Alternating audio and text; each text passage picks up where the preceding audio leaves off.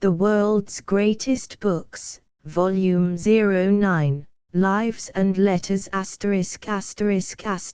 The World's Greatest Books. Joint editors Arthur Mee, editor and founder of the Book of Knowledge, J. A. Hamerton, editor of Harmsworth's Universal Encyclopedia, Vol. 9. Lives and Letters, MCMX. Table of Contents. Abelard and Hello's Love Letters. Emile H.F. Fragments of an Intimate Diary. Augustine, Saint Confessions. Boswell, James. Life of Samuel Johnson, LL.D.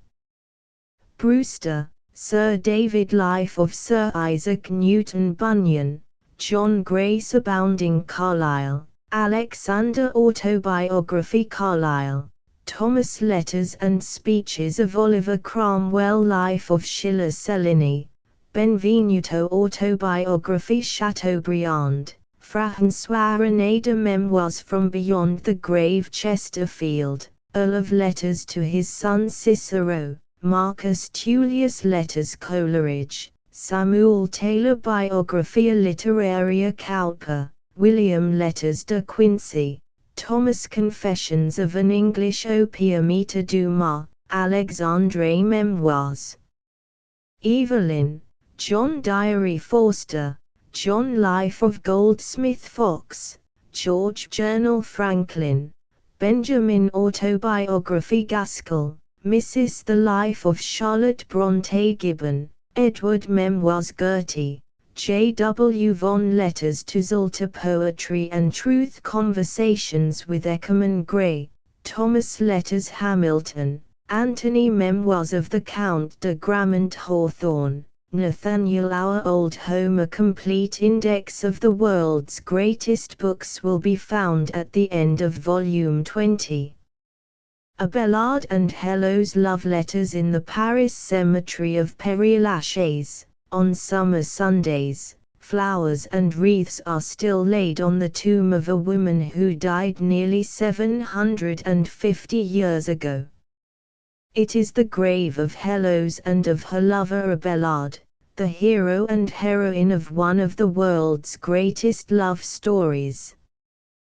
Born in 1079, Abelard, after a scholastic activity of 25 years, reached the highest academic dignity in Christendom, the chair of the Episcopal School in Paris. When he was 38 he first saw Hello's, then a beautiful girl of 17, living with her uncle, Canon Fulbert. Abelard became her tutor, and fell madly in love with her. The passion was as madly returned. The pair fled to Brittany, where a child was born. There was a secret marriage, but because she imagined it would hinder Abelard's advancement, Hello's denied the marriage. Fulbert was furious. With hired assistants, he invaded Abelard's rooms and brutally mutilated him. Abelard, distressed by this degradation, turned monk. But he must have Hello's turn nun. She agreed, and at 22 took the veil. 10 years later she learned that Abelard had not found content in his retirement, and wrote to him the first of the 5 famous letters. Abelard died in 1142, and his remains were given into the keeping of Hello's. 20 years afterwards she died, and was buried beside him at Paraclete. In 1800 their remains were taken to Paris, and in 1817 interred in Père-Lachaise cemetery. The love letters, originally written in Latin, about 1128, were first published in Paris in 1616. Hello's to Abelard. Hello's has just seen a consolatory letter of Abelard's to a friend. She had no right to open it, but in justification of the liberty she took, She flatters herself that she may claim a privilege over everything which comes from that hand. But how dear did my curiosity cost me? What disturbance did it occasion, and how surprised I was to find the whole letter filled with a particular and melancholy account of our misfortunes. The length of time ought to have closed up my wounds, yet the seeing them described by you was sufficient to make them all open and bleed afresh. Surely all the misfortunes of lovers are conveyed to them through the eyes. Upon reading your letter I feel all mine renewed. Observe, I beseech you, to what a wretched condition you have reduced me, sad, afflicted, without any possible comfort unless it proceed from you. Be not then unkind, nor deny me, I beg of you, that little relief which you only can give. Let me have a faithful account of all that concerns you. I would know everything, be it ever so unfortunate. Perhaps by mingling my sighs with yours I may make your sufferings less, for it has been said that all sorrows divided are made lighter. I shall always have this, if you please, and it will always be agreeable to me that, when I receive a letter from you, I shall know you still remember me. I have your picture in my room. I never pass it without stopping to look at it. If a picture, which is but a mute representation of an object, can give such pleasure, what cannot letters inspire? We may write to each other, so innocent a pleasure is not denied us. I shall read that you are my husband, and you shall see me sign myself your wife. In spite of all our misfortunes, you may be what you please in your letter. Having lost the substantial pleasures of seeing and possessing you, I shall in some measure compensate this loss by the satisfaction I shall find in your writing.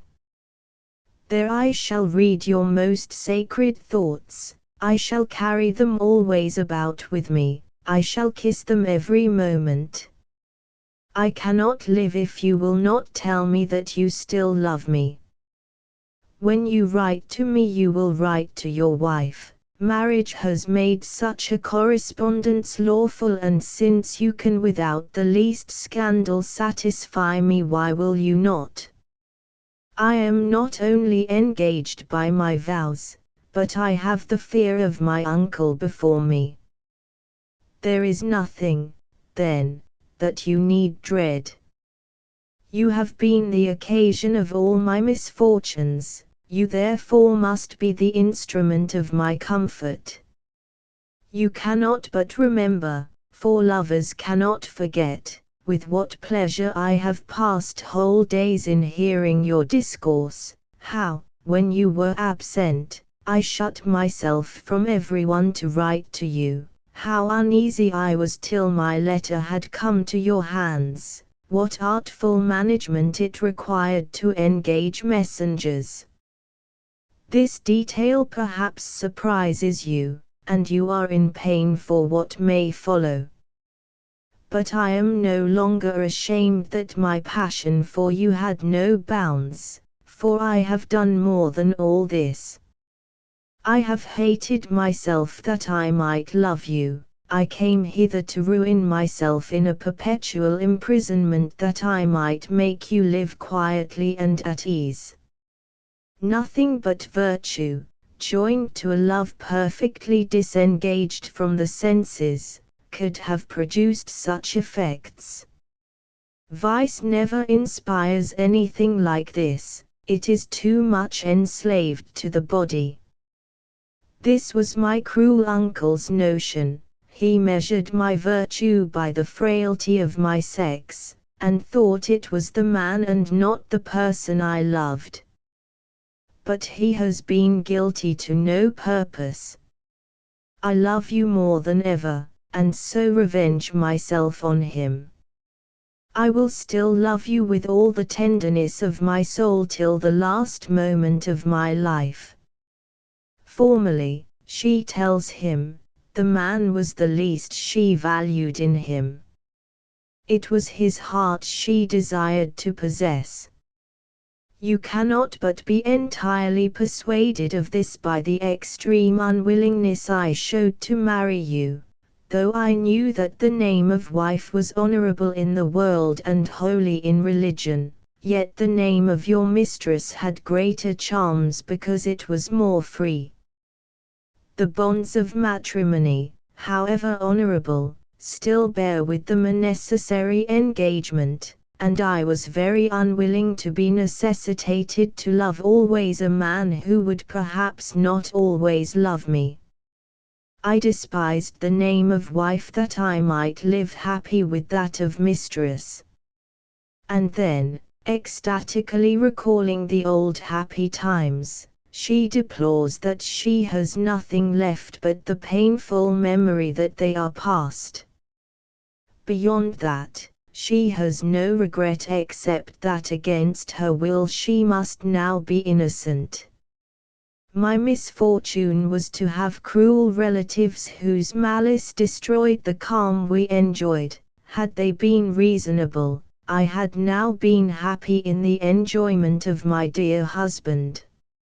Oh, how cruel were they when their blind fury urged a villain to surprise you in your sleep. Where was I? Where was your hellos then? What joy should I have had in defending my lover? I would have guarded you from violence at the expense of my life. Oh, whither does this excess of passion hurry me? Here love is shocked, and modesty deprives me of words. She goes on to reproach him with his neglect and silence these 10 years. When she pronounced her sad vow he had protested that his whole being was hers, that he would never live but to love hellos. But he has proved the unfaithful one. Though she is immured in the convent, it was only harsh relatives and the unhappy consequences of our love and your disgrace that made her put on the habit of chastity. She is not penitent for the past. At one moment she is swayed by the sentiment of piety, and next moment she yields up her imagination to all that is amorous and tender. Among those who are wedded to God I am wedded to a man, among the heroic supporters of the cross I am the slave of a human desire, at the head of a religious community I am devoted to a Bellard alone. Even here I love you as much as ever I did in the world. If I had loved pleasures could I not have found means to gratify myself? I was not more than 22 years old, and there were other men left though I was deprived of a Bellard. And yet I buried myself in a nunnery, and triumphed over life at an age capable of enjoying it to its full latitude. It is to you I sacrifice these remains of a transitory beauty, these widowed nights and tedious days. And then she closes passionately, oh, think of me, do not forget me, remember my love, and fidelity, and constancy, love me as your mistress, cherish me as your child, your sister, your wife. Remember I still love you, and yet strive to avoid loving you. What a terrible saying is this! I shake with horror, and my very heart revolts against what I say. I shall blot all my paper with tears. I end my long letter wishing you, if you desire it, would to heaven I could, forever adieu. To a Bellard, to hellos. A Bellard's answer to this letter is almost as passionate. He tells how he has vainly sought in philosophy and religion a remedy for his disgrace, how with equal futility he has tried to secure himself from love by the rigors of the monastic life. He has gained nothing by it all. If my passion has been put under restraint, my thoughts yet run free. I promise myself that I will forget you, and yet cannot think of it without loving you. After a multitude of useless endeavors I begin to persuade myself that it is a superfluous trouble to strive to free myself, and that it is sufficient wisdom to conceal from all but you how confused and weak I am. I remove to a distance from your person with an intention of avoiding you as an enemy, and yet I incessantly seek for you in my mind. I recall your image in my memory, and in different disquietudes I betray and contradict myself. I hate you. I love you. You call me your master, it is true you were entrusted to my care. I saw you, I was earnest to teach you, it cost you your innocence and me my liberty.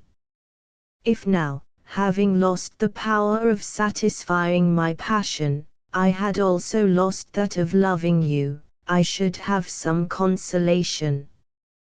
But I find myself much more guilty in my thoughts of you, even amidst my tears, than in possessing you when I was in full liberty.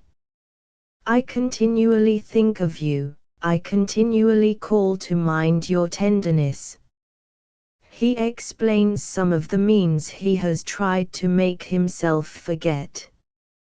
He has tried several fasts, and redoubled studies, and exhausted his strength in constant exercises, but all to no purpose. Oh, do not, he exclaims, add to my miseries by your constancy. Forget, if you can, your favors and that right which they claim over me, allow me to be indifferent. Why use your eloquence to reproach me for my flight and for my silence? Spare the recital of our assignations and your constant exactness to them. Without calling up such disturbing thoughts I have enough to suffer. What great advantages would philosophy give us over other men if, by studying it, we could learn to govern our passions? What a troublesome employment is love! Then he tries to excuse himself for his original betrayal. Those charms, that beauty, that air, which I yet behold at this instant, occasioned my fall. Your looks were the beginning of my guilt, your eyes, your discourse, pierced my heart, and, in spite of that ambition and glory which tried to make a defense, love was soon the master. Even now my love burns fiercer amidst the happy indifference of those who surround me. The gospel is a language I do not understand when it opposes my passion. Void of all relish for virtue, without concern for my condition and without application to my studies, I am continually present by my imagination where I ought not to be, and I find I have no power to correct myself. He advises her to give up her mind to her holy vocation as a means of forgetting him. Make yourself amends by so glorious a choice, make your virtue a spectacle worthy of men and angels. Drink of the chalice of saints, even to the bottom, without turning your eyes with uncertainty upon me. To forget Helos, to see her no more, is what heaven demands of a bellad, and to expect nothing from a bellad, to forget him even as an idea, is what heaven enjoins on Helos. He acknowledges that he made her take the veil for his own selfish reasons, but is now bound to admit that God rejected my offering and my prayer, and continued my punishment by suffering me to continue my love. Thus I bear alike the guilt of your vows and of the passion that preceded them, and must be tormented all the days of my life. Once more he adjures her to deliver herself from the shameful remains of a passion which has taken too deep root. To love Helos truly, he closes, is to leave her to that quiet which retirement and virtue afford. I have resolved it, this letter shall be my last fault. Adieu.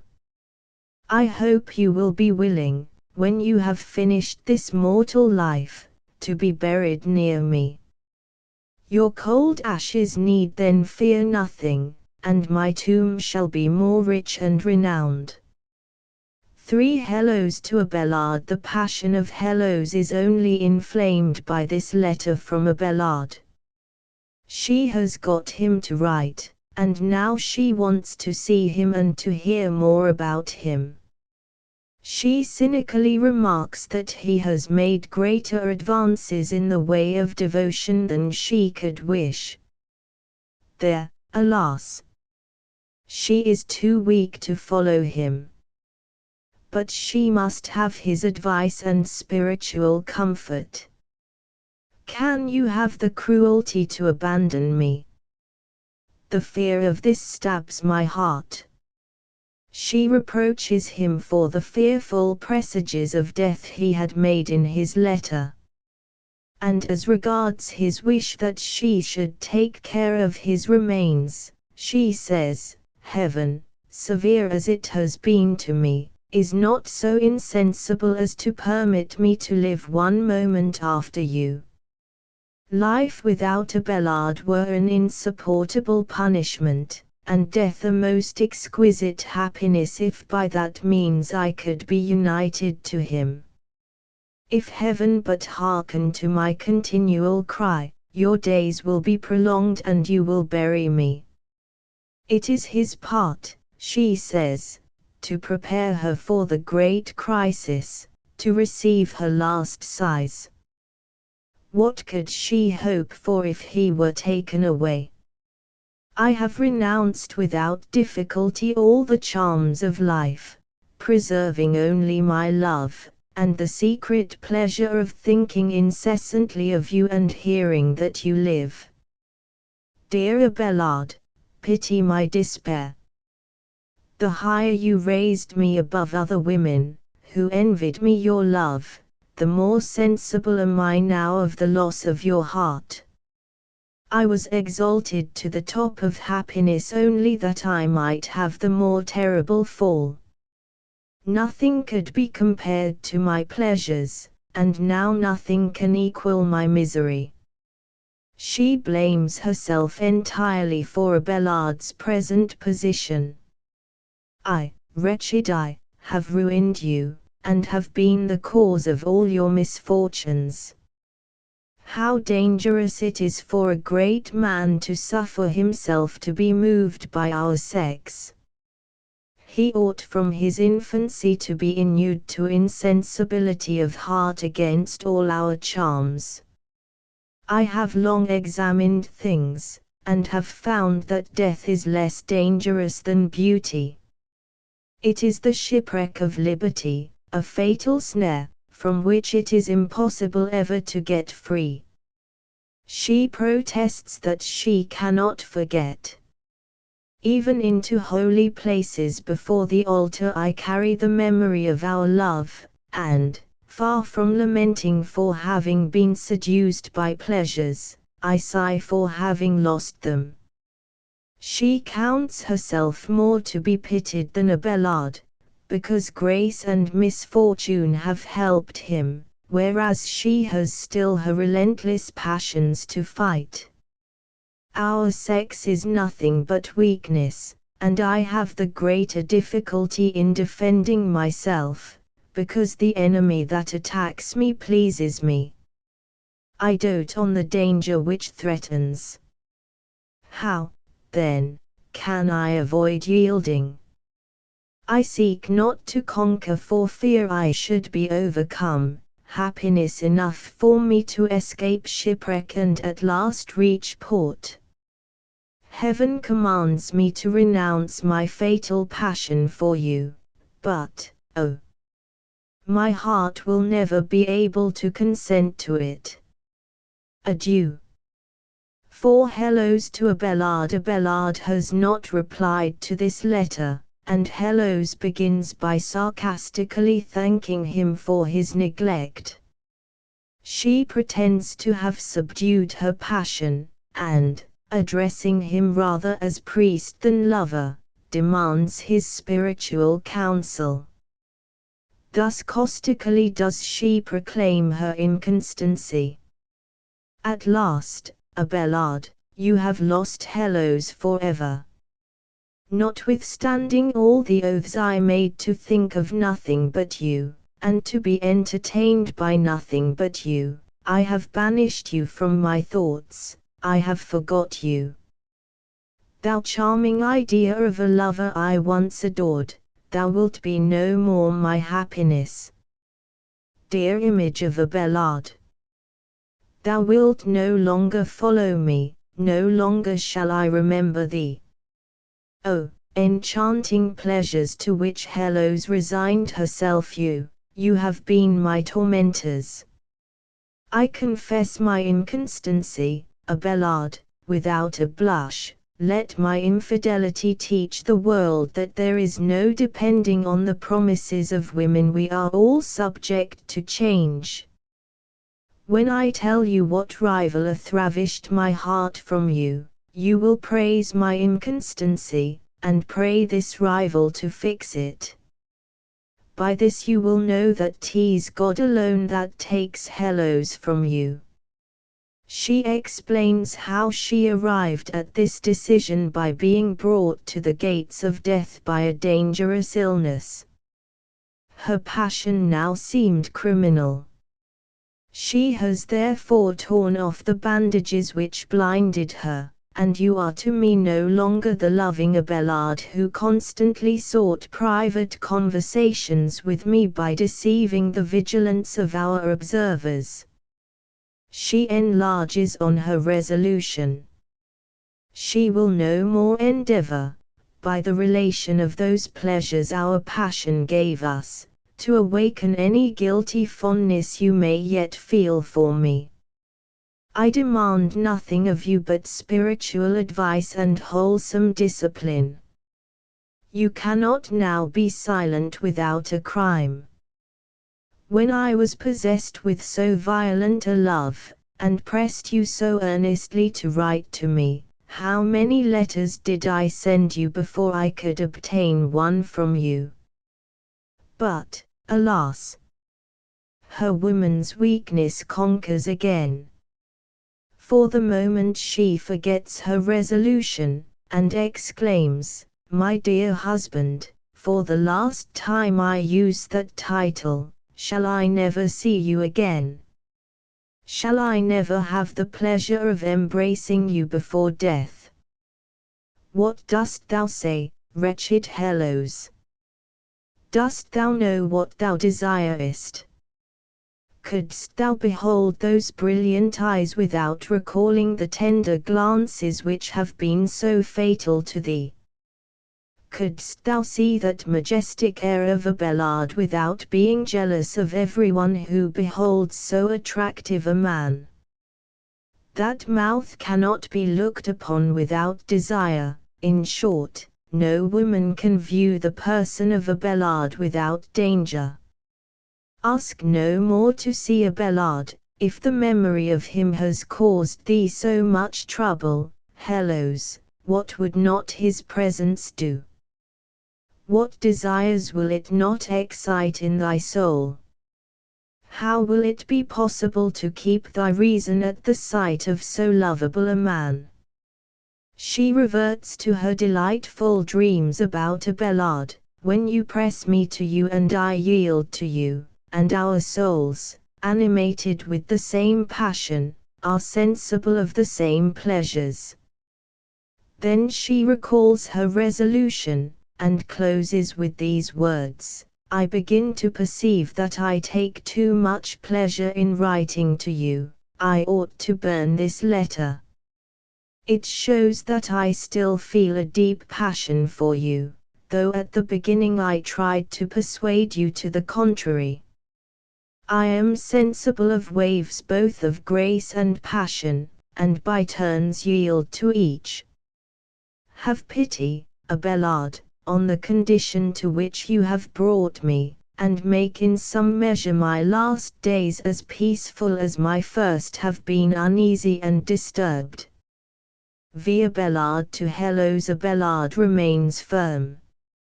Write no more to me, Hellos, write no more to me. 'Tis time to end communications which make our penances of no avail, he says. Let us no more deceive ourselves with remembrance of our past pleasures, we but make our lives troubled and spoil the sweets of solitude.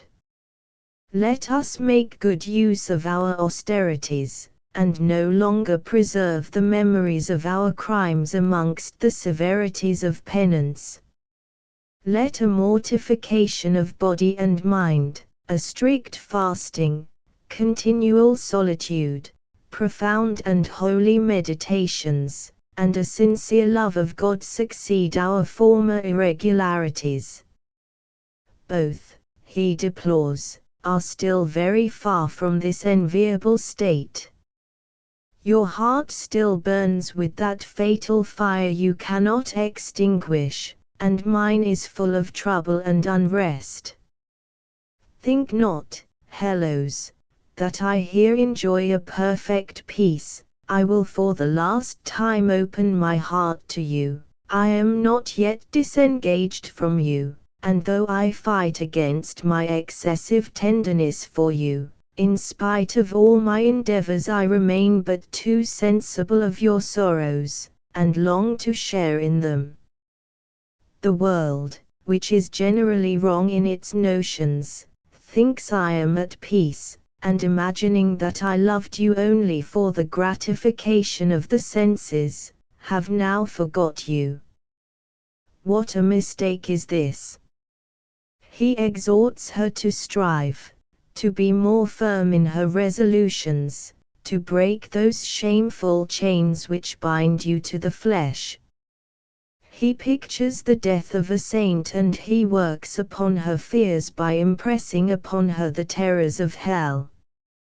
His last recorded words to her are these: I question not, Hellos, but you will hereafter apply yourself in good earnest to the business of your salvation. This ought to be your whole concern. Banish me, therefore, forever from your heart. It is the best advice I can give you, for the remembrance of a person we have loved guiltily cannot but be hurtful, whatever advances we may have made in the way of virtue. When you have extirpated your unhappy inclination towards me, the practice of every virtue will become easy, and when at last your life is conformable to that of Christ, death will be desirable to you. Your soul will joyfully leave this body, and direct its flight to heaven. Then you will appear with confidence before your Saviour. You will not read your reprobation in the judgment book, but you will hear your Saviour say, Come, partake of my glory, and enjoy the eternal reward I have appointed for those virtues you have practiced. Farewell, Hellos. This is the last advice of your dear Abelard. For the last time let me persuade you to follow the rules of the Gospel. Heaven grant that your heart, once so sensible of my love, may now yield to be directed by my zeal. May the idea of your loving Abelard, always present to your mind, be now changed into the image of Abelard truly and sincerely penitent, and may you shed as many tears for your salvation as you have done for our misfortunes. Then the silence falls forever.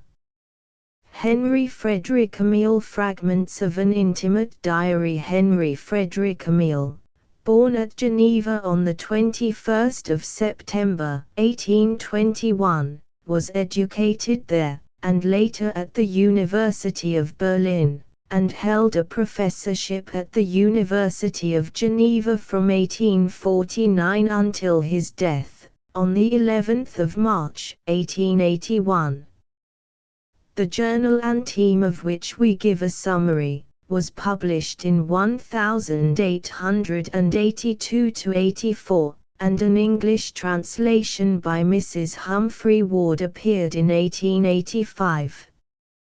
The book has the profound interest which attaches to all genuine personal confessions of the interior life, but it has the further claim to notice that it is the signal expression of the spirit of its time, though we can no longer call it the modern spirit. The book perfectly renders the disillusion, languor and sentimentality which characterize a self-centered skepticism.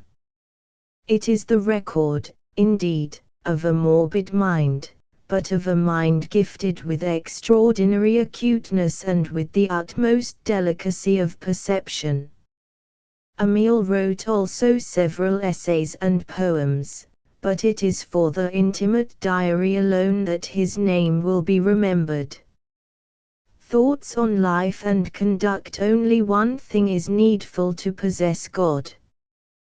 The senses, the powers of the soul, and all outward resources are so many vistas opening upon divinity, so many ways of tasting and adoring God.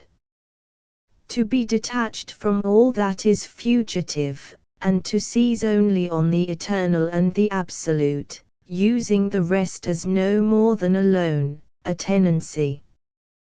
To worship, understand, receive, feel, give, act, this is your law, your duty, your heaven.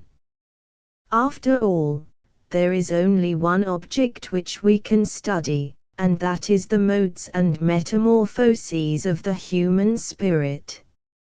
All other studies lead us back to this one.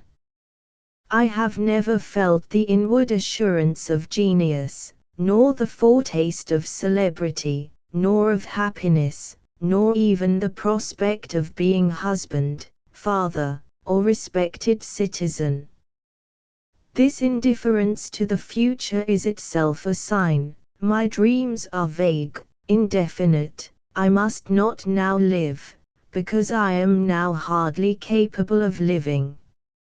Let me control myself, let me leave life to the living, and betake myself to my ideas. Let me write the testament of my thoughts and of my heart. Heroism and duty. Heroism is the splendid and wonderful triumph of the soul over the flesh, that is to say, over fear, the fear of poverty, suffering, calumny, disease, isolation and death. There is no true piety without this dazzling concentration of courage. Duty has this great value: it makes us feel reality of the positive world, while yet it detaches us from it. How vulnerable am I! If I were a father, what a host of sorrows a child could bring on me. As a husband, I should suffer in 1,000 ways, because 1,000 conditions are necessary to my happiness. My heart is too sensitive, my imagination anxious, and despair is easy. The might be spoils for me what is, the should be devours me with melancholy, and this reality, present, irreparable, inevitable, disgusts or frightens me. So it is that I put away the happy images of family life. Every hope is an egg which may hatch a serpent instead of a dove. Every joy that fails is a knife wound. Every seed time entrusted to destiny has its harvest of pain. What is duty? Is it to obey one's nature at its best and most spiritual, or is it to vanquish one's nature? That is the deepest question. Is life essentially the education of the spirit and of the intelligence, or is it the education of the will?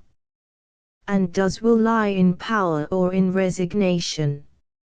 Therefore are there two worlds. Christianity affords and teaches salvation by the conversion of the will, but humanism brings salvation by the emancipation of the spirit. The first seizes upon the heart, and the other upon the brain. The first aims at illumining by healing, the other at healing by illumining. Now, moral love, the first of these two principles, places the center of the individual in the center of his being. For to love is virtually to know, but to know is not virtually to love. Redemption by knowledge or by intellectual love is inferior to redemption by the will or by moral love. The former is critical and negative, the latter is life-giving, fertilizing, positive. Moral force is the vital point. The era of mediocrity in all things is beginning, and mediocrity freezes desire. Equality engenders uniformity, and evil is got rid of by sacrificing all that is excellent, remarkable, extraordinary. Everything becomes less coarse but more vulgar. The epoch of great men is passing away, the epoch of the anthill is upon us. The age of individualism is in danger of having no real individuals. Things are certainly progressing, but souls decline. The point of view of Schleiermacher's monologues, which is also that of Emerson, is great indeed, but proud and egotistical, since the self is made the center of the universe. It is man rejoicing in himself, taking refuge in the inaccessible sanctuary of self-consciousness, and becoming almost a god. It is a triumph which is not far removed from impiety. It is a superhuman point of view which does away with humility. It is precisely the temptation to which man first succumbed when he desired to become his own master by becoming like the gods. We are too much encumbered with affairs, too busy, too active, we even read too much.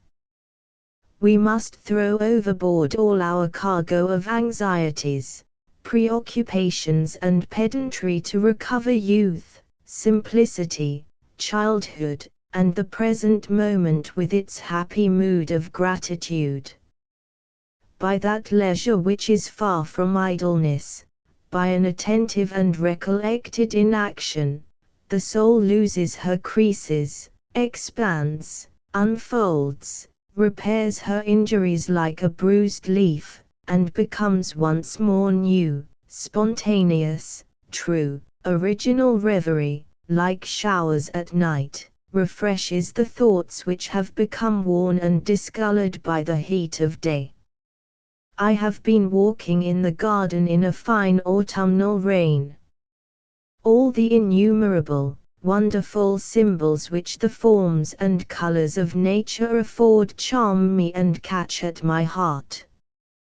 There is no country scene that is not a state of the soul, and whoever will read the two together will be astonished by their detailed similarity. Far truer is true poetry than science. Poetry seizes at first glance in her synthetic way that essential thing which all the sciences put together can only hope to reach at the very end. Lessons from the Greeks. How much we have to learn from our immortal forefathers, the Greeks, and how far better than we did they solve their problem. Their type was not ours, but how much better did they revere, cultivate and ennoble the man they knew. Beside them we are barbarians in 1,000 ways, as in education, eloquence, public life, poetry, and the like. If the number of its accomplished men be the measure of a civilization, ours is far below theirs. We have not slaves beneath us, but we have them among us. Barbarism is not at our frontiers, but at our doors. We bear within us greater things, but we ourselves are how much smaller. Strange paradox, that their objective civilization should have created great men as it were by accident, while our subjective civilization, contrary to its express mission, turns out paltry halflings. Things are becoming majestic, but man is diminishing. The glory of motherhood: a mother should be to her child as the sun in the heavens, a changeless and ever radiant star, whither the inconstant little creature, so ready with its tares and its daughter, so light, so passionate, so stormy, may come to calm and to fortify itself with heat and light. A mother represents goodness, providence, law, nay, divinity itself, under the only form in which childhood can meet with these high things.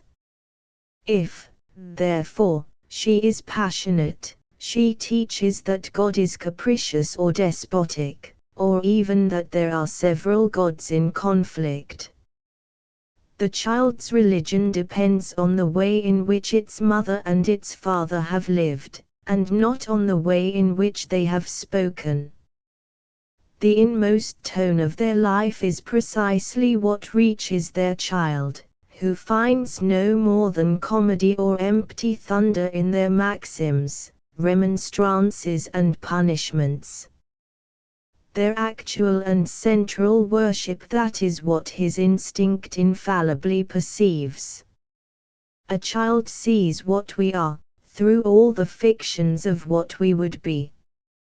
It is curious to see, in discussions on speculative matters, how abstract minds, who move from ideas to facts, always do battle for concrete reality, while concrete minds, on the other hand, who move from facts to ideas, are usually the champions of abstract notions. The more intellectual nature trusts to an ethical theory, the more moral nature has an intellectualist morality. The center of life is neither in thought, nor in feeling, nor in will, nor even in consciousness in so far as it thinks, feels, or wills, for a moral truth may have been penetrated and possessed in all these ways, and yet escape us still. Far below our consciousness is our being, our substance, our nature. Those truths alone which have entered this profound region, and have become ourselves, and are spontaneous, involuntary, instinctive and unconscious, only these are really our life and more than our external possessions. Now, it is certain that we can find our peace only in life, and, indeed, only in eternal life, and eternal life is God. Only when the creature is one, by a unity of love, with his Creator, only then is he what he is meant to be. The secret of perpetual youth: there are 2 degrees of pride: one, wherein a man is self-complacent, the other, wherein he is unable to accept himself. Of these 2 degrees, the second is probably the more subtle.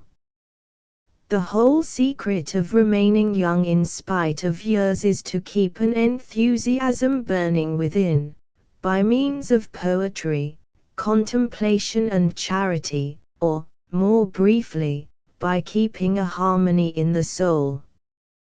When everything is rightly ordered within us, we may rest in equilibrium with the work of God. A certain grave enthusiasm for the eternal beauty and order, a glowing mind and cloudless goodwill, these are, perhaps, the foundation of wisdom. How inexhaustible is the theme of wisdom! A peaceful aureole surrounds this rich conception. Wisdom includes all treasures of moral experience, and is the ripest fruit of a well-spent life. She never ages, for she is the very expression of order, and order is eternal. Only the wise man tastes all the savor of life and of every age, because only he can recognize their beauty, dignity and worth. To see all things in God, to make of one's own life a voyage to the ideal, to live with gratitude, recollection, kindness and courage, this was the admirable spirit of Marcus Aurelius. Add to these a kneeling humility and a devoted charity, and you have the wisdom of God's children, the undying joy of true Christians. The fascination of love. Woman would be loved without reason, without analysis, not because she is beautiful, or good, or cultivated, or gracious, or spiritual, but because she exists. Every analysis seems to her an attenuation and a subordination of her personality to something which dominates and measures it.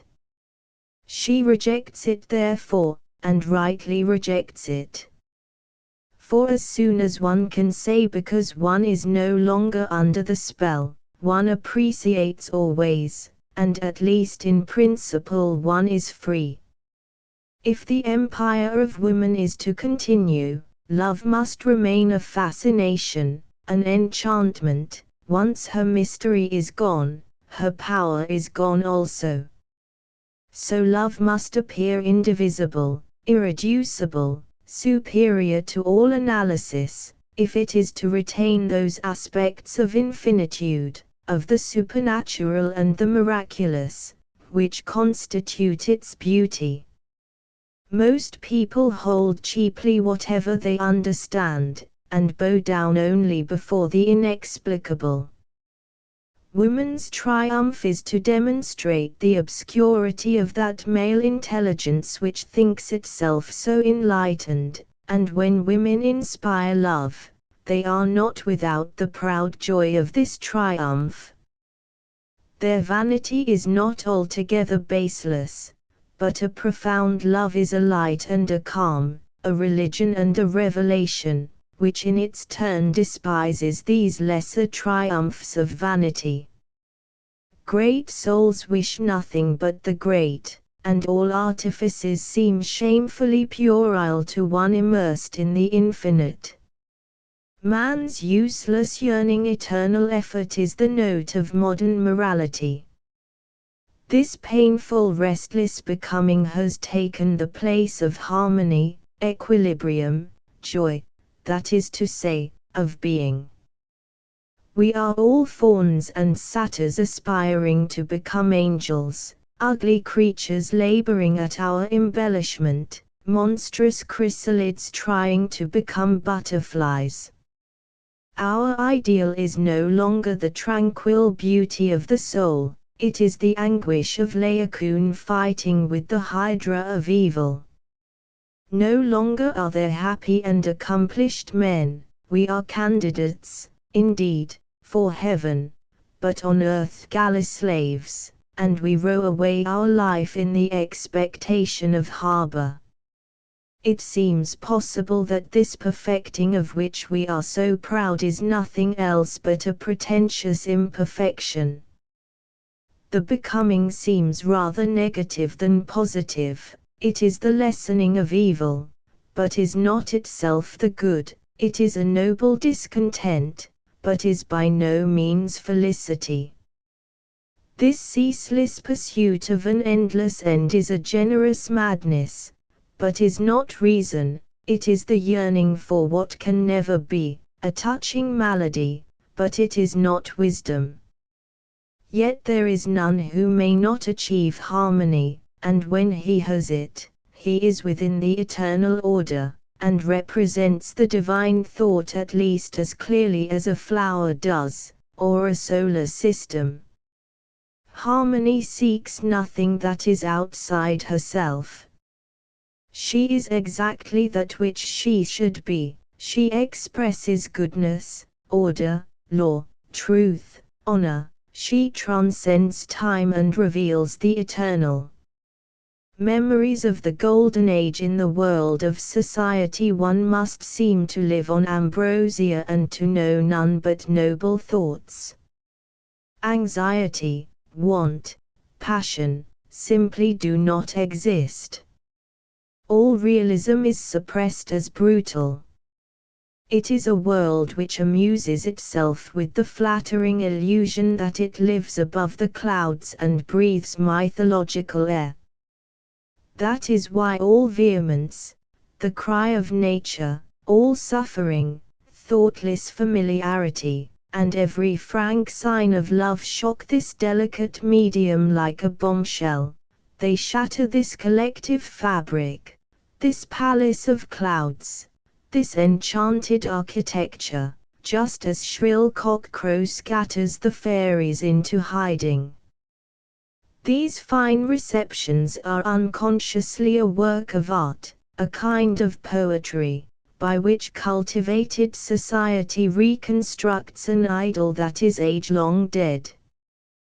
They are confused memories of the golden age, or aspirations after a harmony which mundane reality has not in it to give. Gertie under the lash. I cannot like Gertie, he has little soul. His understanding of love, religion, duty, patriotism, is paltry and even shocking. He lacks an ardent generosity. A central dryness, an ill-cloaked egoism show through his supple and rich talent. True, this selfishness of his at least respects everyone's liberty and applauds all originality, but it helps no one, troubles itself for no one, bears no one's burden. In a word, it lacks charity, the great Christian virtue. To his mind perfection lies in personal nobility, and not in love. His keynote is aesthetic and not moral. He ignores sanctity, and has never so much as reflected on the terrible problem of evil. He believes in the opportunity of the individual, but neither in liberty nor in responsibility. He is a stranger to the social and political aspirations of the multitude. He has no more thought for the disinherited, the feeble, the oppressed, than nature has. The profound disquiet of our era never touches Gertie. Discords do not affect the deaf. Hoso has never heard the voice of conscience, regret and remorse, cannot even guess at the anxiety of those who have two masters, two laws, and belong to two worlds, the world of nature and the world of liberty. His choice is already made, his only world is nature. But it is far otherwise with humanity. For men hear indeed the prophets of nature, but they hear also the voice of religion. The joy of life attracts them, but devotion moves them also. They no longer know whether they hate or adore the crucifix. Nothing new under the sun. Jealousy is a terrible thing. It resembles love, but is in every way its contrary. The jealous man desires, not the good of the loved one, but her dependence on him and his triumph over her. Love is the forgetfulness of self, but jealousy is the most passionate form of egoism, the exaltation of the despotic, vain and greedy self, which cannot forget and subordinate itself. The contrast is complete. The man of 50 years, contemplating the world, finds in it certainly some new things, but 1,000 times more does he find old things furbished up, and plagiarisms and modifications rather than improvements. Almost everything in the world is a copy of a copy, a reflection of a reflection, and any real success or progress is as rare today as it has ever been. Let us not complain of it, for only so can the world last. Humanity advances at a very slow pace, that is why history continues. It may be that progress fans the torch to burn away, perhaps progress accelerates death. A society which should change rapidly would only arrive the sooner at its catastrophe. Yes, progress must be the aroma of life, and not its very substance. To renounce happiness and think only of duty, to enthrone conscience where the heart has been, this willing immolation is a noble thing. Our nature jibes at it, but the better self will submit to it. To hope for justice is the proof of a sickly sensibility. We ought to be able to do without justice. A virile character consists in just that independence. Let the world think of us what it will, that is its affair, not ours. Our business is to act as if our country were grateful, as if the world judged in equity, as if public opinion could see the truth, as if life were just, and as if men were good. The only art of peace and rest few people know of our physical sufferings. Our nearest and dearest have no idea of our interviews with the King of Terrors. There are thoughts for which there is no confidant, sorrows which may not be shed. Kindness itself leads us to hide them. One suffers alone, one dies alone, alone one hides away in the little apartment of 6 boards. But we are not forbidden to open this solitude to our God. Thus the soliloquy of anguish becomes a dialogue of peace, reluctance becomes docility, suffocation becomes liberty. Willing what God wills is the only art of peace and rest. It is strange to go to bed knowing that one may not see tomorrow. I knew it well last night, yet here I am. When one counts the future by hours, and tonight is already the unknown, one gives up everything and just talks with oneself. I return to my mind and to my journal, as the hair returns to its form to die. As long as I can hold pen and have a moment of solitude I will recollect myself before this my echo, and converse with my God. Not an examination of conscience, not an act of contrition, not a cry of appeal. Only an amen of submission. My child, give me your heart. St. Augustine Confessions Aurelius Augustine was born at Tagaste, a city of Numidia, on the 13th of November, 354. This greatest of the Latin Christian fathers was the son of a magistrate named Patricius, who was a pagan till near the close of his life. Augustine was sent to school at Medora, and next to study at Carthage. His mother, Monica, early became an ardent Christian, and her saintly influence guided the youth towards the light, but entanglement in philosophic doubts constrained him to associate with the Manichaeans, and then with the Platonists. His mental struggles lasted 11 years. Going to Rome to teach rhetoric, he was invited to Milan to lecture, and there was attracted by the eloquent preaching of Bishop Ambrose. His whole current of thought was changed, and the two became ardent friends. In 391, Augustine was ordained priest by Valerius, Bishop of Hippo, whose colleague he was appointed in 395.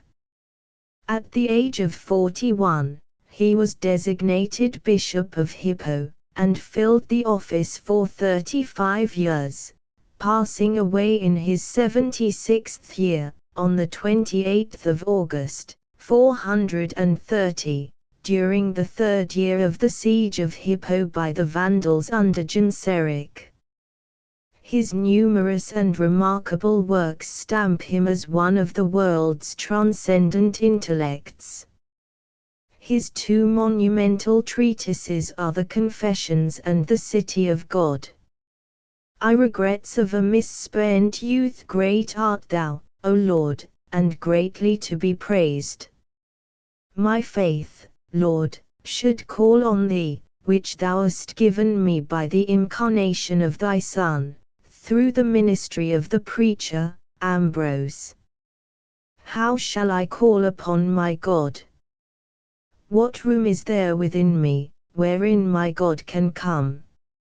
Narrow is the house of my soul, enlarge thou it, that it may be able to receive thee. Thou madest us for thyself, and our hearts are restless until they rest in thee. I began, as yet a boy, to pray to thee, that I might not be beaten at school, but I sinned in disobeying the commands of parents and teachers through love of play, delighting in the pride of victory in my contests. I loved not study, and hated to be forced to it. Unless forced, I did not learn at all. But no one does well against his will, even though what he does is good. But what was well came to me from thee, my God, for thou hast decreed that every inordinate affection should carry with it its own punishment. But why did I so much hate the Greek which I was taught as a boy? I do not yet fully know. For the Latin I loved, not what my first masters, but what the so-called grammarians taught me. For those first lessons, reading, writing, and arithmetic, I thought as great a burden and as vexatious as any Greek. But in the other lessons I learned the wanderings of Inez, forgetful of my own, and wept for the dead Dido because she killed herself for love, while, with dry eyes, I endured my miserable self dying among these things, far from thee, my God, my life. Why, then, did I hate the Greek classics, full of like fictions to those in Virgil? For Homer also curiously wove similar stories, and is most pleasant, yet was disagreeable to my boyish taste. In truth, the difficulty of a foreign tongue dashed as with gall all the sweetness of the Greek fable. For not one word of it did I understand, and to make me learn I was urged vehemently with cruel threats and stripes. Yet I learned with delight the fictions in Latin concerning the wicked doings of Jove and Juno, and for this I was pronounced a helpful boy, being applauded above many of my own age and class. I will now call to mind my past uncleanness and the carnal corruptions of my soul, not because I love them, but that I may love thee, O my God. What was it that I delighted in, but to love and to be loved? But I kept not the measure of love of soul to soul, friendship's bright boundary, for I could not discern the brightness of love from the fog of lust. Where was I, and how far was I exiled from the delights of thy house, in that 16th year of my age, when the madness of license took the rule over me? My friends, meanwhile, took no care by marriage to prevent my fall. Their only care was that I should learn to speak excellently, and become a great orator. Now, for that year my studies were intermitted, whilst, after my return from Medora, a neighbouring city whither I had journeyed to learn grammar and rhetoric, the expenses for a further journey to Carthage were provided for me, and that rather by sacrifice than by the ordinary means of my father, who was but a poor citizen of Tagaste. But yet this same father had no concern how I grew towards thee, or how chaste I were, or, so that I were but eloquent, how barren I were to thy culture, O God. But while in that my 16th year I lived with my parents, the briars of unclean desires grew rank over my head, and there was no hand to root them out. My father rejoiced to see me growing towards manhood, but in my mother's breast thou hadst already begun thy temple, whereas my father was as yet but a catechumen, and that but recently. I remember how she, seized with a holy fear and trembling, in private warned me with great anxiety against fornication. These seemed to me womanish advices which I should blush to obey. But they were thine, and I knew it not. I ran headlong with such blindness that amongst my equals I was ashamed of being less shameless than others when I heard them boast of their wickedness. I would even say I had done what I had not done, that I might not seem contemptible exactly in proportion as I was innocent. To Monica's prayers and Augustine's paganism to Carthage I came, where there sang in my ears a cauldron of unholy loves. I denied the spring of friendship with the filth of concupiscence, and I beclouded its brightness with the hell of lust. Stage plays always carried me away, full of images of my miseries and of fuel to my fire. In the theatres I rejoiced with lovers, when they succeeded in their criminal intrigues, imaginary only in the play, and when they lost one another I sorrowed with them. Those studies also which were accounted commendable, led me away, having a view of excelling in the courts of litigation, where I should be the more praised the craftier I became. And now I was the head scholar in the rhetoric school, whereat I swelled with conceit. I learned books of eloquence, wherein I desired to be eminent. In the course of study I fell upon a certain book of Cicero which contains an exhortation to philosophy, and is called Hortensius. This book changed my disposition, and turned my prayers to thyself, O Lord. I longed with an incredible ardour for the immortality of wisdom, and began now to arise a wish that I might return to thee. I resolved then to turn my mind to the Holy Scriptures, to see what they were, but when I turned to them my pride shrank from their humility, disdaining to be one of the little ones.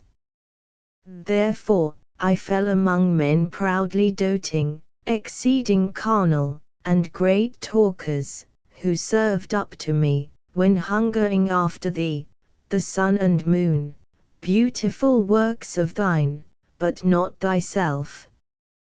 Yet, taking these glittering fantasies to be thee, I fed thereon, but was not nourished by them, but rather became more empty.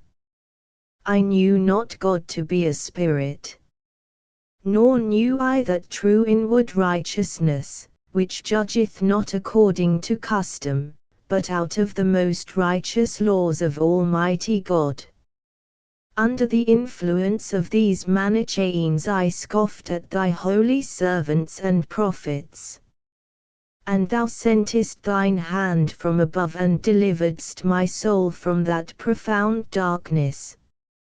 My mother, thy faithful one, wept to thee for me, for she discerned the death wherein I lay, and thou heardest her, O Lord. Thou gavest her answers first in visions. There passed yet 9 years in which I wallowed in the mire of that deep pit and the darkness of error.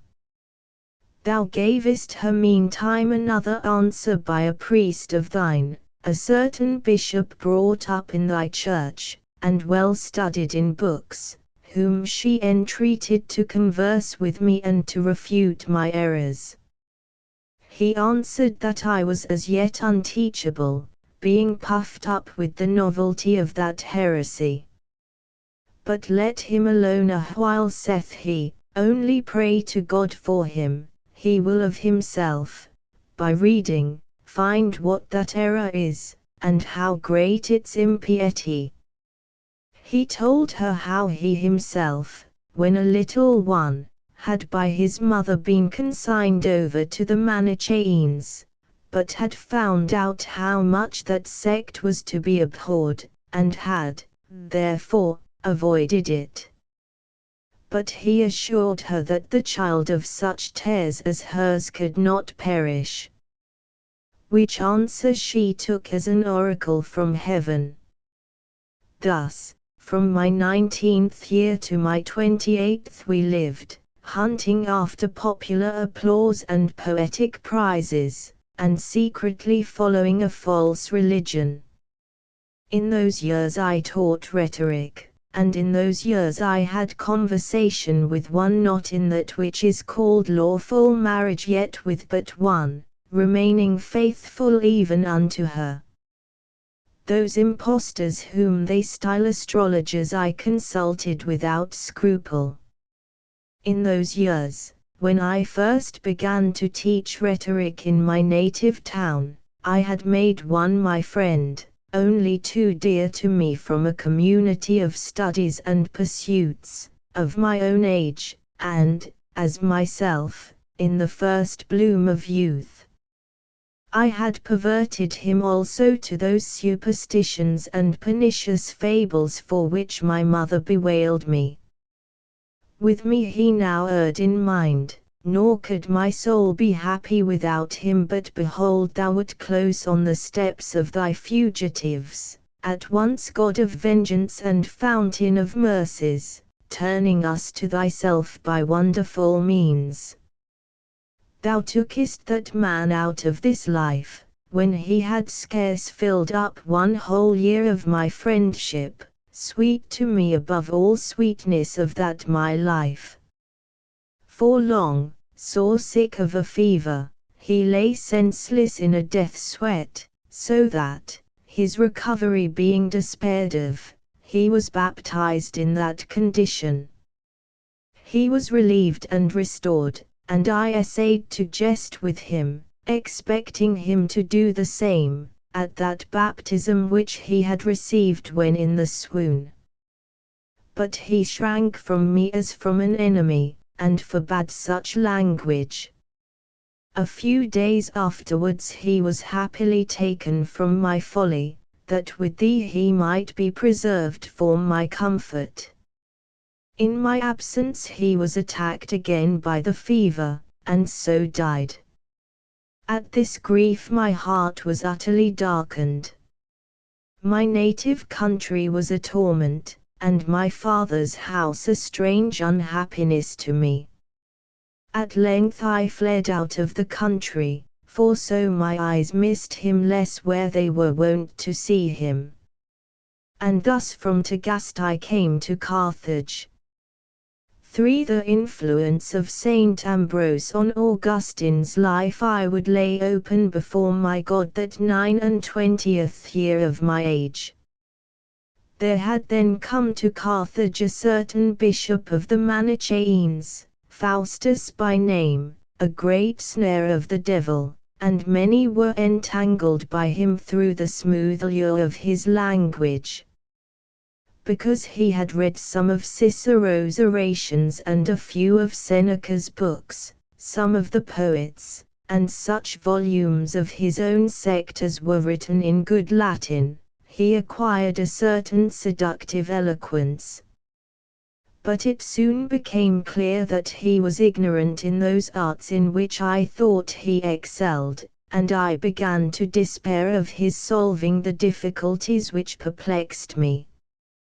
He was sensible of his ignorance in these things, and confessed it, and thus my zeal for the writings of the Manichaeans was blunted. Thus Faustus, to so many a snare of death, had now, neither willing nor witting it, begun to loosen that wherein I was taken.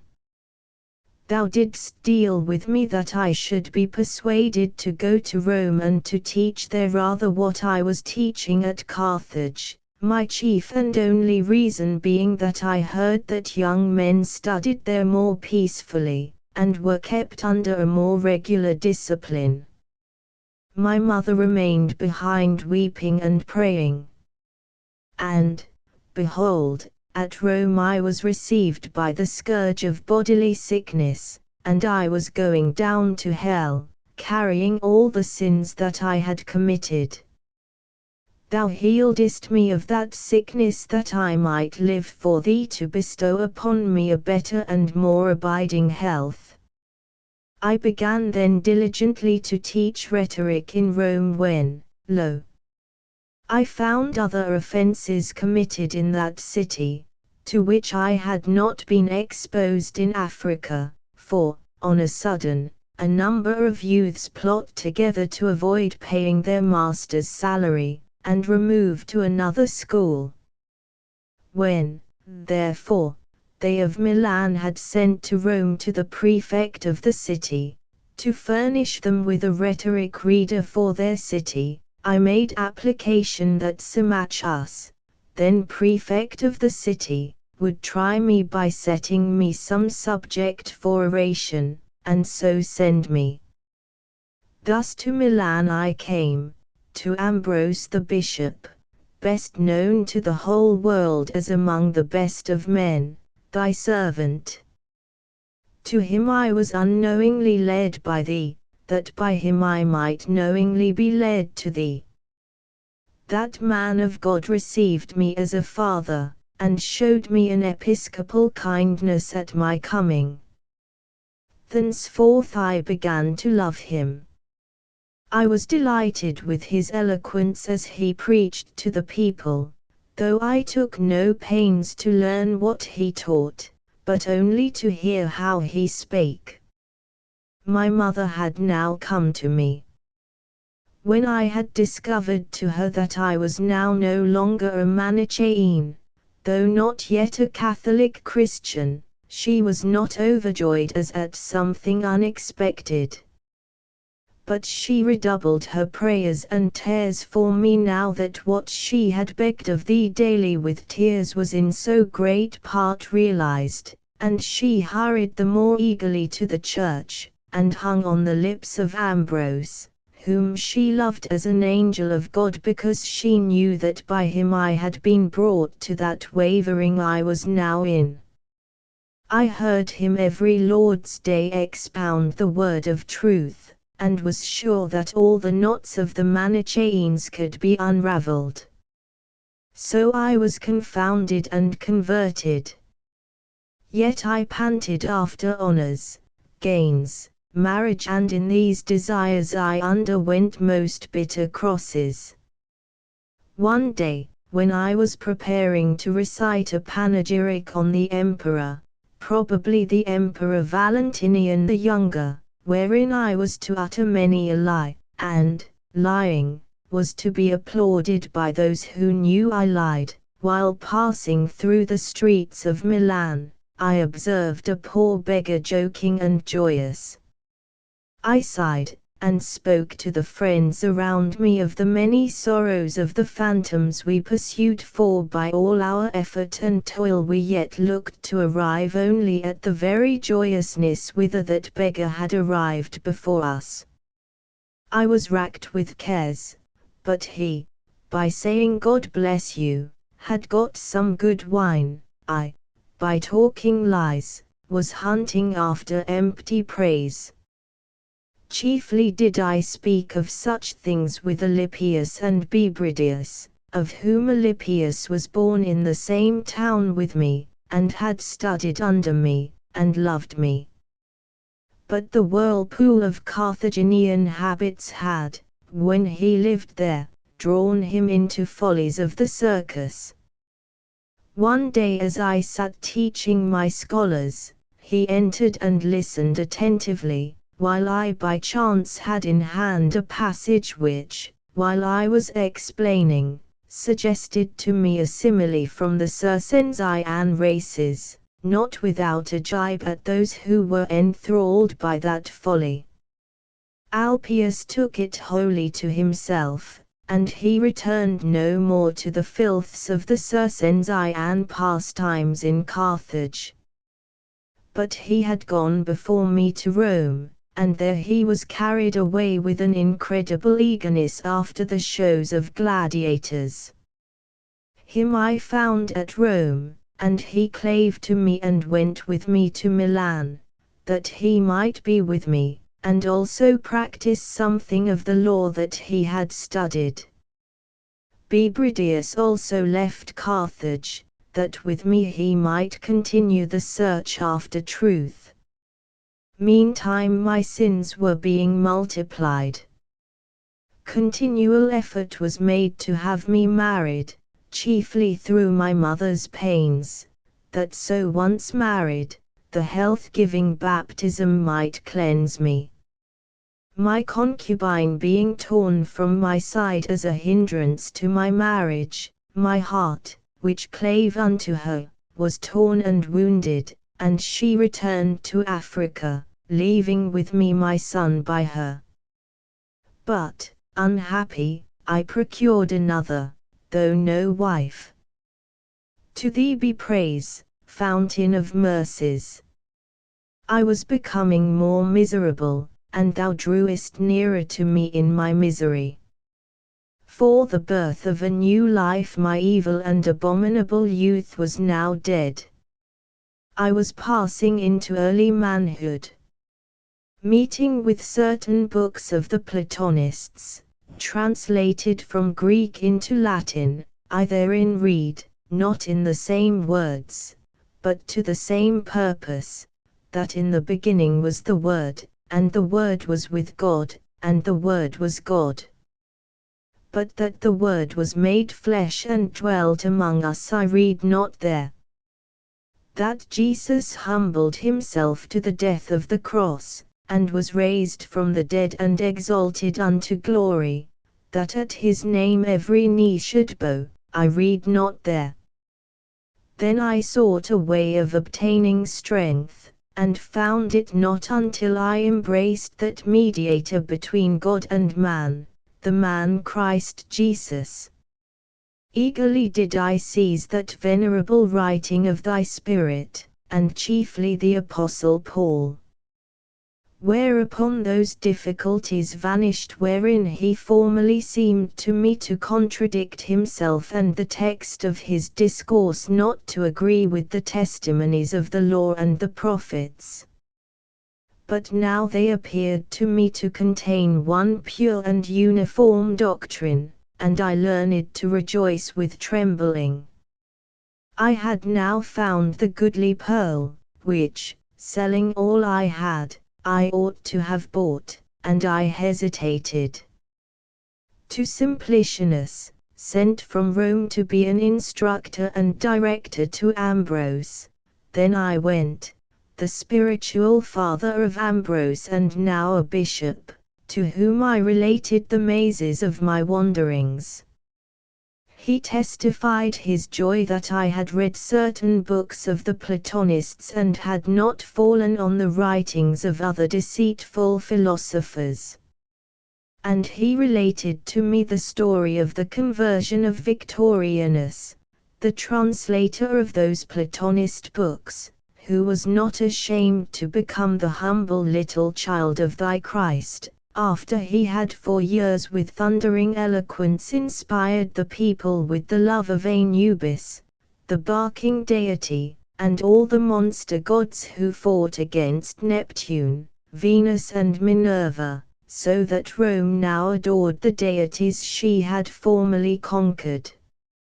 But this proud worshipper of Damons suddenly and unexpectedly said to Simplicianus, "Get us to the church, I wish to be made a Christian." And he was baptized to the wonder of Rome and the joy of the church.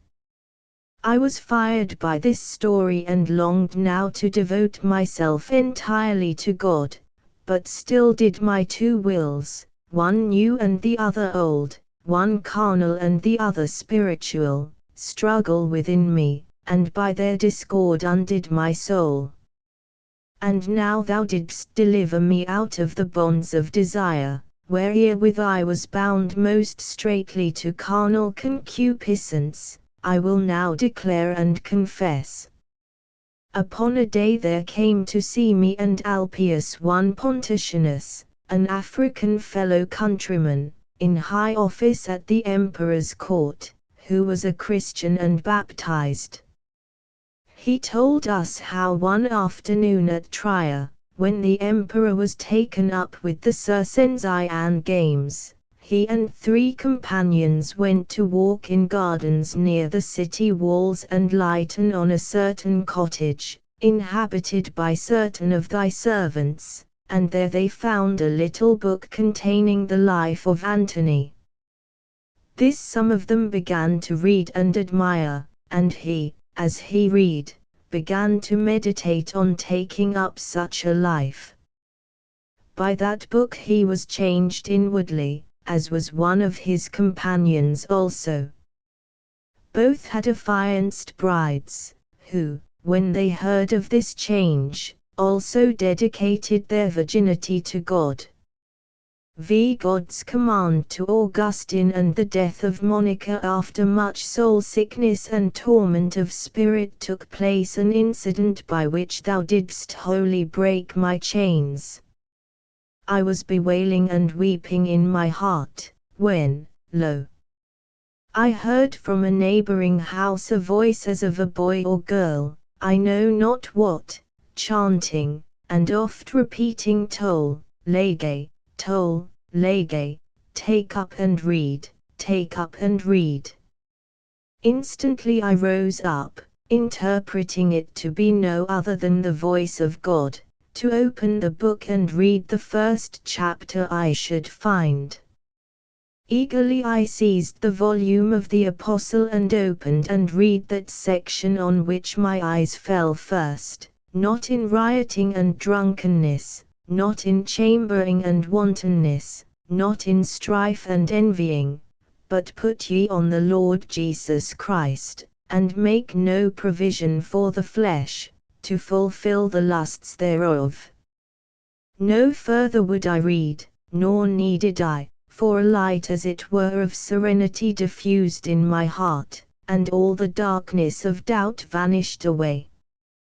When shall I recall all that passed in those holy days?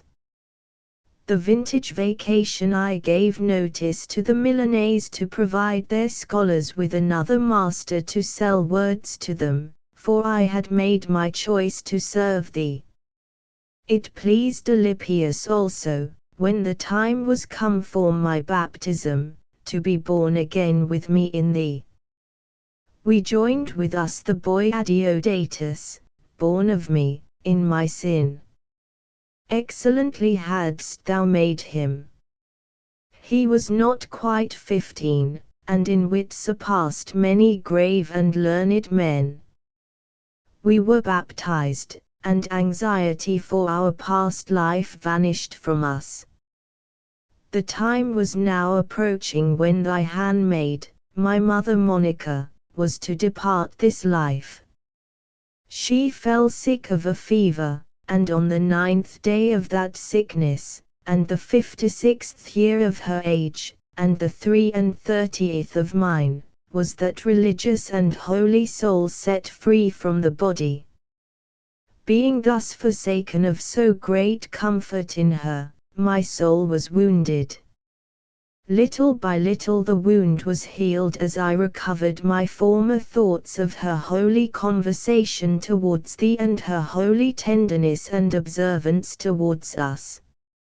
May she rest in peace with her sometime husband Patricius, whom she obeyed, with patience bringing forth fruit unto thee, that she might win him also unto thee.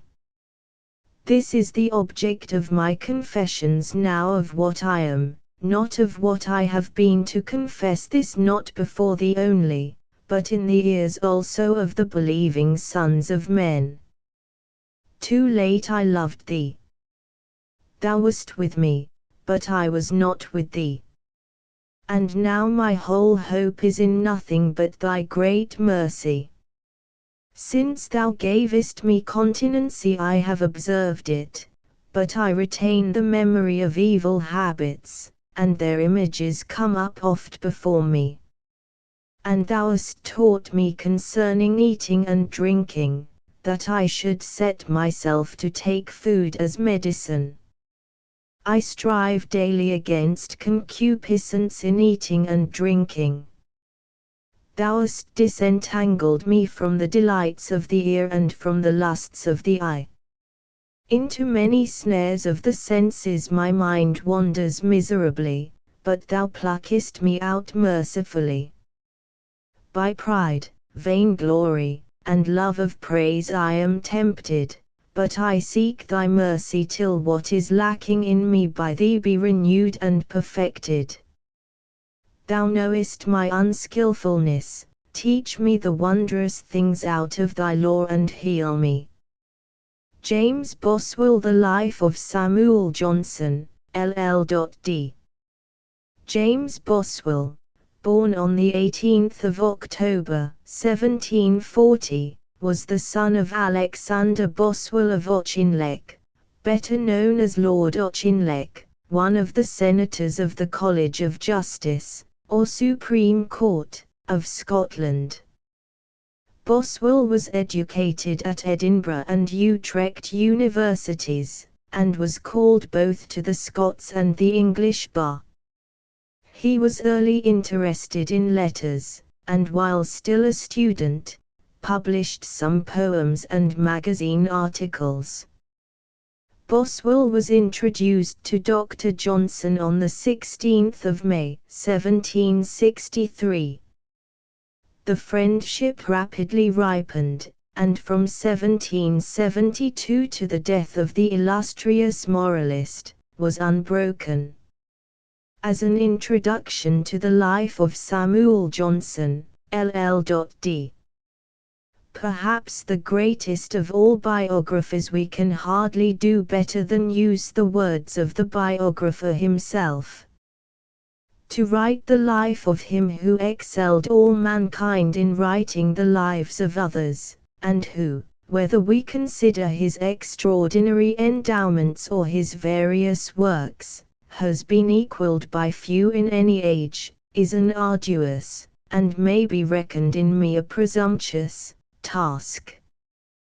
But as I had the honor and happiness of enjoying Dr. Johnson's friendship for upwards of 20 years, as I had the scheme of writing his life constantly in view, as he was well apprised of this circumstance, and from time to time obligingly satisfied my inquiries by communicating to me the incidents of his early years, and as I have spared no pains in obtaining materials concerning him, I flatter myself that few biographers have entered upon such a work as this with more advantages. Independent of literary abilities, in which I am not vain enough to compare myself with some great names who have gone before me in this kind of writing. The life was a signal success at the time of its publication, and even yet is unrivaled in the field of biography. Boswell latterly resided permanently in London, and was proprietor of, and principal contributor to, the London Magazine. He died in his house in Great Portland Street on the 19th of May, 1795. Parentage and education. Samuel Johnson was born at Lichfield, in Staffordshire, on September 18, 1709, and was baptized on the day of his birth. His father was Michael Johnson, a native of Derbyshire, of obscure extraction, who settled in Lichfield as a bookseller and stationer. His mother was Sarah Ford, descended of an ancient race of substantial yeomanry in Warwickshire. They were well advanced in years when they were married, and never had more than 2 children, both sons. Samuel, their firstborn, whose various excellencies I am to endeavour to record, and Nathaniel, who died in his 25th year. Mr. Michael Johnson was a man of a large and robust body, and of a strong and active mind, yet there was in him a mixture of that disease the nature of which eludes the most minute inquiry, though the effects are well known to be a weariness of life, an unconcern about those things which agitate the greater part of mankind, and a general sensation of gloomy wretchedness. From him, then, his son inherited, with some other qualities, a vile melancholy which, in his too strong expression of any disturbance of the mind, made him mad all his life at least, not sober. Old Mr. Johnson was a pretty good Latin scholar, and a citizen so creditable as to be made one of the magistrates of Lichfield, and, being a man of good sense and skill in his trade, he acquired a reasonable share of wealth, of which, however, he afterwards lost the greatest part, by engaging unsuccessfully in a manufacture of parchment. Young Johnson had the misfortune to be much afflicted with the scrofula, or king's evil, which disfigured a countenance naturally well formed, and hurt his visual nerves so much that he did not see at all with one of his eyes, though its appearance was little different from that of the other. Yet, when he and I were travelling in the Highlands of Scotland, and I pointed out to him a mountain, which, I observed, resembled a cone, he corrected my inaccuracy by showing me that it was indeed pointed at the top, but that one side of it was larger than the other. And the ladies with whom he was acquainted agree that no man was more nicely and minutely critical in the elegance of female dress. He was first taught to read English by Dame Oliver, a widow, who kept a school for young children in Lichfield. He began to learn Latin with Mr. Hawkins, usher, or undermaster, of Lichfield School. Then he rose to be under the care of Mr. Hunter, the headmaster, who, according to his account, was very severe, and wrong-headedly severe. He used, said he, to beat us unmercifully, and he did not distinguish between ignorance and negligence. Yet Johnson was very sensible how much he owed to Mr. Hunter. Mr. Langton one day asked him how he had acquired so accurate a knowledge of Latin, in which, I believe, he was exceeded by no man of his time. He said, "My master whipped me very well. Without that, sir, I should have done nothing."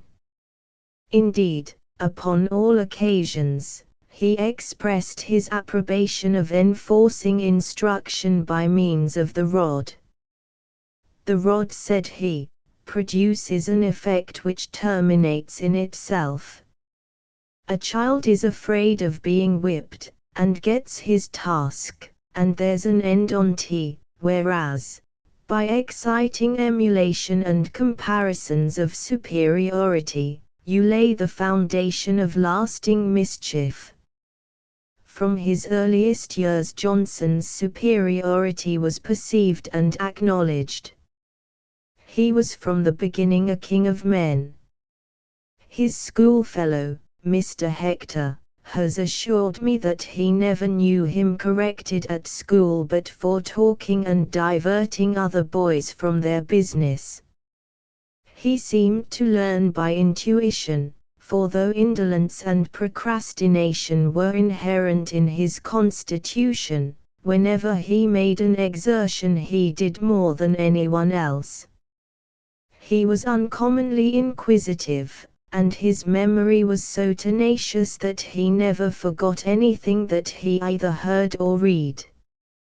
Mr. Hector remembers having recited to him 18 verses, which, after a little pause, he repeated verbatim.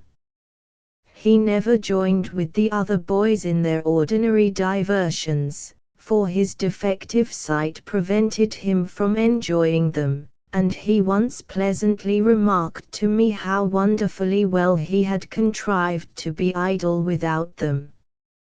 Of this inertness of disposition Johnson had all his life too great a share. After having resided for some time at the house of his uncle, Cornelius Ford, Johnson was, at the age of 15, removed to the school of Stourbridge, in Worcestershire, of which Mr. Wentworth was then master. At this school he did not receive so much benefit as was expected, and remaining there little more than a year, returned home, where he may be said to have loitered for 2 years. He had no settled plan of life, and though he read a great deal in a desultory manner, he read only as chance and inclination directed him. What I read, he told me, were not voyages and travels, but all literature, sir, all ancient writers, all manly, though but little Greek, only some of Anacreon and Hesiod. But in this irregular manner I had looked into many books which were not known at the universities, where they seldom read any books but what are put into their hands by their tutors, so that when I came to Oxford, Dr. Adams, now master of Pembroke College, told me I was the best qualified for the university that he had ever known come there.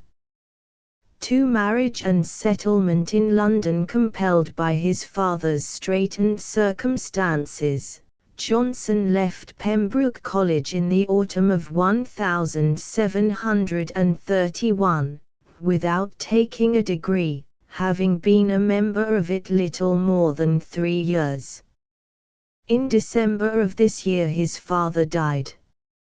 In this forlorn state of his circumstances, he accepted an offer to be employed as usher in the school of Market Bosworth, in Leicestershire. But he was strongly averse to the painful drudgery of teaching, and, having quarrelled with Sir Wulstan Dixie, the patron of the school, he relinquished after a few months a situation which all his life afterwards he recollected with the strongest aversion and even a degree of horror.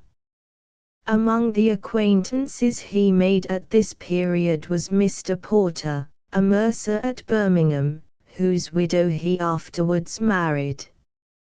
In what manner he employed his pen in 1733 I have not been able to ascertain. He probably got a little money for occasional work, and it is certain that he was occupied about this time in the translation of Lobo's Voyage to Abyssinia, which was published in 1735, and brought him 5 guineas from this same bookseller. It is reasonable to suppose that his rendering of Lobo's work was the remote occasion of his writing, many years after, his admirable philosophical tale, Rasselas, Prince of Abyssinia. Miss Porter told me that when Mr. Johnson was first introduced to her mother his appearance was very forbidding. He was then lean and lank, so that his immense structure of bones was hideously striking to the eye, and the scars of the scrofula were deeply visible. He also wore his hair, which was straight and stiff, and separated behind, and he often had, seemingly, convulsive starts and odd gesticulations, which tended to excite at once surprise and ridicule. Mrs. Porter was so much engaged by his conversation that she overlooked all these external disadvantages, and said to her daughter, "This is the most sensible man that I ever saw in my life."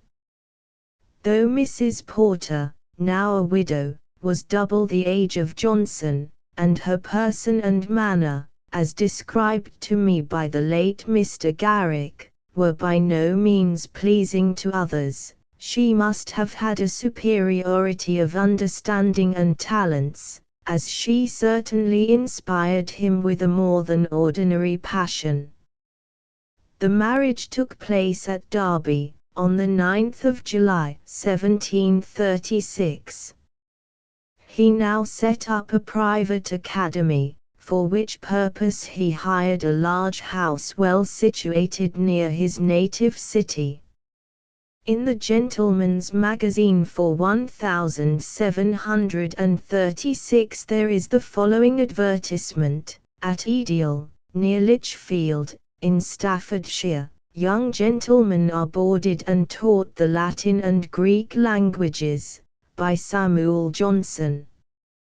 But the only pupils that were put under his care were the celebrated David Garrick and his brother George, and a Mr. Offley, a young gentleman of fortune, who died early. Johnson, indeed, was not more satisfied with his situation as the master of an academy than with that of the usher of a school. We need not wonder, therefore, that he did not keep his academy more than a year and a half. From Mr. Garrick's account he did not appear to have been profoundly reverenced by his pupils. His oddities of manner and uncouth gesticulations could not but be the subject of merriment to them, and in particular, the young rogues used to turn into ridicule his awkward fondness for Mrs. Johnson, whom he used to name by the familiar appellation of Tetty or Tetsy, which, like Betty or Betsy, is provincially used as a contraction for Elizabeth, her Christian name, but which to us seems ludicrous when applied to a woman of her age and appearance.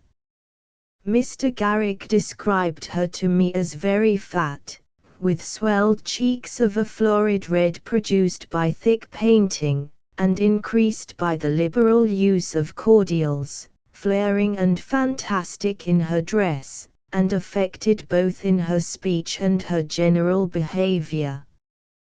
While Johnson kept his academy, I have not discovered that he wrote anything except a great portion of his tragedy of Irene.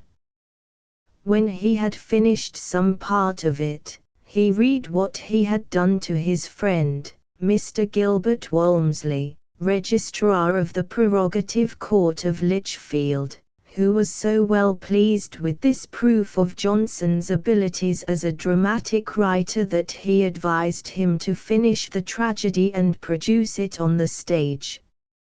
Accordingly, Johnson and his friend and pupil, David Garrick, went to try their fortunes in London in 1737, the former with the hopes of getting work as a translator and of turning out a fine tragedy writer, the latter with the intention of completing his education, and of following the profession of the law. How, indeed, Johnson employed himself upon his first coming to London is not particularly known. His tragedy, of which he had entertained such hopes, was submitted to Mr. Fleetwood, the patentee of Drury Lane Theatre, and rejected. 3. Poverty-stricken in London. Johnson's first performance in the Gentleman's Magazine, which for many years was his principal source of employment and support, was a copy of Latin verses, in March 1738, addressed to the editor. He was now enlisted by Mr. Cave, as a regular coadjutor in his magazine, by which he probably obtained a tolerable livelihood. What we certainly know to have been done by him in this way were the debates in both Houses of Parliament, under the name of the Senate of Lilliput. Thus was Johnson employed during some of the best years of his life, solely to obtain an honest support. But what first displayed his transcendent powers, and gave the world assurance of the man, was his London, a poem in imitation of the third satire of Juvenal, which came out in May this year, 1738, and burst forth with a splendor the rays of which will forever encircle his name. But though thus elevated into fame, Johnson could not expect to produce many such works as his London, and he felt the hardships of writing for bread. He was therefore willing to resume the office of a schoolmaster, and, an offer being made to him of the mastership of a school, provided he could obtain the degree of Master of Arts, Dr. Adams was applied to by a common friend to know whether that could be granted to him as a favour from the University of Oxford.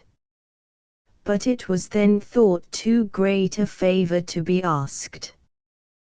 During the next 5 years, 1739 to 1743, Johnson wrote largely for the Gentleman's Magazine and supplied the account of the parliamentary debates from the 19th of November, 1740, to the 23rd of February, 1743, inclusive. It does not appear that he wrote anything of importance for the magazine in 1744. But he produced one work this year, fully sufficient to maintain the high reputation which he had acquired.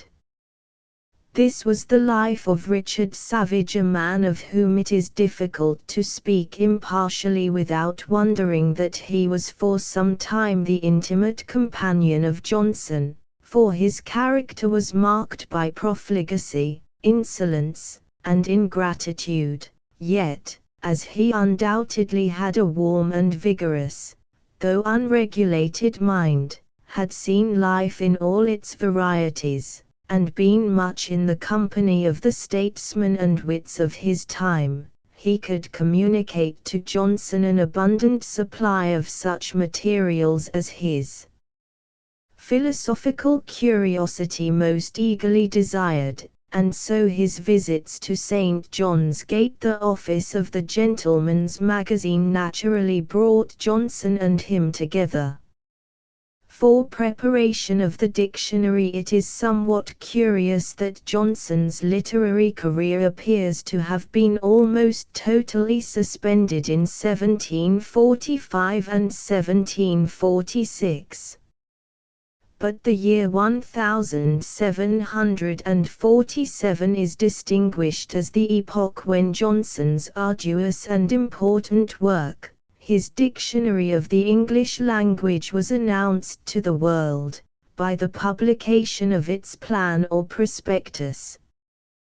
The booksellers who contracted with Johnson, single and unaided, for the execution of a work which in other countries has not been effected but by the co-operating exertions of many, were Mr. Robert Dodsley, Mr. Charles Hitch, Mr. Andrew Miller, the two Messrs. Longman, and the two Messrs. Knapton. The price stipulated was £1,575. The plan was addressed to Philip Dormer, Earl of Chesterfield, then one of His Majesty's principal Secretaries of State, a nobleman who was very ambitious of literary distinction, and who, upon being informed of the design, had expressed himself in terms very favourable to its success.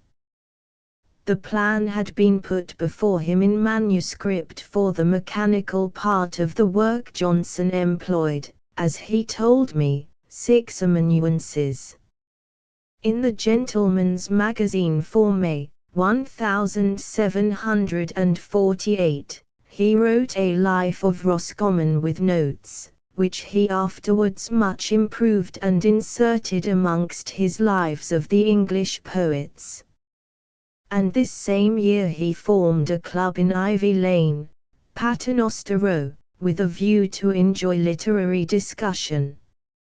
In January 1749, he published Vanity of Human Wishes, being the 10th satire of Juvenal imitated, and on February the 6th Garrick brought out his tragedy at Drury Lane. Dr. Adams was present at the first night of the representation of Irene and gave me the following account. Before the curtain drew up, there were catcalls and whistling, which alarmed Johnson's friends. The prologue, which was written by himself in a manly strain, soothed the audience, and the play went off tolerably till it came to the conclusion, when Mrs. Pritchard, the heroine of the piece, was to be strangled on the stage, and was to speak 2 lines with the bowstring around her neck. The audience cried out murder! Murder! She several times attempted to speak, but in vain. At last she was obliged to go off the stage alive. This passage was afterwards struck out, and she was carried off to be put to death behind the scenes, as the play now has it. Notwithstanding all the support of such performers as Garrick, Barry, Mrs. Pritchard, and every advantage of dress and decoration, the tragedy of Irene did not please the public. Mr. Garrick's zeal carried it through for 9 nights, so that the author had his 3 nights' profit, and from a receipt signed by him it appears that his friend Mr. Robert Dodsley gave him £100 for the copy, with his usual reservation of the right of 1 edition. On occasion of his play being brought upon the stage, Johnson had a fancy that as a dramatic author his dress should be more gay than he ordinarily wore. He therefore appeared behind the scenes, and even in one of the side boxes, in a scarlet waistcoat, with rich gold lace and a gold-laced hat. His necessary attendance while his play was in rehearsal, and during its performance, brought him acquainted with many of the performers of both sexes, which produced a more favourable opinion of their profession than he had harshly expressed in his Life of Savage. With some of them he kept up an acquaintance as long as he and they lived, and was ever ready to show them acts of kindness. He for a considerable time used to visit the Green Room, and seemed to take delight in dissipating his gloom by mixing in the sprightly chit-chat of the motley circle then to be found there. But at last, as Mr. David Hume related to me from Mr. Garrick, he denied himself this amusement from considerations of rigid virtue. The Rambler and New Acquaintance. In 1750 Johnson came forth in the character for which he was eminently qualified, a majestic teacher of moral and religious wisdom. The vehicle he chose was that of a periodical paper, which he knew had, upon former occasions those of the Tatler, Spectator and Guardian, been employed with great success. The first paper of the Rambler was published on Tuesday, the 20th of March, 1750, and its author was enabled to continue it without interruption, every Tuesday and Friday, till Saturday, the 17th of March, 1752, on which day it closed. During all this time he received assistance on 4 occasions only. Posterity will be astonished when they are told, upon the authority of Johnson himself, that many of these discourses, which we should suppose had been labored with all the slow attention of literary leisure, were written in haste as the moments pressed, without even being read over by him before they were printed. Such was his peculiar promptitude of mind. He was wont to say, "A man may write at any time if he will set himself doggedly to it." Though Johnson's circumstances were at this time 1751 far from being easy, his humane and charitable disposition was constantly exerting itself.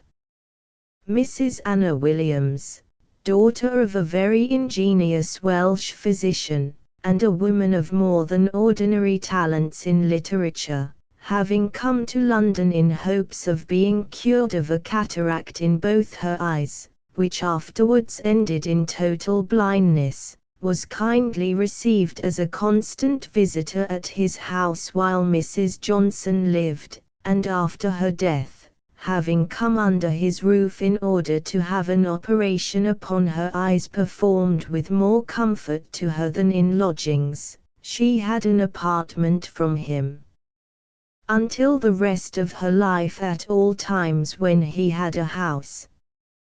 In 1752 he wrote the last papers of the Rambler, but he was now mainly occupied with his dictionary.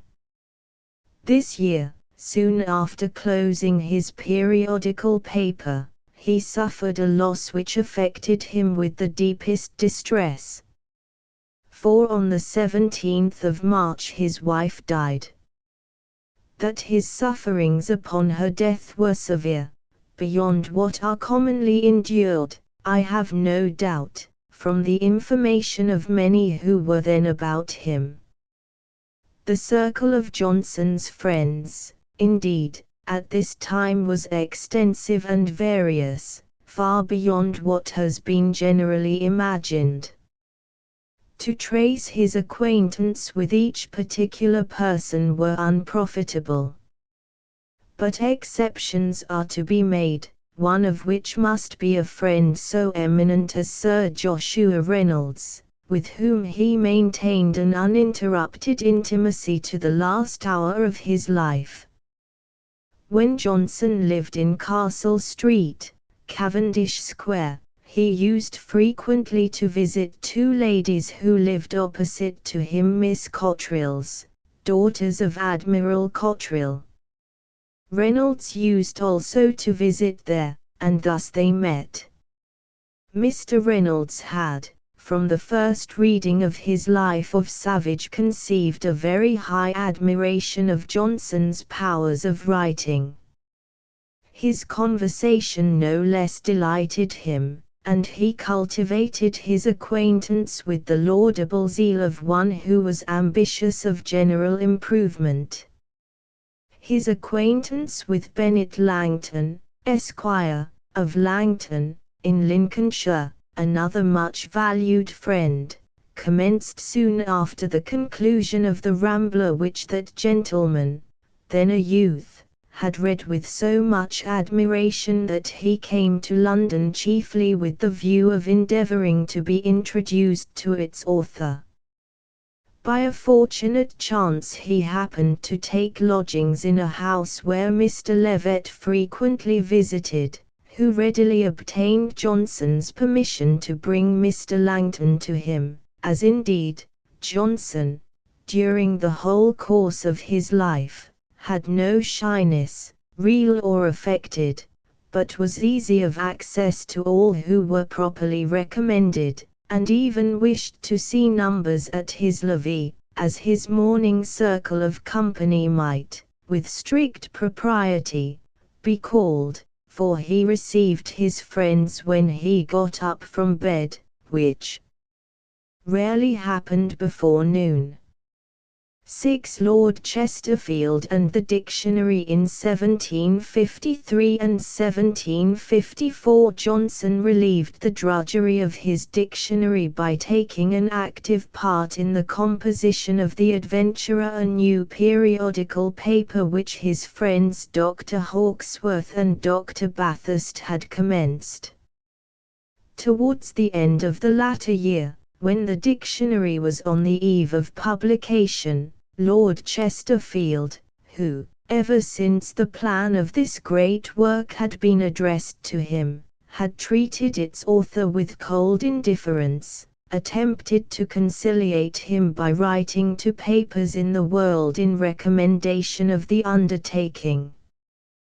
This courtly device failed of its effect, and Johnson, indignant that Lord Chesterfield should, for a moment, imagine that he could be the dupe of such an artifice, wrote him that famous letter, dated the 7th of February, 1755, which I have already given to the public.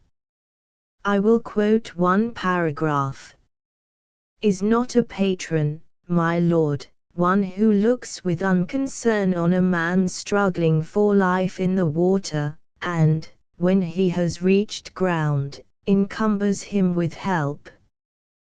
The notice which you have been pleased to take of my labours, had it been early, had been kind, but it has been delayed till I am indifferent, and cannot enjoy it, till I am solitary, and cannot impart it, till I am known, and do not want it.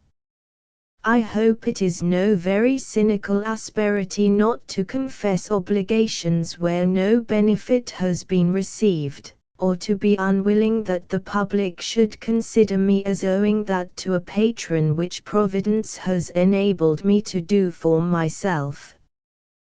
Thinking it desirable that the 2 letters intimating possession of the master's degree should, for the credit both of Oxford and of Johnson, appear after his name on the title page of his dictionary, his friends obtained for him from his university this mark of distinction by diploma dated the 20th of February, 1755, and the dictionary was published on the 15th of April in 2 volumes folio.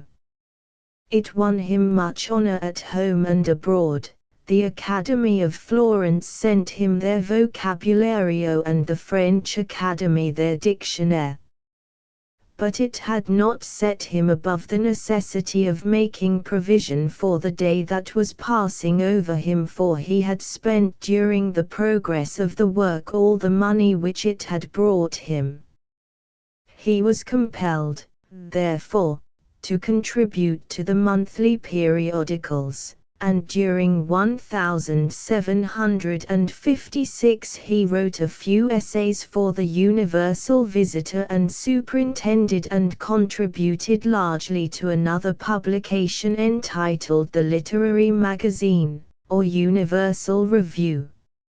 Among the articles he wrote for the magazine was a review of Mr. Jonas Hanway's essay on tea, to which the author made an angry answer. Johnson, after a full and deliberate pause, made a reply to it, the only instance, I believe, in the whole course of his life, when he condescended to oppose anything that was written against him. His defense of tea was indeed made con amore. I suppose no person ever enjoyed with more relish the infusion of that fragrant leaf than Johnson. The quantities which he drank of it at all hours were so great that his nerves must have been uncommonly strong not to have been extremely relaxed by such an intemperate use of it. This year Johnson resumed the scheme, first proposed 11 years previously, of giving an edition of Shakespeare with notes. He issued proposals of considerable length, but his indolence prevented him from pursuing the undertaking, and 9 years more elapsed before it saw the light. On the 15th of April, 1758, he began a new periodical paper entitled The Idler, which came out every Saturday in a weekly newspaper called the Universal Chronicle, or Weekly Gazette. These essays were continued till the 5th of April, 1760, and of the total of 103, 12 were contributed by his friends, including Reynolds, Langton, and Thomas Warton. The Idler has less body and more spirit than the Rambler, and has more variety of real life, and greater facility of language. It was often written as hastily as its predecessor. In 1759, in the month of January, Johnson's mother died, at the great age of 90, an event which deeply affected him, for his reverential affection for her was not abated by years. Soon after, he wrote his Rasselas, Prince of Abyssinia, in order that with the profits he might defray the expenses of her funeral, and pay some little debts which she had left. He told Sir Joshua Reynolds that he composed it in the evenings of one week, and sent it to the press in portions, as it was written. Mr. Strahan, Mr. Johnston, and Mr. Dodsley purchased it for £100, but afterwards paid him £25 more when it came to a second edition. Though Johnson had written nothing else, this admirable performance would have rendered his name immortal in the world of literature. None of his writings has been so extensively diffused over Europe, for it has been translated into most, if not all, of the modern languages. Voltaire's Candide, written to refute the system of optimism, which it has accomplished with brilliant success, is wonderfully similar in its plan and conduct to Johnson's Rasselas. Early in 1762, having been represented to the king as a very learned and good person, without any certain provision, His Majesty was pleased to grant him a pension of £300 a year. The prime movers in suggesting that Johnson ought to have a pension were Mr. Thomas Sheridan and Mr. Murphy. Having, in his dictionary, defined pension as generally understood to mean pay given to a state hireling for treason to his country, Johnson at first doubted the propriety of his accepting this mark of the royal favour. But Sir Joshua having given his opinion that there could be no objection to his receiving from the king a reward for literary merit, and Lord Bute having told him expressly, "It is not given you for anything you are to do, but for what you have done," his scruples about accepting it were soon removed. 7. Boswell's first meeting with Johnson, who thought slightingly of Sheridan's art, and perhaps resented that a player should be rewarded in the same manner with him, upon hearing that a pension of £200 a year had been given to Sheridan, exclaimed, "What! Have they given him a pension? Then it's time for me to give up mine." A man who disliked Johnson repeated his sarcasm to Mr. Sheridan, who could never forgive this hasty, contemptuous expression, and ever after positively declined Johnson's repeated offers of reconciliation. It was Mr. Thomas Davies, the actor, turned bookseller, who introduced me to Johnson.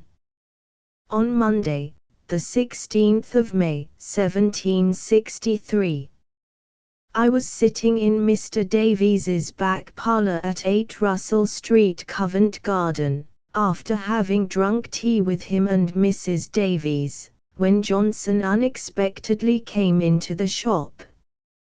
Mr. Davies mentioned my name, and respectfully introduced me to him.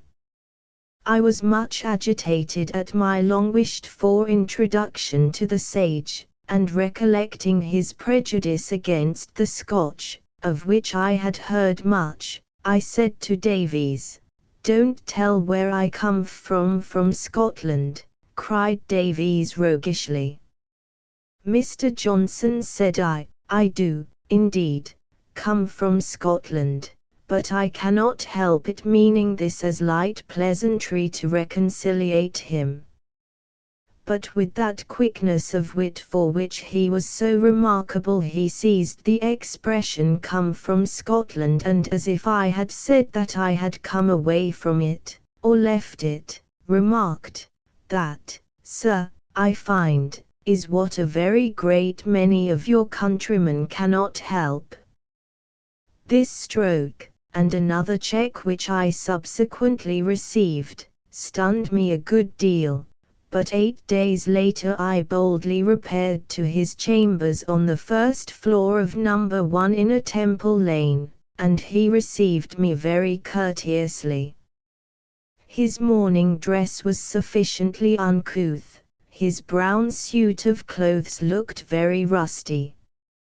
He had on a little, old, shriveled, unpowdered wig, which was too small for his head. His shirt neck and knees of his breeches were loose, his black worsted stockings ill-drawn up, and he had a pair of unbuckled shoes by way of slippers.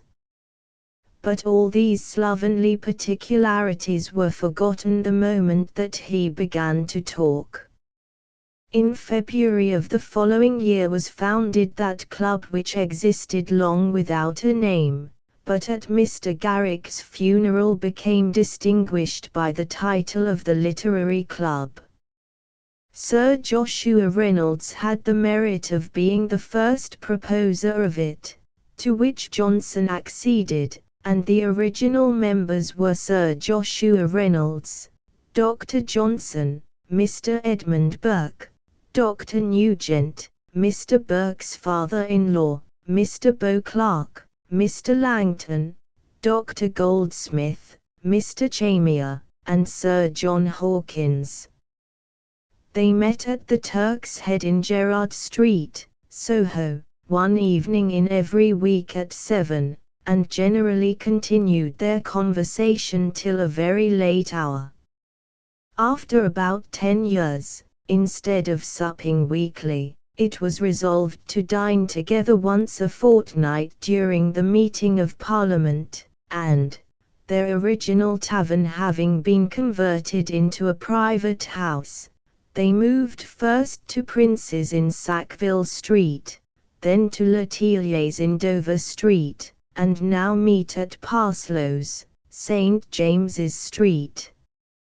Between the time of its formation and the time at which the second edition of this work is passing through the press, June 1792, its numbers have been raised to 35, and the following persons have belonged to it: Mr. Dunning, afterwards Lord Ashburton, Mr. Garrick, Dr. Shepley, Bishop of St. Asaph, Mr. Thomas Wharton, Mr. Joseph Wharton, Dr. Adam Smith, Lord Charlemont, Sir Robert Chambers, Dr. Percy, Bishop of Dromore, Dr. Bernard, Bishop of Killaloe, Mr. Charles James Fox, Mr. Gibbon, Mr. R. B. Sheridan, Mr. Coleman, Mr. Vintham, of Norfolk, Dr. Burney, and the writer of this account.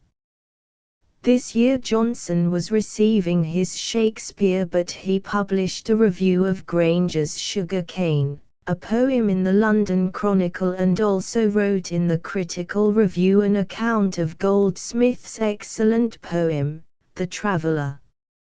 In July 1765, Trinity College, Dublin, surprised him with a spontaneous compliment of the highest academical honours, by creating him Doctor of Laws, and in October he at length gave to the world his edition of Shakespeare.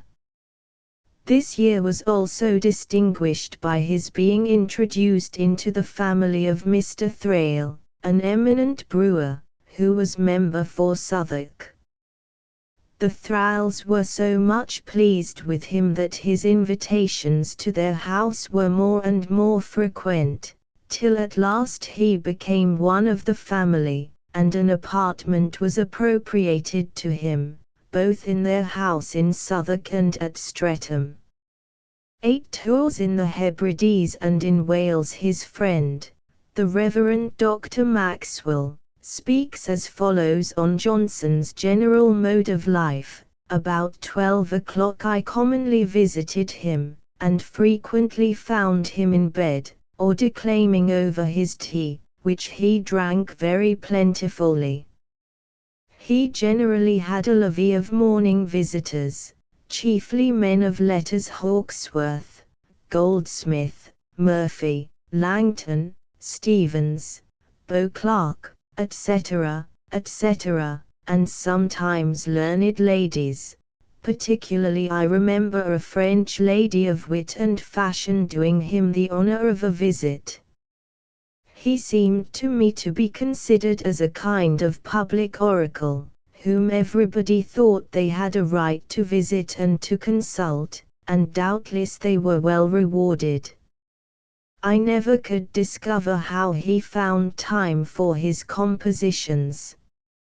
He declaimed all the morning, then went to dinner at a tavern, where he commonly stayed late, and then drank his tea at some friend's house, over which he loitered a great while, but seldom took supper. I fancy he must have read and wrote chiefly in the night, for I can scarcely recollect that he ever refused going with me to a tavern, and he often went to Ranelagh, which he deemed a place of innocent recreation. In 1773 Johnson's only publication was an edition of his folio dictionary with additions and corrections, and the preface to his old amanuensis, Mackion's Dictionary of Ancient Geography. His Shakespeare, indeed, was republished this year by George Stevens, Esquire, a gentleman of acute discernment and elegant taste.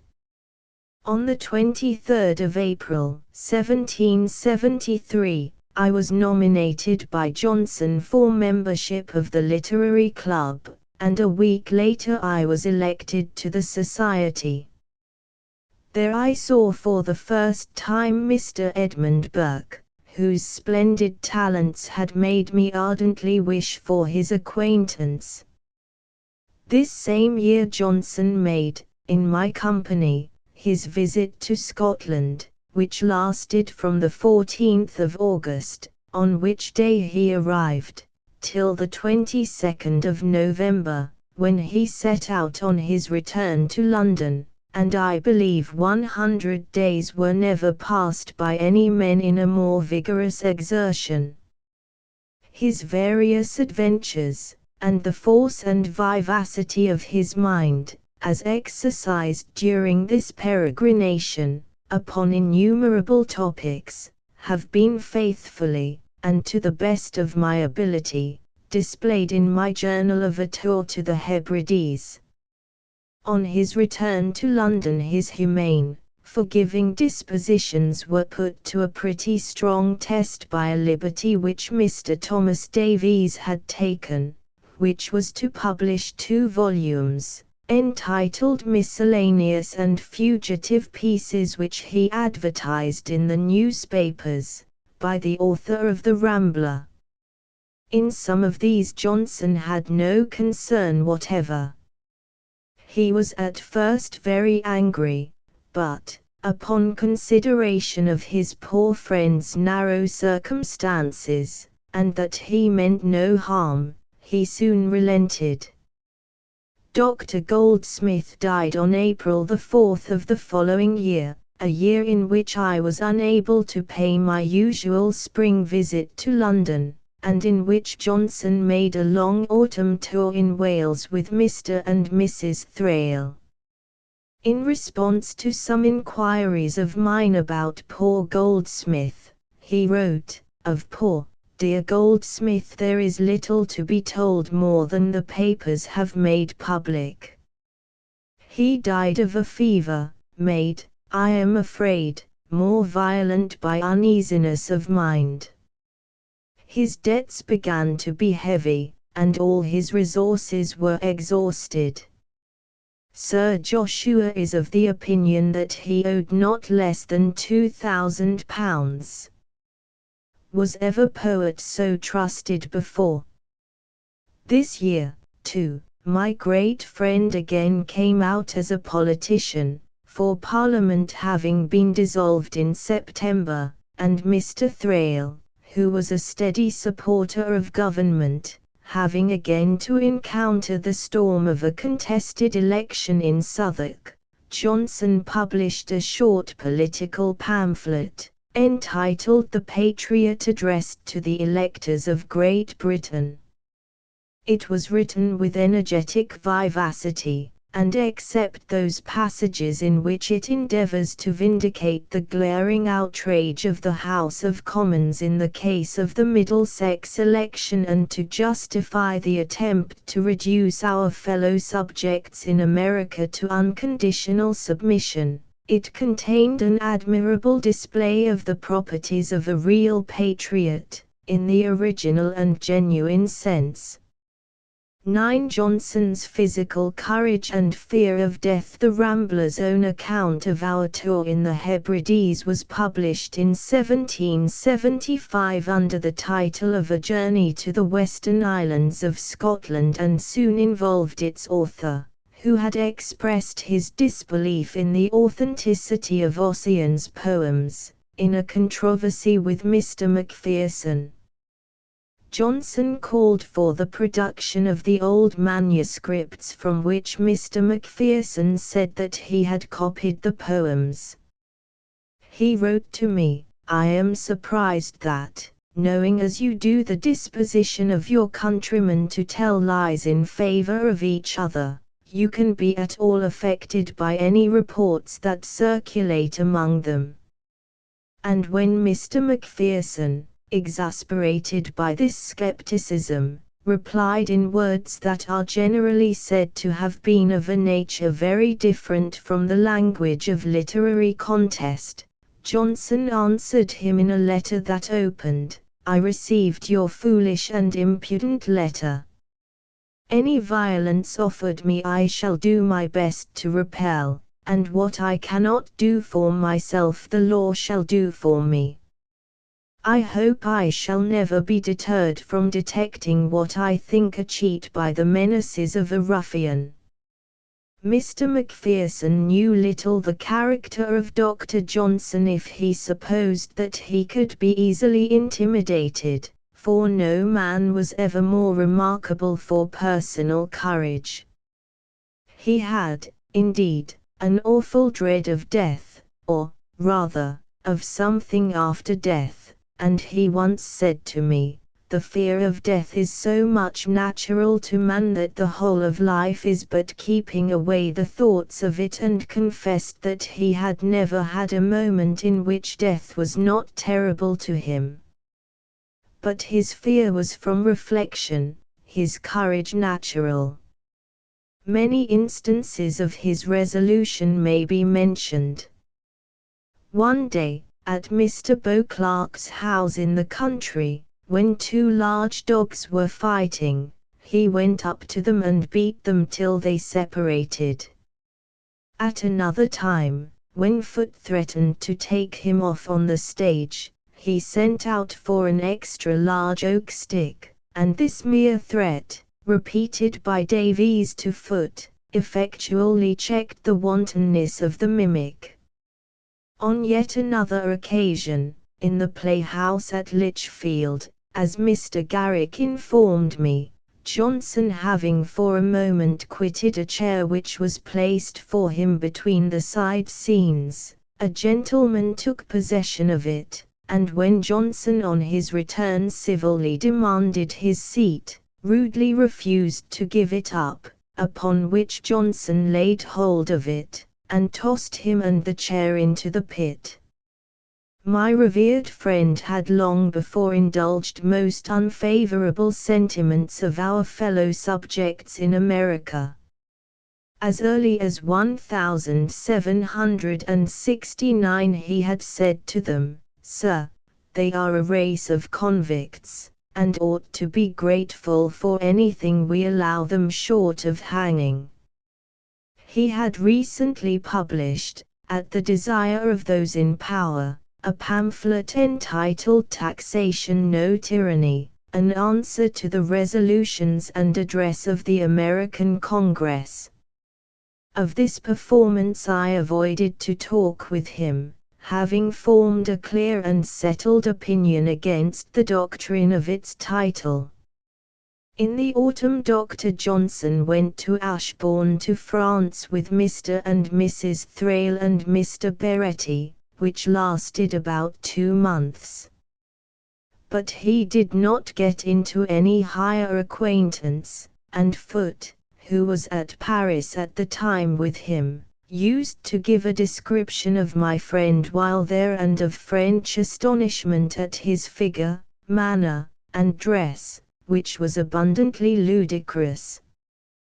He was now a Doctor of Laws of Oxford, his university having conferred that degree on him by diploma in the spring.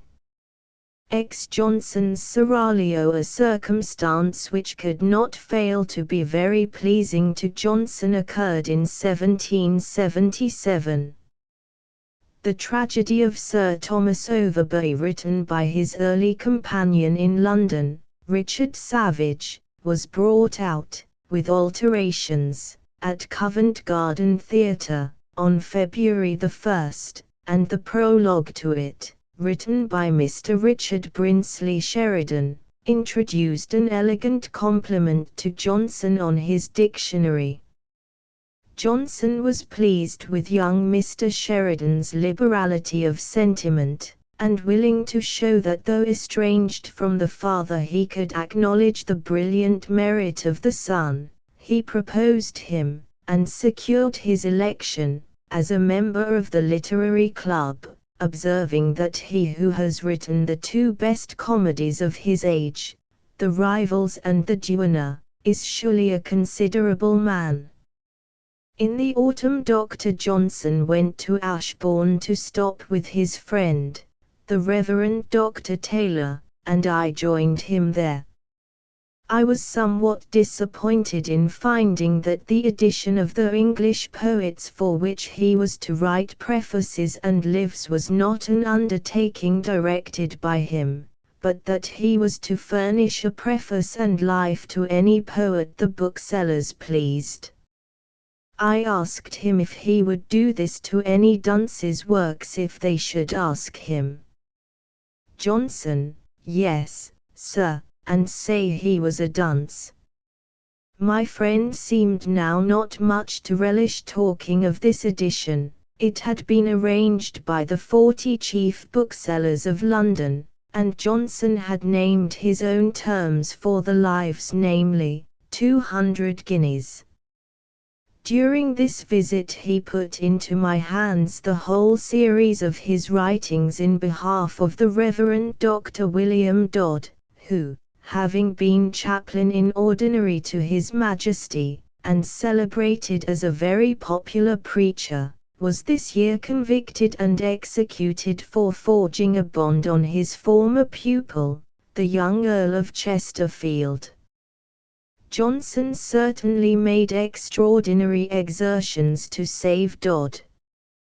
He wrote several petitions and letters on the subject, and composed for the unhappy man not only his speech to the Recorder of London at the Old Bailey, when sentence of death was about to be pronounced upon him, and the convict's address to his unhappy brethren, a sermon delivered by Dr. Dodd in the chapel of Newgate, but also Dr. Dodd's last solemn declaration which he left with the sheriff at the place of execution.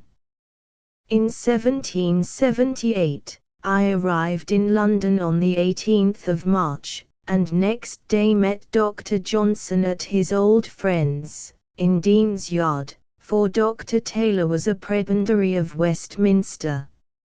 On Friday, March 2d, I found him at his own house, sitting with Mrs. Williams, and was informed that the room allotted to me 3 years previously was now appropriated to a charitable purpose. Mrs. Desmoulins, daughter of Johnson's godfather Dr. Swinfen, and, I think, her daughter, and a Miss Carmichael, being all lodged in it.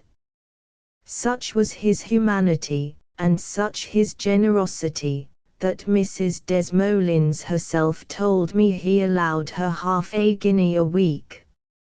Unfortunately his seraglio, as he sometimes suffered me to call his group of females, were perpetually jarring with one another. He thus mentions them, together with honest Levet, in one of his letters to Mrs. Thrale. Williams hates everybody, Levet hates Desmoulins, and does not love Williams. Desmoulins hates them both. Pole, Miss Carmichael, loves none of them. On the 20th of January, 1779, Johnson lost his old friend Garrick, and this same year he gave the world a luminous proof that the vigour of his mind in all its faculties, whether memory, judgment, and imagination, was not in the least abated, by publishing the first 4 volumes of his prefaces, biographical and critical, to the most eminent of the English poets. The remaining volumes came out in 1781. In 1780 the world was kept in impatience for the completion of his lives of the poets, upon which he was employed so far as his indolence allowed him to labour. This year on March 11 Johnson lost another old friend in Mr. Topham Beauclerk, of whom he said, "No man ever was so free when he was going to say a good thing, from a look that expressed that it was coming, or, when he had said it, from a look that expressed that it had come." 11. Johnson's humanity to children, servants, and the poor. I was disappointed in my hopes of seeing Johnson in 1780, but I was able to come to London in the spring of 1781, and on Tuesday, the 20th of March, I met him in Fleet Street, walking, or, rather, indeed, moving along, for his peculiar march is thus correctly described in a short life of him published very soon after his death, when he walked the streets, what with the constant roll of his head, and the concomitant motion of his body, he appeared to make his way by that motion, independent of his feet. That he was often much stared at while he advanced in this manner may easily be believed, but it was not safe to make sport of one so robust as he was. I waited on him next evening, and he gave me a great portion of his original manuscript of his lives of the poets which he had preserved for me. I found on visiting his friend, Mr. Thrale, that he was now very ill, and had removed, I suppose by the solicitation of Mrs. Thrale, to a house in Grosvenor Square. I was sorry to see him sadly changed in his appearance. He died shortly after. He told me I might now have the pleasure to see Dr. Johnson drink wine again, for he had lately returned to it. When I mentioned this to Johnson, he said, "I drink it now sometimes, but not socially." The first evening that I was with him at Thrale's, I observed he poured a large quantity of it into a glass, and swallowed it greedily. Everything about his character and manners was forcible and violent. There never was any moderation. Many a day did he fast, many a year did he refrain from wine, but when he did eat, it was voraciously, when he did drink wine, it was copiously. He could practice abstinence, but not temperance. "I am not a severe man," Johnson once said, "as I know more of mankind I expect less of them, and am ready now to call a man a good man upon easier terms than I was formerly."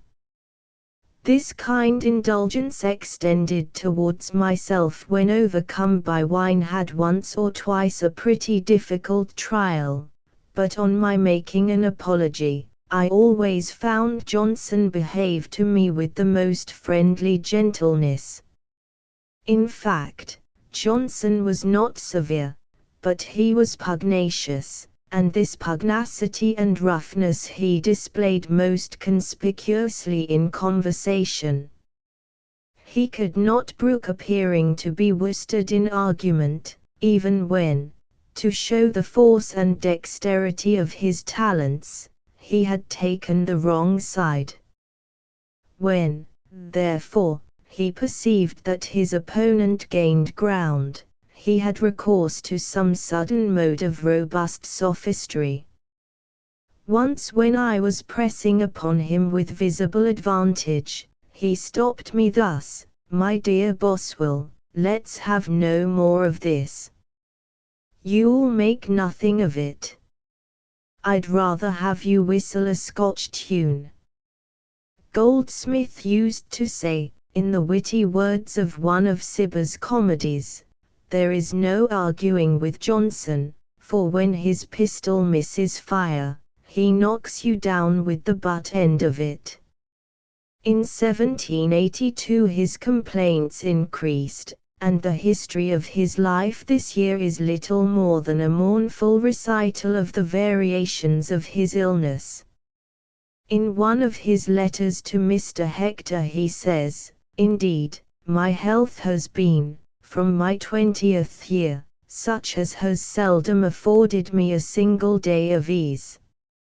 At a time, then, when he was less able than he had once been to sustain a shock, he was suddenly deprived of Mr. Levet, who died on the 17th of January.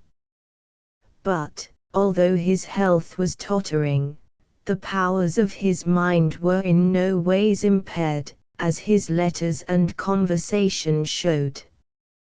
Moreover, during the last 3 or 4 years of his life he may be said to have mellowed.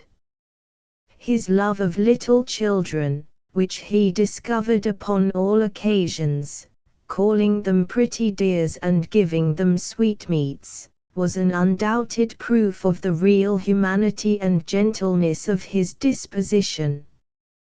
His uncommon kindness to his servants, and serious concern, not only for their comfort in this world, but their happiness in the next, was another unquestionable evidence of what all who were intimately acquainted with him knew to be true. Nor would it be just, under this head, to omit the fondness that he showed for animals which he had taken under his protection.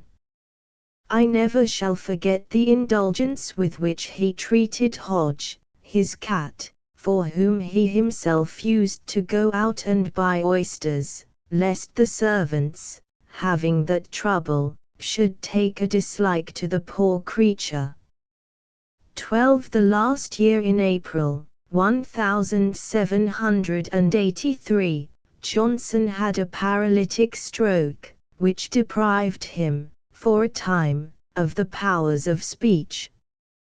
But he recovered so quickly that in July he was able to make a visit to Mr. Langton, at Rochester, where he passed about a fortnight, and made little excursions as easily as at any time of his life. In August he went as far as the neighborhood of Salisbury, to Heale, the seat of William Bowles, Esquire, and it was while he was here that he had a letter from his physician, Dr. Brocklesby, acquainting him of the death of Mrs. Williams, which affected him a good deal. In the end of 1783, in addition to his gout and his catarrh-house cough, he was seized with a spasmodic asthma of such violence that he was confined to the house in great pain, being sometimes obliged to sit all night in his chair, a recumbent posture being so hurtful to his respiration that he could not endure lying in bed, and there came upon him at the same time that oppressive and fatal disease of dropsy. His cough he used to cure by taking laudanum and syrup of poppies, and he was a great believer in the advantages of being bled.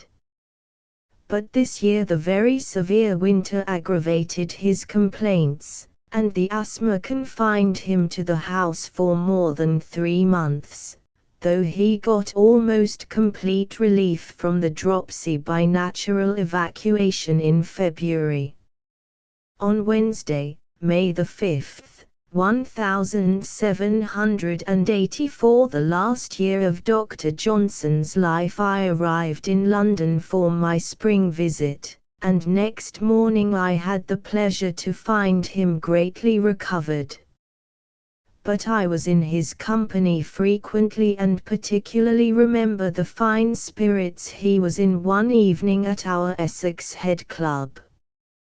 He praised Mr. Burke's constant stream of conversation, saying, "Yes, sir, if a man were to go by chance at the same time with Burke under a shed, to shun a shower, he would say, 'This is an extraordinary man.'" He had now a great desire to go to Oxford, as his first jaunt after his illness. We talked of it for some days, and on June the 3rd the Oxford post-coach took us up at Bold Court, and we spent an agreeable fortnight with Dr. Adams at Pembroke College. The anxiety of his friends to preserve so estimable a life made them plan for him a retreat from the severity of a British winter to the mild climate of Italy, and, after consulting with Sir Joshua Reynolds, I wrote to Lord Thurlow, the Lord Chancellor, for such an addition to Johnson's income as would enable him to bear the expense. Lord Thurlow, who highly valued Johnson, and whom Johnson highly valued, at first made a very favourable reply, which being communicated to Dr. Johnson, greatly affected him, but eventually he had to confess that his application had been unsuccessful, and made a counter-proposal, very gratefully refused by Johnson, that he should draw upon him to the amount of £500 or £600. On Wednesday, the 30th of June, I dined with him, for the last time, at Sir Joshua Reynolds's, no other company being present, and on July the 2nd I left London for Scotland. Soon afterwards he had the mortification of being informed by Mrs. Thrale that she was actually going to marry Signor Piazzi, a papist, and her daughter's music master. He endeavoured to prevent the marriage, but in vain. 11 days after I myself had left town, Johnson set out on a jaunt to Staffordshire and Derbyshire, flattering himself that he might be, in some degree, relieved, but towards the end of October he had to confess that his progress was slight. But there was in him an animated and lofty spirit, and such was his love of London that he languished when absent from it.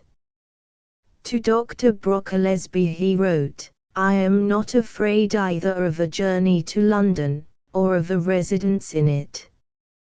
The town is my element, there are my friends, there are my books, to which I have not yet bid farewell, and there are my amusements.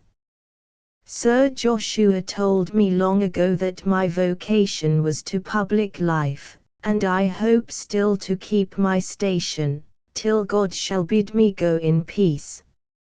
He arrived in London on the 16th of November. Soon after his return both the asthma and the dropsy became more violent and distressful, and though he was attended by Dr. Heberden, Dr. Brocklesby, Dr. Warren, and Dr. Butter, who all refused fees, and though he himself cooperated with them, and made deep incisions in his body to draw off the water from it, he gradually sank.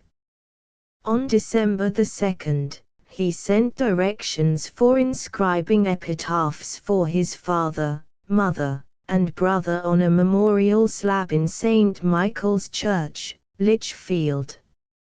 On December 8 and 9 he made his will, and on Monday, the 13th of December, he expired about 7 o'clock in the evening, with so little apparent pain that his attendants hardly perceived when his dissolution took place.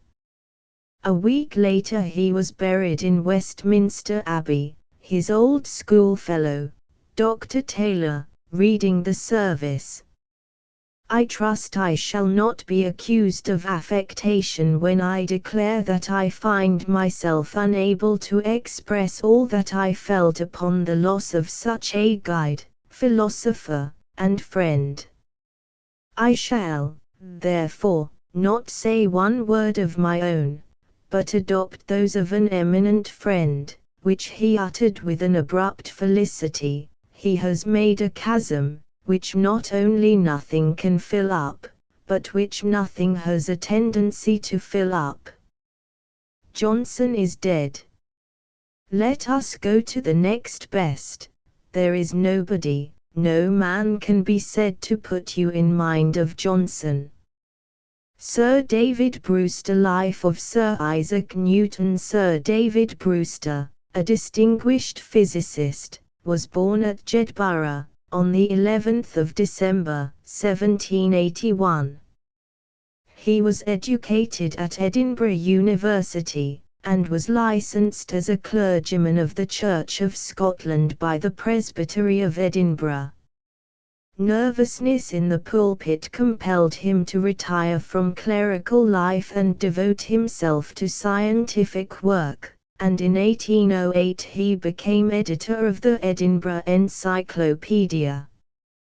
His chief scientific interest was optics, and he invented the kaleidoscope, and improved Wheatstone's stereoscope by introducing the divided lenses. In 1815 he was elected a member of the Royal Society, and, later, was awarded the Rumford Gold and Silver Medals for his discoveries in the polarization of light. In 1831 he was knighted.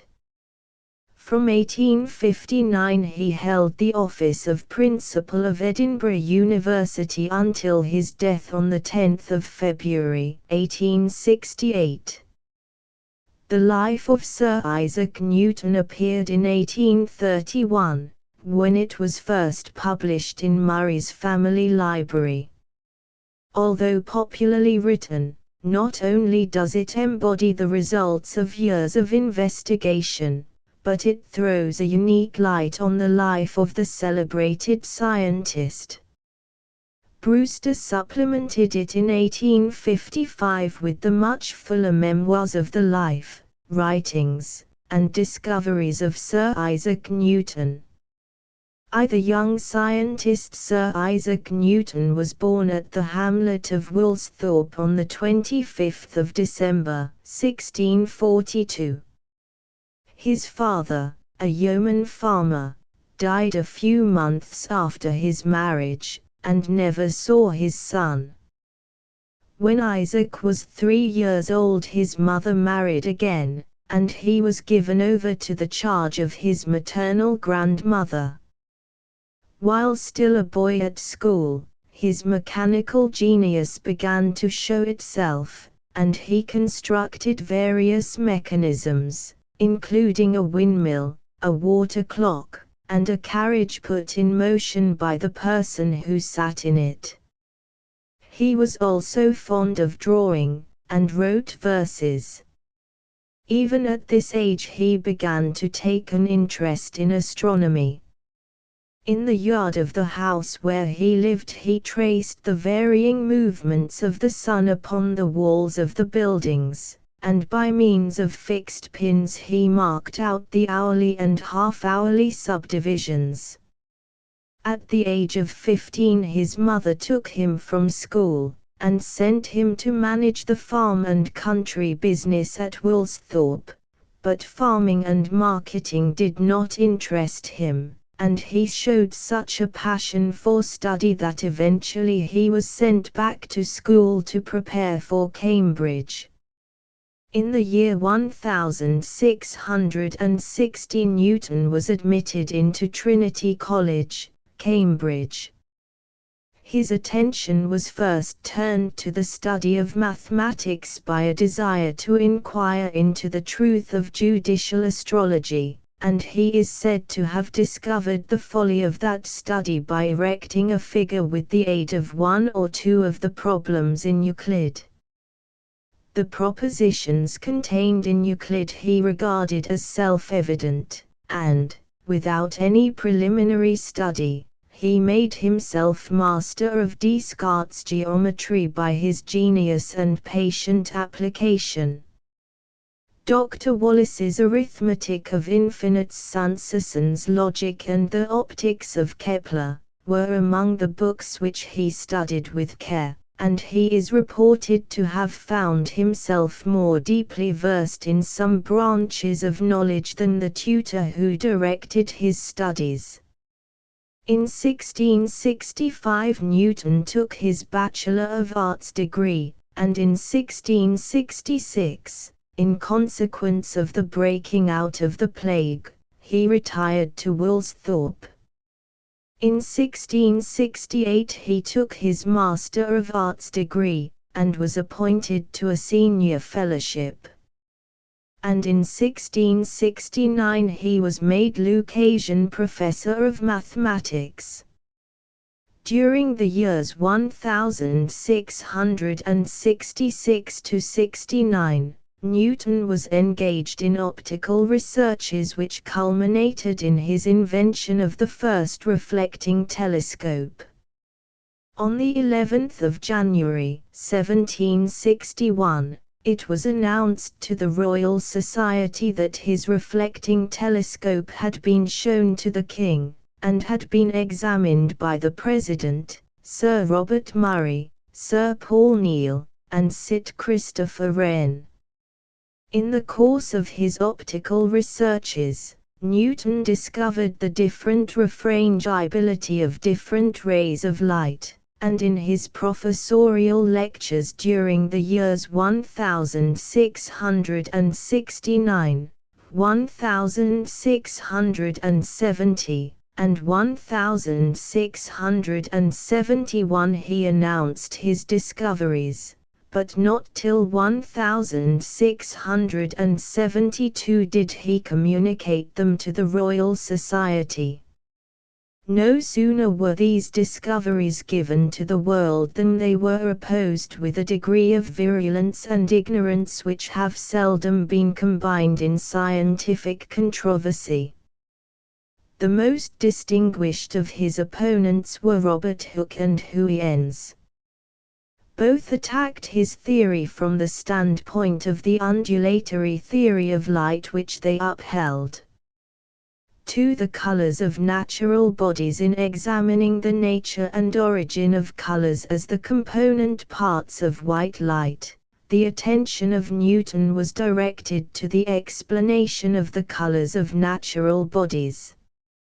His earliest researches on this subject were communicated, in his Discourse on Light and Colors to the Royal Society in 1675. Dr. Hooke had succeeded in splitting a mineral substance called mica into films of such extreme thinness as to give brilliant colors.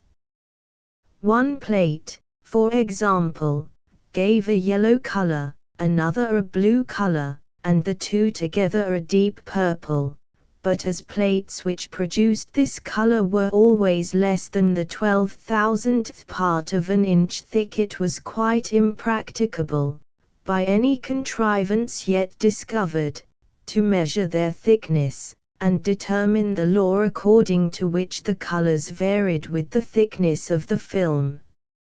Newton surmounted this difficulty by laying a double convex lens, the radius of the curvature of each side of which was 50 feet, upon the flat surface of a plano-convex object glass, and in the way he obtained a plate of air, or of space, varying from the thinnest possible edge at the center of the object glass where it touched the plane surface to a considerable thickness at the circumference of the lens. When the light was allowed to fall upon the object glass, every different thickness of the plate of air between the object glasses gave different colors, so that the point where the two object glasses touched one another was the center of a number of concentric colored rings. Now, as the curvature of the object glass was known, it was easy to calculate the thickness of the plate of air at which any particular color appeared, and thus to determine the law of the phenomena. By accurate measurements, Newton found that the thickness of air at which the most luminous parts of the first rings were produced were, in parts of an inch, as 1, 3, 5, 7, 9, and 11 to 178,000. If the medium or the substance of the thin plate is water, as in the case of the soap bubble, which produces beautiful colors according to its different degrees of thinness, the thicknesses at which the most luminous parts of the ring appear are produced at 1/1.336 the thickness at which they are produced in air, and, in the case of glass or mica, at 1/1.525 at thickness. The numbers 1.336, 1.525 expressing the ratio of the sines of the angles of incidence and refraction which produce the colors. From the phenomena thus briefly described, Newton deduced that ingenious, though hypothetical, property of light called its fits of easy reflection and transmission. This property consists in supposing that every particle of light from its first discharge from a luminous body possesses, at equally distant intervals, dispositions to be reflected from, and transmitted through, the surfaces of the bodies upon which it is incident. Hence, if a particle of light reaches a reflecting surface of glass when in its fit of easy reflection, or in its disposition to be reflected, it will yield more readily to the reflecting force of the surface, and, on the contrary, if it reaches the same surface while in a fit of easy transmission, or in a disposition to be transmitted, it will yield with more difficulty to the reflecting force. The application of the theory of alternate fits of transmission and reflection to explain the colors of thin plates is very simple. Transparency, opacity and color were explained by Newton on the following principles. Bodies that have the greatest refractive powers reflect the greatest quantity of light from their surfaces, and at the confines of equally refracting media there is no reflection. The least parts of almost all natural bodies are in some measure transparent. Between the parts of opaque and colored bodies are many spaces, or pores, either empty or filled with media of other densities. The parts of bodies and their interstices or pores must not be less than of some definite bigness to render them colored. The transparent parts of bodies, according to their several sizes, reflect rays of one color, and transmit those of another on the same ground that thin plates do reflect or transmit these rays. The parts of bodies on which their color depend are denser than the medium which pervades their interstices. The bigness of the component parts of natural bodies may be conjectured by their colors. Transparency he considers as arising from the particles and their intervals, or pores, being too small to cause reflection at their common surfaces, so that all light which enters transparent bodies passes through them without any portion of it being turned from its path by reflection. Opacity, he thinks, arises from an opposite cause, viz., when the parts of bodies are of such a size to be capable of reflecting the light which falls upon them, in which case the light is stopped or stifled by the multitude of reflections. The colors of natural bodies have, in the Newtonian hypothesis, the same origin as the colors of thin plates, their transparent particles, according to their several sizes, reflecting rays of one color and transmitting those of another. Among the optical discoveries of Newton, those which he made on the inflection of light hold a high place. They were first published in his treatise on optics in 1707. 3. The discovery of the law of gravitation. From the optical labors of Newton we now proceed to the history of his astronomical discoveries, those transcendent deductions of human reason by which he has secured to himself an immortal name, and vindicated the intellectual dignity of his species. In the year 1666, Newton was sitting in his garden at Woolsthorpe, reflecting on the nature of gravity, that remarkable power which causes all bodies to descend towards the center of the earth. As this power does not sensibly diminish at the greatest height we can reach, he conceived it possible that it might reach to the moon and affect its motion, and even hold it in its orbit. At such a distance, however, he considered some diminution of the force probable, and in order to estimate the diminution, he supposed that the primary planets were carried round the Sun by the same force. On this assumption, by comparing the periods of the different planets with their distances from the Sun, he found that the force must decrease as the squares of the distances from the Sun. In drawing this conclusion he supposed the planets to move in circular orbits round the Sun. Having thus obtained a law, He next tried to ascertain if it applied to the Moon and the Earth, to determine if the force emanating from the Earth was sufficient, if diminished in the duplicate ratio of the Moon's distance, to retain the Moon in its orbit. For this purpose it was necessary to compare the space through which heavy bodies fall in a second at the surface of the Earth with the space through which the Moon, as it were, falls to the Earth in a second of time, while revolving in a circular orbit. Owing to an erroneous estimate of the Earth's diameter, he found the facts not quite in accordance with the supposed law. He found that the force which on this assumption would act upon the Moon would be 1/6 more than required to retain it in its orbit.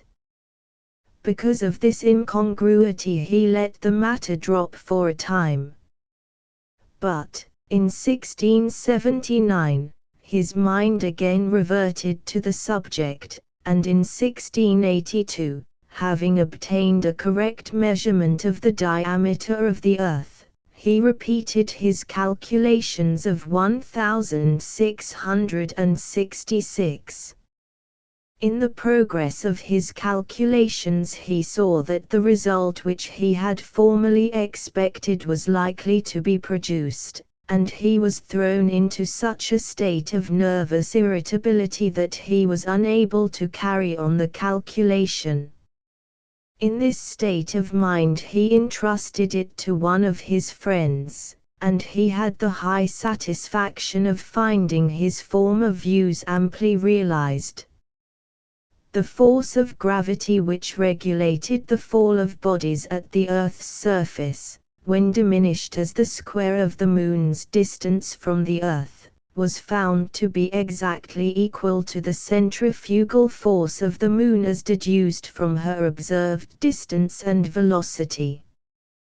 The influence of such a result upon such a mind may be more easily conceived than described. The whole material universe was opened out before him, the Sun with all his attending planets, the planets with all their satellites, the comets wheeling in every direction in their eccentric orbits, and the system of the fixed stars stretching to the remotest limits of space. All the varied and complicated movements of the heavens, in short, must have been at once presented to his mind as the necessary result of that law which he had established in reference to the Earth and the Moon. After extending this law to the other bodies of the system, he composed a series of propositions on the motion of the primary planets about the Sun, which was sent to London about the end of 1683, and was soon afterwards communicated to the Royal Society. Newton's discovery was claimed by Hooke, who certainly aided Newton to reach the truth, and was certainly also on the track of the same law. Between 1686 and 1687 appeared the 3 books of Newton's immortal work, known as the Principia. The first and second book are entitled On the Motion of Bodies and the third On the System of the World. In this great work Newton propounds the principle that every particle of matter in the universe is attracted by, or gravitates to, every other particle of matter with a force inversely proportional to the squares of their distances. From the second law of Kepler, namely, the proportionality of the areas to the times of their description, Newton inferred that the force which keeps a planet in its orbit is always directed to the Sun. From the first law of Kepler, that every planet moves in an ellipse with the Sun in one of its foci, he drew the still more general inference that the force by which the planet moves round that focus varies inversely as the square of its distance from the focus. From the third law of Kepler, which connects the distances and periods of the planets by a general rule, Newton deduced the equality of gravity in them all towards the Sun, modified only by their different distances from its center, and in the case of terrestrial bodies, he succeeded in verifying the equality of action by numerous and accurate experiments. By taking a more general view of the subject, Newton showed that a conic section was the only curve in which a body could move when acted upon by a force varying inversely as the square of the distance, and he established the conditions depending on the velocity and the primitive position of the body which were requisite to make it describe a circular, an elliptical, a parabolic, or a hyperbolic orbit. It still remained to show whether the force resided in the center of planets or in their individual particles, and Newton demonstrated that if a spherical body acts upon a distant body with a force varying as the distance of this body from the center of the sphere, the same effect will be produced as if each of its particles acted upon the distant body according to the same law. Hence it follows that the spheres, whether they are of uniform density, or consist of concentric layers of varying densities, will act upon each other in the same manner as if their force resided in their centers alone. But as the bodies of the solar system are nearly spherical, they will all act upon one another and upon bodies placed on their surface, as if they were so many centers of attraction, and therefore we obtain the law of gravity, that one sphere will act upon another sphere with a force directly proportional to the quantity of matter, and inversely as the square of the distance between the centers of the spheres. From the equality of action and reaction, to which no exception can be found, Newton concluded that the Sun gravitates to the planets and the planets to their satellites, and the Earth itself to the stone which falls upon its surface, and consequently that the two mutually gravitating bodies approach one another with velocities inversely proportional to their quantities of matter. Having established this universal law, Newton was able not only to determine the weight which the same body would have at the surface of the Sun and the planets, but even to calculate the quantity of matter in the Sun and in all the planets that had satellites, and also to determine their density or specific gravity. With wonderful sagacity Newton traced the consequences of the law of gravitation. He showed that the Earth must be an oblate spheroid, formed by the revolution of an ellipse round its lesser axis. He showed how the tides were caused by the Moon, and how the effect of the Moon's action upon the Earth is to draw its fluid parts into the form of an oblate spheroid, the axis of which passes through the Moon. He also applied the law of gravitation to explain irregularities in the lunar motions, the precession of the equinoctial points, and the orbits of comets.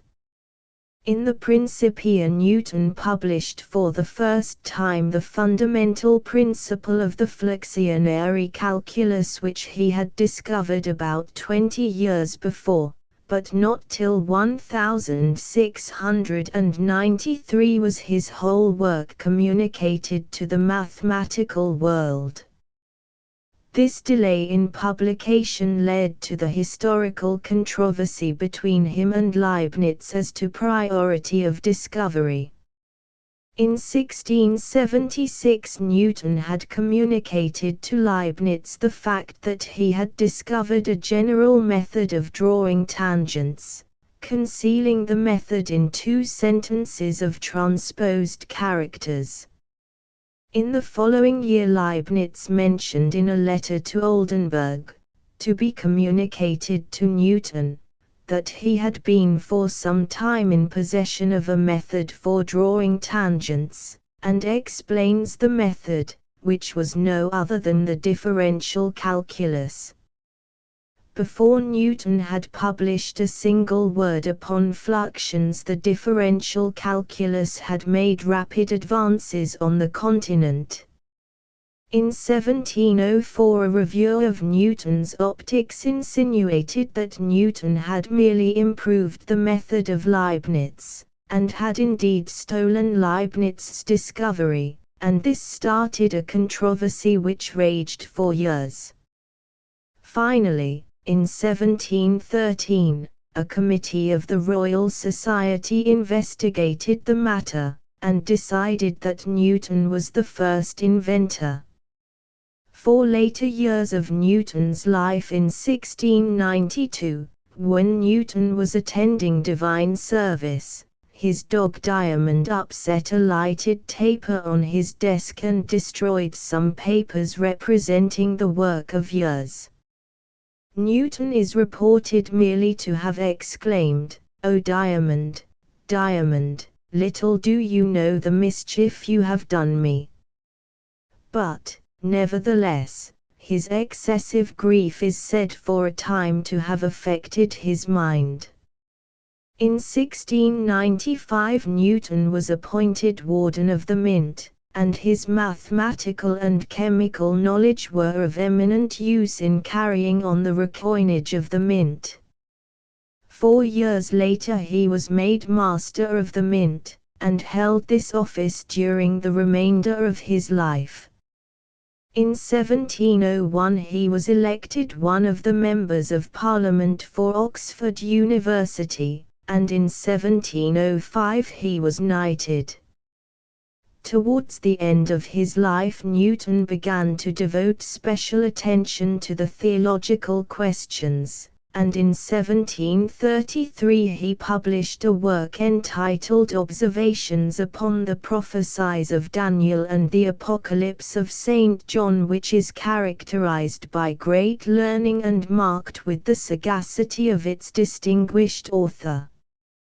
Besides this religious work, he also published his historical account of 2 notable corruptions of Scripture and his Lexicon Propheticum.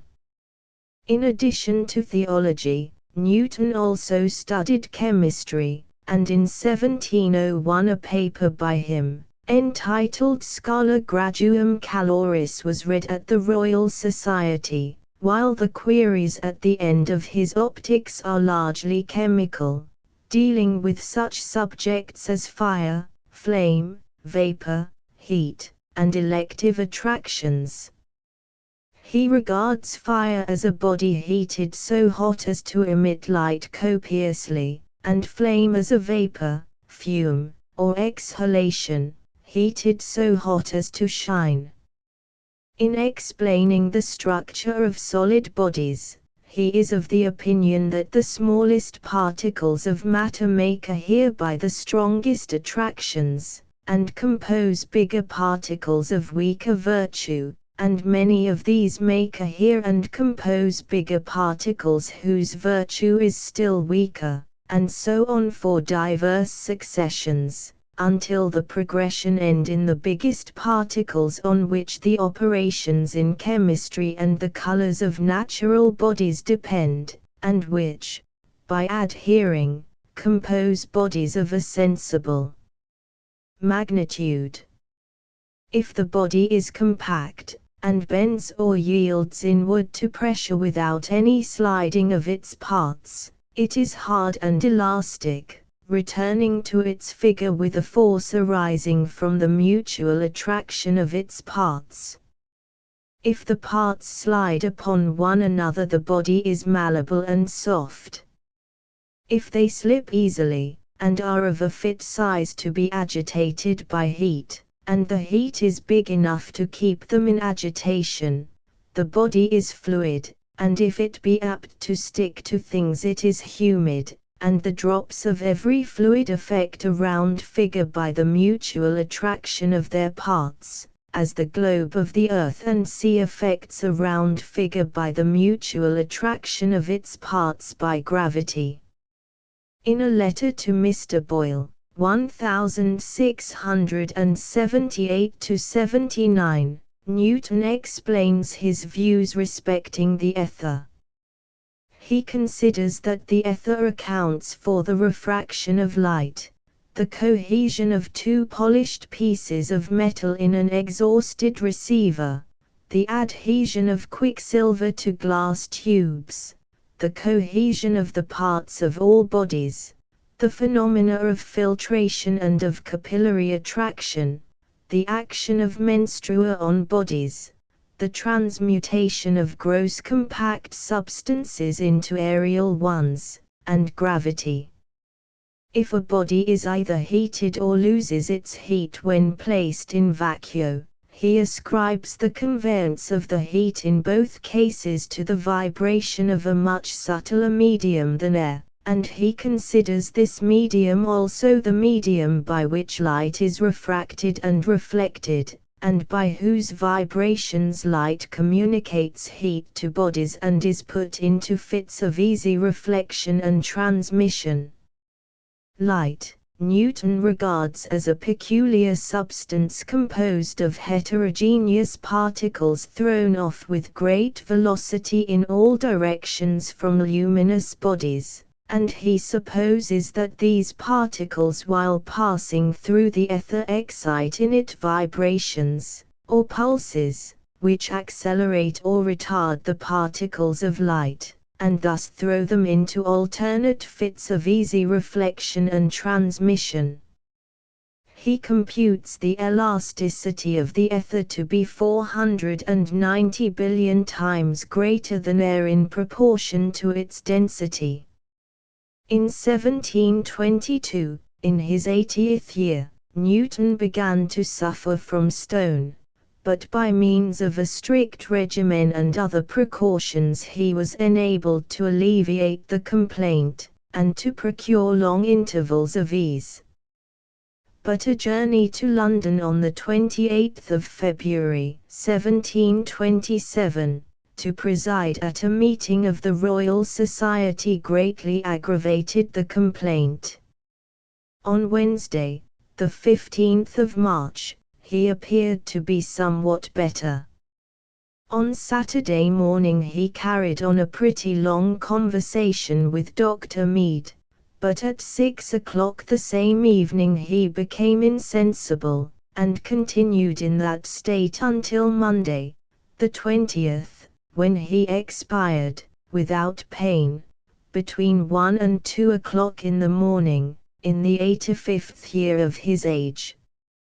John Bunyan, grace abounding during his life of 60 years. Bunyan wrote 60 books, and of all these undoubtedly the most popular are The Pilgrim's Progress, The Holy War, and Grace Abounding. His Grace Abounding to the Chief of Sinners, generally called simply Grace Abounding, is a record of his own religious experiences. Bunyan, biography, see fiction. I to the Chief of Sinners, in this relation of the merciful working of God upon my soul, I do in the first place give you a hint of my pedigree and manner of bringing up. My descent was, as is well known to many, of a low and inconsiderable generation, my father's house being of that rank that is meanest and most despised of all the families in the land. Though my parents put me to school, to my shame I confess I did soon lose that little I learnt. As for my own natural life, for the time that I was without God in the world, it was indeed according to the course of this world, and the spirit that worketh in the children of disobedience, for from a child I had but few equals for cursing, lying, and blaspheming. In these days the thoughts of religion were very grievous to me. I could neither endure it myself, nor that any other should.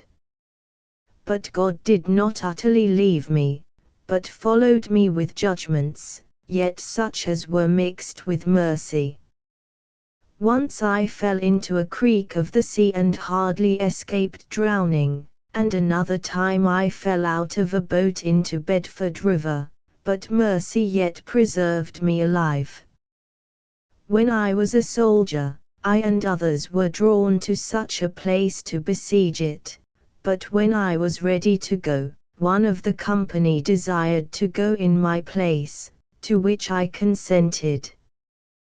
Coming to the siege, as he stood sentinel, he was shot in the head with a musket bullet, and died.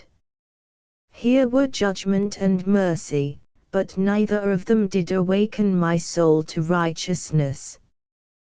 Presently, after this I changed my condition into a married state, and my mercy was to light upon a wife whose father was counted godly. Though we came together so poor that we had not so much household stuff as a dish or a spoon betwixt us both, yet she had 2 books which her father left her when he died, the plain man's pathway to heaven and the practice of piety. In these I sometimes read with her, and in them found some things that were pleasing to me, but met with no conviction. Yet through these books I fell in very eagerly with the religion of the times, to wit, to go to church twice a day, though yet retaining my wicked life.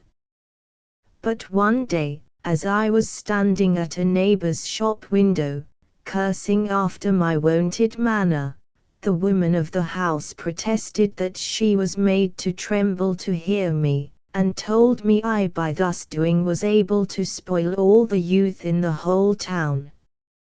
At this reproof I was put to shame, and that, too, as I thought, before the God of heaven. Hanging down my head, I wished with all my heart that I might be a little child again. How it came to pass I know not, but I did from this time so leave off my swearing that it was a wonder to myself to observe it. Soon afterwards I fell in company with one poor man that made profession of religion. Falling into some liking to what he said, I betook me to my Bible, especially to the historical part. Wherefore I fell to some outward reformation, and did strive to keep the commandments, and thus I continued about a year, all which time our neighbors wondered at seeing such an alteration in my life. For though I was as yet nothing but a poor painted hypocrite, I loved to be talked of as one that was godly. Yet, as my conscience was beginning to be tender, I after a time gave up bell ringing and dancing, thinking I could thus the better please God. But, poor wretch as I was still ignorant of Jesus Christ, and was going about to establish my own righteousness. But upon a day the good providence of God took me to Bedford, to work on my calling, and in that town I came on 3 or 4 poor women sitting at a door in the sun and talking about the things of God. I listened in silence while they spoke of the new birth and the work of God on their hearts. At this I felt my own heart began to shake, for their words convinced me that I wanted the true tokens of a godly man. I now began to look into my Bible with new eyes, and became conscious of my lack of faith, and was often ready to sink with faintness in my mind, lest I should prove not to be an elect vessel of the mercy of God.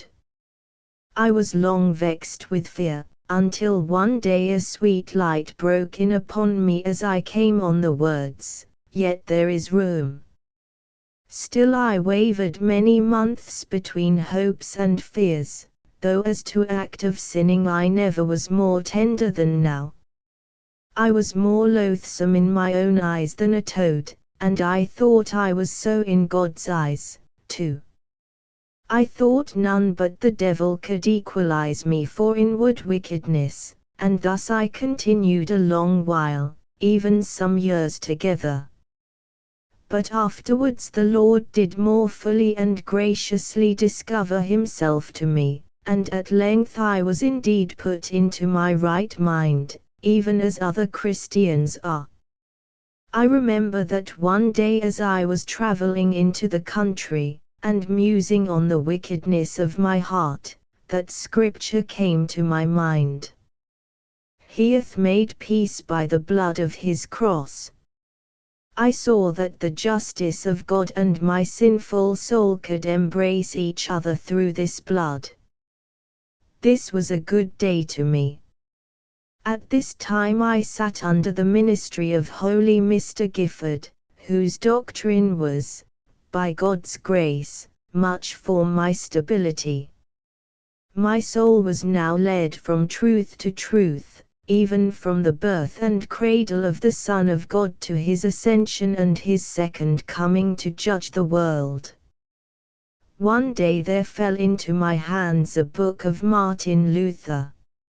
It was his commentary on the Epistle to the Galatians, and the volume was so old that it was ready to fall to pieces. When I had but a little way perused it, I found that my condition was in his experience so handled as if his book had been written out of my heart. I do here wish to set forth that I do prefer this book of Martin Luther upon the Galatians, excepting the Holy Bible, before all the books I have ever seen, as most fit for a wounded conscience. About this time I was beset with tormenting fears that I had committed the unpardonable sin against the Holy Ghost, and an ancient Christian to whom I opened my mind told me he thought so, too, which gave me cold comfort.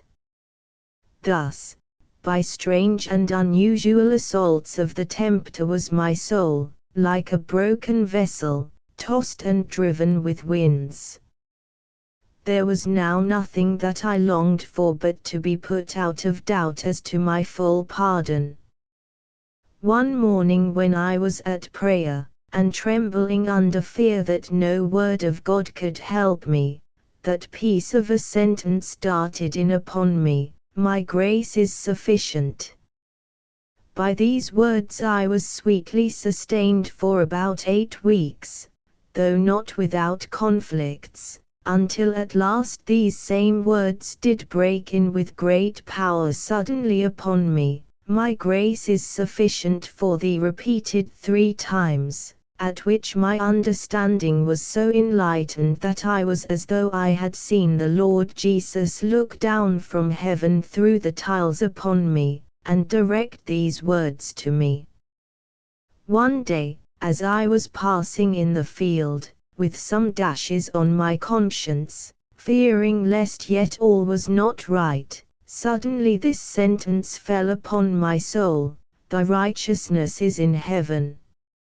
I saw in a moment that my righteousness was not my good frame of heart, but Jesus Christ himself, the same yesterday, today, and forever.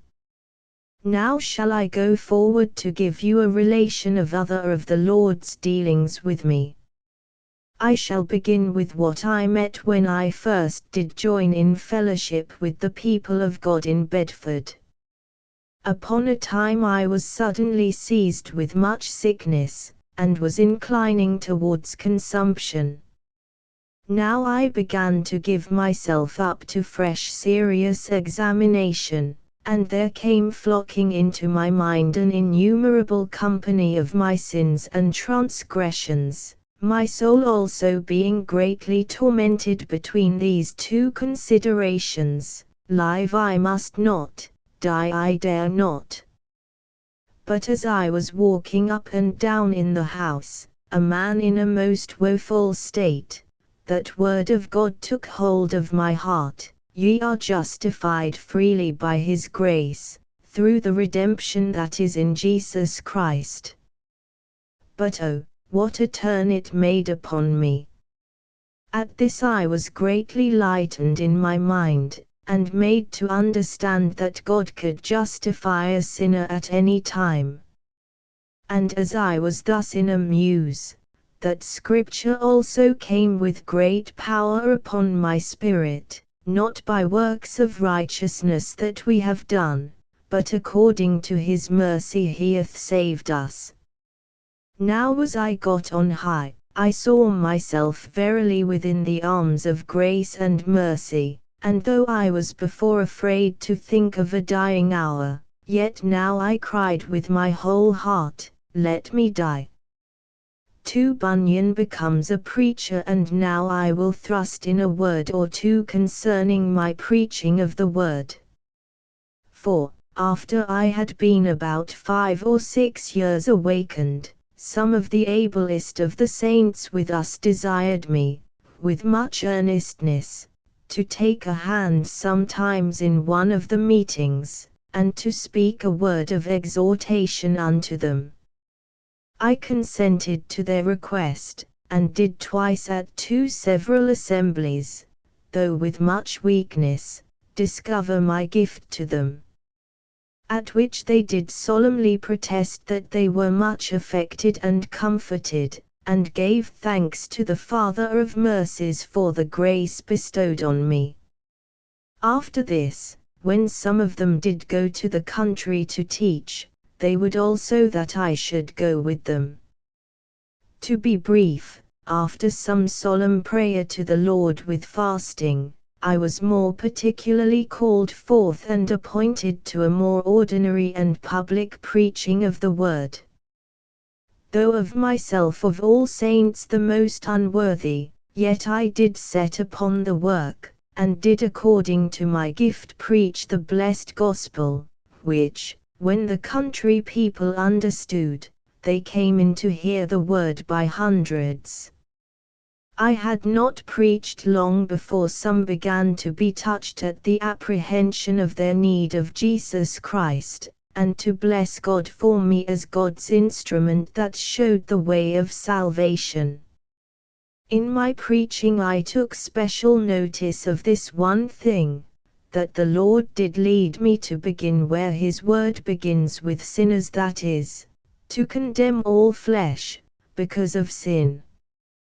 Thus I went on for about 2 years, crying out against men's sins, after which the Lord came in upon my soul and gave me discoveries of his blessed grace, wherefore I now altered in my preaching, and did much labor to hold forth Christ in all his relations, offices, and benefits unto the world.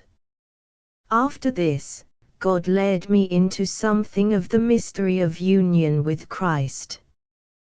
Wherefore that I discovered to them also.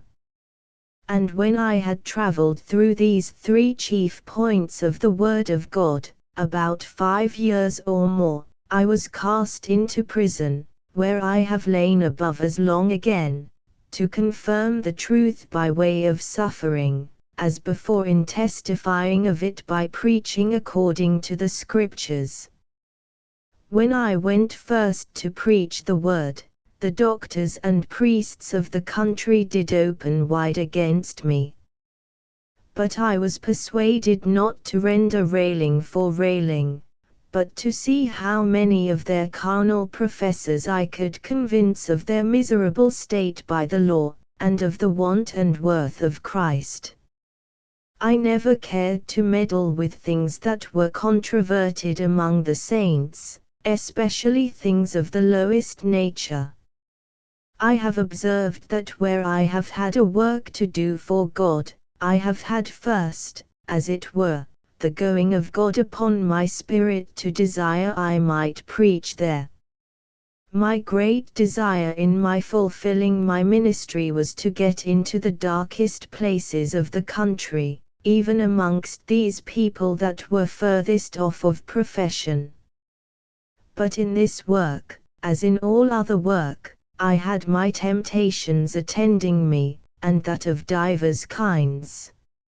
Sometimes when I have been preaching I have been violently assailed with thoughts of blasphemy, and strangely tempted to speak the words with my mouth before the congregation.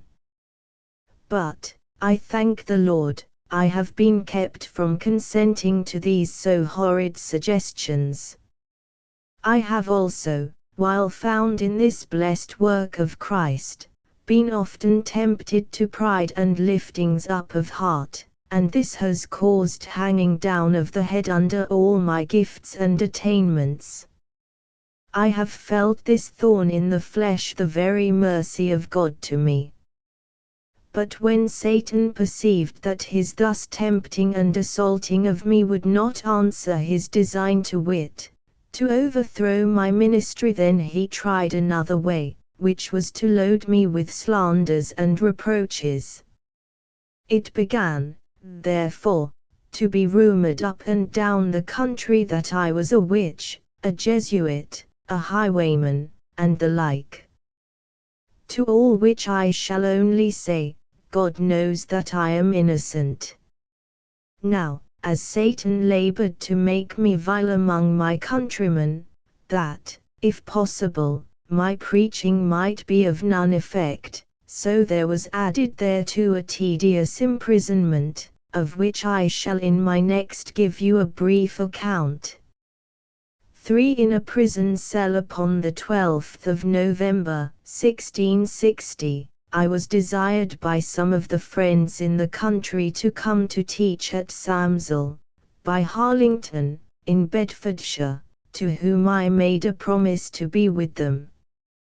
The Justice, Mr. Francis Wingate, hearing thereof, forthwith issued out his warrant to take me and bring me before him.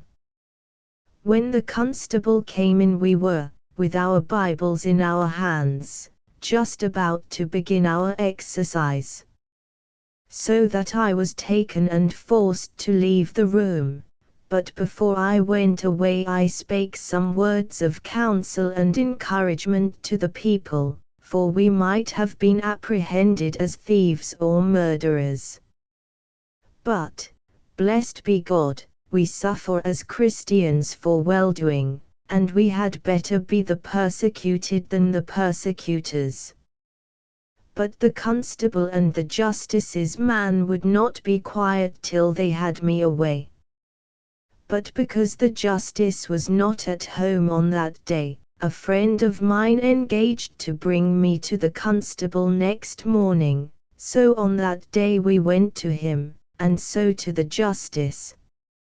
He asked the constable what we did where we were met together, and what we had with us. I know he meant whether we had armor or not, but when he heard that there were only a few of us, met for preaching and hearing the word, he could not well tell what to say. Yet, because he had sent for me, he did adventure to put a few proposals to me, to this effect: what did I there? Why did I not content myself with following my calling? For it was against the law that such as I should be admitted to do as I did.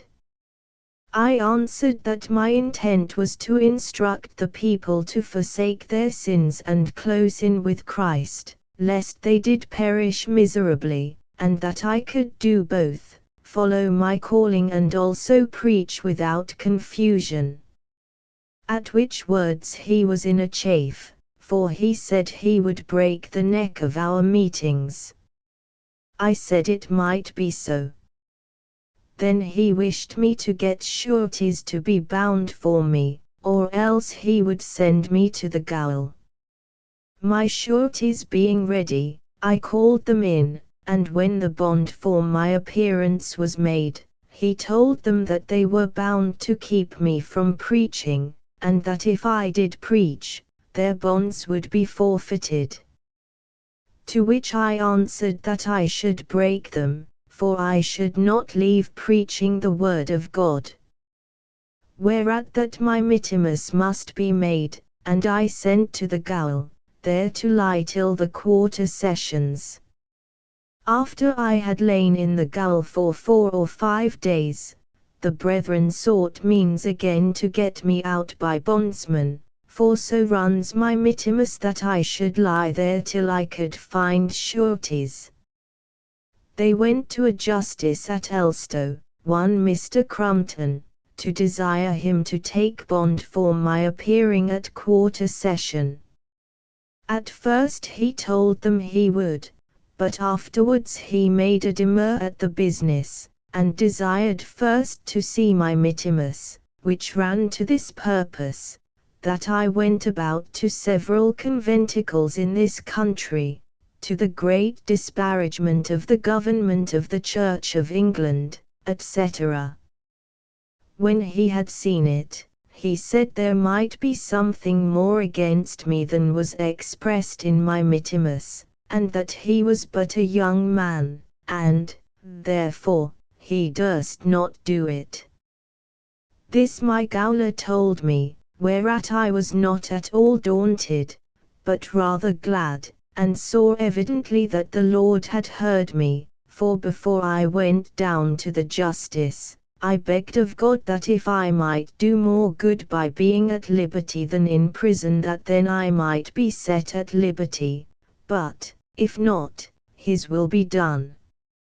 For I was not altogether without hopes that my imprisonment might be an awakening to the saints in this country, therefore I could not tell well which to choose, only I in that manner did commit the thing to God. And verily, at my return, I did meet my God sweetly in the prison again, comforting of me and satisfying of me that it was His will and mind that I should be there. When I came back to prison, when I was musing at the slender answer of the justice, this word dropped in upon my heart with some life, for he knew that for envy they had delivered him. Thus have I, in short, declared the manner and occasion of my being in prison, where I lie waiting the good will of God, to do with me as He pleaseth, knowing that not one hair of my head can fall to the ground without the will of my Father. For Bunyan's story supplemented the continuation by an intimate friend of Bunyan, written anonymously. Reader, the painful and industrious author of this book has given you a faithful and very moving relation of the beginning and middle of the days of his pilgrimage on earth. As a true and intimate acquaintance of Mr. Bunyan's, that his good end may be known, as well as his evil beginning, I have taken upon me to piece this to the thread too soon broke off. After his being freed from his 12 years' imprisonment, wherein he had time to furnish the world with sundry good books, etc., and by his patience to move Dr. Barlow, the then Bishop of Lincoln, and other churchmen, to pity his hard and unreasonable sufferings so far as to procure his enlargement, or there perhaps he had died by the noisomeness and ill usage of the place. Being again at liberty, he went to visit those who had been a comfort to him in his tribulation, giving encouragement by his example, if they happened to fall into affliction or trouble, then to suffer patiently for the sake of a good conscience, so that the people found a wonderful consolation in his discourse and admonition. As often as opportunity would permit, he gathered them together in convenient places, though the law was then in force against meetings, and fed them with the sincere milk of the word, that they might grow in grace thereby. He sent relief to such as were anywhere taken and imprisoned on these accounts. He took great care to visit the sick, nor did he spare any pains or labor in travel though to the remote counties, where any might stand in need of his assistance. When in the late reign liberty of conscience was unexpectedly given, he gathered his congregation at Bedford, where he mostly lived and had spent most of his life. Here a new and larger meeting house was built, and when, for the first time, he appeared there to edify, the place was so thronged that many were constrained to stay without, though the house was very spacious. Here he lived in much peace and quiet of mind, contenting himself with that little God had bestowed on him, and sequestering himself from all secular employments to follow that of his call to the ministry. During these things there were regulators sent into all the cities and towns corporate, to new model the government in the magistracy, etc., by turning out some and putting in others.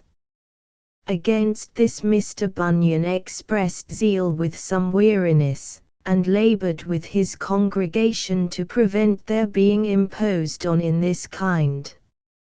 And when a great man in those days, coming to Bedford upon such an errand, sent for him, as it is supposed, to give him a place of public trust, he would by no means come at him, but sent his excuse.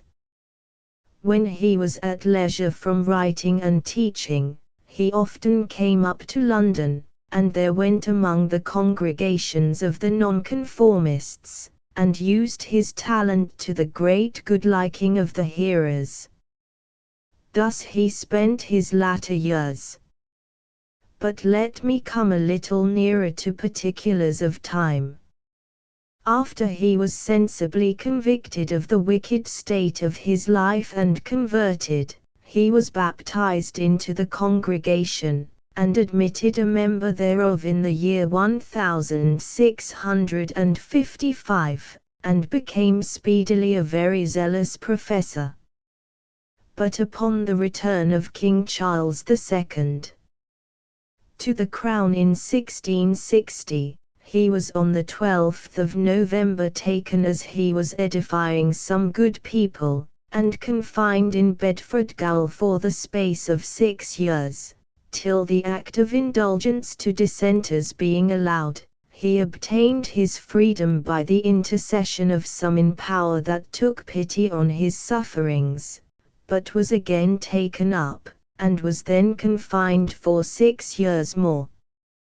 He was chosen to the care of the congregation at Bedford on the 12th of December, 1671.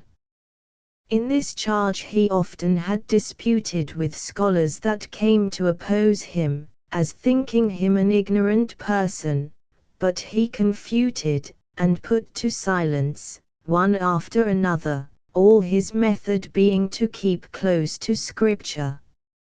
At length, worn out with sufferings, age, and often teaching, the day of his dissolution drew near.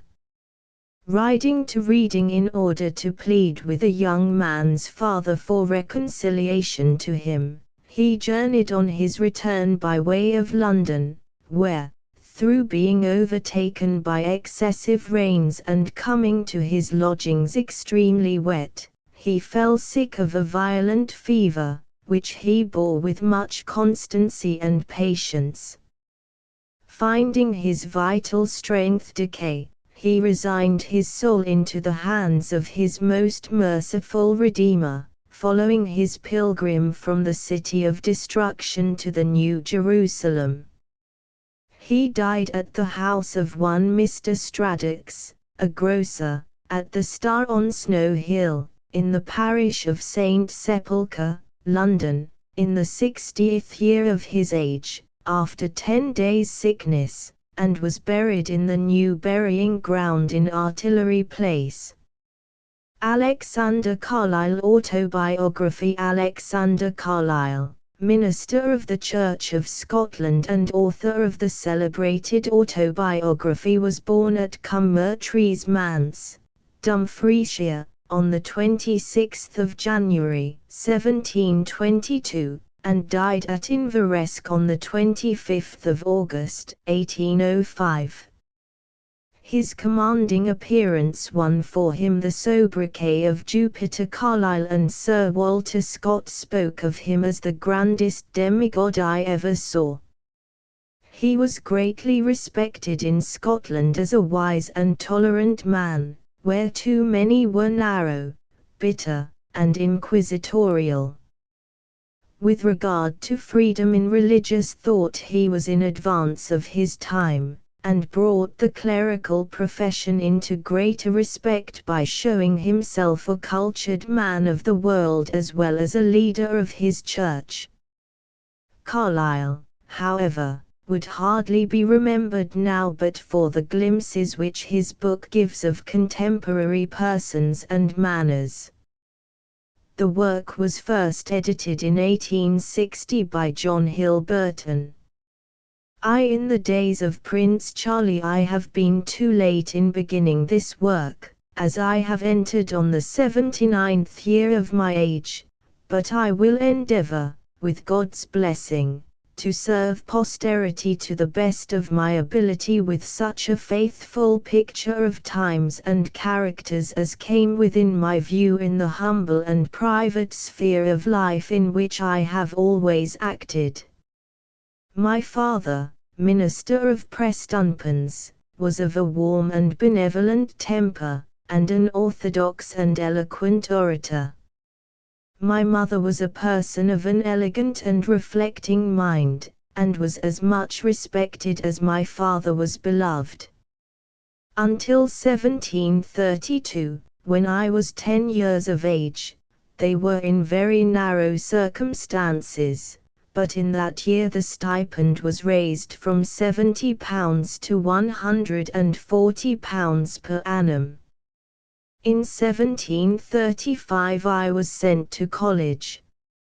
Yielding to parental wishes, I consented, in 1738, to become a student of divinity, and pursued my studies in Edinburgh and, from 1743, in Glasgow, passing my trials in the Presbytery of Haddington in the summer of 1745. Early in September I was at Moffat, when I heard that the Chevalier Prince Charles had landed in the north. I repaired to Edinburgh, and joined a company of volunteers for the defence of the city. Edinburgh was in great ferment, and of divided allegiance. There was no news of the arrival of Sir John Cope with the government forces. The Highlanders came on, no resistance was made, and the city surrendered on the 16th. That night, my brother and I walked along the sands to Prestonpans, and carried the news. Proceeding to Dunbar, where Sir John Cope's army lay, I inquired for Colonel Gardiner, whom I found very dejected. "Sandy," said Colonel Gardiner, "I'll tell you in confidence that I have not above 10 men in my regiment whom I am certain will follow me. But we must give them battle now, and God's will be done." Cope's small army was totally defeated at Prestonpans on the morning of the 21st. I heard the first cannon that was fired, and started to my clothes. My father had been up before daylight, and had resorted to the steeple. I ran into the garden. Within 10 minutes after firing the first cannon the whole prospect was filled with runaways, and Highlanders pursuing them. The next week I saw Prince Charles twice in Edinburgh. He was a good-looking man, his hair was dark red and his eyes black. His features were regular, his visage long, much sunburnt and freckled, and his countenance thoughtful and melancholy. In October of the same year I went to Lydon, to study at the university there. Here there were 22 British students, among them the Honourable Charles Townshend, afterwards a distinguished statesman, and Mr. Dodeswell, afterwards Chancellor of the Exchequer. We passed our time very agreeably, and very profitably, too, for the conversations at our evening meetings of young men of good knowledge could not fail to be instructive, much more so than the lectures, which were very dull. On my return from Holland, I was introduced by my cousin, Captain Leon, to some families of condition in London, and was carried to court of an evening, for George II. At that time had evening drawing rooms, where His Majesty and Princess Amelia, who had been a lovely woman, played at cards. I had many agreeable parties with the officers of the Horse Guards, who were all men of the world, and some of them of erudition and understanding. I was introduced to Smollett at this time, and was in the coffee-house with him when the news of the Battle of Culloden came, and when London all over was in a perfect uproar of joy. The theatres were not very attractive this season, as Garrick had gone over to Dublin, but there remained Mrs. Pritchard, Mrs. Clive, and Macklin, who were all excellent in their way. Of the literary people I met with I must not forget Thomson, the poet, and Dr. Armstrong. In June, 1746, I was licensed to preach by the Presbytery of Haddington, and was ordained minister of Inveresk on the 2nd of August, 1748. There were many resident families of distinction, and my situation was envied as superior to that of most clergymen for agreeable society. As one of the moderate party, I now became much implicated in ecclesiastical politics. Dr. Robertson, John Home, and I had an active hand in the restoration of the authority of the General Assembly over the presbyteries. Two literary lions of Edinburgh. It was in one of these years that Smollett visited Scotland, and came out to Musselburgh. He was a man of very agreeable conversation and of much genuine humour, and, though not a profound scholar, possessed a philosophical mind, and was capable of making the soundest observations on human life, and of discerning the excellence or seeing the ridicule of every character he met with. Fielding only excelled him in giving a dramatic story to his novels, but was inferior to him in the true comic vein. At this time David Hume was living in Edinburgh, and composing his History of Great Britain. He was a man of great knowledge, and of a social and benevolent temper, and truly the best-natured man in the world. I was one of those who never believed that David Hume's sceptical principles had laid fast hold on his mind, but thought that his books proceeded rather from affectation of superiority and pride of understanding. When his circumstances were narrow, he accepted the office of librarian to the Faculty of Advocates, worth £40 per annum, and to my certain knowledge he gave every farthing of the salary to families in distress. For innocent mirth and agreeable raillery I never knew his match. Adam Smith, though perhaps only second to David in learning and ingenuity, was far inferior to him in conversational talents. He was the most absent man in company that I ever saw, moving his lips, and talking to himself, and smiling, in the midst of large companies.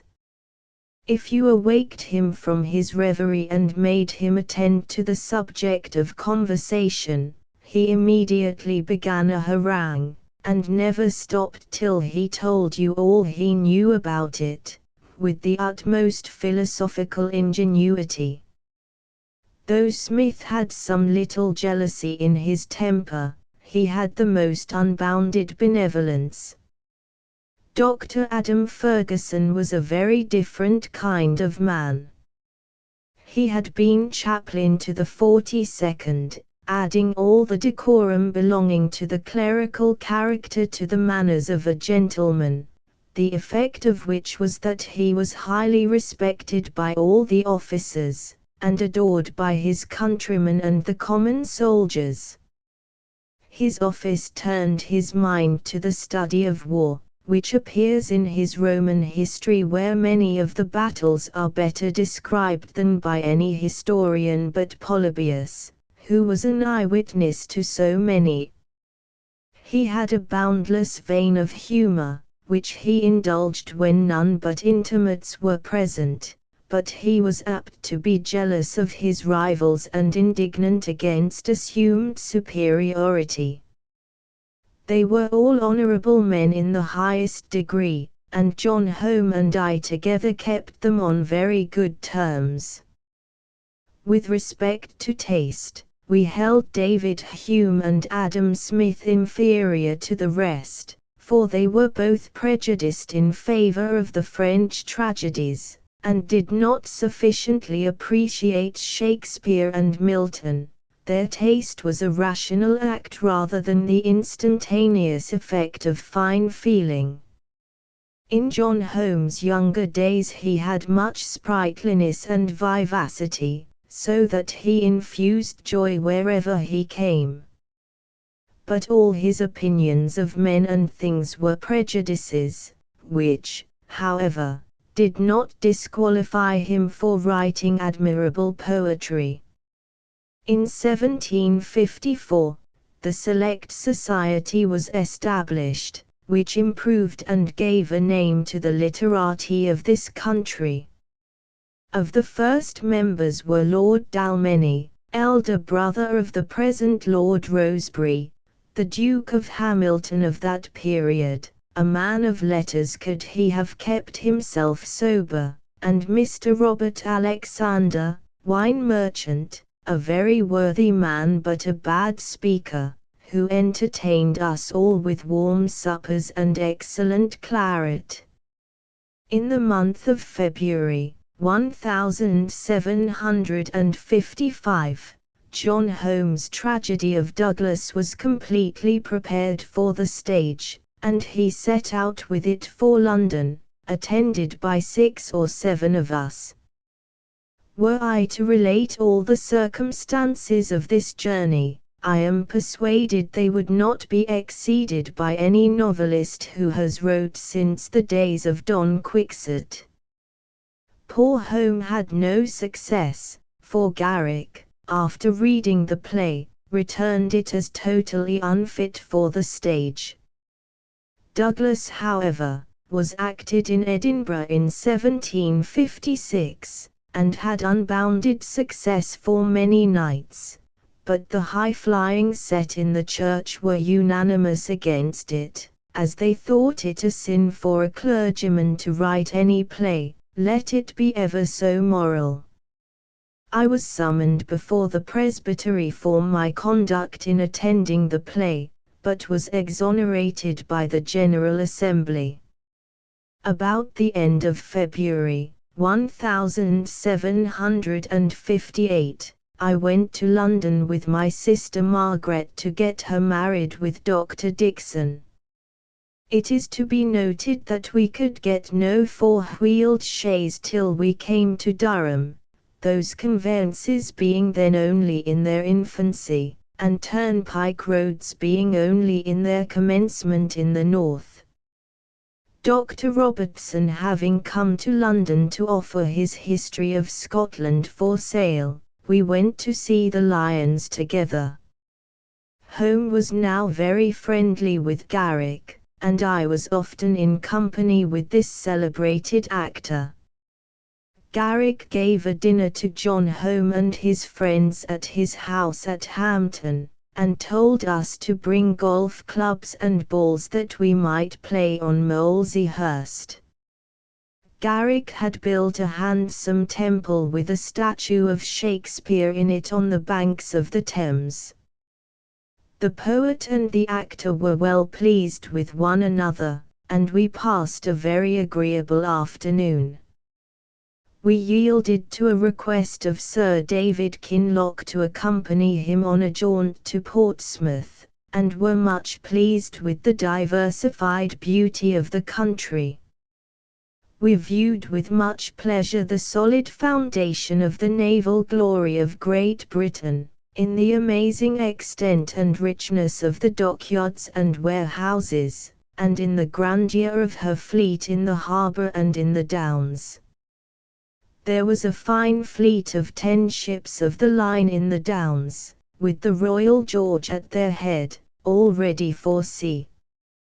3. Scottish social life. The clergy of Scotland, being under apprehensions that the window tax would be extended to them, had given me in charge to state our case to some of the ministers, and try to make an impression in our favour.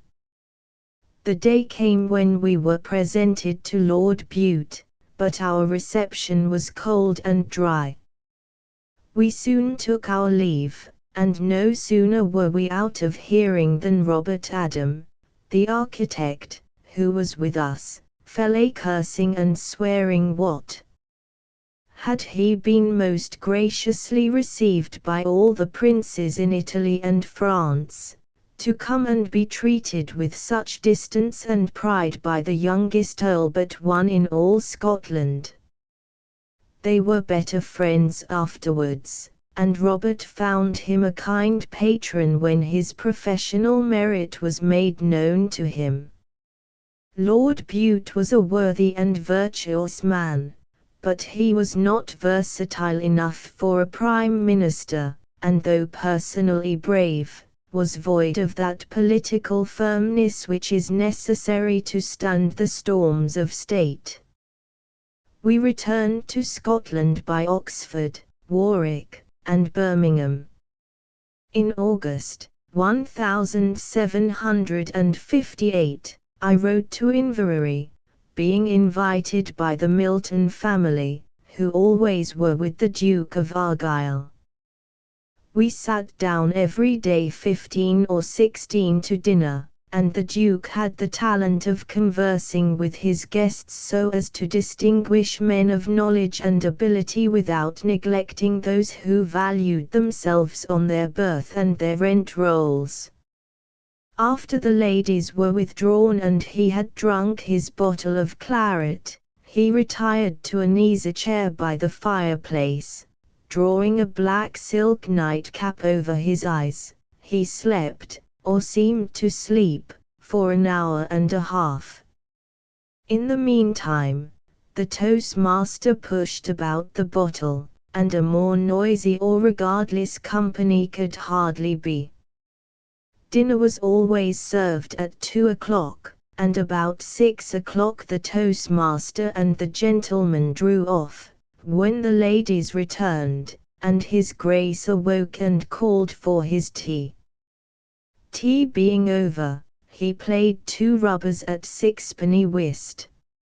Supper was served soon after 9, and he drank another bottle of claret, and could not be got to go to bed till 1 in the morning.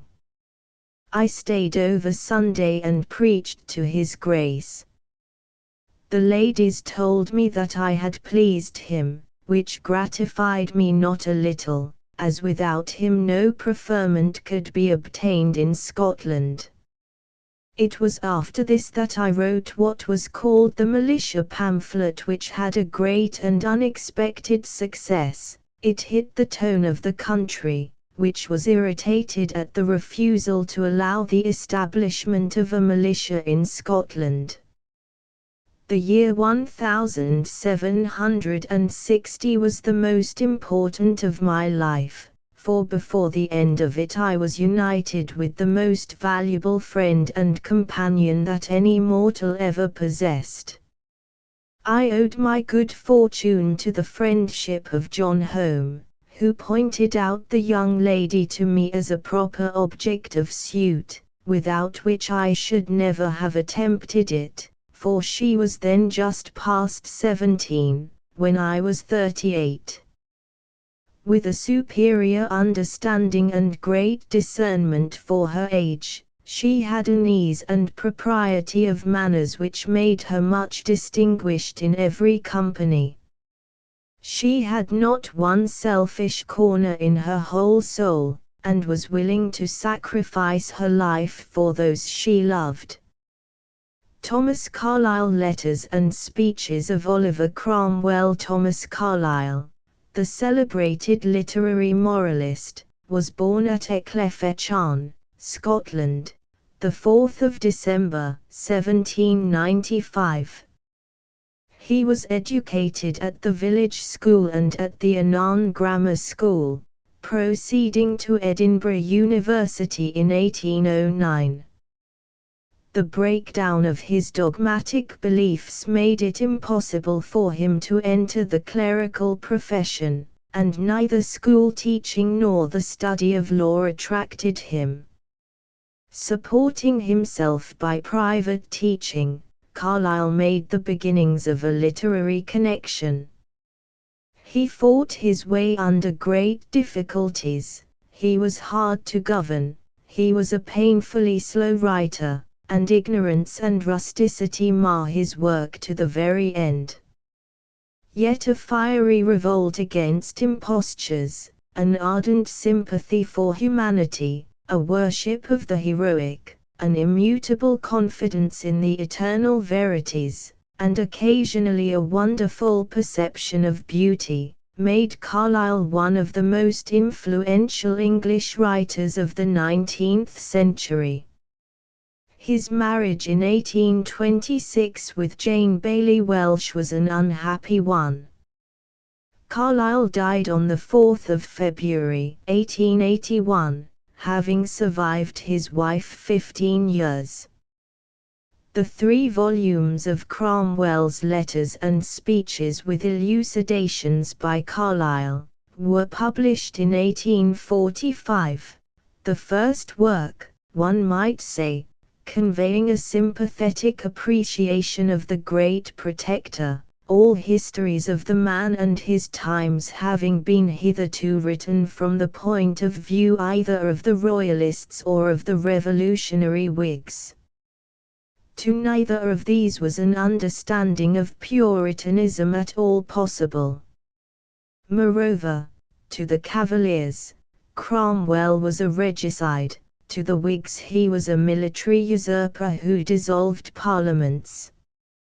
To both he was a Puritan who applied biblical phraseology to practical affairs, therefore, a canting hypocrite, though undoubtedly a man of great capacity and rugged force. I Puritan Oliver. One wishes there were a history of English Puritanism, the last of all our heroisms. At bottom, perhaps, no nobler heroism ever transacted itself upon this earth, and it lies as good as lost to us in the Elysium we English have provided for our heroes. The Rushworthian Elysium. Dreariest continent of shot rubbish the eye ever saw. Puritanism is not of the 19th century, but of the 17th. It is grown unintelligible, what we may call incredible. Heroes who knew in every fibre, and with heroic daring laid to heart, that an almighty justice does verily rule this world, that it is good to fight on God's side, and bad to fight on the devil's side. Well, it would seem the resuscitation of a heroism from the past is no easy enterprise. Of biographies of Cromwell, there are none tolerable. Oliver's father was a country gentleman of good estate, not a brewer, grandson of Sir Richard Cromwell, or Williams, nephew of Thomas Cromwell, Mauler of Monasteries, his mother a Stuart, 12th cousin or so of King Charles. He was born in 1599, went to Cambridge in the month that Shakespeare died. Next year his father died, and Oliver went no more to Cambridge. He was the only son. In 1620 he married. He sat in the Parliament of 1628–29, the Petition of Right Parliament, a most brave and noble Parliament, ending with that scene when Holles held the Speaker down in his chair. The last Parliament in England for above 11 years. Notable years, what with soap monopoly, ship money, death of the great Gustavus at Lutzen, pillorying of William Prynne, Jenny Geddes, and National Covenant, Old Field Marshal Leslie at Dunce Law and pacification thereafter nowise lasting. To chastise the Scots, money is not attainable save by a Parliament, which at last the King summons. This short Parliament wherein Oliver sits for Cambridge, is dismissed, being not prompt with supplies, which the King seeks by other methods. But the army so raised will not fight the Scots, who march into Northumberland and Durham. Money not to be had otherwise than by a Parliament, which is again summoned, the Long Parliament, which did not finally vanish till 1660, in which is Oliver again, very much hearkened unto despite linen plain and not very clean, and voice sharp and untunable. Protestations, execution of Strafford, the one supremely able man the King had, a hope of compromise being for a time introduced by royal varnish. Then, in November, 1641, an Irish rebellion blazing into Irish massacre, and in Parliament, the grand remonstrance carried by a small majority. In January, the King rides over to St. Stephen's to arrest the 5 members. Then on one side commissions of array, on the other ordinance for the militia. In July and August, Mr. Cromwell is active in Cambridgeshire for the defence of that county, as others are elsewhere.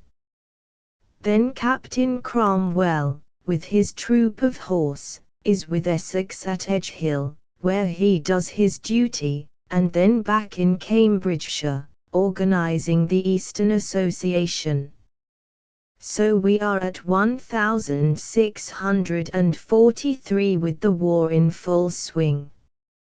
Letters have been few enough so far, vestiges, traces of Cromwell's doings in the eastern counties, a successful skirmish at Grantham, a notable victory at Gainsborough. In August, Manchester takes command of the association, with Cromwell for one of his colonels. In September, First Battle of Newbury, and signing of the Solemn League and Covenant at Westminster. Cromwell has written, "I have a lovely company, you would respect them did you know them, his Ironsides." In October, Colonel Cromwell does stoutly at Winceby fight, has his horse shot under him. Lincolnshire is nearly cleared. On the 20th of March, 1643, there is a characteristic letter to General Crawford, concerning the dismissal of an officer, whom Cromwell would have restored. But the man is an Anabaptist. Are you sure of that? Admit he be, shall that render him incapable to serve the public? Sir, the state, in choosing men to serve it, takes no notice of their opinions. Take heed of being too sharp against those to whom you can object little, but that they square not with you in every opinion concerning matters of religion. In July was fought, in Yorkshire, the Battle of Marston Moor, the bloodiest of the whole war, which gave the whole North to the parliamentary party. Cromwell writes to his brother-in-law, to tell him of his son's death. Of the battle, he says, it had all the evidences of an absolute victory obtained by the Lord's blessing upon the godly party. We never charged but we routed the enemy. God made them as stubble to our swords. Soon after he is indignant with Manchester for being much slow in action, especially after the Second Battle of Newbury. Hence comes the self-denying ordinance, in December, and construction of new model army. From which ordinance Cromwell is virtually dispensed, being appointed for repeated periods of 40 days, and doing good work in Oxfordshire and elsewhere, clearly indispensable, till the Lord General Fairfax gets him appointed Lieutenant General, and on his joining Fairfax, and commanding the cavalry, the King's army is shattered at Naseby. We killed and took about 5,000, writes Cromwell to Lenthal. Sir, this is none other but the hand of God. Thenceforward, this war is only completing of the victory. After the storming of Bristol, Cromwell writes, Presbyterians, Independents, all have here the same spirit of faith and prayer. They agree here, have no names of difference. Pity it is it should be otherwise anywhere. No canting here. Cromwell captures Winchester, and Baring House, and sundry other strongholds. Finally, this first civil war is ended with the King's surrender of himself to the Scots. To regicide thereafter, infinite negotiations, public and private, the King hoping so to draw, either the Presbyterians or the Independents, to side with me for extirpating one another, that I shall be really king again. Ending with the Scots marching home, and the King being secluded in Holmby House. We note during this time a letter to Bridget Cromwell, now the wife of General Ireton. But now Parliament is busy carrying its Presbyterian uniformity platform. London City and the Parliament are crying out to apply the shears against sectaries and schismatics. The army is less drastic, shows, indeed, an undue tolerance to Presbyterian alarm. With Cromwell's approval, the army is to be quartered not less than 25 miles from London. This quarrel between army and Parliament waxes. The army gains strength by securing the person of the King, finally marches on to London, and gets its way. All is turmoil again, however, when Charles escapes from Hampton Court, where they have lodged him, but is detained at Carisbrooke. When 40,000 Scots are coming to liberate the King, the army's patience breaks down. Hitherto, Cromwell has striven for an honest settlement. Now we of the army conclude, with prayer and tears, that these troubles are a penalty for our backslidings, conferences, compromises, and the like, that if the Lord bring us back in peace, Charles Stuart, the man of blood, must be called to account. The eastern counties and Wales are up, the Scots are coming. Fairfax goes to Colchester, Cromwell to Wales, where Pembroke keeps him a month, thence, to cut up the Scots army in detail in the straggling battle called Preston, of which he gives account, as also does Dugald Dalgetty Turner. The clearance of the north detains him for some time, during which he deals sternly with soldiers who plunder. In November he is returning from Scotland, writing, to a suitable letter to Colonel Hammond, the King's custodian at Carisbrooke. Matters also are coming to a head between army and the Parliament, which means to make concessions fatal in the judgment of the army and to ignore the said army, which, on the other hand, regards itself as an authority called into being by God and having responsibilities, and purges the Parliament. Cromwell arriving in town on the evening of the first day of purging, whereby the minority of the members is become majority. And this chapter of history is grimly closed 8 weeks later with a certain death warrant. The Rump Parliament becomes concerned with establishment of the Commonwealth Council of State, appoints Mr. Milton Secretary for Foreign Languages, and nominates Lieutenant General Cromwell to quell rebellion in Ireland.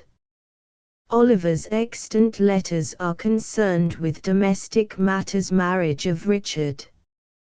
While the army for Ireland is getting prepared, there is trouble with the levellers, sansculottism of a sort, shooting of valiant but misguided mutineers having notions as to millennium. On the 15th of August, Cromwell is in Ireland. His later letters have been full of gentle domesticities and pieties, strangely contrasted with the fiery savagery and iron grimness of the next batch. Derry and Dublin are the only 2 cities held for the Commonwealth. The Lord Lieutenant comes offering submission with law and order, or death. The Irish have no faith in promises, will not submit. Therefore, in the dispatches which tell the story, we find a noteworthy phenomenon: an armed soldier, solemnly conscious to himself that he is the soldier of God the just, terrible as death, relentless as doom, doing God's judgments on the enemies of God.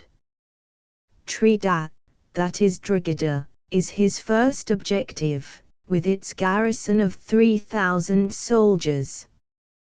Drogheda is summoned to surrender on pain of storm, refuses, is stormed, no quarter being given to the armed garrison, mostly English. I believe this bitterness will save much effusion of blood through the goodness of God. The garrison of Dundalk, not liking the precedent, evacuated it, that of Trim likewise. No resistance, in fact, was offered till Cromwell came before Wexford. After suffering a cannonade, the commandant proposed to evacuate Wexford on terms which manifested the impudency of the men. Oliver would only promise quarter to rank and file. Before any answer came, the soldiery stormed the town, which Cromwell had not intended, but he looked upon the outcome as an unexpected providence. The rule of sending a summons to surrender before attacking was always observed, and rarely disregarded. I meddle not with any man's conscience, but if liberty of conscience means liberty to exercise the mass, that will not be allowed of. The Clonmacnoise Manifesto, inviting the Irish not to be deceived with any show of clemency exercised upon them hitherto, hardly supports the diatribes against Cromwell's massacring propensities. Also in Cromwell's counter-declaration is a pregnant challenge. Give us an instance of one man since my coming to Ireland, not in arms, massacred, destroyed, or banished, concerning the massacre or destruction of whom justice hath not been done or endeavoured to be done. that the business at Drogheda and Wexford did prevent much effusion of blood is manifest from the surrenders which invariably followed almost immediately upon summons. The last he reports is Kilkenny, March 1650. His actual last fight is the storm of Clonmel, for, at the request of Parliament, he returns to England to attend to other matters of gravity, Munster and Leinster being now practically under control. Three crowning mercies matters of gravity indeed, for Scotland, the prime mover in this business of Puritanism, has for leaders Argyles, Loudons, and others of the pedant species, no inspired Oliver. So these poor Scotch governors have tried getting Charles II to adopt the covenant as best he can, have compelled him to sign it voluntarily. Scotland will either invade us or be invaded by us, which we decide to be preferable. Cromwell must go, since Fairfax will not resign his command in favour of Cromwell, who does go, with the 110th Psalm in the head and heart of him. So he marches by way of Berwick to Musselburgh, where he finds David Leslie entrenched in impregnable lines between him and Edinburgh. He writes to the General Assembly of the Kirk in protest against a declaration of theirs. Is it, therefore, infallibly agreeable to the word of God, all that you say? I beseech you, in the bowels of Christ, think it possible that you may be mistaken. But shrewd Leslie lies within his lines, will not be tempted out, provisions are failing, and the weather breaking. We must fall back on Dunbar, where Leslie promptly hems us in, occupying the high ground. But presently Leslie, at whatsoever urging, moves to change ground, which movement gives Oliver his chance. He attacks instead of awaiting attack. The Scots army is scattered, 3,000 killed and 10,000 prisoners taken. Such is Dunbar battle, or Dunbar drove. Edinburgh is ours, though the castle holds out, surrenders only on the 19th of December, on most honourable terms. But what to do with Scotland, with its covenanted king, a solecism incarnate? We have a most wifely letter to Cromwell from his wife, urging him to write oftener to herself and to important persons, correspondence concerning Dunbar Medal, and Chancellorship of Oxford University, and the Lord General falls ill, with recoveries and relapses. Active military movements, however, become imperative, so far as the General's health permits.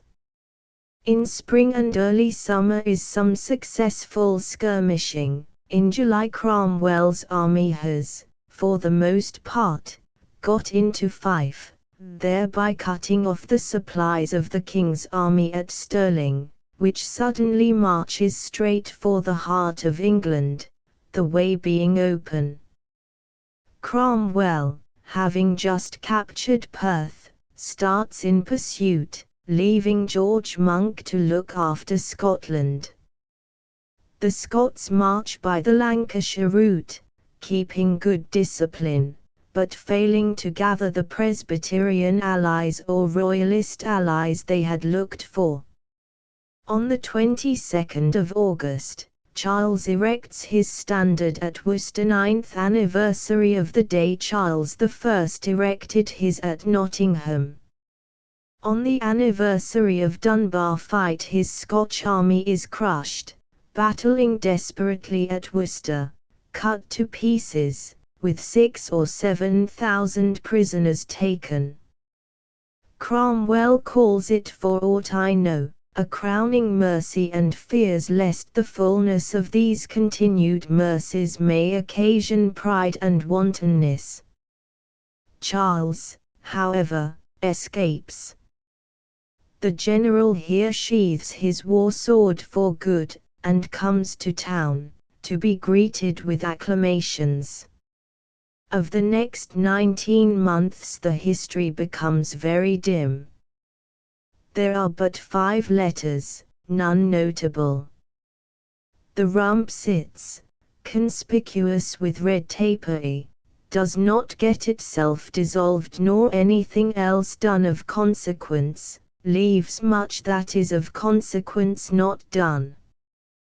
Before 12 months the officers are petitioning the Lord General that something be done for a new representative house, to be, let us say, a sort of convention of notables. At any rate, in April 1653, the rump propose to solve the problem by continuing themselves, till the Lord General ejects them summarily in a manner that need not here be retold. With this for consequence, that Cromwell himself, with the advice of my council of officers, nominates divers persons to form the new Parliament, which shall be hereafter known as Bare Bones. In this Parliament, which included not a few notable men, Cromwell made the first speech extant, justifying his dismissal of the rump, and the summoning of this assembly, chosen as being godly men that have principles. A speech intelligible to the intelligent. But this Parliament failed of its business, which is no less than introducing the Christian religion into real practice in the social affairs of this nation, and dissolved itself after 5 months. 4 days later the instrument of government is issued, naming Oliver Protector of the Commonwealth, Council of 15, and other needful matters. For Protector Oliver a new reformed Parliament, elected, with Scotch and Irish representatives, is to meet on September the 3rd. Parliament meets. Oliver's speech on September the 3rd is unreported, but we have that on September the 4th, and another 8 days later. You are met for healing and settling. We are troubled with those who would destroy liberty, and with those who would overturn all control. This government which has called you, a free Parliament, together, has given you peace instead of the foreign wars that were going on. There remains plenty for you to do.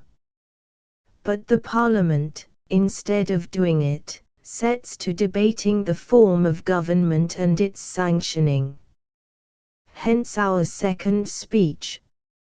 I called not myself to this place.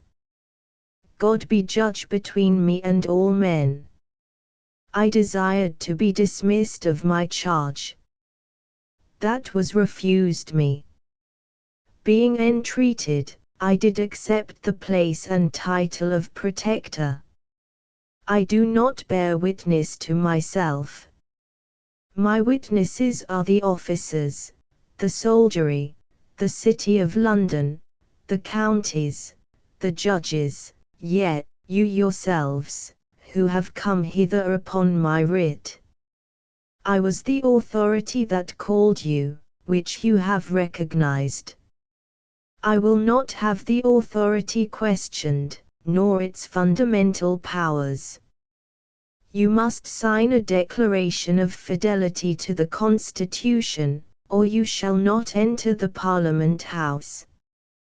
The Parliament, however, will not devote itself to business, will turn off on side issues, and continue Constitution debating. Therefore, at the end of 5 months lunar, not calendar, the Protector makes another speech. You have healed nothing, settled nothing, dissettlement and division, discontent and dissatisfaction are multiplied, real dangers, too, from Cavalier Party and Anabaptist levelers. Go. First Protectorate Parliament being ended, the next is not due yet a while.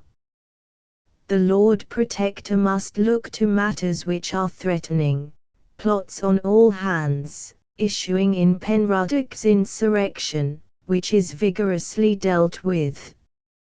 No easy matter to upset this Protector.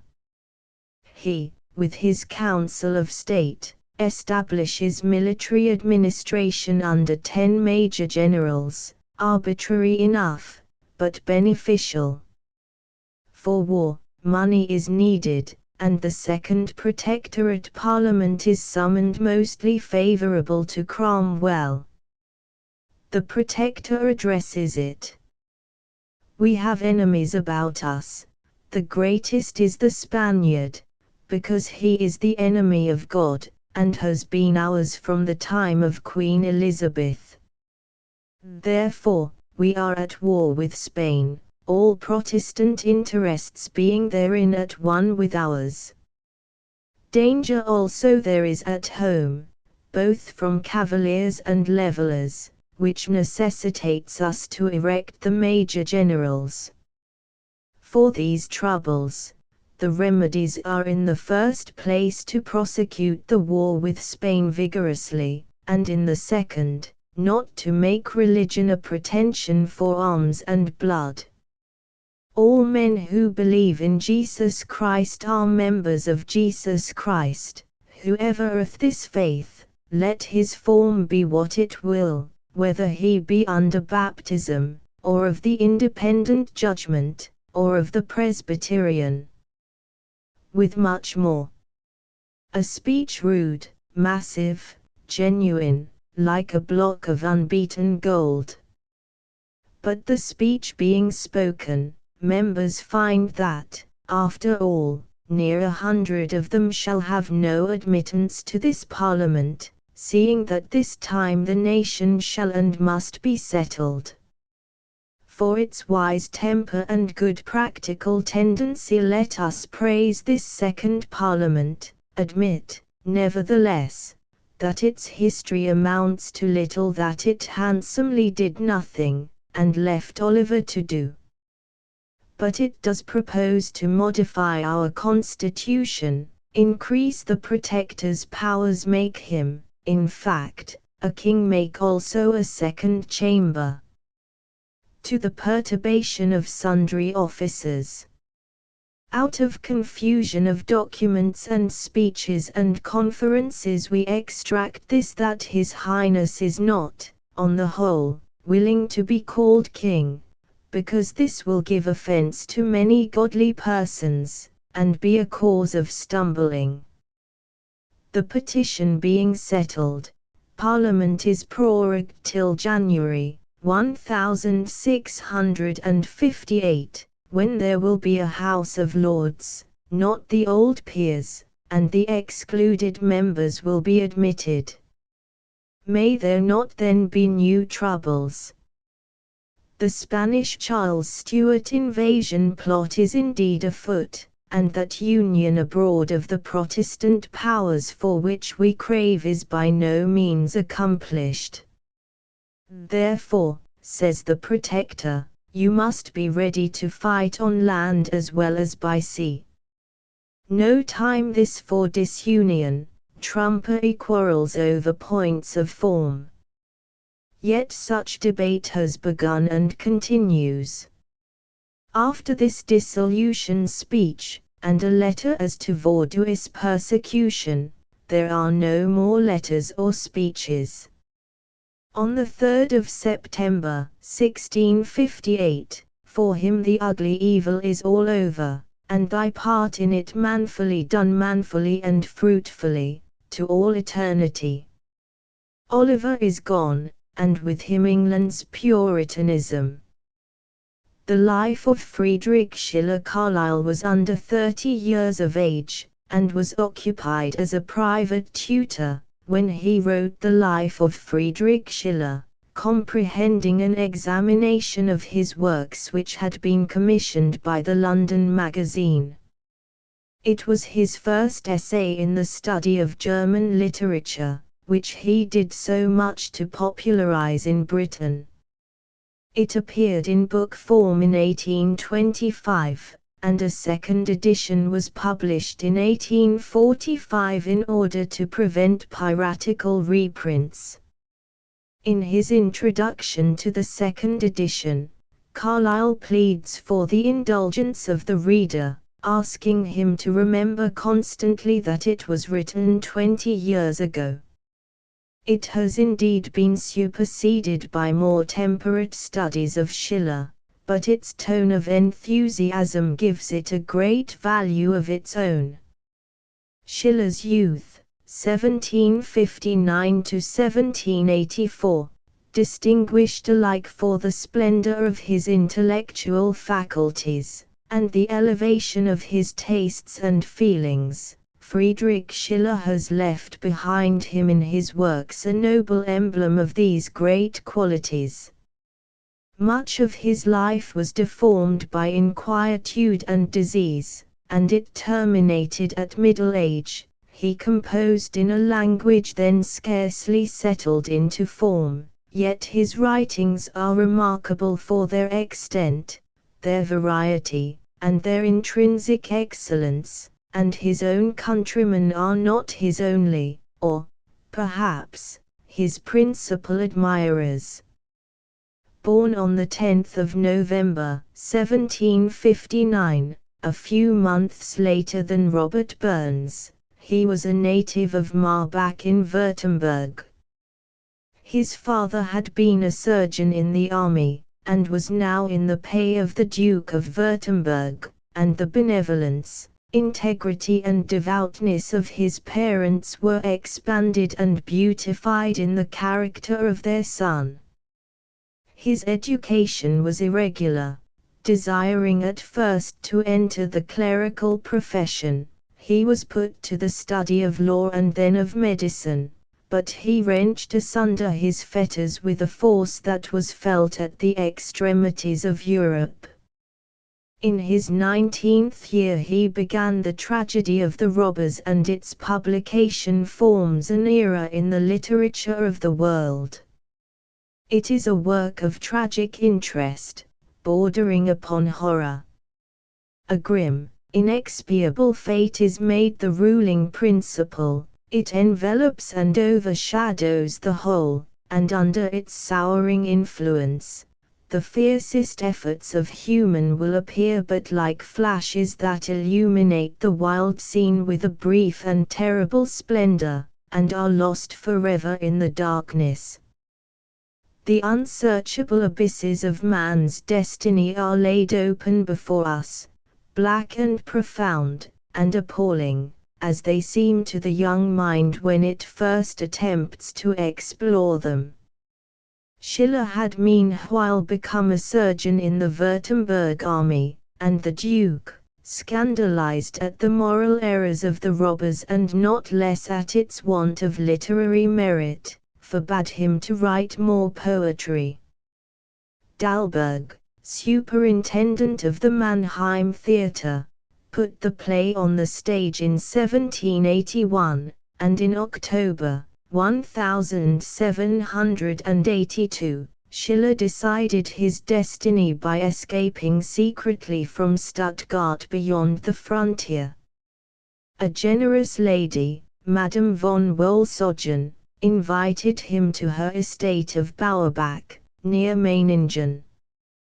Here he resumed his poetical employments, and published, within a year, the tragedies Verschwörung des Fiesco and Kabale und Liebe. This conspiracy of Fiesco, the story of the political and personal relations of the Genoese nobility, has the charm of a kind of colossal magnitude. The chief incidents have a dazzling magnificence, the chief characters, an aspect of majesty and force. The other play, court intriguing and love is a tragedy of domestic life. It shows the conflict of cold worldly wisdom with the pure impassioned movements of the young heart. Now, in September 1783, Schiller went to Mannheim as poet to the theatre, a post of respectability and reasonable profit. Here he undertook his The Lyre, a periodical work devoted to poetry and the drama, in 1784. Naturalized by law in his new country, surrounded by friends that honored him, he was now exclusively a man of letters for the rest of his days. From his settlement at Mannheim to his settlement at Jena, 1783 to 1790, Schiller had his share of trials to encounter, but he was devoted with unchanging ardor to the cause he had embarked in. Few men have been more resolutely diligent than he, and he was warmly seconded by the taste of the public. For the Germans consider the stage as an organ for refining the hearts and minds of men, and the theatre of Mannheim was one of the best in Germany. Besides composing dramatic pieces and training players, Schiller wrote poems, the products of a mind brooding over dark and mysterious things, and his philosophic letters unfold to us many a gloomy conflict of the soul, surveying the dark morass of infidelity yet showing no causeway through it. The first acts of Don Carlos printed in the Lyre had attracted the attention of the Duke of Saxon-Weimar, who conferred on their author the title of Counselor. Schiller was loved and admired in Mannheim, yet he longed for a wider sphere of action, and he determined to take up his residence at Leipzig. Here he arrived in March 1785, and at once made innumerable acquaintances, but went to Dresden in the end of the summer, and here Don Carlos was completed. This, the story of a royal youth condemned to death by his father, is the first of Schiller's plays to bear the stamp of maturity.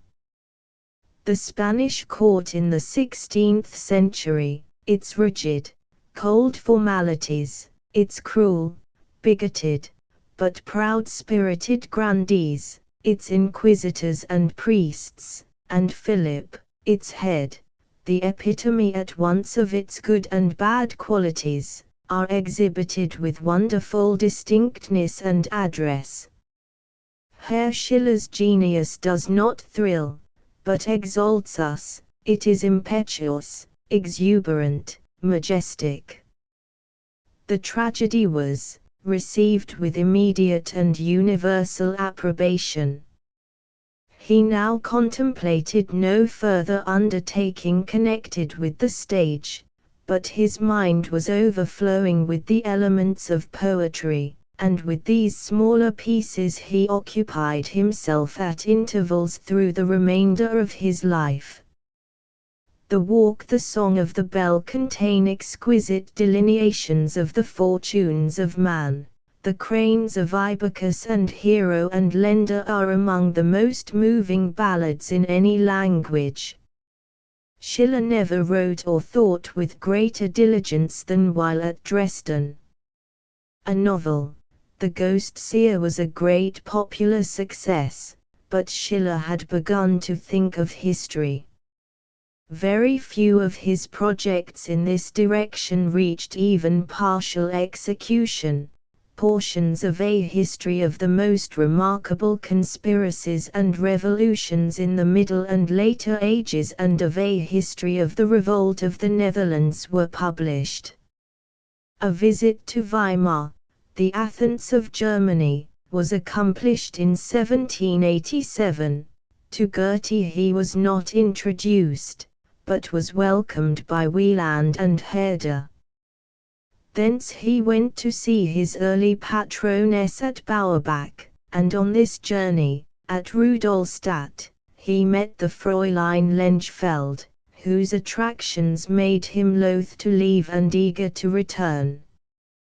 The visit was repeated next year, and this lady honored him with a return of love.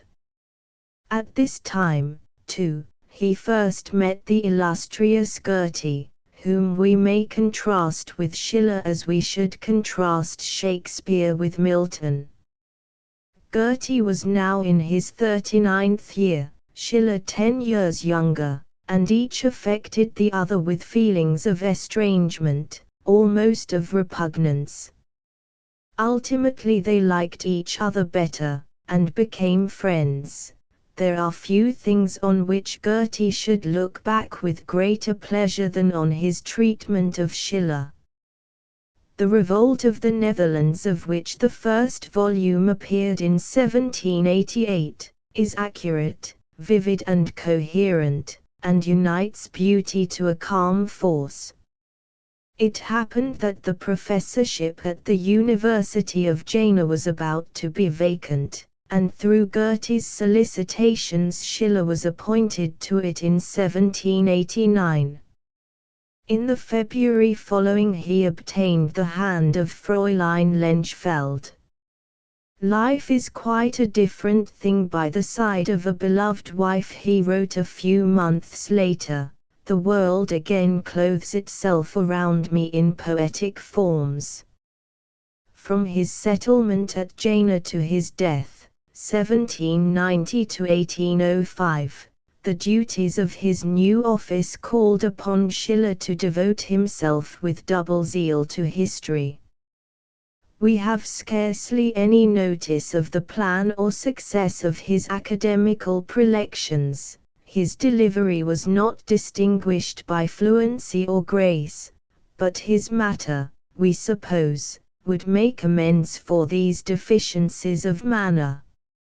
His letters breathe a spirit not only of diligence but of ardor, and he was now busied with his History of the 30 Years' War. This work, published in 1791, is considered his chief historical treatise, for the Revolt of the Netherlands was never completed. In Schiller's view, the business of the historian is not merely to record, but also to interpret. His narrative should be molded according to the science, and impregnated with the liberal spirit of his time. In one of his letters he says the problem is, to choose and arrange your materials so that, to interest, they shall not need the aid of decoration. We moderns have a source of interest at our disposal, which no Greek or Roman was acquainted with, and which the patriotic interest does not nearly equal. This last, in general, is chiefly of importance to unripe nations, for the youth of the world. But we may excite a very different sort of interest if we represent each remarkable occurrence that happened to men as of importance to man. It is a poor and little aim to write for one nation. The most powerful nation is but a fragment. In 1791, Schiller was overtaken by a violent and threatening disorder in the chest, and though nature overcame it in the present instance, the blessing of entire health never returned to him. Total cessation from intellectual effort was prescribed to him, and his prospect was a hard one. But the hereditary Prince of Holstein-Augustenburg came to his assistance with a pension of 1,000 crowns for 3 years, presented with a delicate politeness which touched Schiller even more than the gift itself. He bore bodily pain with a strenuous determination and with an unabated zeal in the great business of his life. No period of his life displayed more heroism than the present one. He now released his connection with the university. his weightiest duties were discharged by proxy, and his historical studies were forsaken. His mind was being attracted by the philosophy of Kant. This transcendental system had filled Germany with violent contentions. Herder and Wieland were opposing it vehemently. Goethe alone retained his wonted composure, willing to allow this theory to have its day, as all things have. How far Schiller penetrated its arena we cannot say, but he wrote several essays, imbued in its spirit, upon aesthetic subjects, notably, Grace and Dignity, naive and sentimental poetry, and letters on the aesthetic culture of man. The project of an epic poem brought Schiller back to his art. He first thought of Gustavus Adolphus, then of Frederick the Great of Prussia, for his hero, and intended to adopt the octave rhyme, and in general construction to follow the model of the Iliad. He did not even begin to execute this work, but devoted himself instead to the tragedy of Wallenstein, which occupied him for several years. Among other engagements were the editing of the Thalia, which was relinquished at the end of 1793, a new periodical, the Horn, which began early in 1794, and another, the Musen Almanac, in which the collection of epigrams known as the Xenian appeared. In these new publications Schiller was supported by the cooperation of Goethe. Wallenstein, by far the best work he had yet produced, was given to the world in 1799. Wallenstein is the model of a high-souled, great, accomplished man, whose ruling passion is ambition. A shade of horror, of fateful dreariness, hangs over the hero's death, and except in Macbeth or Othello we know not where to match it. This tragedy is the greatest work of its century. Schiller now spent his winters in Weimar, and at last lived there constantly, often staying for months with Goethe. The tragedy of Maria Stuart, which appeared in 1800, is a beautiful work, but compared with Wallenstein its purpose is narrow and its result common. It has no true historical delineation. The Maid of Orleans 1801, a tragedy on the subject of Jeanne d'Arc, will remain one of the very finest of modern dramas, and its reception was beyond example flattering. It was followed, in 1803, by The Bride of Messina, a tragedy which fails to attain its object. There is too little action in the play and the interest flags. But Wilhelm Tell 1804 exhibits some of the highest triumphs which Schiller's genius, combined with his art, ever realized. In Tell are combined all the attributes of a great man, without the help of education or of great occasions to develop them. The play has a look of nature and substantial truth, which neither of its rivals can boast of. Its characters are a race of manly husbandmen, heroic without ceasing to be homely, poetical without ceasing to be genuine. This was Schiller's last work.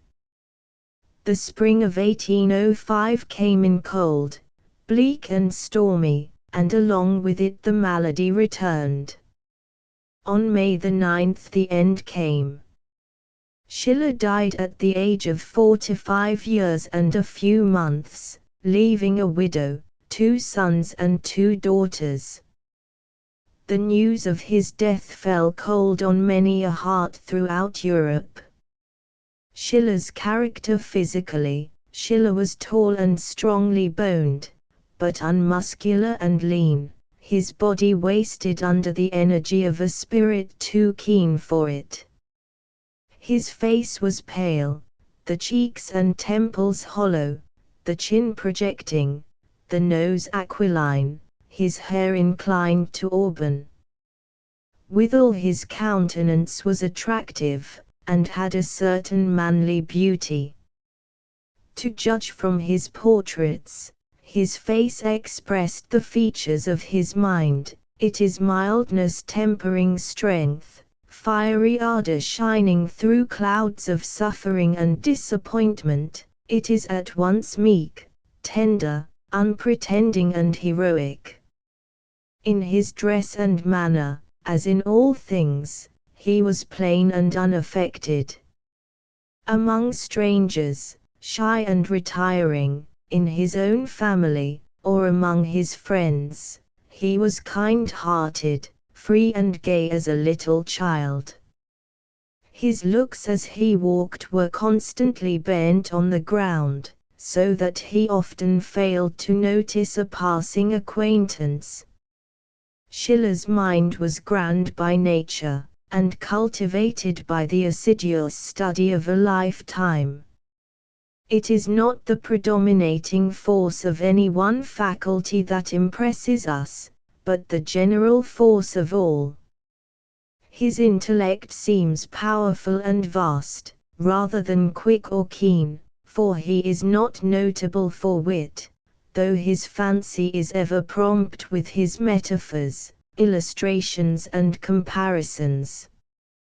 Perhaps his greatest faculty was a half poetical, half philosophical imagination, a faculty teeming with magnificence and brilliancy, now adorning a stately pyramid of scientific speculation, now brooding over the abysses of thought and feeling, till thoughts and feelings, else unutterable, were embodied in expressive forms. Combined with these intellectual faculties was that vehemence of temperament which is necessary for their full development. Schiller's heart was at once fiery and tender, impetuous, soft, affectionate. His enthusiasm clothed the universe with grandeur, and sent his spirit forth to explore its secrets and mingle warmly in its interests. Thus poetry in Schiller was not one but many gifts. It was, what true poetry is always, the quintessence of general mental riches, the purified result of strong thought and conception, and of refined as well as powerful emotion. His works exhibit rather extraordinary strength than extraordinary fineness or versatility. His power of dramatic imitation is perhaps never of the highest, and in its best state, it is further limited to a certain range of characters. It is with the grave, the earnest, the exalted, the affectionate, the mournful that he succeeds. He is not destitute of humor, but neither is he rich in it. The sentiments which animated Schiller's poetry were converted into principles of conduct. His actions were as blameless as his writings were pure. He was unsullied by meanness, unsubdued by the difficulties or allurements of life. With the world, in fact, he had not much to do. Without effort, he dwelt apart from it. Its prizes were not the wealth which could enrich him. Wishing not to seem, but to be, envy was a feeling of which he knew little, even before he rose above its level. To all men he was humane and sympathizing, among his friends, open-hearted, generous, helpful, in his family tender, kind, sportive. Schiller gives a fine example of the German character. He has all its good qualities.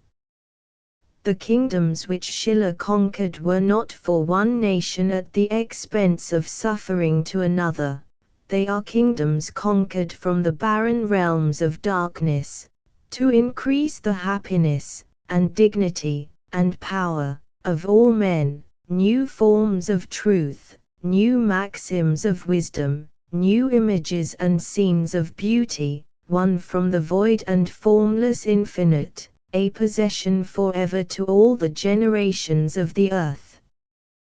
Benvenuto Cellini Autobiography. Benvenuto Cellini was born in Florence in the year 1500, and died in the same city on the 13th of December, 1569. He was the greatest of the craftsmen during the height of the Renaissance period. Kings and popes vied with each other in trying to secure his services. His claims to be the king of craftsmen were admitted by his fellow artificers, and at the zenith of his career he had no rivals. Trophies of his skill and artistic genius remain to confirm the verdict of his own time. His great bronze statue of Perseus in Florence, the nymph of Fontainebleau, now in the Louvre, his golden salt cellar, made for Francis I, and now in Vienna. These are a few of his masterpieces, and any one of them is of a quality to stamp its maker as a master craftsman of imaginative genius and extraordinary manual skill. A goldsmith and sculptor, he was also a soldier, and did service as a fighter and engineer in the wars of his time. Of high personal courage, he was a braggart and a ruffian, who used the dagger as freely as the tools of his craft. His many qualities and complex personality are revealed in his autobiography, one of the most vivid and remarkable records ever penned. He began the work in 1558. In its history his account is accurate, but his testimony regarding his martial exploits is untrustworthy. The making of a craftsman, it is a duty incumbent on upright and credible men of all ranks, who have performed anything noble or praiseworthy, to record the events of their lives. Looking back on some delightful and happy events, and on many misfortunes so truly overwhelming that the appalling retrospect makes me wonder how I have reached my 58th year in vigor and prosperity, through God's goodness, I have resolved to publish an account of my life. My name is Benvenuto, the son of Maestro Giovanni Cellini. My mother was Maria Elisabetta, daughter to Stefano Granacci, and both my parents were citizens of Florence. My ancestors lived in the valley of Ambra, where they were lords of considerable domains. They were all trained to arms, and distinguished for military prowess. Andrea Cellini, my grandfather, was tolerably well versed in the architecture of those days, and made it his profession. Giovanni, my father, acquired great proficiency in the art of designing. I was born on All Saints' Day, in the year 1500. A girl was anticipated, but when my father saw with his own eyes the unexpected boy, clasping his hands together, he lifted up his eyes to heaven, saying, "Lord, I thank thee from the bottom of my heart for this present, which is very dear and welcome to me." The standers-by asked him, joyfully, how he proposed to call the child. He made no other answer than, "He is welcome." And this name of welcome, Benvenuto, he resolved to give me at the font, and so I was christened accordingly. At the age of 15 I engaged myself with a goldsmith called Marcone, and so great was my inclination to improve that in a few months I rivaled most of the journeymen in the business. I also practiced the art of jewelry at Siena, Bologna, Lucca, and Pisa, in all of which places I executed several fine pieces of workmanship, which inspired me with an ardent desire to become more eminent in my profession. I produced a basso relievo in silver, carved with a group of foliages and several figures of youths, and other beautiful grotesques. This coming under the inspection of the Goldsmiths' Company of Florence, I acquired the reputation of the most expert young man in the trade. About this time there came to Florence a sculptor named Torrigiano, who had just returned from England, where he had resided for several years. Having inspected my drawings and workmanship, Torrigiano offered to take me to England, but having abused the divine Michelangelo, whose exquisite manner I did my utmost to learn, far from having any inclination to go with him to England, I could never more bear the sight of him. In my 19th year I journeyed to Rome, where I went to work under several masters, studied the antiquities of the city, earned a great deal of money, and constantly sent the best part of my gains to my father. At the expiration of 2 years I returned to Florence, where I engaged a shop hard by Landi's bank, and executed many works. Envy began then to rankle in the heart of my former masters, which led to quarrels and trials before the magistrates. I had to fly back to Rome, disguised as a friar, on account of a stabbing affray.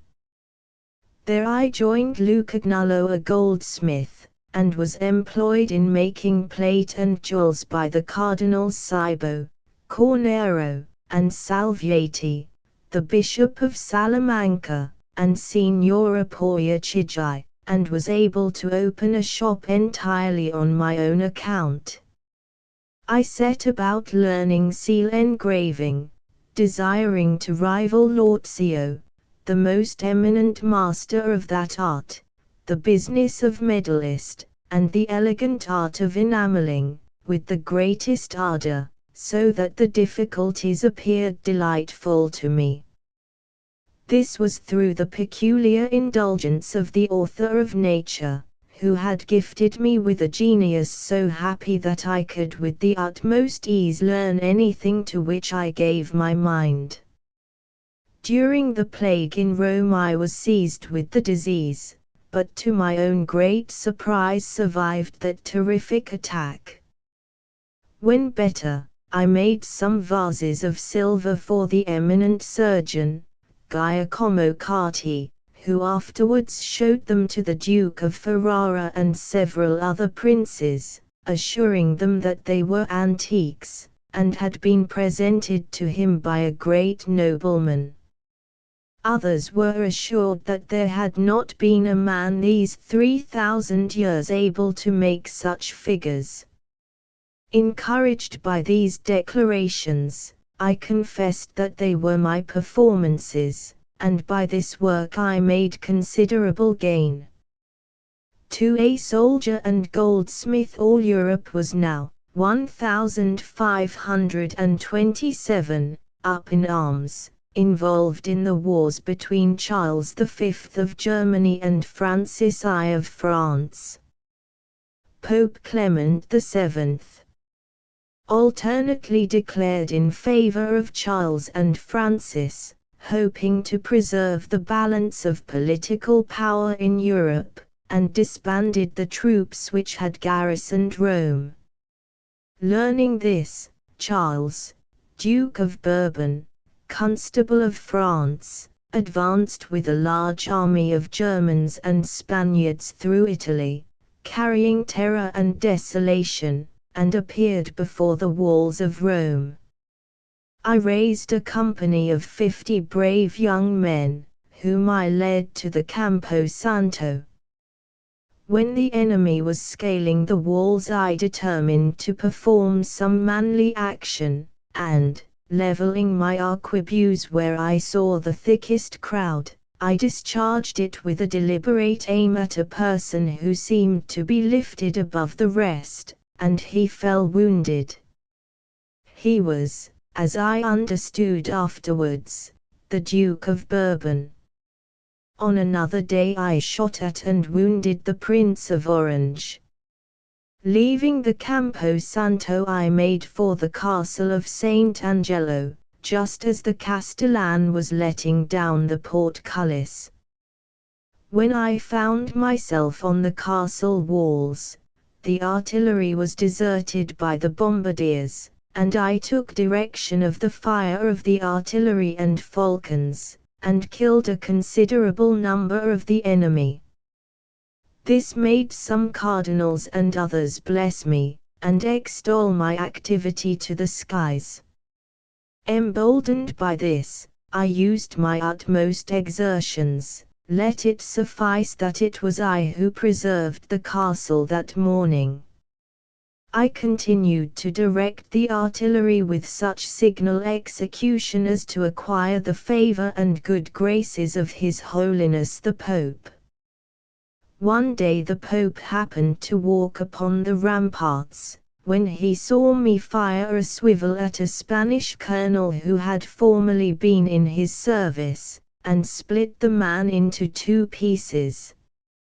Falling upon my knees, I entreated His Holiness to absolve me from the guilt of homicide and other crimes I had committed in the castle in the service of the Church.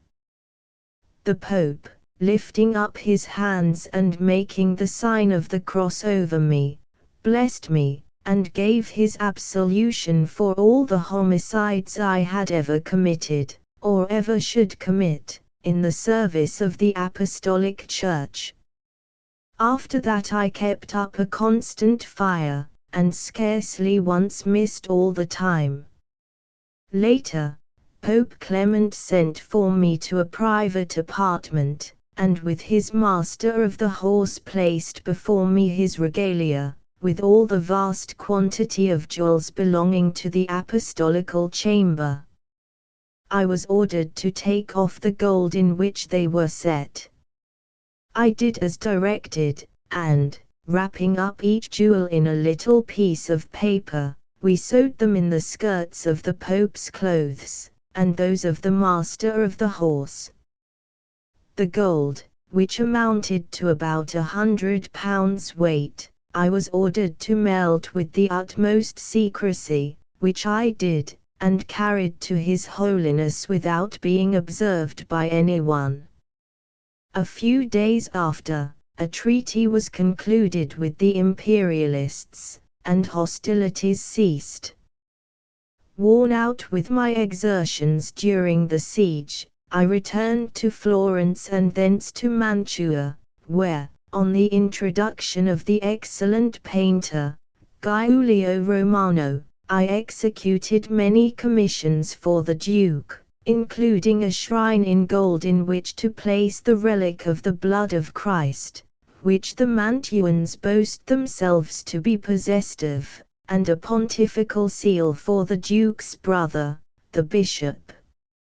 An attack of fever and a quarrel with the Duke induced me to return to Florence, to find that my father and all belonging to my family, except my youngest sister and brother, were dead of the plague. I opened a shop in the New Market, and engraved many medals, which received the highest praise from the divine Michelangelo. On the invitation of Pope Clement VII, I retired from Florence, and repaired to Rome. His Holiness commissioned me to execute a button for the pontifical cope, and to set into it the jewels which I had taken out of the 2 crowns in the castle of Saint Angelo. The design was most beautiful, and so pleased and astonished was the Pope that he employed me to make new coinage, and appointed me stamp master of the mint. My gold coins were pronounced by the Pope's secretary to be superior to those of the Roman emperors. When I finished my great work upon the pontifical button, it was looked upon as the most exquisite performance of the kind that had ever been seen in Rome. The Pope, I thought, would never tire of praising it, and he appointed me to a post in the College of Mace Bearers, which brought me about 200 crowns a year. About this time a tumult occurred in the city near the bridge of St. Angelo, in which my soldier brother was wounded, and died the next day. I was consumed with desire of revenge upon the musketeer who shot him. One night I saw him standing at his door, and, with a long dagger, hit him exactly upon the nape of the neck. The weapon penetrated so deep that, though I made a great effort to recover it again, I found it impossible. I took refuge in the palace of Duke Alessandro, and more than 8 days afterwards the Pope sent for me. When I came into his presence he frowned upon me very much. However, upon viewing some work which I submitted to him, his countenance grew serene, and he praised me highly. Then, looking attentively at me, he said, "Now that you have recovered your health, Benvenuto, take care of yourself." I understood his meaning, and told him I should not neglect his advice. 3 intrigues at the papal court. Cardinal Salviati more than once showed himself my enemy. He had sent from Milan, of which city he was legate, a goldsmith named Tobbia, as a great artist, capable, so he said, of humbling the pride of His Holiness's favorite, Benvenuto. Another of my enemies was Pompo, a Milanese jeweler, and near relation to His Holiness's most favored servant. At the instigation of this Pompo I was deprived of my place in the mint. On another day Pompo ran in all haste to the Pope, and said, "Most Holy Father, Benvenuto has just murdered Tobbia, I saw it with my own eyes." The Pope flew into a violent passion, and ordered the governor of Rome to seize and hang me directly. The Cardinal de' Medici overheard this, and sent a Roman gentleman to tell me it was impossible to save me, and advising me to fly from Rome. I took horse, and bent my course instantly towards Naples. Afterwards I found that Pope Clement had sent one of the 2 gentlemen of his bedchamber to inquire after Tobbia. That gentleman, upon finding Tobbia at work, reported the real state of the case to the Pope. His Holiness thereupon turned to Pompo and said, "You are a most abandoned wretch, but one thing I can assure you of: you have stirred a snake that will sting you, and that is what you well deserve." Arrived in Naples I was received by the Viceroy, who showed me 1,000 civilities, and asked me to enter his service. However, having received a letter from the Cardinal de' Medici to return to Rome without loss of time, I repaired thither on horseback. On reaching my own house I finished a medal with the head of Pope Clement, and on the reverse a figure representing peace, and stamped upon gold, silver, and copper. His Holiness, when presented with the medals, told me they were very fine, that he was highly pleased with them, and asked me to make another reverse representing Moses striking the rock, and the water issuing from it. This I did. 3 days afterwards, Pope Clement died. I put on my sword, and repaired to St. Peter's, where I kissed the feet of the deceased pontiff, and could not refrain from tears. On returning, near the Campo di Fiora, I met my adversary Pompo, encircled with his bravos. I thereupon clapped my hand to a sharp dagger, forced my way through the file of ruffians, laid hold of Pompo by the throat, struck him under the ear, and, upon repeating my blow, he fell down dead. I escaped, and was protected by Cardinal Cornaro in his own palace. A few days after, Cardinal Farnese was elected as Pope Paul III. The new pontiff inquired after me, and declared he would employ nobody else to stamp his coins. A gentleman said that I was obliged to abscond for having killed one Pompo in a fray, to which the Pope made answer, I never heard of the death of Pompo, but I have often heard of Benvenuto's provocation, so let a safe conduct be instantly made out, and that will secure him from all other manner of dangers. A Milanese, who was a favorite of the pontiff, told His Holiness that it might be of dangerous consequence to grant such favors immediately on being raised to his new dignity. The Pope instantly said, "You do not understand these matters. I must inform you that men who are masters in their profession, like Benvenuto, should not be subject to the laws, but he less than any other, for I am sensible that he was in the right in the whole affair." So I entered into the Pope's service. However, the Pope's natural son having become my enemy, and having employed a Corsican soldier to assassinate me, I escaped to Florence, where I was appointed Master of the Mint by Duke Alessandro de' Medici. The coins which I stamped, with the Duke's head on one side and a saint on the other, His Excellency declared were the finest in Christendom. Shortly after I received from Rome an ample safe conduct from the Pope, directing me to repair forthwith to that city at the celebration of the feast of the Virgin Mary. This I did, and the Pope granted me a patent of pardon for killing Pompo, and caused it to be registered in the capital.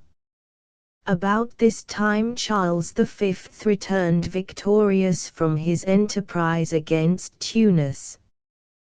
When he made his triumphant entry into Rome he was received with great pomp, and I was nominated by His Holiness to carry his presents of massive gold work and jewels, executed by myself, to the Emperor, who invited me to his court and ordered 500 gold crowns to be given me. Stories to my prejudice having been carried to His Holiness, I felt myself to be neglected, and set out for France, but made no stay there, and returned to Rome. Here I was accused falsely by a Perugian servant of being possessed of great treasure, the greatest part of which was said to consist of jewels which belonged to the Church, and whose booty I had possessed myself of in the castle of St. Angelo at the time of the sack of Rome. At the instigation of Pierluigi, the Pope's illegitimate son, I was taken as prisoner to the castle of St. Angelo, where I was put under examination by the governor of Rome and other magistrates. I vindicated myself, saying that I got nothing else in the Church's service at the melancholy sack of Rome but wounds. Accurate inquiry having been made, none of the Pope's jewels were found missing, but I was left a prisoner in the castle, from which I made a marvelous escape, only to be consigned again, at the instigation of Luigi, to the deepest subterranean cell. I would have destroyed myself, but I had wonderful revelations and visions of Saint Peter, who pleaded my cause with the beautiful Virgin Mary holding Christ in her arms. The constable informed the Pope of the extraordinary things which I declared I had seen. The pontiff, who neither believed in God nor in any other article of religion, sent word that I was mad, and advised him to think no more about me, but mind his own soul.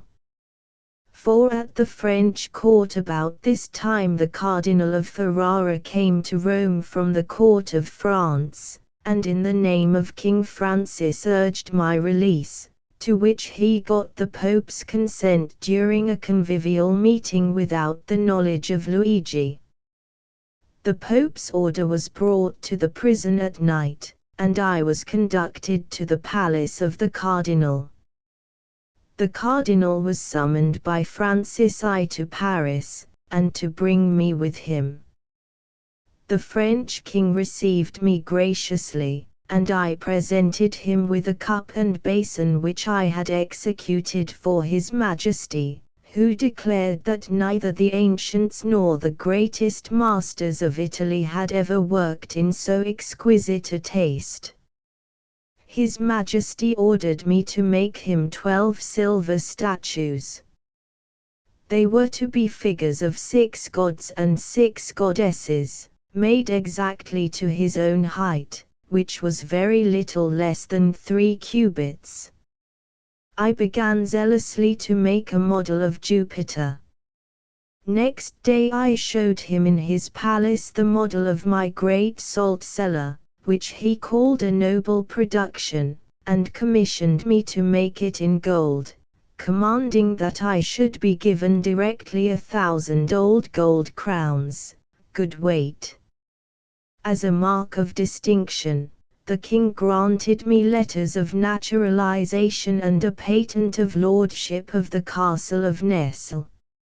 Later, I submitted to the king models of the new palace gates and the great fountain for Fontainebleau, which appeared to him to be exceedingly beautiful. Unluckily for me, his favorite, Madame d'Estampes, conceived a deep resentment at my neglect for not taking notice of her in any of my designs. When the silver statue of Jupiter was finished and set up in the corridor of Fontainebleau alongside reproductions in bronze of all the first-rate antiques recently discovered in Rome, the king cried out, "This is one of the finest productions of art that was ever beheld. I could never have conceived a piece of work the 100th part so beautiful." From a comparison with these admirable antique figures, it is evident that this statue of Jupiter is vastly superior to them.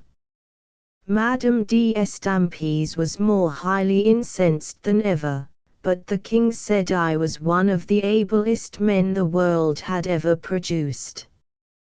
The king ordered me 1,000 crowns, partly as a recompense for my labors, and partly in payment of some disbursed by myself. I afterwards set about finishing my colossal statue of Mars, which was to occupy the center of the fountain at Fontainebleau, and represented the king.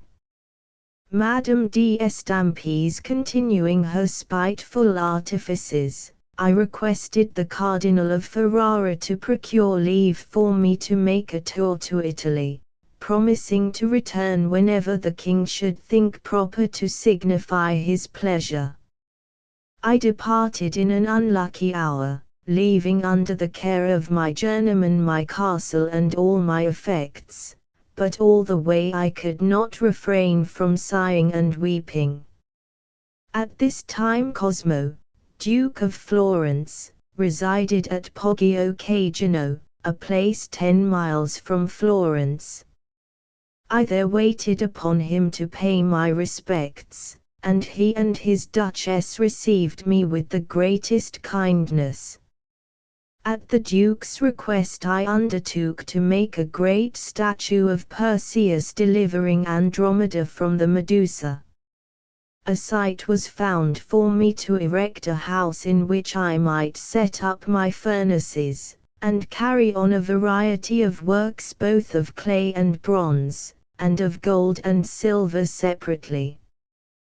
While making progress with my great statue of Perseus, I executed my golden vases, girdles, and other jewels for the Duchess of Florence, and also a likeness of the Duke larger than life.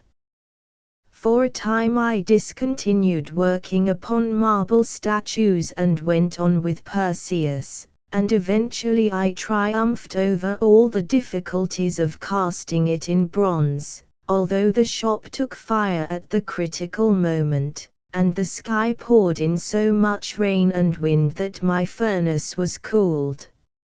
I was so highly pleased that my work had succeeded so well that I went to Pisa to pay my respects to the Duke, who received me in the most gracious manner, while the Duchess vied with him in kindness to me.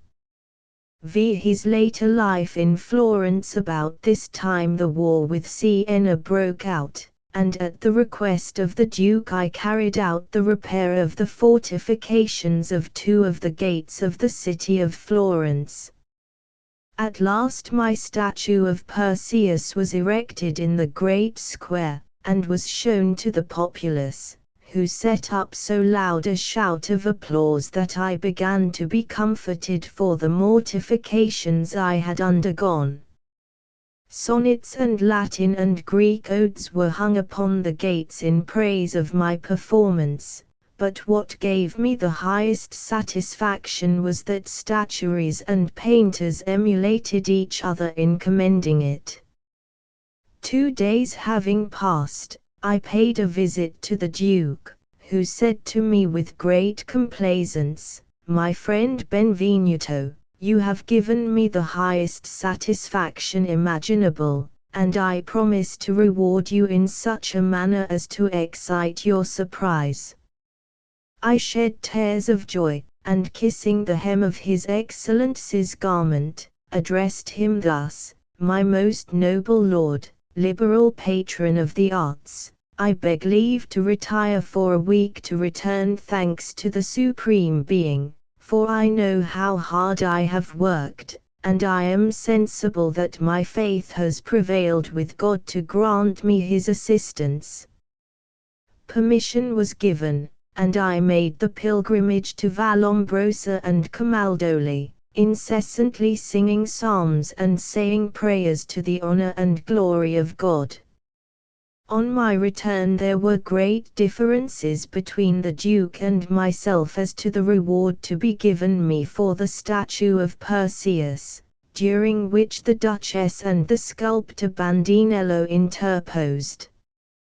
Bandinello declared that the work had proved so admirable a masterpiece, that, in his opinion, it was worth 16,000 gold crowns and upwards. When the Duke was informed of this decision he was highly displeased, and down to the close of the year 1566 I received no more than 3,000 gold crowns, given to me monthly by payments of 25, 50, or 100 crowns.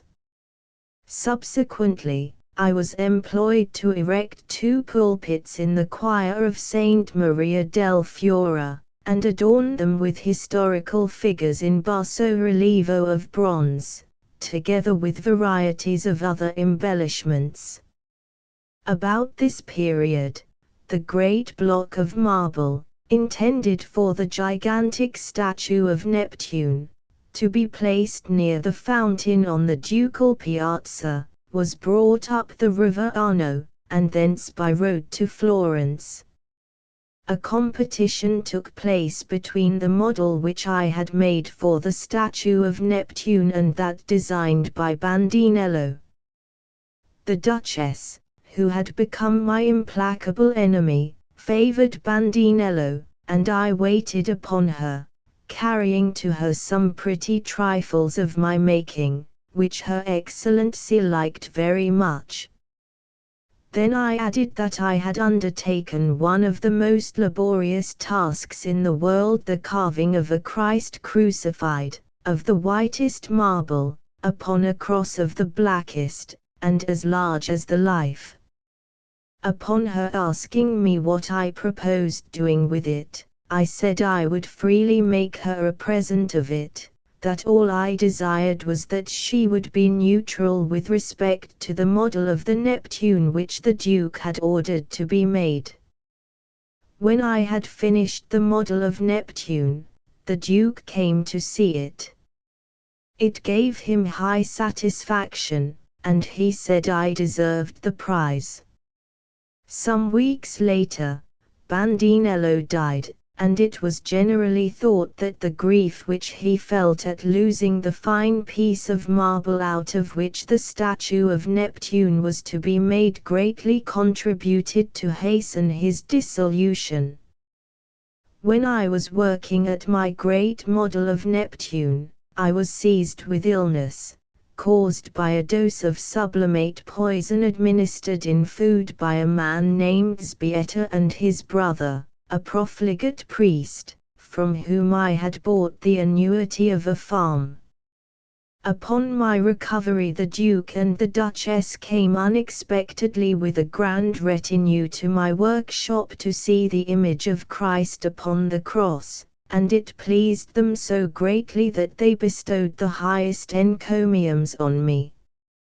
Though I had undergone infinite labor in its execution, yet with pleasure I made them a present of it, thinking none more worthy of that fine piece of work than their excellencies. They talked a long time in praise of my abilities, and the Duchess seemed, as it were, to ask pardon for her past treatment of me.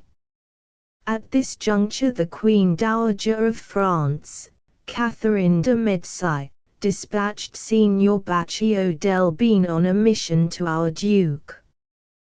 The Signor and I were intimate friends, and he told me that the Queen had a strong desire to finish the sepulchral monument to her husband, King Henry, and if I chose to return to France and again take possession of my castle, I should be supplied with whatever I wanted, in case I was willing to serve Her Majesty. But when this was communicated to the Duke, His Excellency said he meant to keep me in his own service, and the Queen of France, who had received a loan of money from the Duke, did not propose the thing any more for fear of offending him, so I was obliged to stay, much against my will.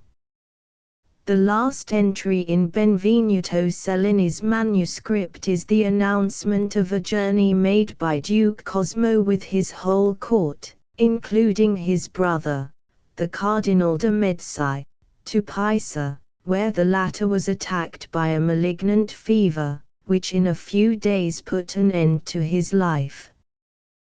The Cardinal was one of the Duke's chief supporters, and highly beloved by him, being a person of great virtues and abilities. Consequently, his loss was severely felt. In 1554, Benvenuto had been admitted to the ranks of the Florentine nobility. In 1560 he married Pira, the woman named in his will, who nursed him through his illness from the poison administered by the Sbietta family. By her he had 5 children, 2 of whom died in infancy.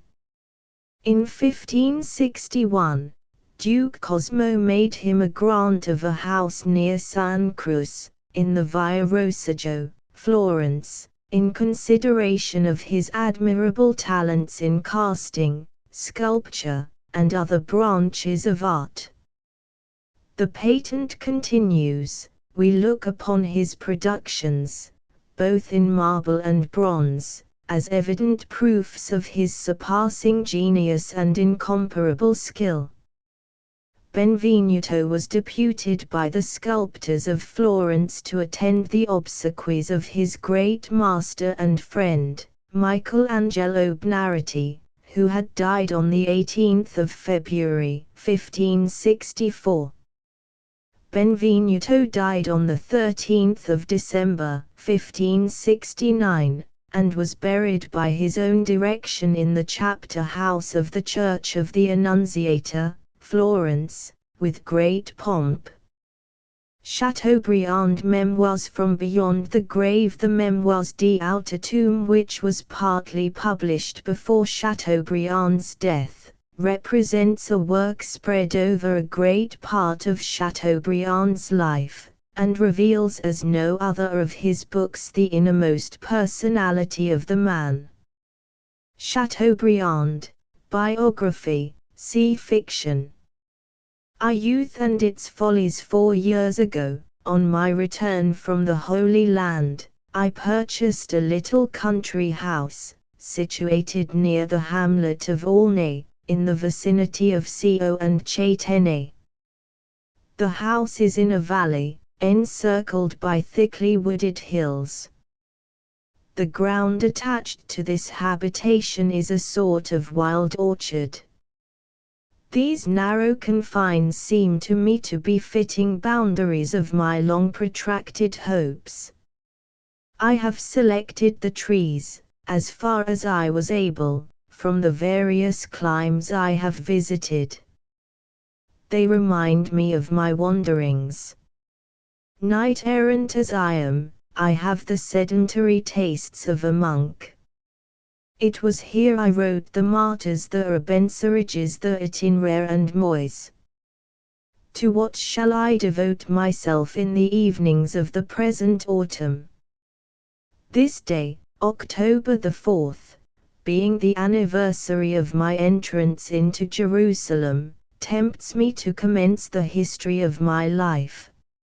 I am of noble descent, and I have profited by the accident of my birth, inasmuch as I have retained that firm love of liberty which characterizes the members of an aristocracy whose last hour has sounded. Aristocracy has 3 successive ages: the age of superiority, the age of privilege, and the age of vanity. Having emerged from the first age, feet degenerates in the second age, and perishes in the third. When I was a young man, and learned the meaning of love, I was a mystery to myself. All my days were arduous. I could not see a woman without being troubled. I blushed if one spoke to me.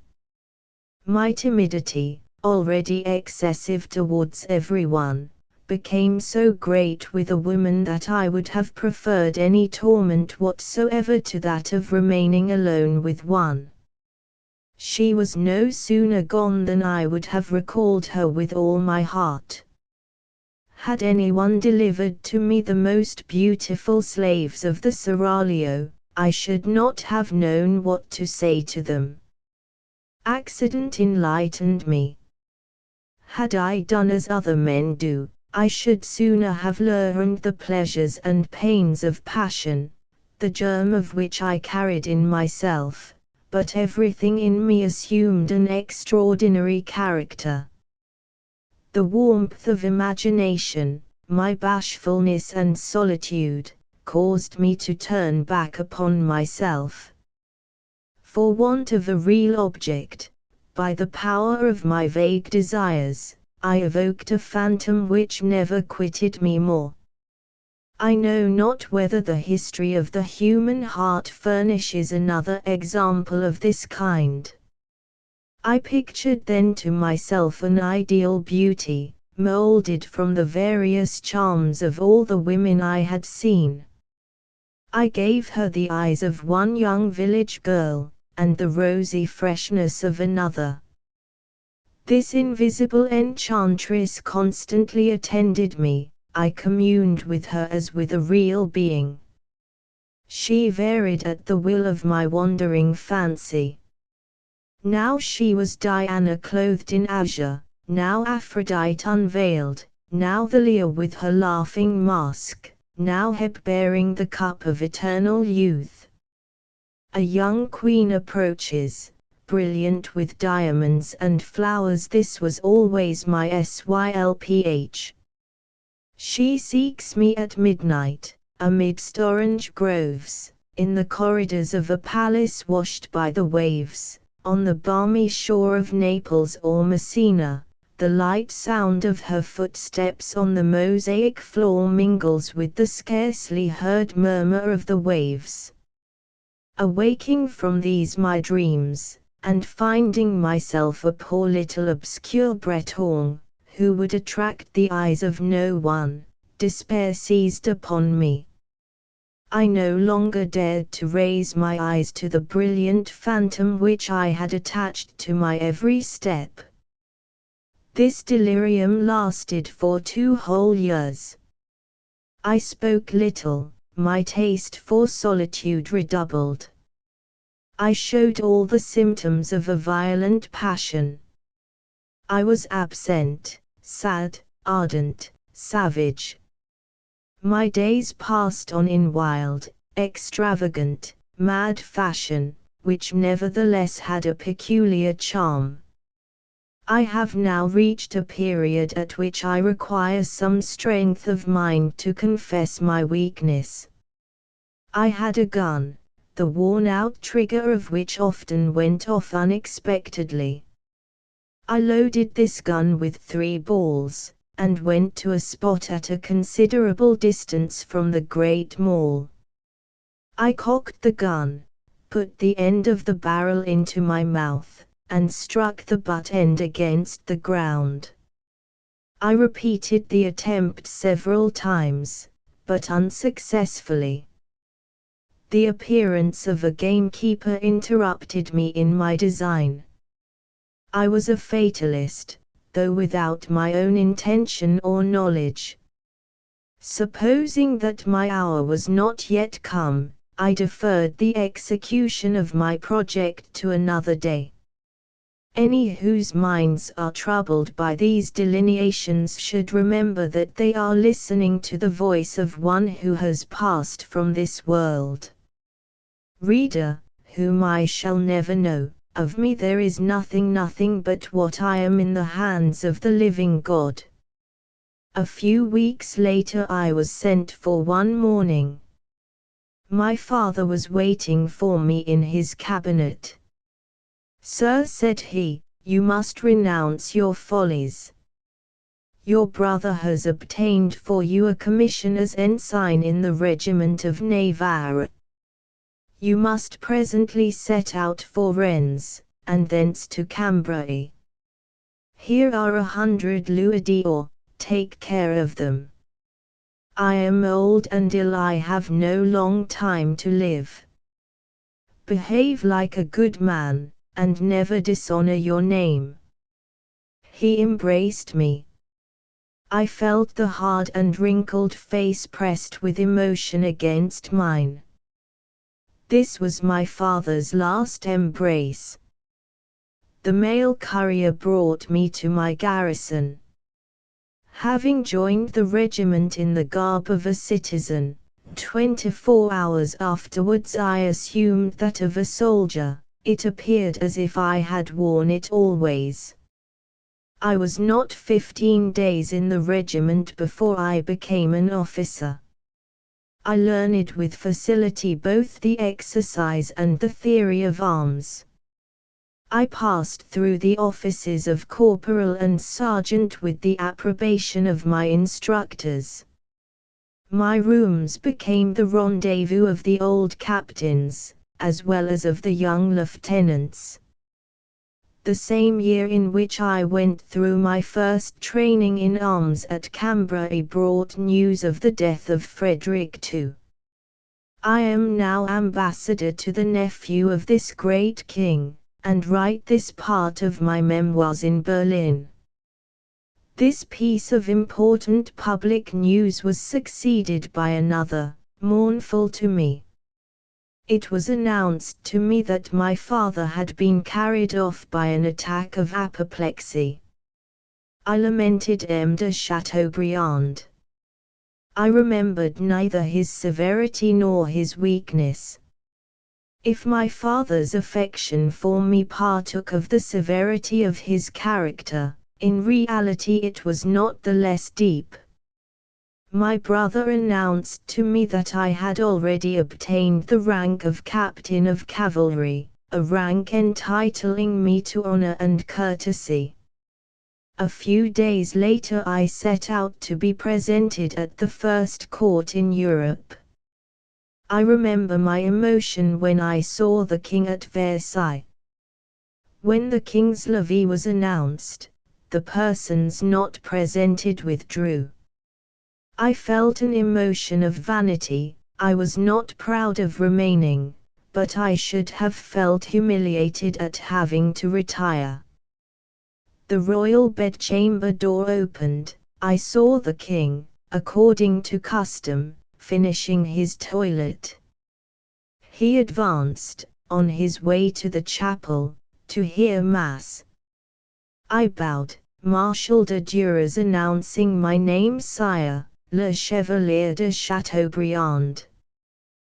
The king graciously returned my salutation, and seemed to wish to address me, but, more embarrassed than I, finding nothing to say to me, he passed on.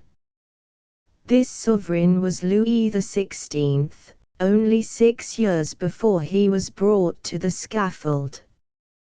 In the years of revolution my political education was begun by my residence, at different times, in Brittany in the years 1787 and 1788.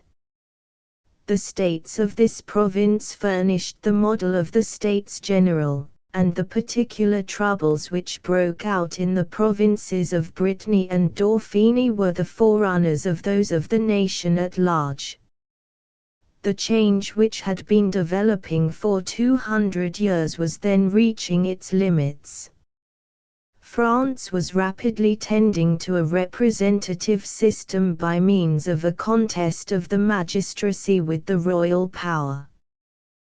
The year 1789, famous in the history of France, found me still on the plains of my native Brittany. I could not leave the province till late in the year, and did not reach Paris till after the pillage of the Maison Réveillon, the opening of the States General, the constitution of the Tiers État in the National Assembly, the oath of the Jeu de Paume, the Royal Council of the 23rd of June, and the junction of the clergy and nobility in the Tiers État. The court, now yielding, now attempting to resist, allowed itself to be browbeaten by Mirabeau. The counterblow to that struck at Versailles was felt at Paris. On the 14th of July the Bastille was taken. I was present as a spectator at this event. If the gates had been kept shut the fortress would never have been taken. Delaunay, dragged from his dungeon, was murdered on the steps of the Hôtel de Ville. Flesselles, the Prévôt des Marchands, was shot through the head. Such were the sights delighted in by heartless saintly hypocrites. In the midst of these murders the people abandoned themselves to orgies similar to those carried on in Rome during the troubles under Otto and Vitellius. The monarchy was demolished as rapidly as the Bastille in the sitting of the National Assembly on the evening of August 4. My regiment, quartered at Rouen, preserved its discipline for some time. but at length insurrection broke out among the soldiers in Navarre. The Marquis de Mortemar emigrated, the officers followed him. I had neither adopted nor rejected the new opinions, I neither wished to emigrate nor to continue my military career. I therefore retired, and I decided to go to America. I sailed for that land, and my heart beat when we sighted the American coast, faintly traced by the tops of some maple trees emerging, as it were, from the sea. A pilot came on board and we sailed into the Chesapeake and soon set foot on American soil. At that time I had a great admiration for republics, though I did not believe them possible in our era of the world. My idea of liberty pictured her such as she was among the ancients, daughter of the manners of an infant society. I knew her not as the daughter of enlightenment and the civilization of centuries, as the liberty whose reality the representative republic has proved. God grant it may be durable. We are no longer obliged to work in our own little fields, to curse arts and sciences, if we would be free. I met General Washington. He was tall, calm, and cold rather than noble in mien. The engravings of him are good. We sat down, and I explained to him as well as I could the motive of my journey. He answered me in English and French monosyllables, and listened to me with a sort of astonishment. I perceived this, and said to him with some warmth, "But is it less difficult to discover the Northwest Passage than to create a nation as you have done?" "Well, well, young man," cried he, holding out his hand to me. He invited me to dine with him on the following day, and we parted. I took care not to fail in my appointment. The conversation turned on the French Revolution, and the general showed us a key of the Bastille. Such was my meeting with the citizen soldier, the liberator of a world. 3. Paris in the Reign of Terror. In 1792, when I returned to Paris, it no longer exhibited the same appearance as in 1789 and 1790. It was no longer the newborn revolution, but a people intoxicated, rushing on to fulfill its destiny across abysses and by devious ways. The appearance of the people was no longer curious and eager, but threatening. The King's flight on the 21st of June, 1791, gave an immense impulse to the revolution. Having been brought back to Paris on the 25th of June, he was dethroned for the first time, in consequence of the declaration of the National Assembly that all its decrees should have the force of law, without the King's concurrence or assent. I visited several of the clubs. The scenes at the Cordeliers, at which I was 3 or 4 times present, were ruled and presided over by Danton Hahn, with the nature of a Goth. Faithful to my instincts, I had returned from America to offer my sword to Louis XVI, not to involve myself in party intrigues. I therefore decided to emigrate. Brussels was the headquarters of the most distinguished émigrés. There I found my trifling baggage, which had arrived before me. The coxcomb émigrés were hateful to me. I was eager to see those like myself, with 600 livres income. My brother remained at Brussels as an aide-de-camp to the Baron de Montboissier. I set out alone for Koblenz, went up the Rhine to that city, but the royal army was not there. Passing on, I fell in with the Prussian army between Koblenz and Treves. My white uniform caught the king's eye. He sent for me. He and the Duke of Brunswick took off their hats, and in my person saluted the old French army. For the army of princes I was almost refused admission into the army of princes, for there were already too many gallant men ready to fight. But I said I had just come from America to have the honor of serving with old comrades. The matter was arranged, the ranks were opened to receive me, and the only remaining difficulty was where to choose.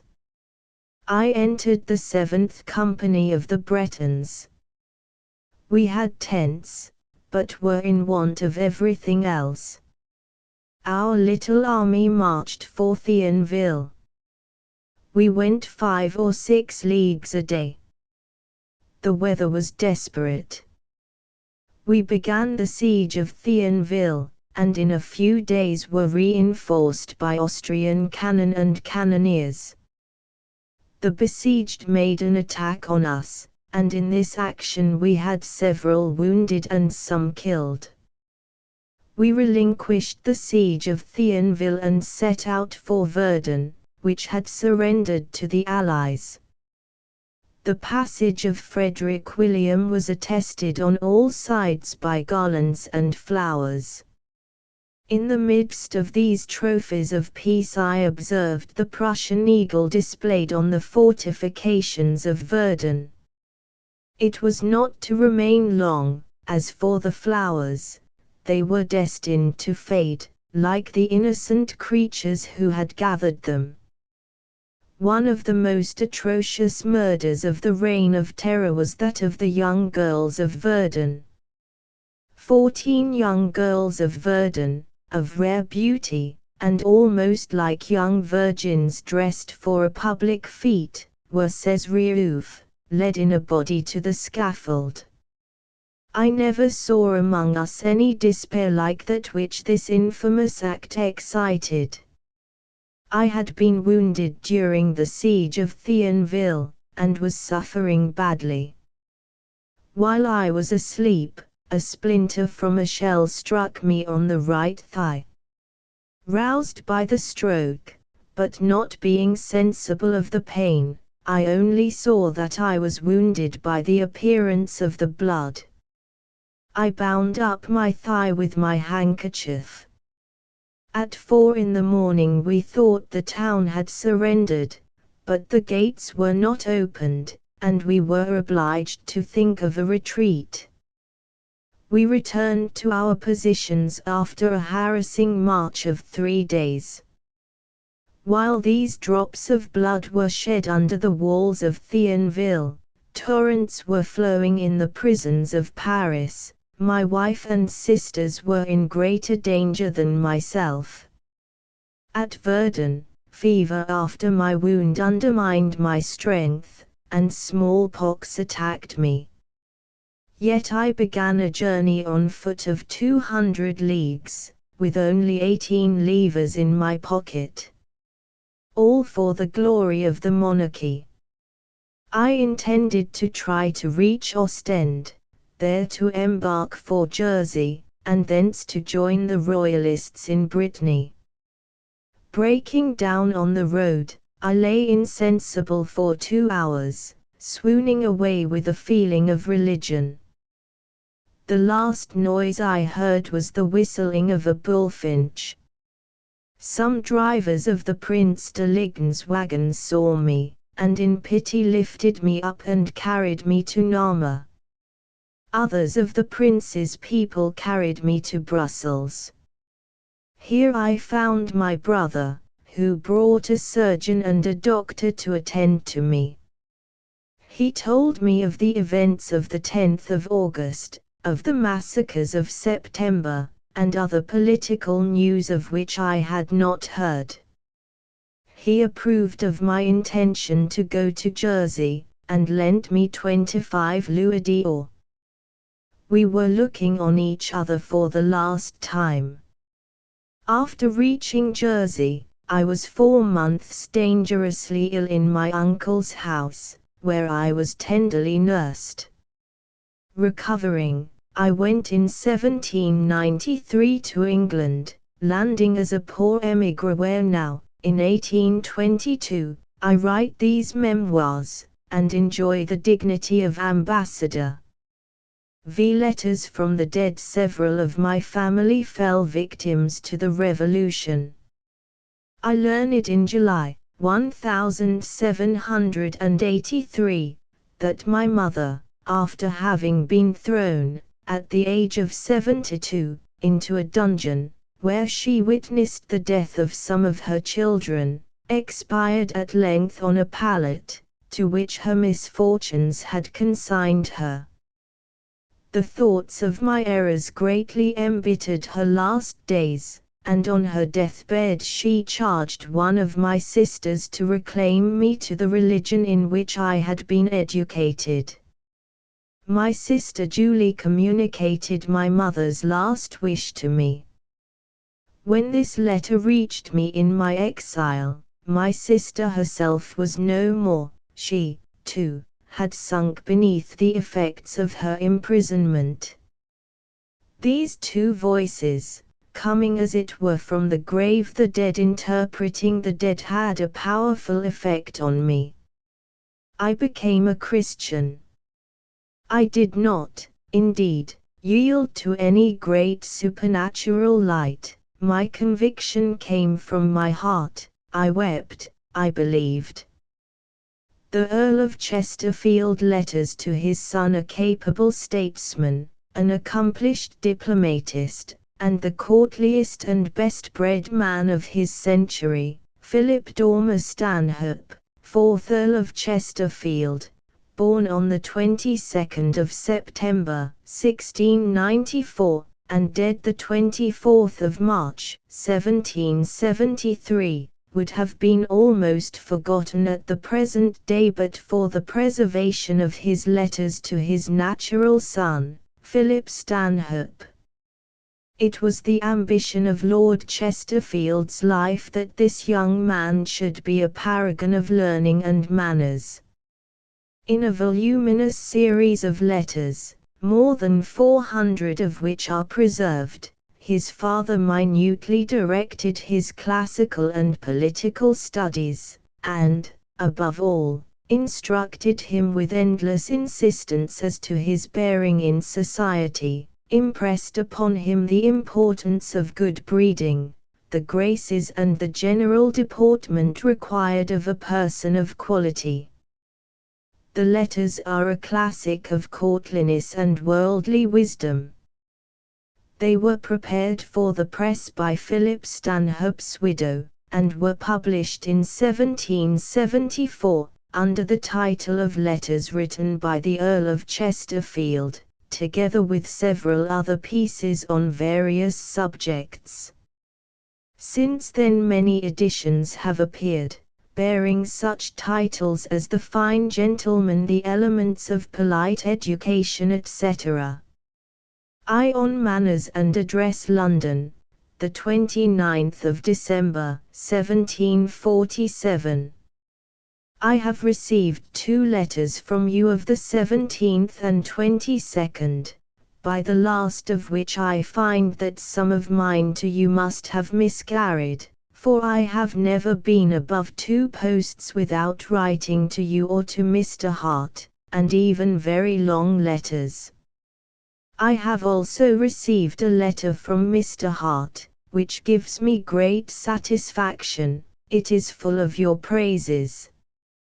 Your German will go on, of course, and I take it for granted that your stay at Leipzig will make you a perfect master of that language, both as to speaking and writing, for remember, that knowing any language imperfectly is very little better than not knowing it at all. people being as unwilling to speak in a language which they do not possess thoroughly as others are to hear them.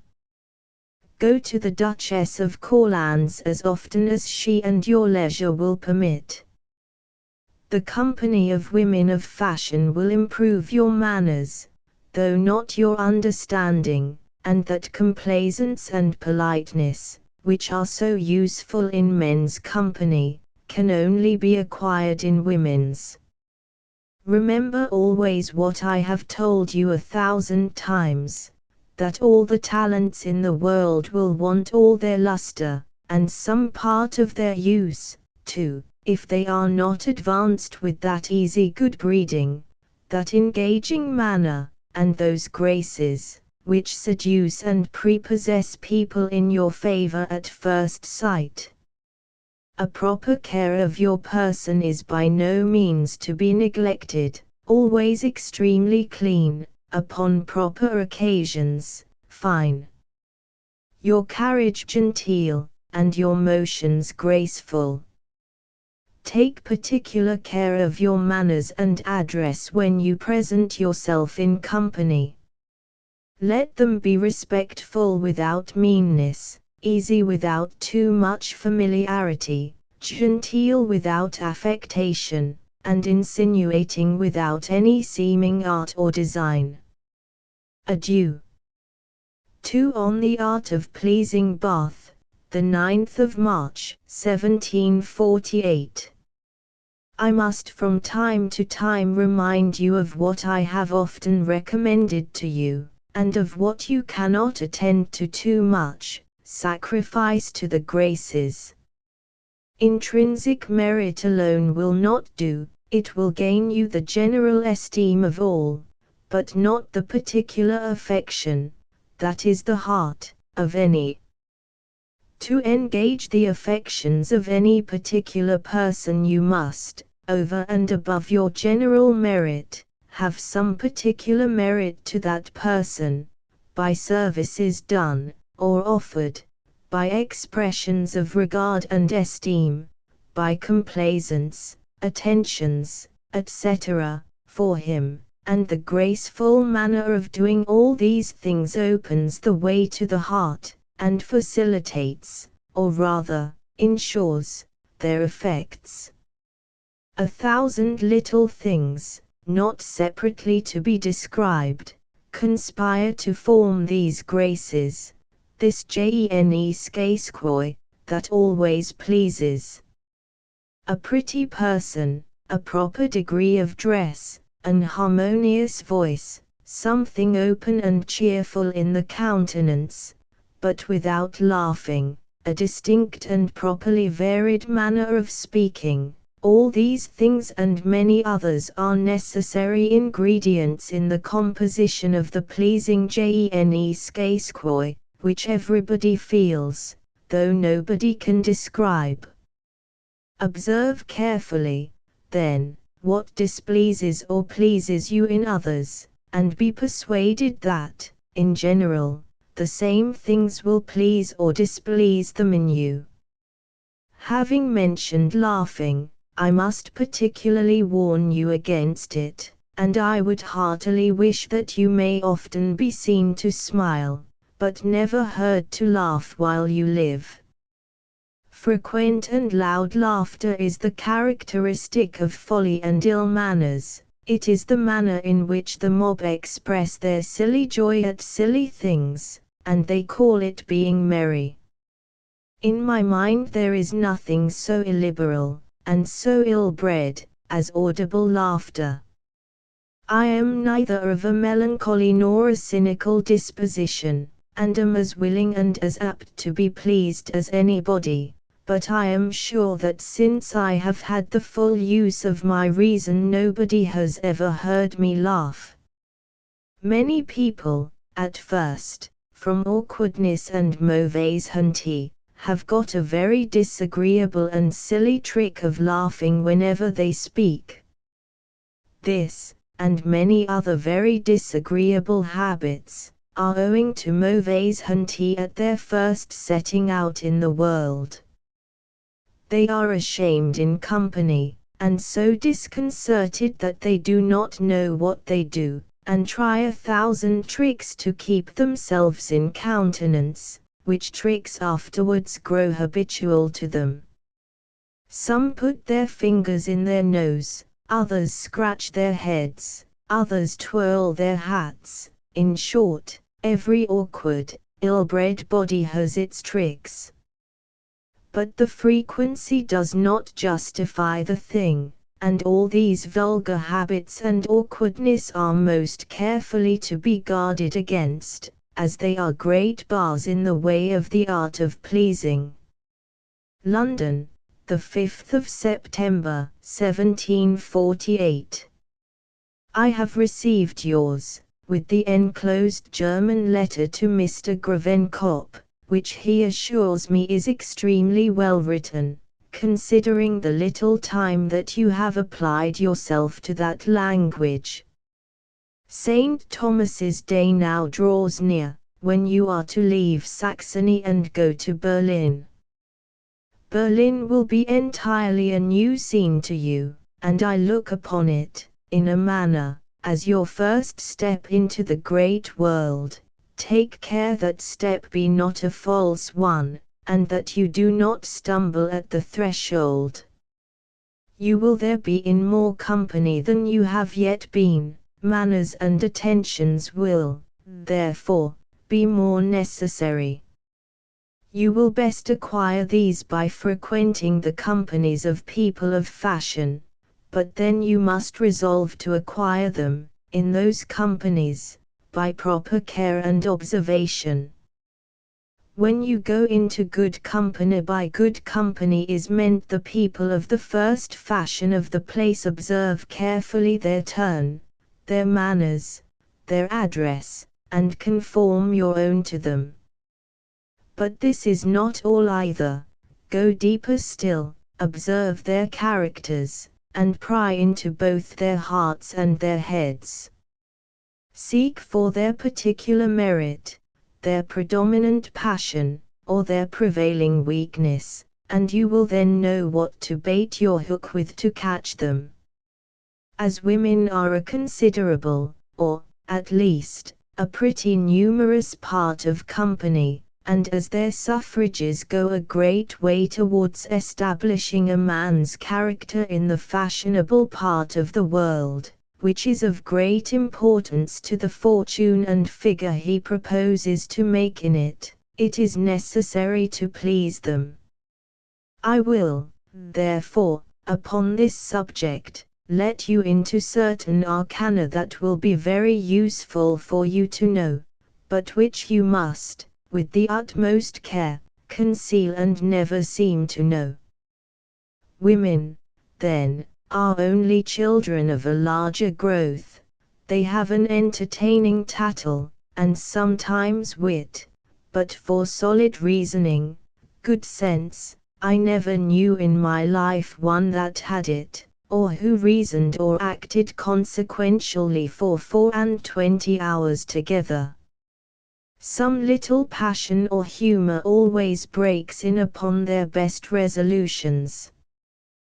Their beauty neglected or controverted, their age increased or their supposed understandings depreciated, instantly kindles their little passions, and overturns any system of consequential conduct that in their most reasonable moments they have been capable of forming. A man of sense only trifles with them, plays with them, humors and flatters them, as he does with a sprightly, forward child, but he neither consults them about nor trusts them with serious matters, though he often makes them believe that he does both, which is the thing in the world that they are proud of. But these are secrets, which you must keep inviolably, if you would not, like Orpheus, be torn to pieces by the whole sex. On the contrary, a man who thinks of living in the great world must be gallant, polite, and attentive to please the women. They have, from the weakness of men, more or less influence in all courts. They absolutely stamp every man's character in the beau monde, and make it either current, or cry it down, and stop it in payment. It is, therefore, absolutely necessary to manage, please, and flatter them, and never to discover the least mark of contempt, which is what they never forgive. But in this they are not singular, for it is the same with men, who will much sooner forgive an injustice than an insult. These are some of the hints which my long experience in the great world enables me to give you, and which, if you attend to them, may prove useful to you in your journey through it. I wish it may be a prosperous one. At least, I am sure that it must be your own fault if it is not. 3. The Secret of Good Breeding, London, the 3rd of November, 1749. From the time that you have had life, it has been the principal and favorite object of mine to make you as perfect as the imperfections of human nature will allow. In this view, I have grudged no pains nor expense in your education, convinced that education, more than nature, is the cause of that great difference which you see in the characters of men. While you were a child I endeavored to form your heart habitually to virtue and honor, before your understanding was capable of showing you their beauty and utility.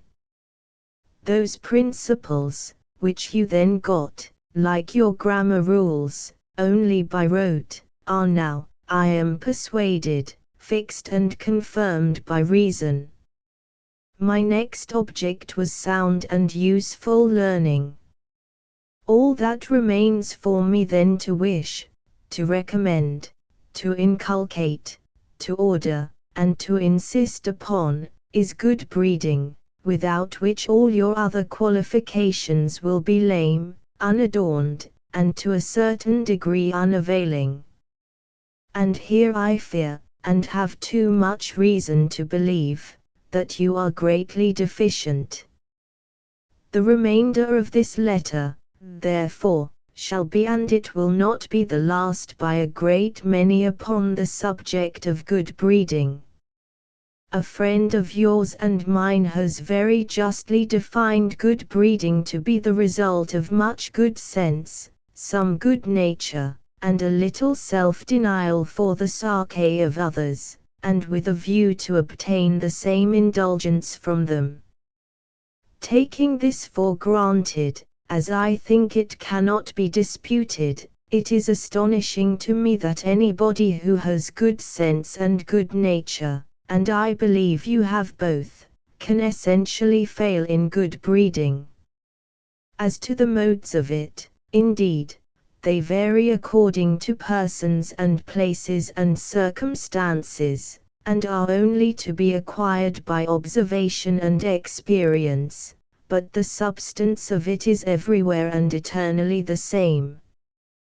Good manners are, to particular societies, what good morals are to society in general, their cement and their security. And as laws are enacted to enforce good morals, or, at least, to prevent the ill effects of bad ones, so there are certain rules of civility, universally implied and received, to enforce good manners, and punish bad ones. Mutual complaisances, attentions, and sacrifices of little conveniences, are as natural an implied compact between civilized people as protection and obedience are between kings and subjects.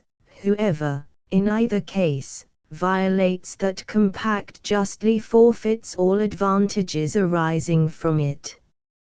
For my own part, I really think that, next to the consciousness of doing a good action, that of doing a civil one is the most pleasing, and the epithet which I should covet the most, next to that of Aristides, would be that of well-bred. I will conclude with these axioms, that the deepest learning, without good breeding, is unwelcome and tiresome pedantry, and of use nowhere but in a man's own closet, and, consequently, of little or no use at all. That a man who is not perfectly well bred, is unfit for good company, and therefore unwelcome in it, will consequently dislike it soon, afterwards renounce it, and be reduced to solitude, or, what is considerably worse, low and bad company. For the Fruits of Observation. London, the 22nd of September, 1752. The day after the date of my last, I received your letter of the 8th. I approve extremely of your intended progress. I would have you see everything with your own eyes, and hear everything with your own ears, for I know, by very long experience, that it is very unsafe to trust to other people's. Vanity and interest cause many misrepresentations, and folly causes many more.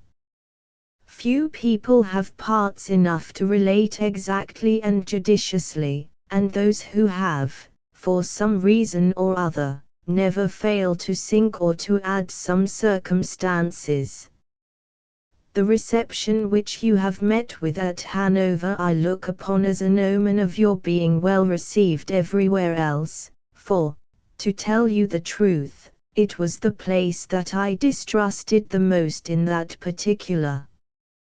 But there is a certain conduct, there are certain manières, that will, and must, get the better of all difficulties of that kind. It is to acquire them that you still continue abroad, and go from court to court. They are personal, local, and temporal. They are modes which vary, and owe their existence to accidents, whim, and humor. All the sense and reason in the world would never point them out, nothing but experience, observation, and what is called knowledge of the world can possibly teach them. This knowledge is the true object of a gentleman's travelling, if he travels as he ought to do. By frequent good company in every country he himself becomes of every country. He is no longer an Englishman, a Frenchman, or an Italian, but he is a European. He adopts respectively the best manners of every country, and is a Frenchman at Paris, an Italian at Rome, an Englishman at London. This advantage, I must confess, very seldom accrues to my countrymen from their travelling, as they have neither the desire nor the means of getting into good company abroad, for, in the first place, they are confoundedly bashful, and, in the next place, they either speak no foreign language at all, or, if they do, it is barbarously. You possess all the advantages that they want, you know the languages in perfection, and have constantly kept the best company in the places where you have been, so that you ought to be a European. There is, in all good company, a fashionable air, countenance, manner, and phraseology, which can only be acquired by being in good company, and very attentive to all that passes there. There is a certain distinguishing diction of a man of fashion. He will not content himself with saying, like John Trott, to a new married man, "Sir, I wish you joy," or to a man who lost his son, "Sir, I am sorry for your loss," and both with a countenance equally unmoved. But he will say in effect the same thing in a more elegant and less trivial manner, and with a countenance adapted to the occasion. He will advance with warmth, vivacity, and a cheerful countenance to the new married man, and, embracing him, perhaps say to him, "If you do justice to my attachment to you, you will judge of the joy that I feel upon this occasion better than I can express it." To the other, in affliction, he will advance slowly, with a grave composure of countenance, in a more deliberate manner, and with a lower voice perhaps, say, "I hope you do me the justice to be convinced that I feel whatever you feel, and shall ever be affected where you are concerned." On the arts, Mr. Hart tells me that he intends to give you, by means of Signor Vincentini, a general notion of civil and military architecture, with which I am very well pleased. They are frequent subjects of conversation. I would also have you acquire a liberal taste of the two liberal arts of painting and sculpture. All these sorts of things I would have you know, to a certain degree, but remember that they must only be the amusements, and not the business, of a man of parts. As you are now in a musical country, Italy, where singing, fiddling, and piping are not only the common topics of conversation but almost the principal objects of attention, I cannot help cautioning you against giving in to those I will call them illiberal pleasures, though music is commonly reckoned one of the liberal arts, to the degree that most of your countrymen do when they travel in Italy. If you love music, hear it, go to operas, concerts, and pay fiddlers to play to you, but I insist upon your neither piping nor fiddling yourself. It puts a gentleman in a very frivolous, contemptible light, brings him into a great deal of bad company, and takes up a great deal of time which might be much better employed.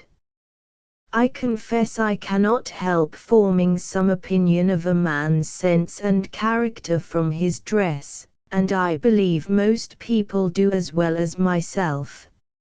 A man of sense carefully avoids any particular character in his dress. He is accurately clean for his own sake, but all the rest is for other people's.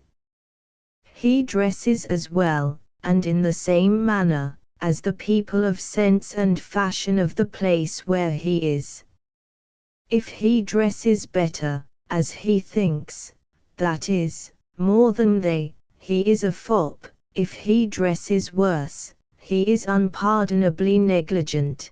But of the two, I would rather have a young fellow too much than too little dressed. The excess on that side will wear off with a little age, but if he is negligent at 20, he will be a sloven at 40, and stink at 50 years old. As to the genius of poetry, I own, if nature has not given it you, you cannot have it, for it is a true maxim that poeta nascit non fit. It is much otherwise with oratory, and the maxim there is orator fit, for it is certain that by study and application every man can make himself a pretty good orator, eloquence depending upon observation and care. Every man, if he pleases, may choose good words instead of bad ones, may speak properly instead of improperly, may be clear and perspicuous in his recitals instead of dark and muddy, may have grace instead of awkwardness in his motions and gestures, and, in short, may be a very agreeable instead of a very disagreeable speaker if he will take care and pains. And surely it is very well worthwhile to take a great deal of pains to excel other men in that particular article in which they excel beasts. That ready wit, which you so partially allow me, and so justly Sir Charles Williams, may create many admirers, but, take my word for it, it makes few friends.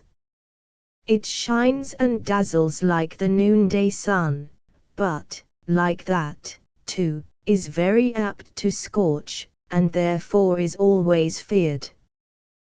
The milder morning and evening light and heat of that planet soothe and calm our minds. Never seek for wit; if it presents itself, well and good, but even in that case, let your judgment interpose, and take care that it be not at the expense of anybody. Marcus Tullius Cicero. The letters of Cicero. Marcus Tullius Cicero was born on January 3, 106 BC. Educated under the best teachers in the Greek culture of the day, he won a speedy reputation at the bar and developed a keen interest in the various schools of Greek philosophy. His able and intrepid exposure of Catiline's conspiracy brought him the highest popularity, but he was attacked, in turn, by the ignoble Claudius, who obtained his banishment in 58 BC. In the ensuing conflict between Caesar and Pompey, Cicero was attached to the party of Pompey and the Senate, as against Caesar and the people.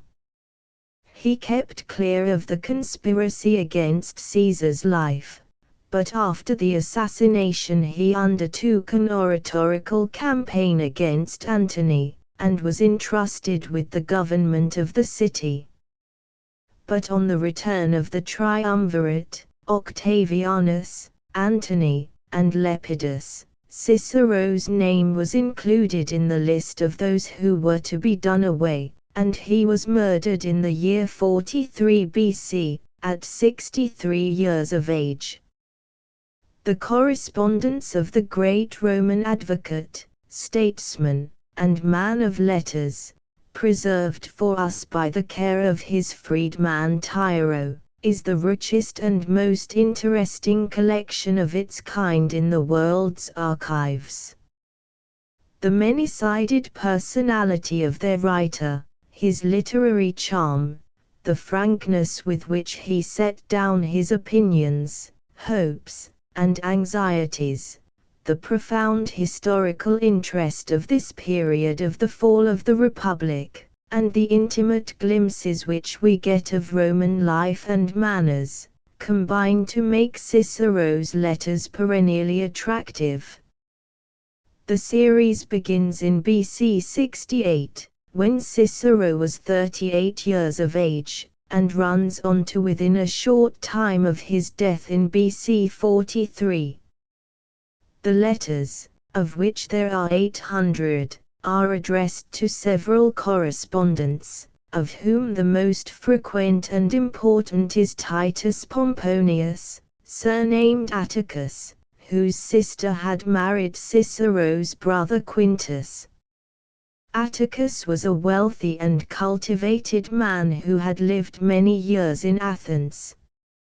He took no side in the perilous politics of the time, but Cicero relied always on his affectionate counsel, and on his ever-ready service in domestic matters.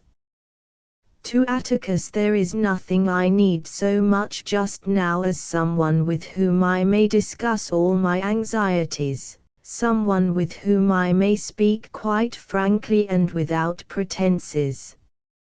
My brother, who is all candor and kindness, is away. Metellus is empty as the air, barren as the desert. And you, who have so often relieved my cares and sorrows by your conversation and counsel, and have always been my support in politics and my confidant in all private affairs, the partner of all my thoughts and plans, where are you? I am so utterly deserted that I have no other comfort but in my wife and daughter and dear little Cicero. For those ambitious friendships with great people are all show and tinsel, and contain nothing that satisfies inwardly. Every morning my house swarms with visitors, I go down to the forum attended by troops of friends, but in the whole crowd there is no one with whom I can freely jest, or whom I can trust with an intimate word. It is for you that I wait, I need your presence, I even implore you to come. I have a load of anxieties and troubles, of which, if you could listen to them in one of our walks together, you would go far to relieve me. I have to keep to myself the stings and vexations of my domestic troubles, I dare not trust them to this letter and to an unknown courier. I don't want you to think them greater than they are, but they haunt and worry me, and there is no friendly counsel to alleviate them. As for the Republic, though my courage and will toward it are not diminished, yet it has again and again itself evaded remedy. If I were to tell you all that has happened since you went away, you would certainly say that the Roman state must be nearing its fall. The Claudian scandal was, I think, the first episode after your departure.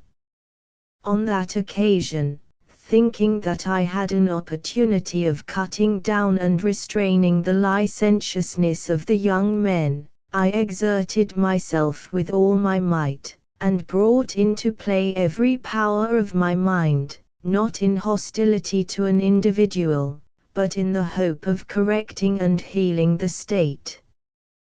But a venal and profligate verdict in the matter has brought upon the Republic the gravest injury. And see what has taken place since. A consul has been imposed upon us whom no one, unless a philosopher like ourselves, can look at without a sigh. What an injury that is! Again, although a decree of the Senate with regard to bribery and corruption has been passed, no law has been carried through, and the Senate has been harassed beyond endurance and the Roman knights have been alienated. So, in 1 year, 2 pillars of the Republic, which had been established by me alone, have been overturned. The authority of the Senate has been destroyed and the concord of the 2 orders has been violated. To Lucius Luxeius, the historian BC 56, I have often intended to speak to you about the subject of this letter, and have always been restrained by a certain awkward bashfulness. But a letter will not blush, I can make my request at a distance. It is this: I am incredibly eager, and, after all, there is nothing disgraceful in my eagerness, that the history which you are writing should give prominence to my name, and praise it frequently. You have often given me to understand that I should receive that honor, but you must pardon my impatience to see it actually conferred. I have always expected that your work would be of great excellence, but the part which I have lately seen exceeds all that I had imagined, and has inflamed me with the keenest desire that my career should at once be celebrated in your records. What I desire is not only that my name should go down to future ages, but also that even while I live I may see my reputation endorsed by your authority and illumined by your genius. Of course, I know very well that you are sufficiently occupied with the period on which you are engaged. But, realizing that your account of the Italian and Marian civil wars is almost completed, and that you are already entering upon our later annals, I cannot refrain from asking you to consider whether it would be better to weave my career into the general texture of your work, or to mold it into a distinct episode. Several Greek writers have given examples of the latter method, thus Callisthenes, Timaeus, and Polybius, treating respectively of the Trojan War, and of the wars of Pyrrhus and of Numantia, detached their narratives of these conflicts from their main treatises, and it is open to you, in a similar way, to treat of the Catiline conspiracy independently of the main current of your history. In suggesting this course, I do not suppose that it will make much difference to my reputation. My point is rather that my desire to appear in your work will be satisfied so much the earlier if you proceed to deal with my affairs separately and by anticipation, instead of waiting until they arise as elements in the general course of affairs. Besides, by concentrating your mind on one episode and on one person, your matter will be much more detailed and your treatment of it far more elaborate. I am conscious, of course, that my request is not exactly a modest one. It is to lay a task on you which your occupations may well justify you in refusing, and, again, it is to ask you to celebrate actions which you may not think altogether worthy of so much honor. But having already passed beyond the bounds of modesty, I may as well show myself boldly shameless. Well, then, I implore you repeatedly, not only to praise my conduct more warmly than may be justified by your feeling with regard to it, but even, if necessary, to transgress the laws of history. One of your prefaces indicates, most acceptably and plainly, your personal amity, but just as Hercules, according to Xenophon, was incorruptible by pleasure, so you have made a point of resisting the influence of private feeling. I ask you not to resist this partiality, to give to affection somewhat more than truth can afford. If I can prevail upon you to fall in with my proposal, I am confident that you will find the subject not unworthy of your genius and of your eloquence.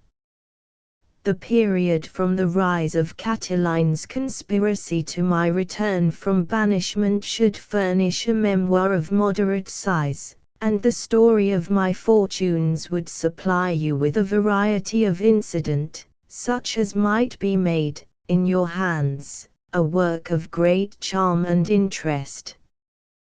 For these reasons you will best meet my wishes if you determine to make a separate book out of the drama of my life and fortunes. To Marcus Marius BC 55. If it was ill health that kept you from coming up to town for the games, I must set down your absence to fortune and not to your own wisdom. But if it was because you despise these shows which the world admires so much, then I congratulate you on your health and your good sense alike. You were left almost alone in your charming country, and I have no doubt that on mornings when the rest of us, half asleep, were sitting out stale farces, you were reading in your library. The games were magnificent, but not what you would have cared for. At least, they were far from my taste. In honor of the occasion, certain veteran actors returned to the stage, which they had left long ago, as I imagined, in the interests of their own reputation. My old friend Aesop, in particular, had failed so much that no one could be sorry he had retired. His voice gave way altogether. As for the rest of the festival, it was not even so attractive as far less ambitious shows generally are. The pageants were on such an enormous scale that light-hearted enjoyment was out of the question. You need not mind having missed them. There is no pleasure, for instance, in seeing 600 mules at once in Clytemnestra, or a whole army of gala-dressed horse and foot engaged in a theatrical battle. These spectacular effects delight the crowd, but not you. If you were listening to your reader Protogenes, you had greater pleasure than fell to any of us. The big game hunts, continued through 5 days, were certainly magnificent. Yet, after all, how can a person of any refinement enjoy seeing a helpless man torn by a wild beast of enormous strength, or a noble animal dying under a spear thrust? If there is anything worth seeing in exhibitions of that kind, you have often seen it. There was nothing new to me in all I saw. On the last day the elephants were brought out, and though the populace were mightily astonished, they were not by any means pleased. On the contrary, a wave of pity went through them, and there was a general impression that these great creatures have something in common with man. To Atticus, in Rome Laodicea, BC 51. I reached Laodicea on the 31st of July, so you may reckon the year of my government of the province from that day. Nothing could be more eagerly awaited or more warmly welcomed than my arrival. But you would hardly believe how the whole affair bores me. The wide scope of my mind has no sufficient field, and my well-known industry is wasted here. Imagine. I administer justice at Laodicea, while a Plotius presides in the courts of Rome. And while our friend is at the head of so great an army, I have, in name only, 2 miserable legions. But all that is nothing. What I miss is the glamour of life, the forum, the city, my own house, and you. But I will bear it as best I can, so long as it is for 1 year only. If my term is extended, it is all over with me. But this may easily be prevented, if only you will stay in Rome. You ask about my doings. Well, I am living at enormous expense, and am wonderfully pleased with my way of life. My strict abstinence from all extortion, based on your counsels, is such that I shall probably have to raise a loan to pay off what you lent me. My predecessor, Appius, has left open wounds in the province. I refrain from irritating them. I am writing on the eve of starting for the camp in Laconia, and thence I mean to proceed to Mount Taurus to fight Maorigens. All this is no proper burden for me, but I will bear it. Only, as you love me, let it not exceed the year.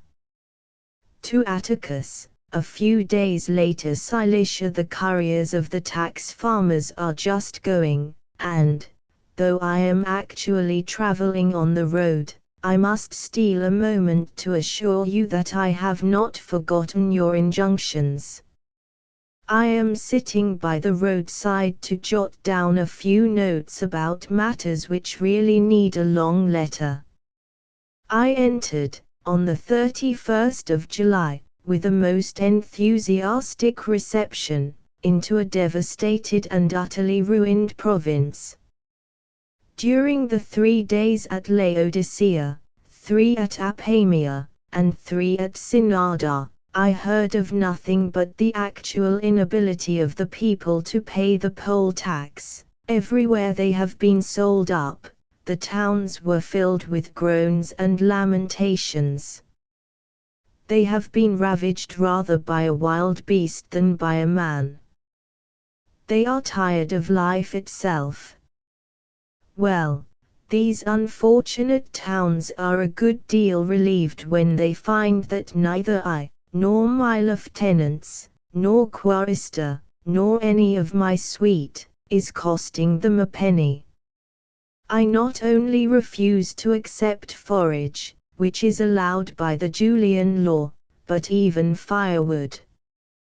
We take from them not a single thing except beds and a roof to cover us, and rarely so much even as that, for we generally camp out in tents. The result is, we are welcomed by crowds coming out to meet us from the countryside, the villages, the houses, everywhere. By Hercules, the mere approach of your Cicero puts new life into them. Such reports have spread of his justice and moderation and clemency. He has exceeded every expectation. I hear nothing of the Parthians. We are hastening to join the army, which is 2 days distant. To Marcus Caelius Rufus Asia, BC 50. Nothing could have been more apt or judicious than your management of the application to the Senate for a public thanksgiving to me. The arrangement of the matter has been just what I desired. Not only has it been passed through quickly, but Hurrus, your rival and mine, associated himself with Cato's unbounded praise of my achievements. I have some hope that this may lead to a triumph. You should be prepared for that.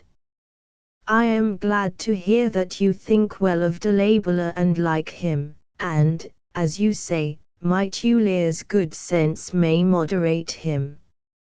May they be fortunate together. I hope that he will prove a good son-in-law, and am sure that your friendship will help to that end. About public affairs I am more anxious than I can say.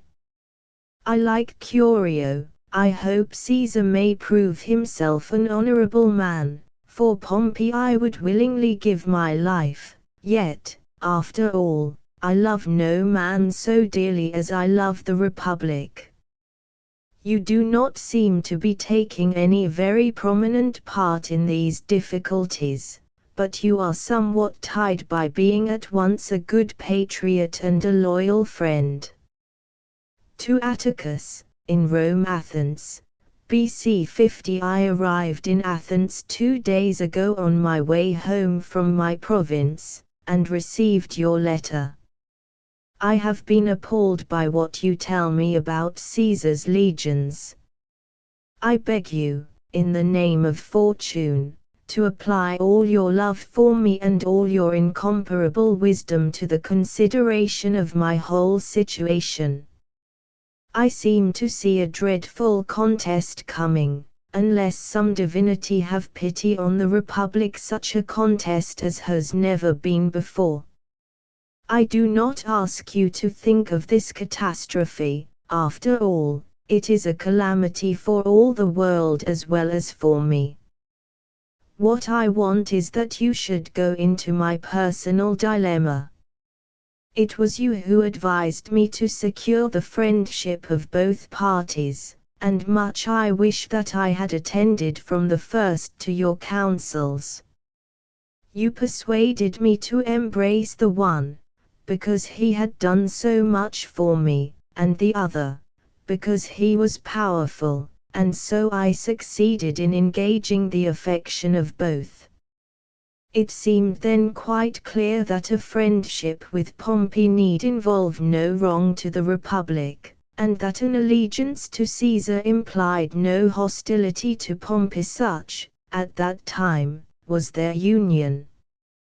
But now, as you show and as I plainly see, there will be a duel to the death, and each, unless one of them is feigning, regards me as his. Pompey has no doubt of it, for he knows that I approve of his political principles. Moreover, I have a letter from each of them, arriving at the same time as yours, indicating that neither of them values anyone more than me. What am I to do? If the worst comes to the worst, I know what to do. In the case of civil war, I am clear that it is better to be conquered with the one than to conquer with the other. But I am in doubt how to meet the questions which will be in active discussion when I arrive, whether he may be a candidate in his absence from Rome, whether he must not dismiss his army, and so on. When the President calls my name in the Senate, speak, Marcus Tullius, am I to say, please wait until I have had a talk with Atticus? The time for hedging has passed. Shall it be against Caesar? What then becomes of our pledges to one another? Or shall I change my political opinions? I could not face Pompey, nor men and women. You yourself would be the first to reproach me. You may laugh at what I am going to say. How I wish I were even now back in my province. Though nothing could be more disagreeable. By the way, I ought to tell you that all those virtues which adorned the early days of my government, which your letters praised to the skies, were very superficial. How difficult a thing is virtue! To L. Papirius, Rome, BC 46. I am writing at dinner at the house of Volumius. We lay down at 3 o'clock. Your friends Atticus and Varius are to my right and left. Are you surprised that we pass the time of our bondage so gaily? What else should I do? Tell me, student of philosophy. Shall I make myself miserable? What good would it serve, or how long would it last? But you say, spend your days in reading. As a matter of fact, I do nothing else, it's my only way to keep alive. But one cannot read all day, and when I have put away my books I don't know any better way of spending the evening than at dinner. I like dining out. I like to talk without restraint, saying just what comes to my tongue, and laughing care and sorrow from my heart. You are no more serious yourself.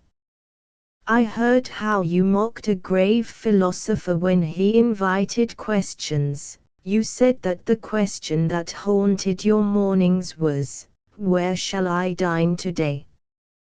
He thought, poor fool, that you were going to ask whether there was one heaven or many. I give part of the day to reading or writing, then, not to shut myself up from my friends, I dine with them. You need not be afraid of my coming, you will receive a guest of more humor than appetite. To L. Minucius Basileus, Rome, March, BC 44. My congratulations. I rejoice with you. I love you. I have your interests at heart. I pray you love me, and let me know how you are, and what is happening. Written to one of Caesar's assassins, apparently, immediately after the event. To Atticus, May, BC 44. I see I have been a fool to take comfort in the Ides of March. We had indeed the courage of men, but no more wisdom than children have. The tree was cut down, but its roots remained, and it is springing up again. The tyrant was removed, but the tyranny is with us still. Let us therefore return to the Tusculan disputations which you often quote, with their reasons why death is not to be feared. Samuel Taylor Coleridge, Biographia Literaria. Samuel Taylor Coleridge was born at Ottery St. Mary, in the county of Devon, on the 21st of October, 1772. He was educated at Christ Hospital, where Charles Lamb was among his friends. He read very widely but was without any particular ambition or practical bent, and had undertaken to apprentice himself to a shoemaker, when his headmaster interfered. He entered Jesus College, Cambridge, in 1791. During the second year of his residence at the university, he left Cambridge, on account of an unsuccessful love affair, and enlisted in the regiment of dragoons under an assumed name. He soon secured his discharge from the army and went to Bristol, where he met Southey. In 1795 he married Miss Fricker, and removed to Netherstowey, a village in Somersetshire, where he wrote The Ancient Mariner and the first part of Christabel. While here he became a close friend of Wordsworth.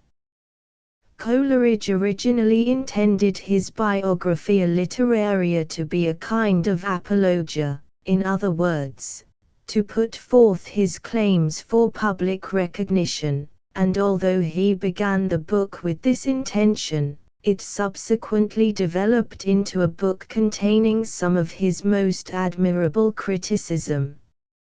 He gives voice to a crowd of miscellaneous reflections, suggested, as the work got under way, by popular events, embracing politics, religion, philosophy, poetry, and also finally settling the controversy that had arisen in respect of the lyrical ballads.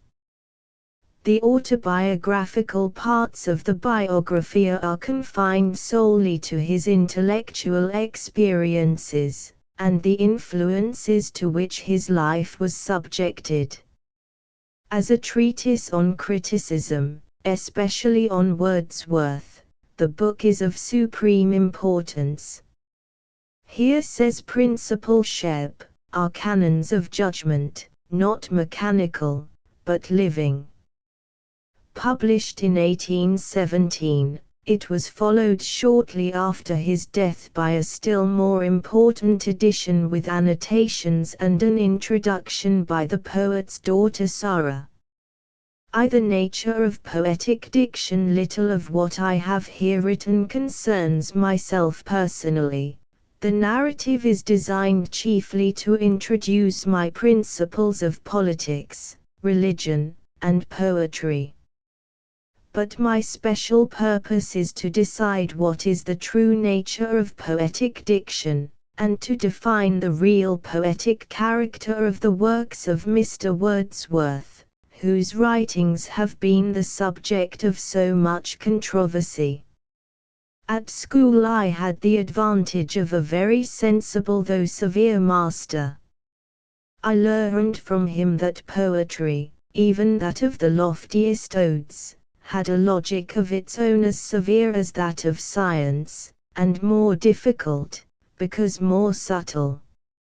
In the truly great poets, he would say, there is a reason assignable, not only for every word, but for the position of every word. In our English compositions he showed no mercy to phrase, metaphor, or image, where the same sense might have been conveyed with equal force and dignity in plainer words. In fancy, I can almost hear him now exclaiming, harp, lyre, pen and ink, boy, you mean. Nay, certain introductions, similes, and examples were placed by name on a list of interdiction. I had just entered my 17th year when the sonnets of Mr. Bowles were made known to me, and the genial influence of his poetry, so tender, yet so manly, so natural and real, yet so dignified and harmonious, recalled me from a premature bewilderment in metaphysics and theology. Well were it for me, perhaps, if I had never relapsed into the same mental disease. The poetry of Pope and his followers, a school of French poetry invigorated by English understanding, which had predominated from the last century, consisted of prose thoughts translated into poetic language. I was led to the conjecture that this style had been kept up by, if it did not wholly arise from, the custom of writing Latin verses. I began to defend the use of natural language, such as I will remember thee instead of thy image on her wing. Before my fancies I shall memory bring, and adduced, as examples of simplicity, the diction of Greek poets, and of our elder English poets, from Chaucer to Milton.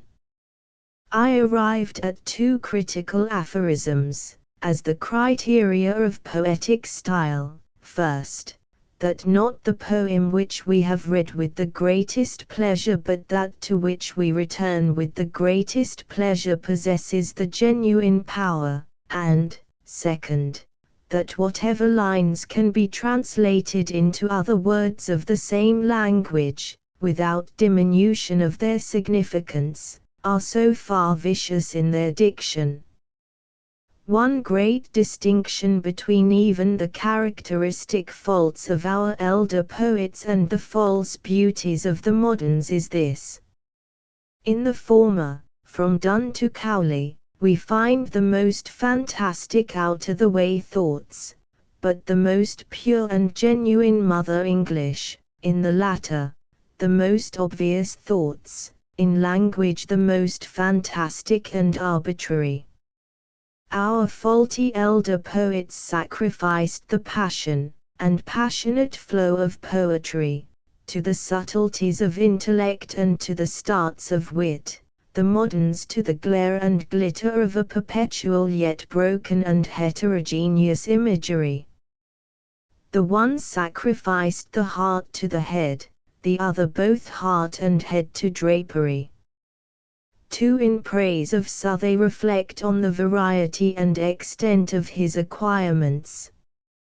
He stands second to no man, either as a historian or as a bibliographer, and when I regard him as a popular essayist I look in vain for any writer who has conveyed so much information, from so many and such recondite sources, with as many just and original reflections, in a style so lively yet so uniformly classical and perspicuous, no one, in short, who has combined so much wisdom with so much wit, so much truth and knowledge with so much life and fancy.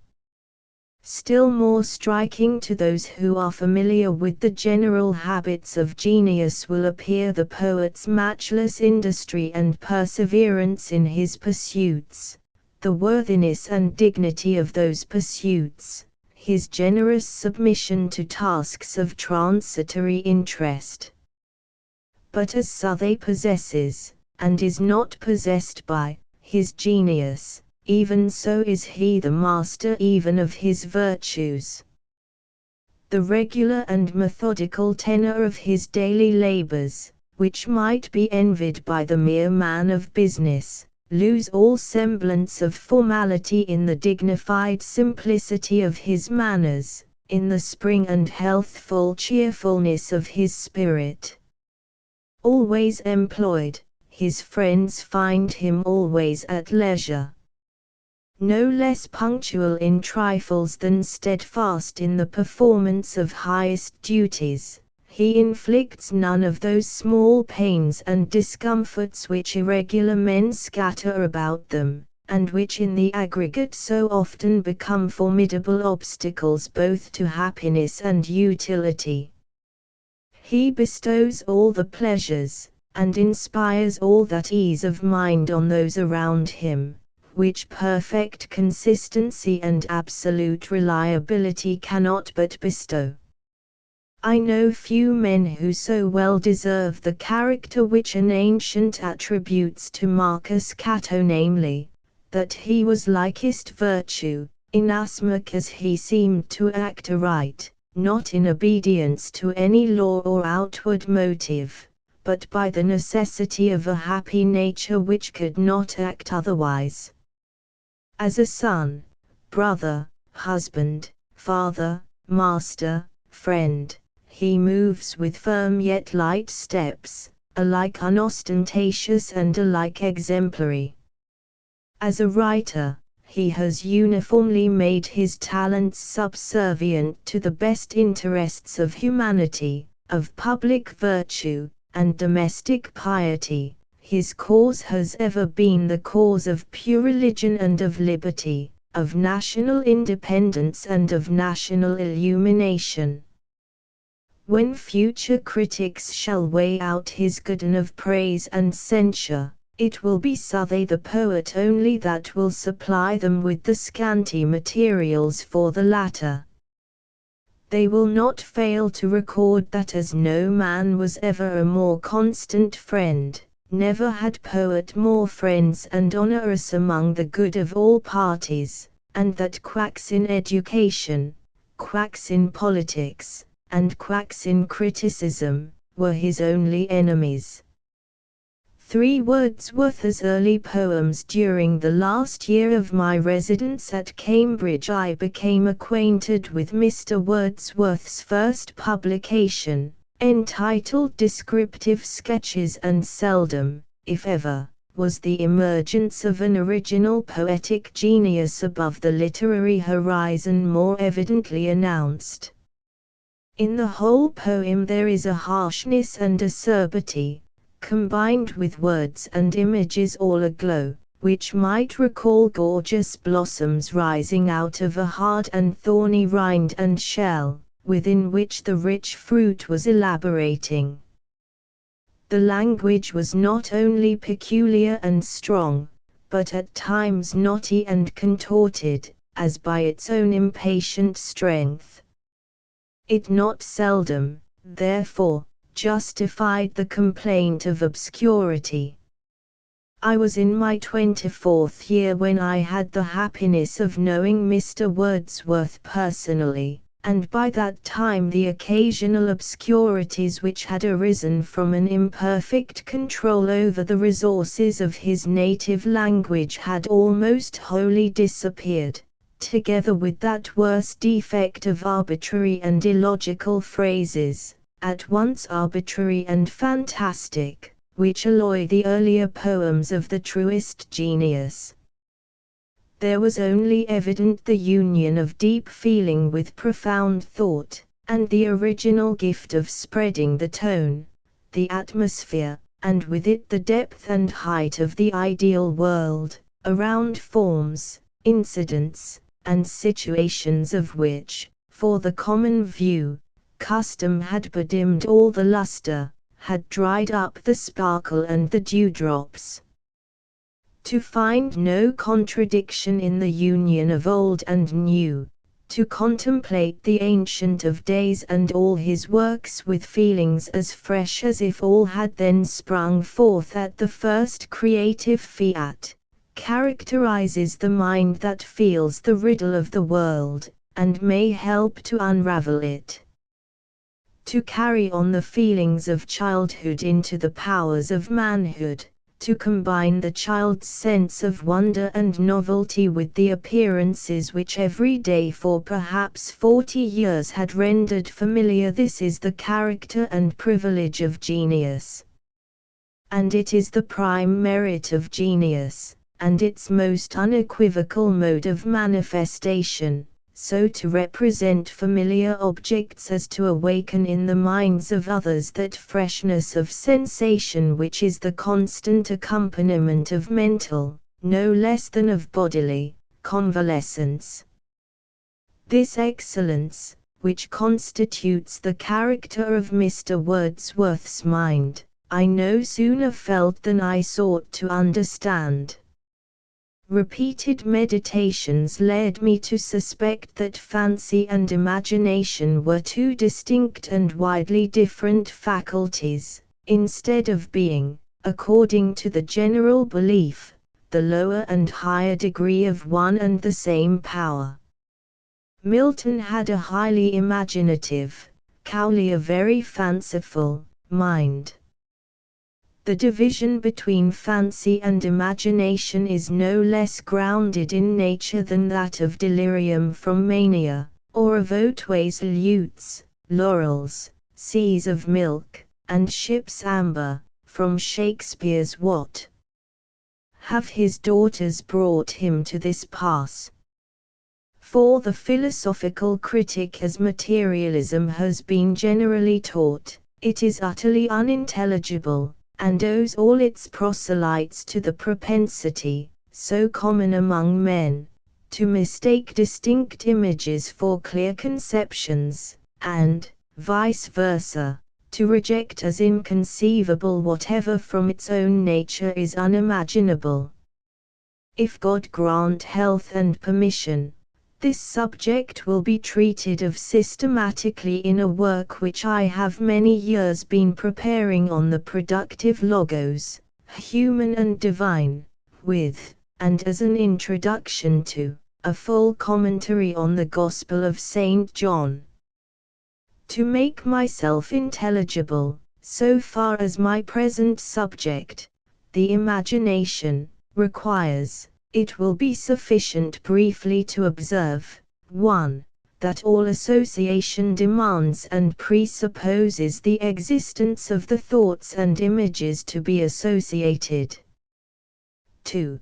The hypothesis of an external world exactly correspondent to those images or modifications of our own being, which alone according to this system we actually behold, is as thorough idealism as Berkeley's, inasmuch as it equally removes all reality and immediateness of perception, and places us in a dream world of phantoms and spectres, the inexplicable swarm and equivocal generation of motion in our own brains.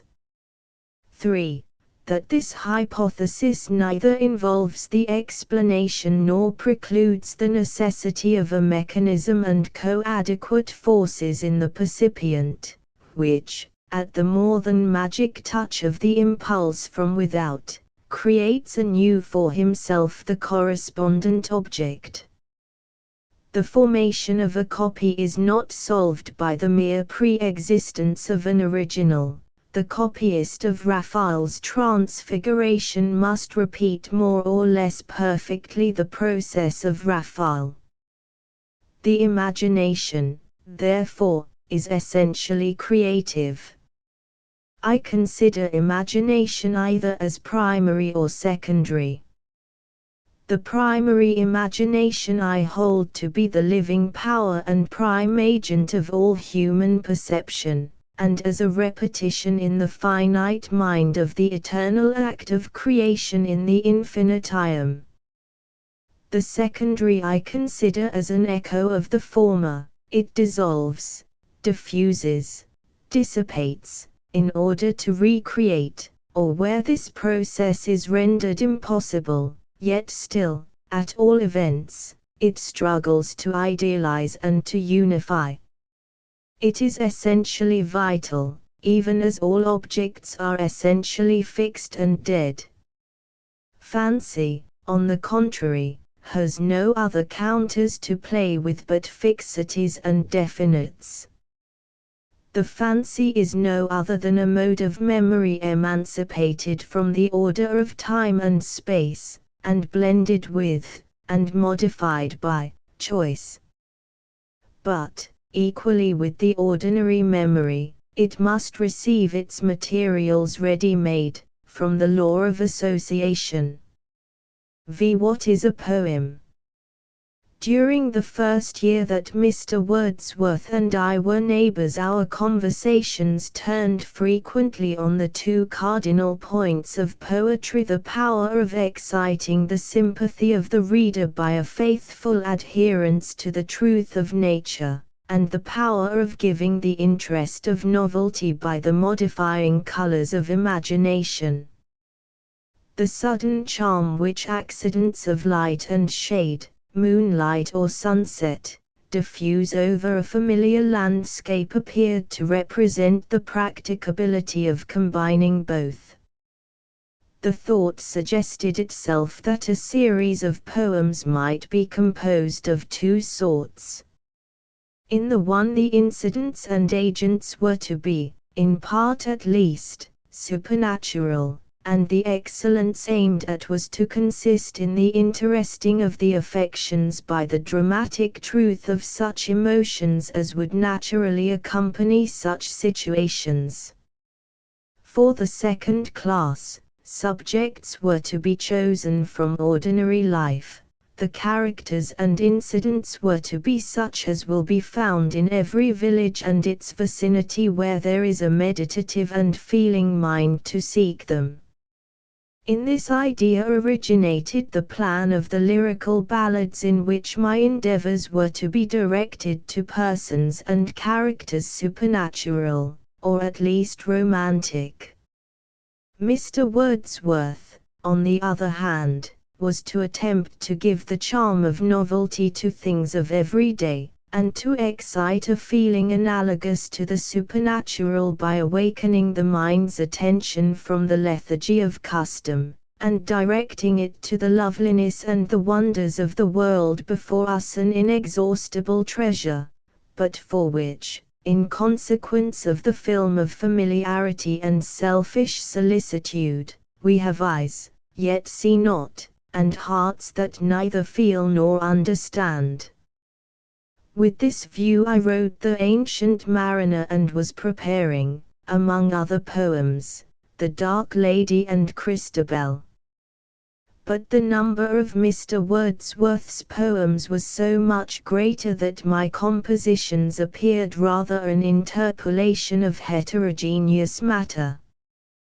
With many parts of Mr. Wordsworth's preface to the lyrical ballads, in which he defines his poetic creed, I have never concurred, and I think it expedient to declare in what points I coincide with his opinions, and in what points I differ. A poem contains the same elements as a prose composition. The difference, therefore, must consist in a different combination of them, in consequence of a different object proposed.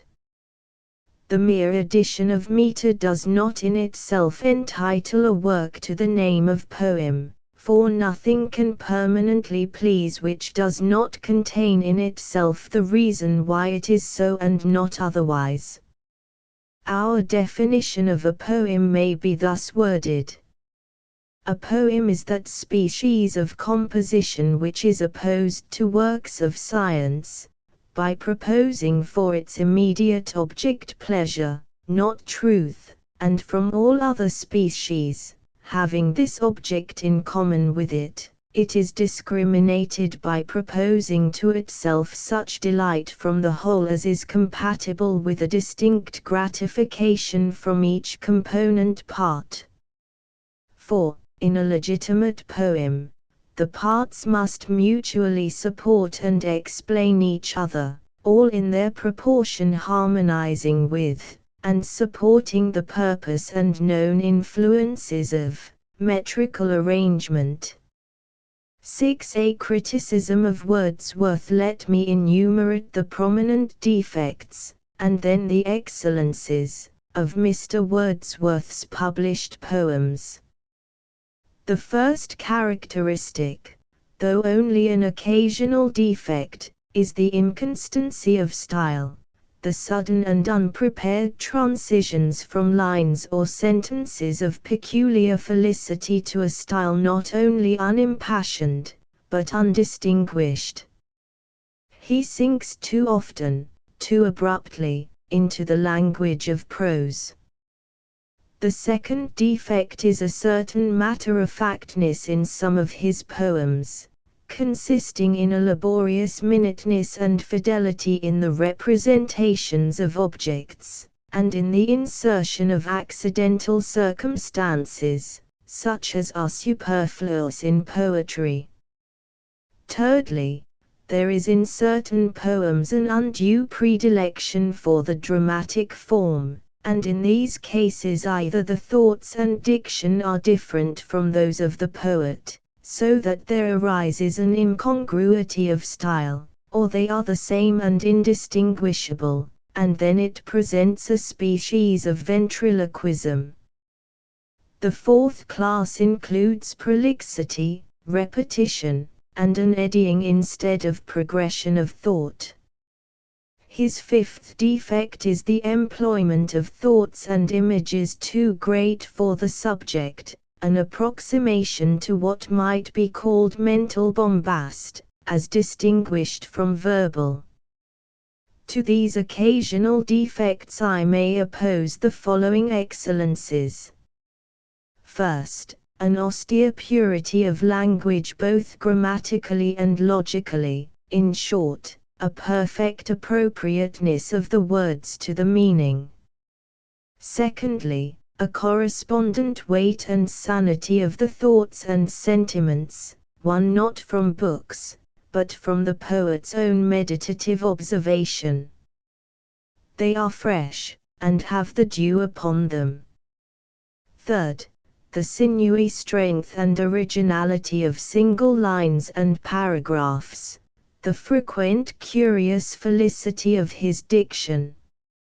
Fourth, the perfect truth of nature in his images and descriptions as taken immediately from nature, and proving a long and genial intimacy with the very spirit which gives the expression to all the works of nature.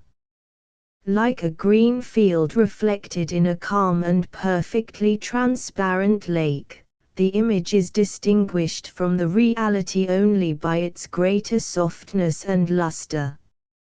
Fifth, a meditative pathos, a union of deep and subtle thought with sensibility, a sympathy with man as man, the sympathy of a contemplator, from whose view no difference of rank conceals the sameness of the nature, no injuries of wind or weather, of toil, or even of ignorance, wholly disguise the human face divine.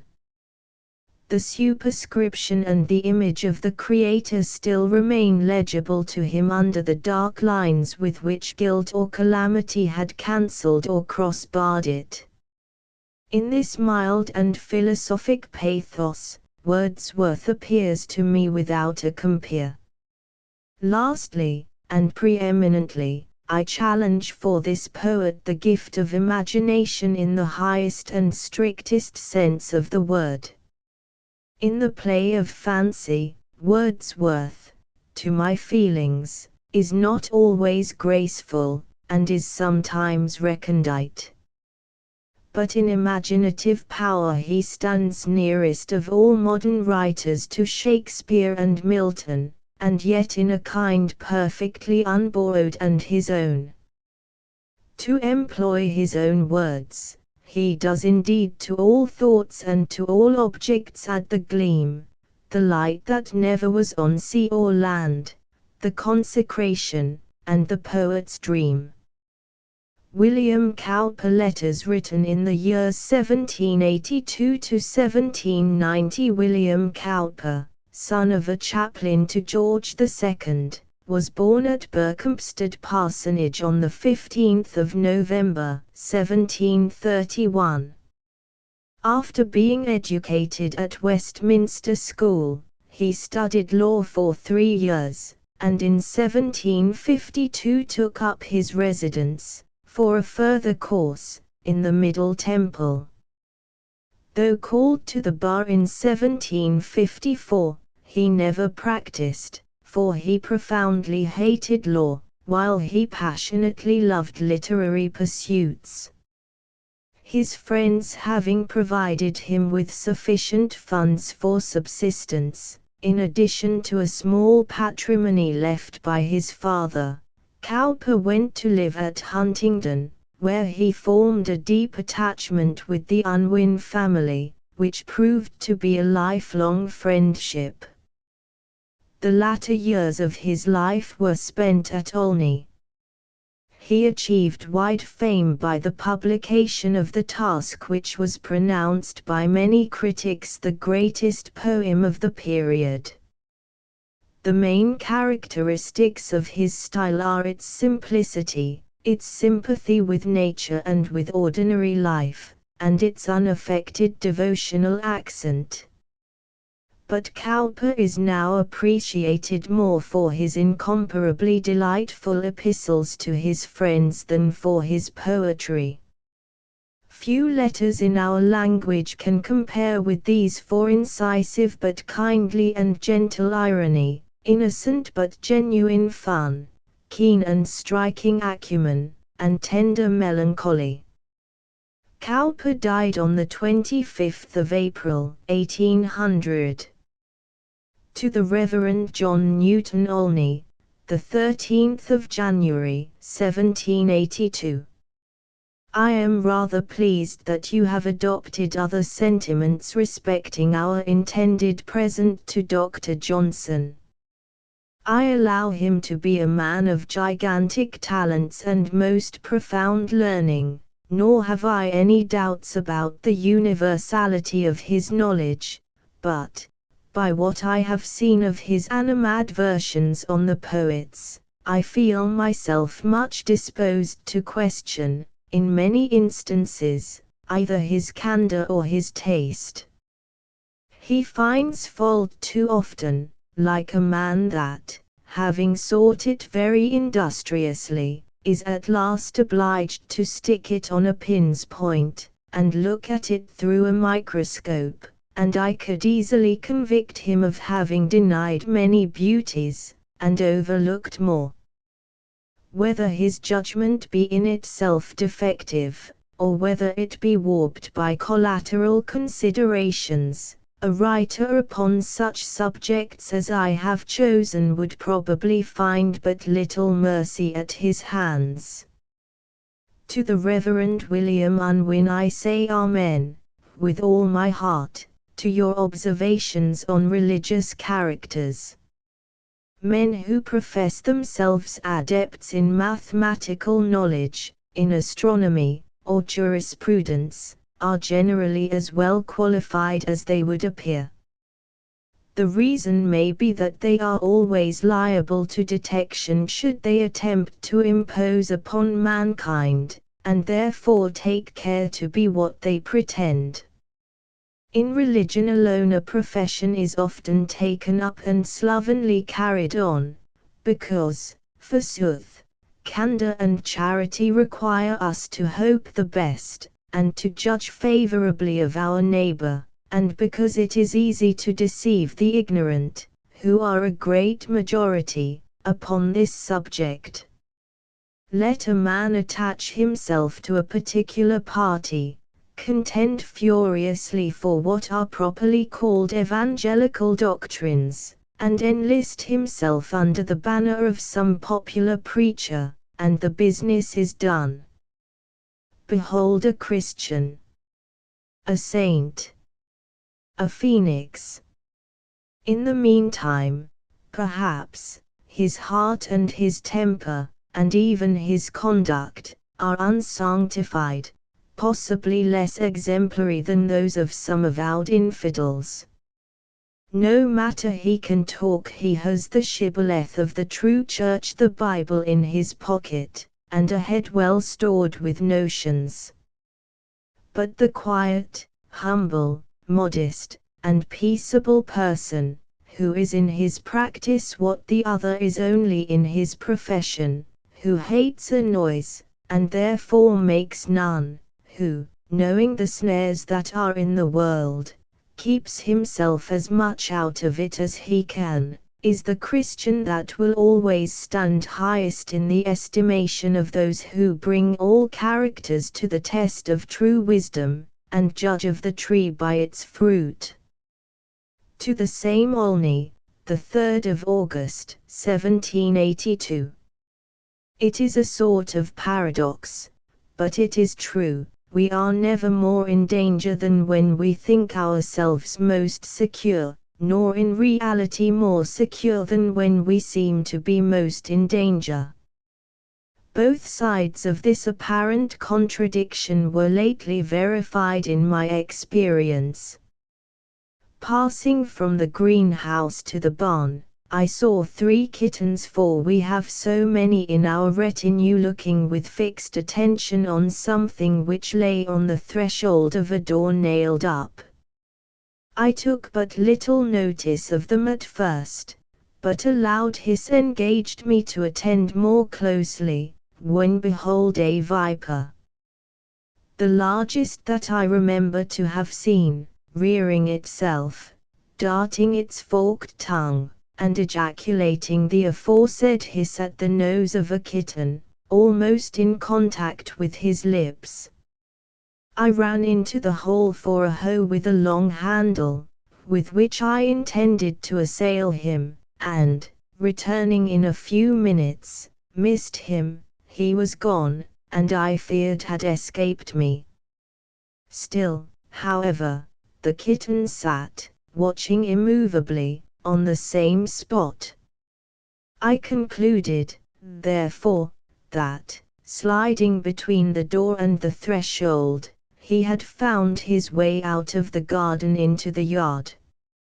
I went round, and there found him in close conversation with the old cat, whose curiosity, being excited by so novel an appearance, inclined her to pat his head repeatedly with her forefoot, with her claws, however, sheathed, and not in anger, but in the way of philosophic inquiry and examination.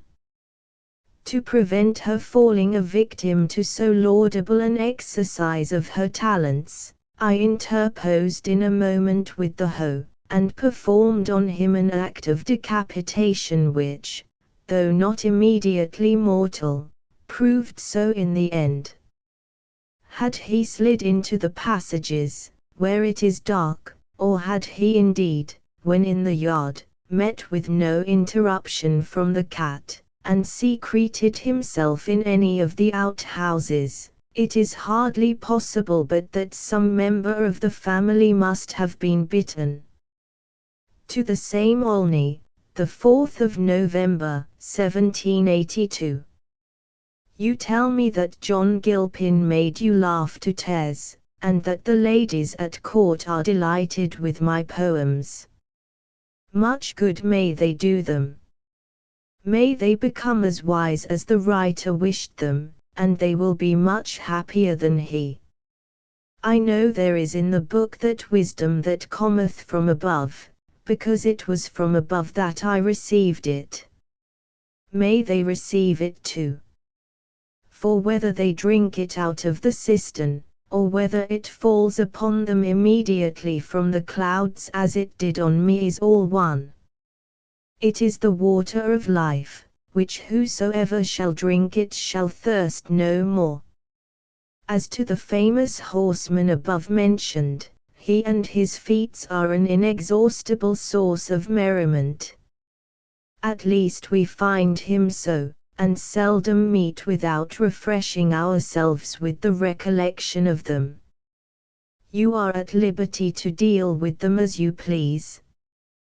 To Mrs. Newton Olney, the 23rd of November, 1782.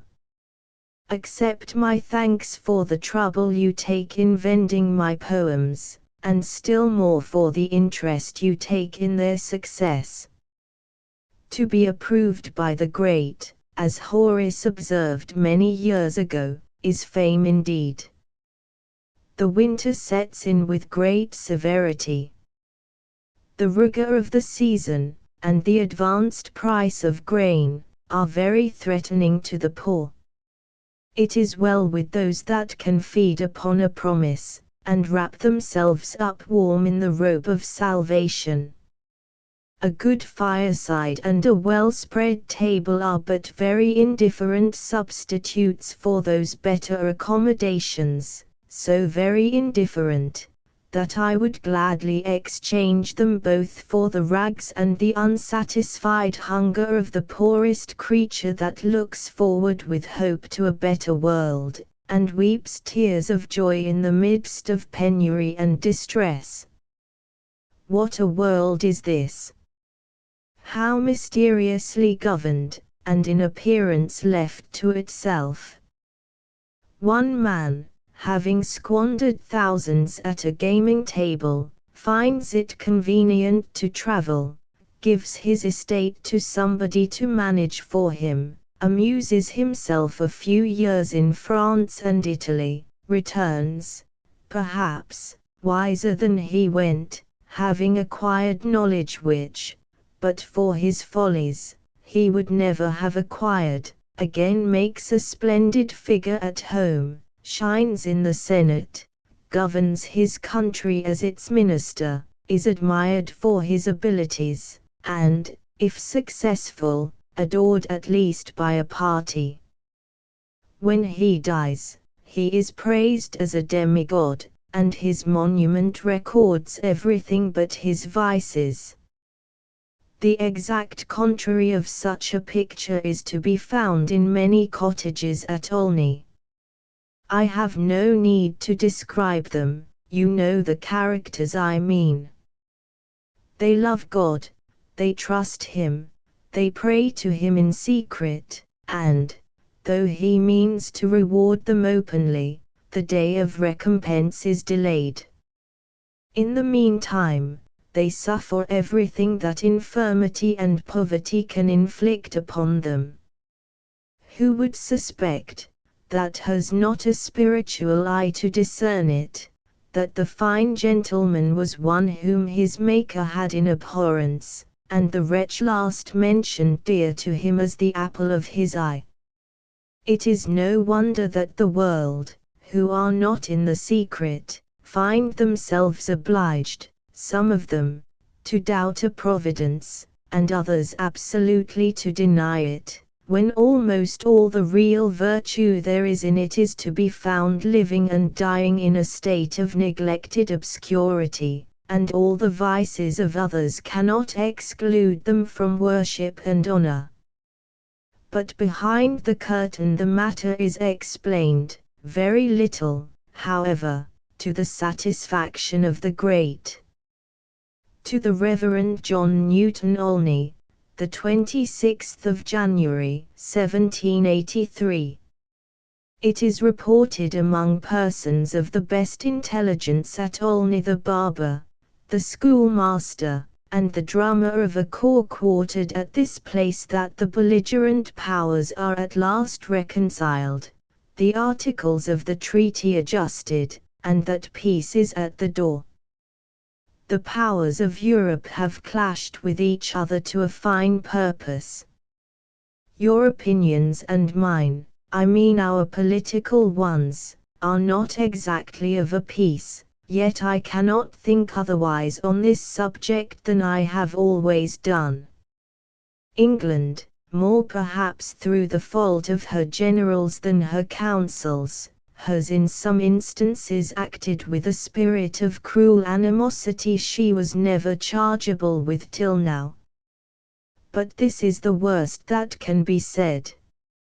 On the other hand, the Americans, who, if they had contented themselves with a struggle for lawful liberty, would have deserved applause, seem to me to have incurred the guilt of parricide, by renouncing their parent, by making her ruin their favorite object, and by associating themselves with her worst enemy for the accomplishment of their purpose. France, and, of course, Spain, have acted a treacherous, a thievish part.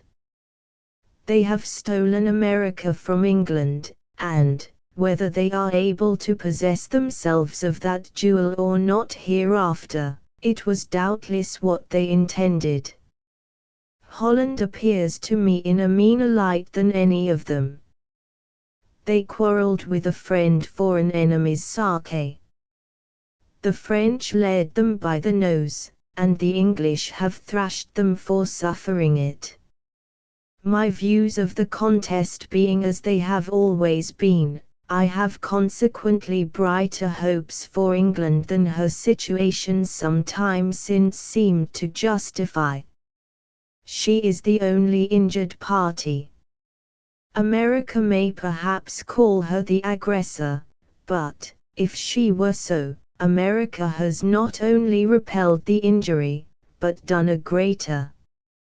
As to the rest, if perfidy, treachery, avarice, and ambition can prove their cause to have been a rotten one, those proofs are found on them.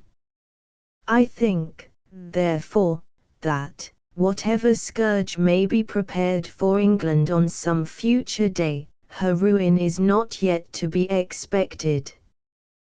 To the same Olney, the 17th of November, 1783. Swift observes, when he is giving his reasons why the preacher is elevated always above his hearers, that, let the crowd be as great as it will below, there is always room enough overhead. If the French philosophers can carry their art of flying to the perfection they desire, the observation may be reversed, the crowd will be overhead, and they will have most room who stay below. I can assure you, however, upon my own experience, that this way of travelling is very delightful. I dreamt a night or two since that I drove myself through the upper regions in a balloon and pair, with the greatest ease and security. Having finished the tour I intended, I made a short turn, and with one flourish of my whip, descended, my horses prancing and curvetting with an infinite share of spirit, but without the least danger either to me or my vehicle. The time, we may suppose, is at hand, and seems to be prognosticated by my dream, when these airy excursions will be universal, when judges will fly the circuit and bishops their visitations, and when the tour of Europe will be performed with much greater speed and with equal advantage by all who travel merely for the sake of saying that they have made it. To his cousin, Lady Hesketh Olney, the 9th of November, 1785. I am happy that my poems have pleased you. My volume has afforded me no such pleasure at any time, either while I was writing it or since its publication, as I have derived from yours and my uncle's opinion of it. But, above all, I honor John Gilpin, since it was he who first encouraged you to write. I made him on purpose to laugh at, and he served his purpose well. To the same Olney, the 9th of February, 1786. Let me tell you that your kindness in promising to visit us has charmed us both. I shall see you again. I shall hear your voice. We shall take walks together. I will show you my prospects, the hovel, the alcove, the banks of the Ouse, everything I have described.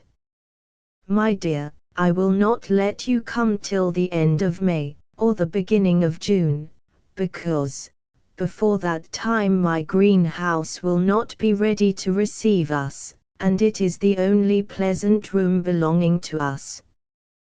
When the plants go out, we go in. I will tell you what you shall find at your first entrance. Imprimis, as soon as you have entered the vestibule, if you cast a look on either side of you, you shall see on the right hand a box of my making. It is the box in which have been lodged all my hares, and in which lodges Puss at present. But he, poor fellow, is worn out with age, and promises to die before you can see him. My dear, I have told Homer what you say about casks and urns, and have asked him whether he is sure that it is a cask in which Jupiter keeps his wine. He swears that it is a cask, and that it will never be anything better than a cask to all eternity. So if the god is content with it, we must even wonder at his taste and be so too. To the same Olney, the 6th of March, 1786. Your opinion has more weight with me than that of all the critics in the world. To give you a proof of it, I make you a concession that I would hardly have made to them all united. I do not indeed absolutely covenant that I will discard all my lesions, but I hereby bind myself to discard as many of them as, without sacrificing energy to sound, I can. It is incumbent on me, in the meantime, to say something in justification of the few I shall retain, that I may not seem a poet mounted on a mule rather than on Parnassus. In the first place, there is a barbarism. We are indebted for it to the Celts, or the Goths, or the Saxons, or perhaps to them all. In the two best languages that ever were spoken, the Greek and the Latin, there is no similar encumbrance of expression to be found. Secondly, the perpetual use of it in our language is, to us miserable poets, attended with two great inconveniences. Our verse consisting of only 10 syllables, it not infrequently happens that the fifth part of a line is to be engrossed, and necessarily too, unless elision prevents it, by this abominable intruder, and, which is worse in my account, open vowels are continually the consequence, the element, the etc. Thirdly, the French, who are equally chargeable with the English with barbarism in this particular, dispose of their la and their la without ceremony, and always take care that they shall be absorbed, both in verse and in prose, in the vowel that immediately follows them. Fourthly, and I believe lastly, the practice of cutting short the is warranted by Milton, who of all English poets that ever lived, had certainly the finest ear. Thou only critic of my verse that is to be found in all the earth, whom I love, what shall I say in answer to your own objection to that passage? Softly he placed his hand on th old man's hand, and pushed it gently away.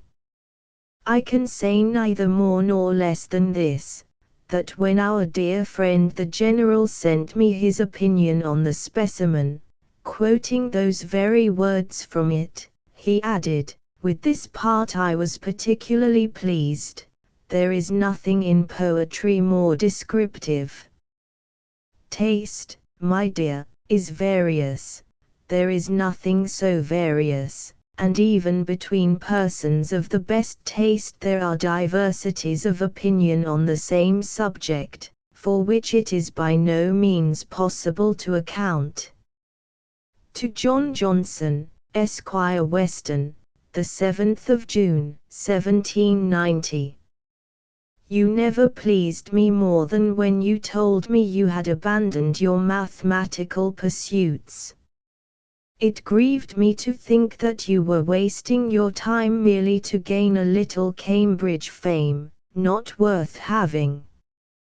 I cannot be contented that your renown should thrive nowhere but on the banks of the Cam. Conceive a nobler ambition, and never let your honor be circumscribed by the paltry dimensions of a university. It is well that you have already, as you observe, acquired sufficient information in that science to enable you to pass creditably such examinations as, I suppose, you must hereafter undergo.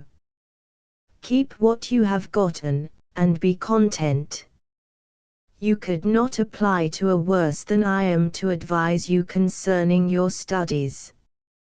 I was never a regular student myself, but lost the most valuable years of my life in an attorney's office and in the temple. It seems to me that your chief concern is with history, natural philosophy, logic, and divinity. As to metaphysics, I know little about them. Life is too short to afford time even for serious trifles. Pursue what you know to be attainable, make truth your object, and your studies will make you a wise man. Let your divinity, if I may advise, be the divinity of the glorious Reformation. I mean in contradiction to Arminianism, and all the isms that were ever broached in this world of ignorance and error. Obiter dicta, men of lively imaginations are not often remarkable for solidity of judgment. They have strong passions to bias it, and are led far away from their proper road, in pursuit of petty phantoms of their own creating. Excellence is providentially placed beyond the reach of indolence, that success may be the reward of industry, and that idleness may be punished with obscurity and disgrace. I do not think that in these costermonger days, as I have a notion Falstaff calls them, an antediluvian age is at all a desirable thing. But to live comfortably while we do live is a great matter, and comprehends in it everything that can be wished for on this side the curtain that hangs between time and eternity. Wherever there is war, there is misery and outrage, notwithstanding which, it is not only lawful to wish, but even a duty to pray for the success of one's country. And as to the neutralities, I really think the Russian virago an impertinent puss for meddling with us, and engaging half a score kittens of her acquaintance to scratch the poor old lion, who, if he has been insolent in his day, has probably acted no otherwise than they themselves would have acted in his circumstances and with his power to embolden them. Though a Christian is not to be quarrelsome, he is not to be crushed. Though he is but a worm before God, he is not such a worm as every selfish and unprincipled wretch may tread on at his pleasure. Saint Paul seems to condemn the practice of going to law. Why do ye not suffer wrong, etc. But if we look again we shall find that a litigious temper prevailed among the professors of that day. Surely he did not mean, any more than his master, that the most harmless members of society should receive no advantage of its laws, or should be the only persons in the world who should derive no benefit from those institutions without which society cannot subsist. Tobacco was not known in the Golden Age. So much the worse for the Golden Age. This age of iron and lead would be insupportable without it, and therefore we may reasonably suppose that the happiness of those better days would have been much improved by the use of it. No man was ever scolded out of his sins. The heart, corrupt as it is, and because it is so, grows angry if it be not treated with some management and good manners, and scolds again. A surly mastiff will bear perhaps to be stroked, though he will growl even under that operation, but, if you touch him roughly, he will bite. Simplicity is become a very rare quality in a writer. In the decline of great kingdoms, and where refinement in all the arts is carried to an excess, I suppose it is always so. The later Roman writers are remarkable for false ornament.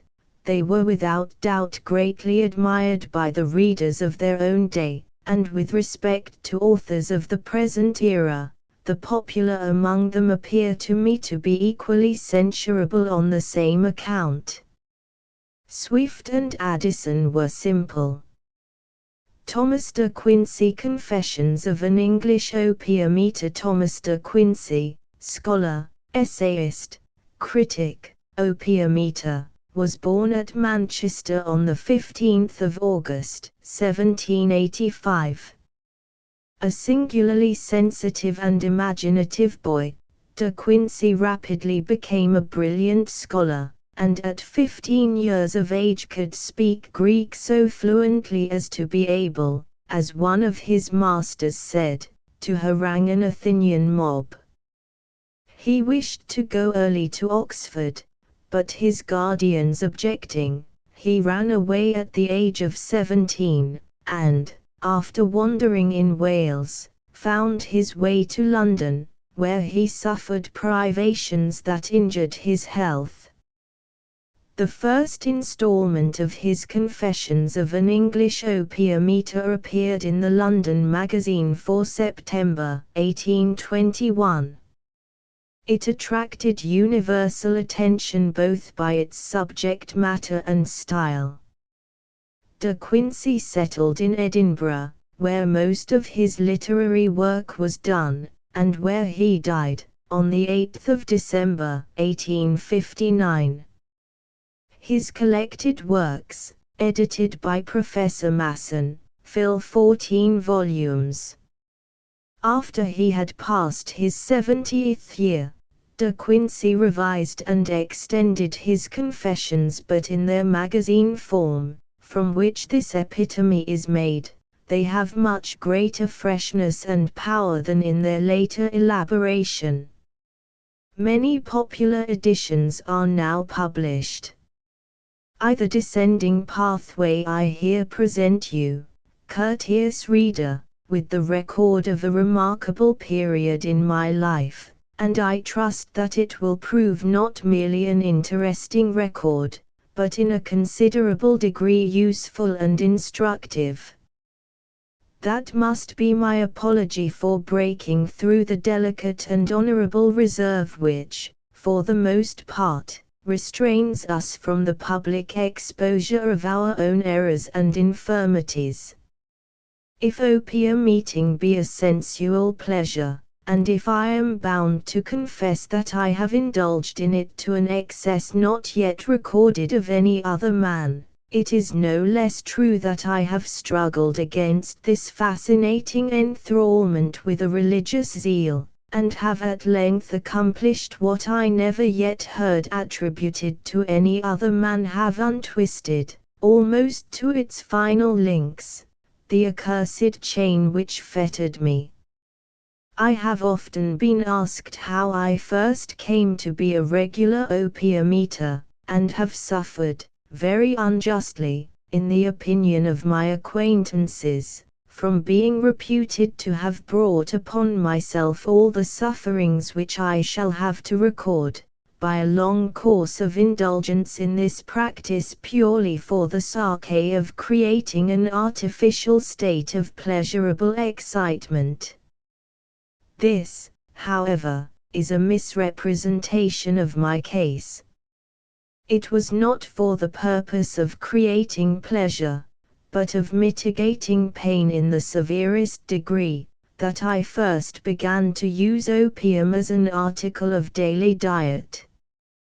The calamities of my novitiate in London, when, as a runaway from school, I made acquaintance with starvation and horror, had struck root so deeply in my bodily constitution that afterwards they shot up and flourished afresh, and grew into a noxious umbrage that has overshadowed and darkened my latter years. It is so long since I first took opium that, if it had been a trifling incident in my life, I might have forgotten its date, but, from circumstances connected with it, I remember that it must be referred to the autumn of 1804. During that season I was in London, having come thither for the first time since my entrance at college. And my introduction to opium arose in the following way. One morning I awoke with excruciating rheumatic pains of the head and face, from which I had hardly any respite. On the 21st day, I think it was, and on a Sunday, I went out into the streets, rather to run away, if possible, from my torments than with any distinct purpose. By accident, I met a college acquaintance, who recommended opium. Opium. Dread agent of unimaginable pleasure and pain. I had heard of it as I had of manna or of ambrosia, but no further. My road homewards lay through Oxford Street, and near the stately Pantheon I saw a druggist's shop, where I first became possessed of the celestial drug. Arrived at my lodgings, I took it, and in an hour, oh, heavens! What a revulsion! What an unheaving, from its lowest depths, of the inner spirit! What an apocalypse of the world within me! That my pains had vanished was now a trifle in my eyes. This negative effect was swallowed up in the immensity of those positive effects which had opened before me, in the abyss of divine enjoyment thus suddenly revealed. Two effects of the seductive drug. First, one word with respect to its bodily effects. It is not so much affirmed as taken for granted that opium does, or can, produce intoxication. Now, reader, assure yourself that no quantity of the drug ever did, or could, intoxicate. The pleasure given by wine is always mounting and tending to a crisis, after which it declines. That from opium, when once generated, is stationary for 8 or 10 hours. The one is a flame, the other a steady and equable glow. Another error is that the elevation of spirits produced by opium is necessarily followed by a proportionate depression. This I shall content myself with simply denying, assuring my readers that for 10 years, during which I took opium at intervals, the day succeeding to that on which I allowed myself this luxury was always a day of unusually good spirits. With respect to the torpor supposed to accompany the practice of opium eating, I deny that also. The primary effects of opium are always, and in the highest degree, to excite and stimulate the system. But, that the reader may judge of the degree in which opium is likely to stupefy the faculties of an Englishman, I shall mention the way in which I myself often passed an opium evening in London during the period between 1804 and 1812. I used to fix beforehand how often within a given time, and when, I would commit a debauch of opium. This was seldom more than once in 3 weeks, and it was usually on a Tuesday or a Saturday night, my reason for which was this: in those days Grassini sang at the opera, and her voice was delightful to me beyond all that I had ever heard. The choruses were divine to hear, and when Grassini appeared in some interlude, as she often did, and poured forth her passionate soul as Andromache at the tomb of Hector, etc., I question whether any Turk, of all that ever entered the paradise of opium eaters, can have had half the pleasure I had. Another pleasure I had which, as it could be had only on a Saturday night, occasionally struggled with my love of the opera. The pains of poverty I had lately seen too much of, but the pleasures of the poor, their consolations of spirit, and their reposes from bodily toil, can never become oppressive to contemplate. Now, Saturday night is the season for the chief, regular, and periodic return of rest for the poor.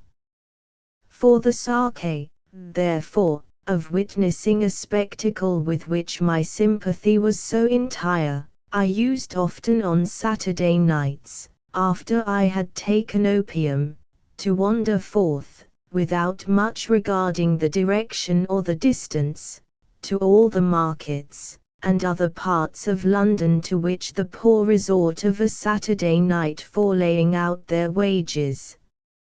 Sometimes in my attempts to steer homewards by fixing my eye on the pole star, and seeking ambitiously for a northwest passage, instead of circumnavigating all the capes and headlands I had doubled in my outward voyage, I came suddenly upon such knotty problems of alleys, such enigmatical entries, and such sphinxes riddles of streets without thoroughfares, as must, I conceive, baffle the audacity of porters, and confound the intellects of hackney coachmen. For all this I paid a heavy price in distant years, when the human face tyrannized over my dreams, and the perplexities of my steps in London came back and haunted my sleep with the feeling of perplexities, moral and intellectual, that brought confusion to the reason, or anguish and remorse to the conscience. 3. A fearful nemesis. Courteous reader, let me request you to move onwards for about 8 years, to 1812. The years of academic life are now over and gone, almost forgotten. Am I married? Not yet. And I still take opium. On Saturday nights. And how do I find my health after all this opium eating? In short, how do I do? Why, pretty well, I thank you, reader. In fact, though, to satisfy the theories of medical men, I ought to be ill, I never was better in my life than in the spring of 1812. To moderation and temperate use of the article I may ascribe it, I suppose, that as yet, at least, I am unsuspicious of the avenging terrors which opium has in store for those who abuse its lenity. But now comes a different era. In 1813 I was attacked by a most appalling irritation of the stomach, and I could resist no longer. Let me repeat, that at the time I began to take opium daily, I could not have done otherwise. Still, I confess it as a besetting infirmity of mine that I hanker too much after a state of happiness, both for myself and others. From 1813, the reader is to consider me as a regular and confirmed opium eater. Now, reader, from 1813 please walk forward about 3 years more, and you shall see me in a new character. Now, farewell, a long farewell to happiness, winter or summer. Farewell to smiles and laughter. Farewell to peace of mind. Farewell to hope and to tranquil dreams, and to the blessed consolations of sleep. For more than 3 years and a half I am summoned away from these. I am now arrived at an Iliad of woes. It will occur to you to ask, why did I not release myself from the horrors of opium by leaving it off or diminishing it? The reader may be sure that I made attempts innumerable to reduce the quantity. It might be supposed that I yielded to the fascinations of opium too easily. It cannot be supposed that any man can be charmed by its terrors. My studies have now been long interrupted. I cannot read to myself with any pleasure, hardly with a moment's endurance. This intellectual torpor applies more or less to every part of the 4 years during which I was under the sursheen spells of opium. But for misery and suffering, I might, indeed, be said to have existed in a dormant state. I seldom could prevail on myself even to write a letter. The opium eater loses none of his moral sensibilities or aspirations. He wishes and longs as earnestly as ever to realize what he believes possible, and feels to be exacted by duty, but his intellectual apprehension of what is possible infinitely outruns his power, not of execution only, but even of power to attempt. For the horrors of dreamland I now pass to what is the main subject of these latter confessions, to the history of what took place in my dreams, for these were the immediate and proximate cause of my acutest suffering. I know not whether my reader is aware that many children, perhaps most, have a power of painting, as it were, upon the darkness all sorts of phantoms. In the middle of 1817, I think it was, this faculty became positively distressing to me. At nights, when I lay awake in bed, vast processions passed along in mournful pomp, friezes of never-ending stories, that to my feelings were as sad and solemn as if they were stories drawn from times before Oedipus or Priam, before Tyre, before Memphis. And at the same time a corresponding change took place in my dreams. A theatre seemed suddenly opened and lighted up within my brain, which presented nightly spectacles of more than earthly splendor. All changes in my dreams were accompanied by deep-seated anxiety and gloomy melancholy, such as are wholly incommunicable by words. I seemed every night to descend, not metaphorically, but literally, to descend into chasms and sunless abysses, depths below depths, from which it seemed hopeless that I should ever reascend. Nor did I, even by waking, feel that I had reascended. The sense of space, and, in the end, the sense of time, were both powerfully affected. Buildings, landscapes, etc., were exhibited in proportions so vast as the bodily eye is not fitted to receive. Space swelled, and was amplified to an extent of unutterable infinity. This, however, did not disturb me so much as the vast expansion of time. I sometimes seemed to have lived far beyond the limits of any human experience. The minutest incidents of childhood, or forgotten scenes of later years, were often revived. Of this, at least, I feel assured, that there is no such thing as forgetting possible to the mind.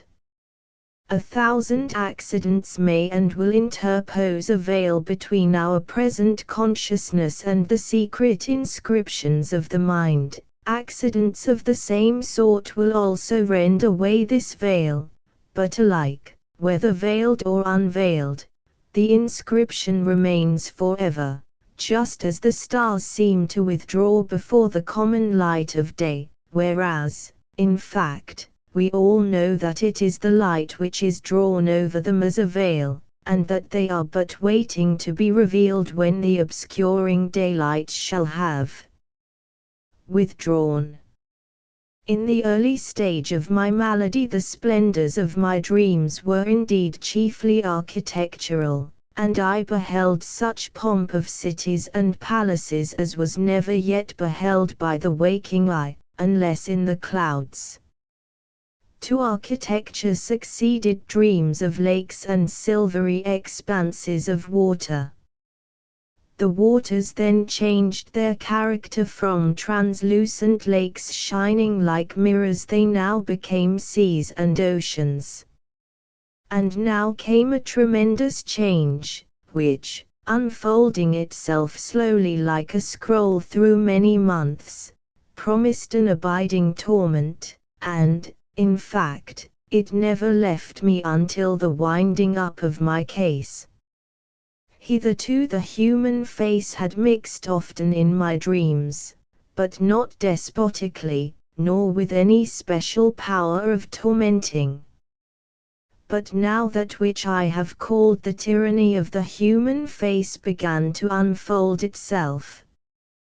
Perhaps some part of my London life might be answerable for this. Be that as it may, now it was that upon the rocking waters of the ocean the human face began to appear. The sea appeared paved with innumerable faces upturned to the heavens, faces imploring, wrathful, despairing, surged upwards by thousands, by myriads, by generations, by centuries. My agitation was infinite, my mind tossed and surged with the ocean. The monster-haunted dreamer. I know not whether others share in my feelings on this point, but I have often thought that if I were compelled to forego England and to live in China, and among Chinese manners and modes of life and scenery, I should go mad. Southern Asia in general is the seat of awful images and associations. As the cradle of the human race, it would alone have a dim and reverential feeling connected with it. But there are other reasons. No man can pretend that the wild, barbarous, and capricious superstitions of Africa, or of savage tribes elsewhere, affect him in the way that he is affected by the ancient, monumental, cruel, and elaborate religions of Hindustan, etc.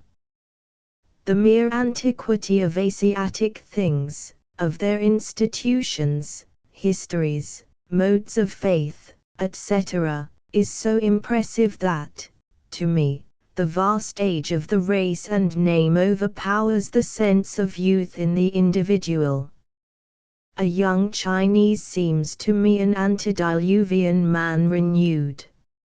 All this, and much more than I can say or have time to say, the reader must enter into before he can comprehend the unimaginable horror which these dreams of Oriental imagery and mythological tortures impressed upon me.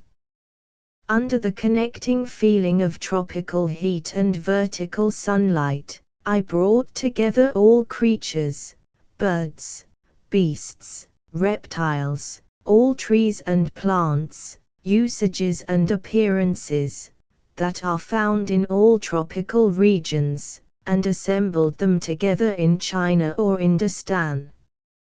From kindred feelings I soon brought Egypt and all her gods under the same law. I was stared at, hooted at, grinned at, chattered at, by monkeys, by parakeets, by cockatoos.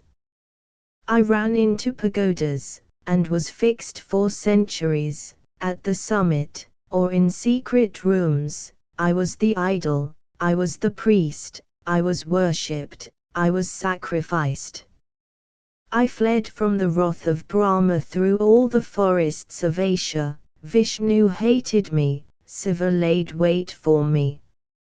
I came suddenly upon Isis and Osiris. I had done a deed, they said, which the ibis and the crocodile trembled at. I was buried for 1,000 years in stone coffins, with mummies and sphinxes, in narrow chambers at the heart of eternal pyramids. I was kissed by crocodiles, and laid, confounded with all unutterable slimy things, amongst reeds and Nilotic mud. Over every form and threat and punishment brooded a sense of eternity and infinity that drove me into an oppression as of madness.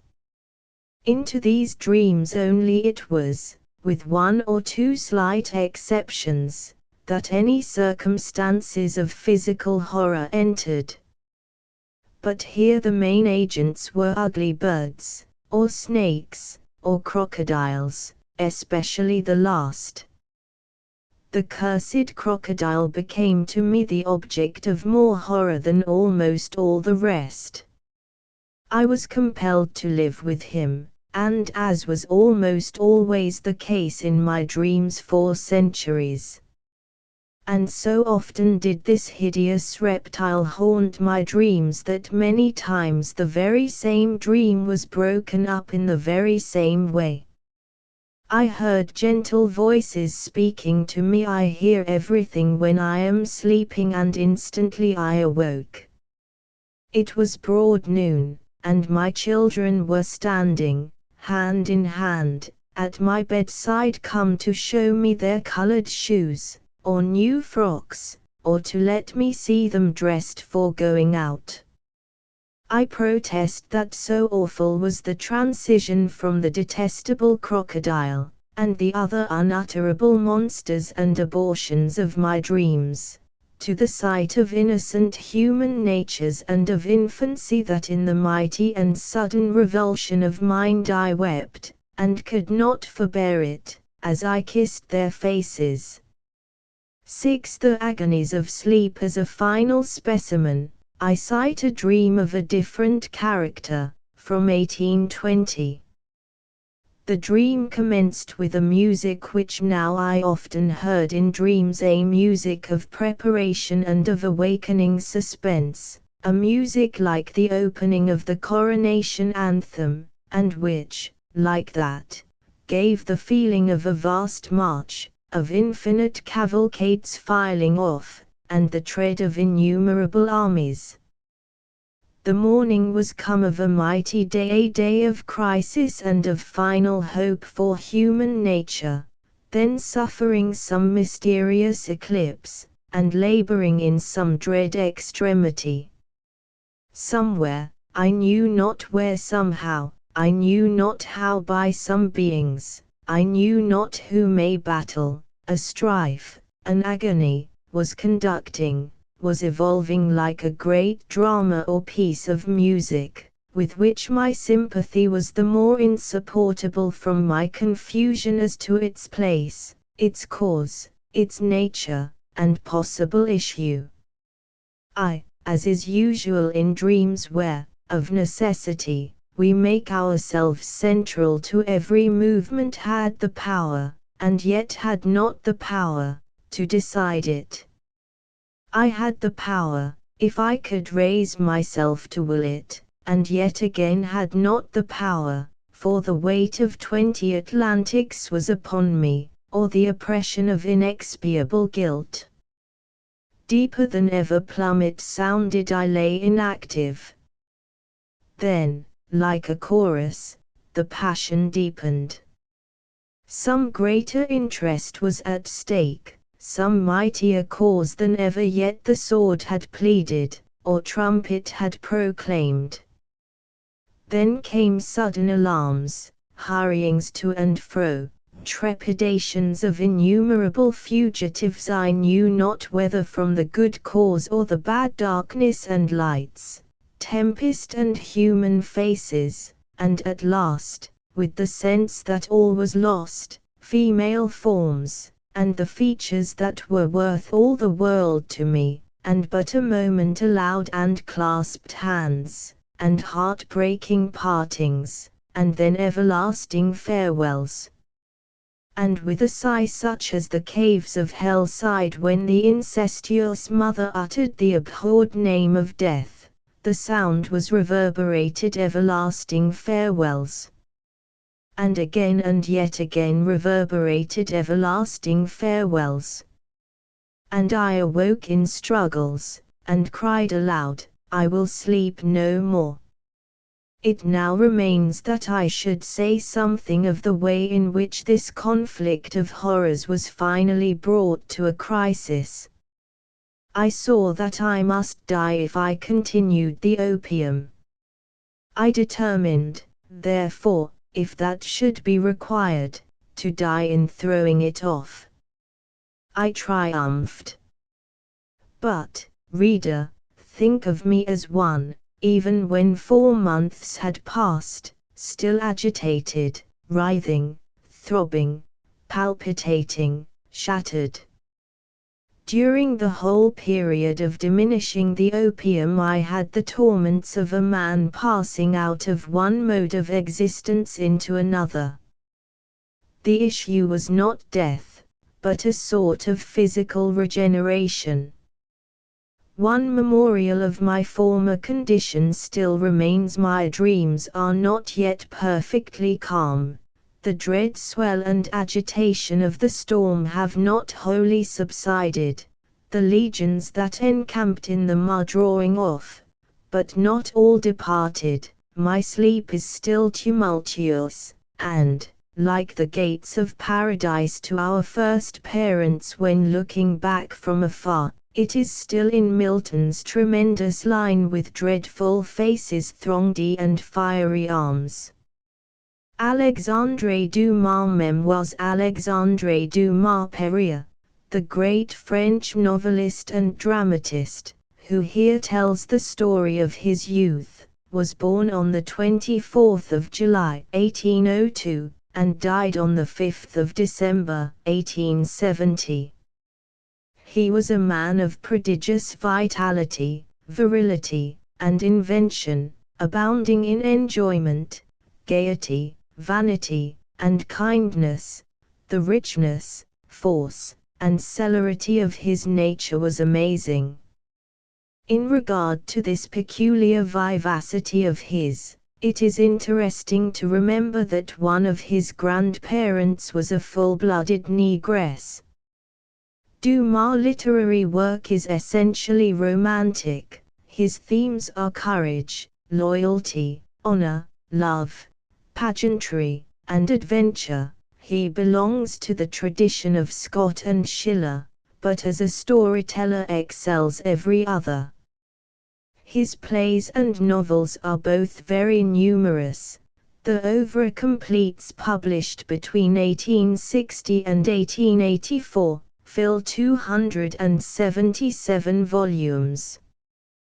Probably Monte Cristo and the Three Musketeers are the most famous of his stories. He was an untiring and exceedingly rapid worker, a great collaborator employing many assistants, and was also a shameless plagiarist, but he succeeded in impressing his own quality on all that he published. Besides plays and novels, there are several books of travel. His son, Alexandre, was born in 1824. The memoirs published in 1852, which are here followed through their author's struggles to his triumph, may be the work of the novelist as well as of the chronicler, but they give a most convincing impression of his courageous and brilliant youth, fired equally by art and by ambition. Memories of Boyhood. I was born on the 24th of July 1802, at Villers Cotterets, a little town of the department of Ain, on the road from Laon to Paris, so that, writing now in 1847, I am 45 years old. My father was the Republican general, Thomas Alexandre Dumas Davy de la Pale-Terry, and I still use this patronymic in signing official documents. It came from my grandfather, Marquis of that name, who sold his properties in France, and settled down in 1760 on vast estates in Saint Domingo. There, in 1762, my father was born. His mother, Louise Cessette Dumas, died in 1772, and in 1780, when my father was 18, the West Indian estates were leased, and the Marquis returned to his native country. My father spent the next years among the youth of the great families of that period. His handsome features all the more striking for the dark complexion of a mulatto, his prodigious physical strength, his elegant Creole figure, with hands and feet as small as a woman's, his unrivaled skill in bodily exercises, and especially in fencing and horsemanship, all marked him out as one born for adventures. The spirit of adventure was there, too.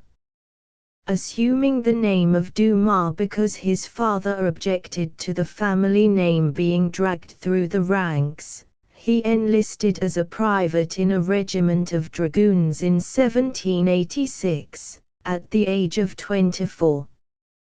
Quartered at Villas Cotterettes in 1790, he met my mother, Marie-Louise Elizabeth Labourite, whom he married 2 years later.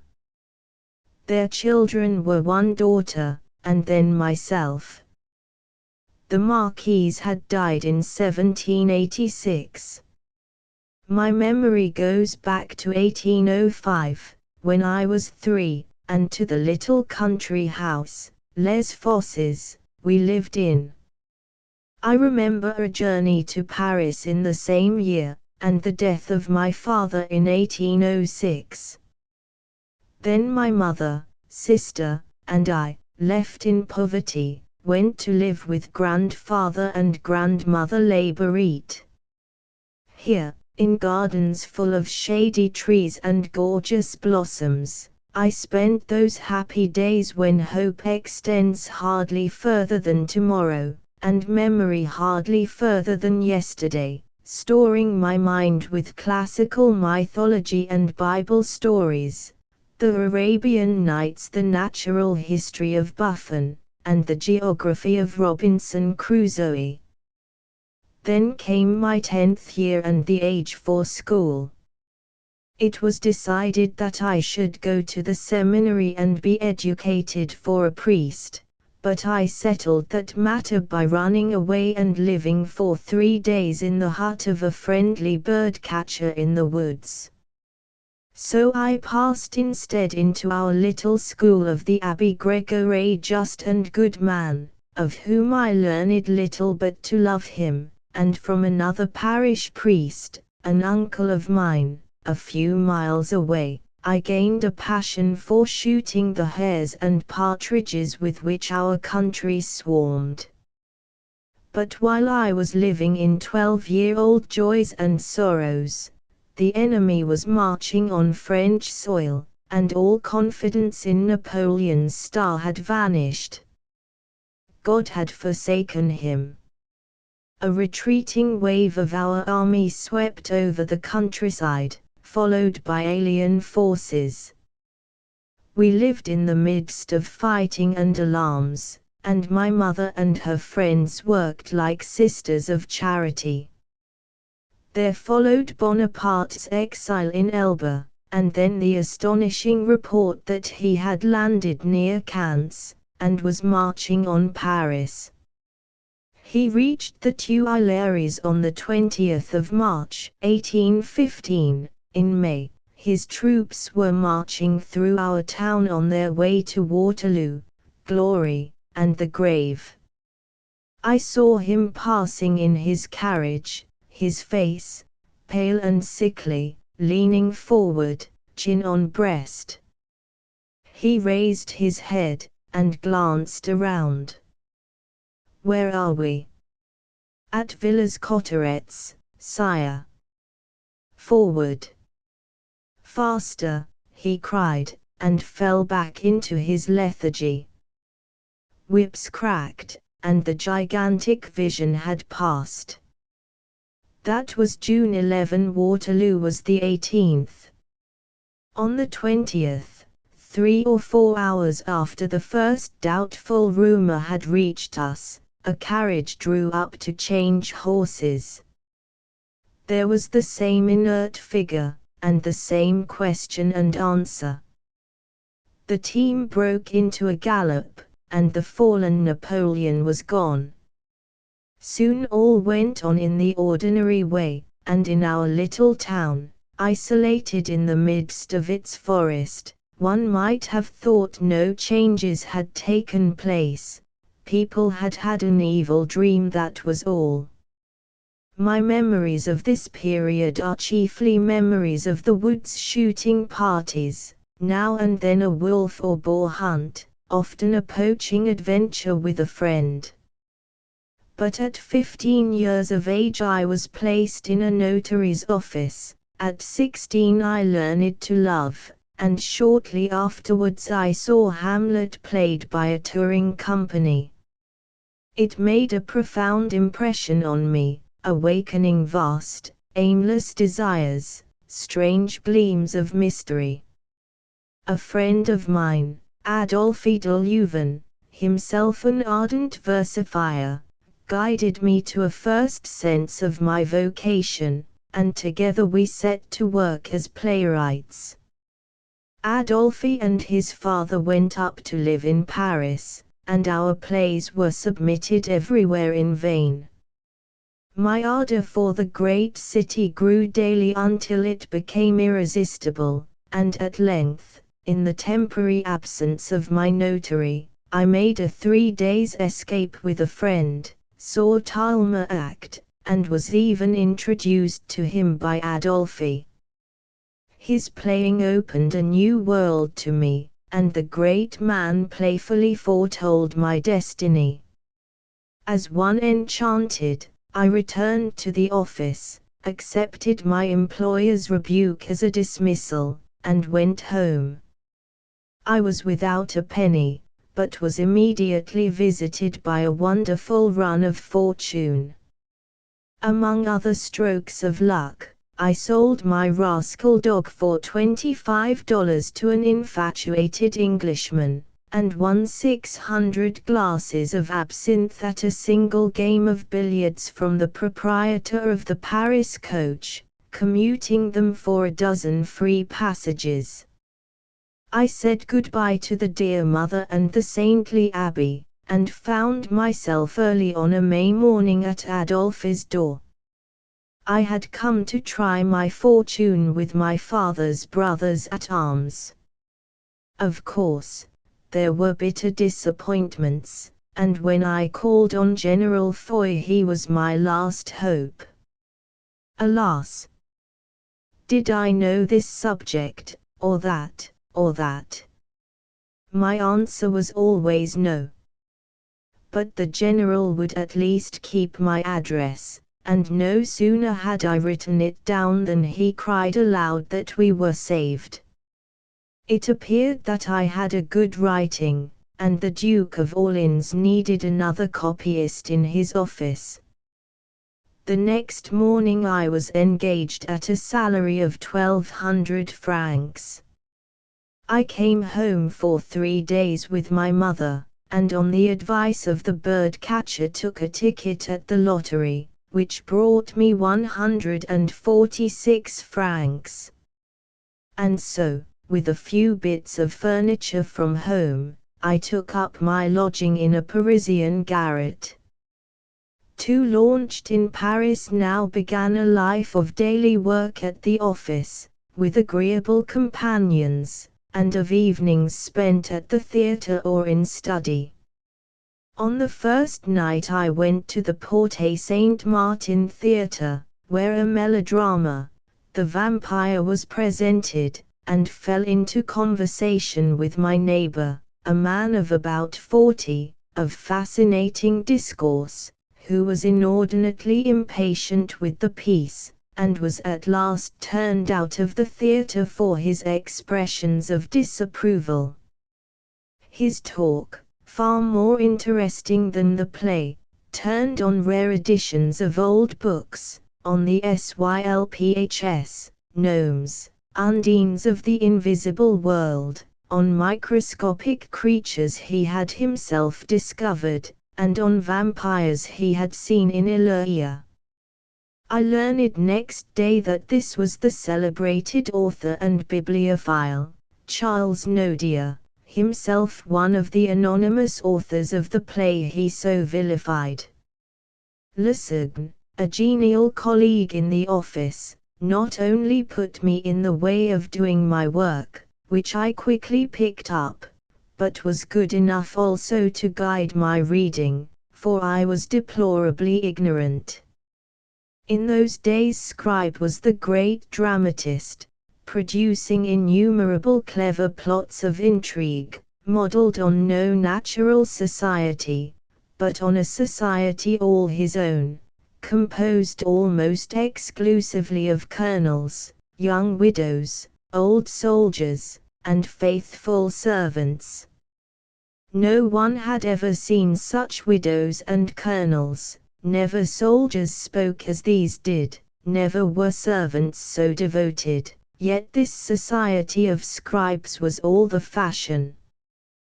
The men most highly placed in literature at the time when I came to Paris were Millimeter de Chateaubriand, Huey, Lemercier, Arnold, Etienne, Bourlamion, Biranger, Charles Nodier, Viennet Scribe, Thiaulong, Sormit, Casimir de Lavin, Lucien Arnold, Ancelot, Lamartine, Victor Hugo, Desorgiers, and Alfred de Vigny. After them came names half literary, half political, such as Millimeter, Cousin, Salvandi, Ullimain, Thias, Augustin Thierry, Michelet, Mignet, Vitae, Cave, Marimi, and Guizot. Others, who were not yet known, but were coming forward, were Balzac, Sully, de Musset, Sainte-Beuve, Auguste Barbier, Alphonse Karr, Théophile Gautier. Madame Sand was not known until her Indiana in 1828. I knew all this constellation, some of them as friends and supporters, others as enemies. In December 1823, Talma made perhaps the greatest success of his life in de Lavin's L'École des Vieillards, in which his power of modulating his voice to the various emotions of old age was superbly shown. But Talma was never content with his triumphs. He awaited eagerly the rise of a new drama, and when I confided to him my ambitions, he would urge me to be quick and succeed within his day. Art was all that he lived for. How wonderful a thing is art, more faithful than a friend or lover. On the first day of 1824 I rose to be a regular clerk at 1,500 francs, and determined to bring up my mother from the country. It was now 9 months since I had seen her. So she sold her tobacco shop and came up to Paris with a little furniture and 100 louis. We were both very glad to be united, though she was anxious about my future. I had by this time learned my ignorance of much that was necessary to my success as a dramatist, and began to devote every hour of my leisure to study, attending the theatre as often as I could get a pass. A young medical man named Thibaut helped me much in my education. He took me to the hospital, where I picked up a knowledge of medicine and surgery which has repeatedly done service in my novels, and I learned from him the actions of poisons, such as I have used in Monte Cristo. I read also under the guidance of Lessegne, beginning with Ivanhoe, in which the pictures of medieval life cleared the clouds from my vision and gave me a far wider horizon. Next the vast forests, prairies, and oceans of Cooper held me, and then I came to Byron, who died in Greece at the very time when I was entering on my apprenticeship to poetry. The Romantic movement in France was beginning to invade literature and the drama, but its expression was still most evident in the younger painters. My mother's little capital only lasted 18 months, and I found myself forced to supplement my salary by other work. I had until now collaborated with Adolphe, but all in vain. and we now determined to associate P.H. Rousseau with our efforts. The three of us together quickly produced a vaudeville in 21 scenes, La Chasse et l'Amour, of which I wrote the first 7 scenes, Adolphe the second 7, and Rousseau the conclusion. The piece was rejected at the Gymnase, but accepted at the Ambigu, and my share of the profits came to 6 francs a night. A.M. Porcher, who always had a pleasant welcome and an open purse for a literary man, lent me 300 francs on the security of my receipts, and with that money I printed a volume of 3 stories under the title of Nouvelles Contemporaines, of which, however, only 4 copies were sold. But the next adventure was more profitable. A play, by Le Saigne and myself, La Noce et l'Enterrement, was presented at the Porte Saint-Martin in November 1826, and brought me 8 francs a night for 40 nights. 3 under Shakespeare's spell. As recently as 1822 an English theatrical company, which had opened at the Porte Saint-Martin Theatre, had been hissed and pelted off the stage for offering the dramas of the barbaric Shakespeare.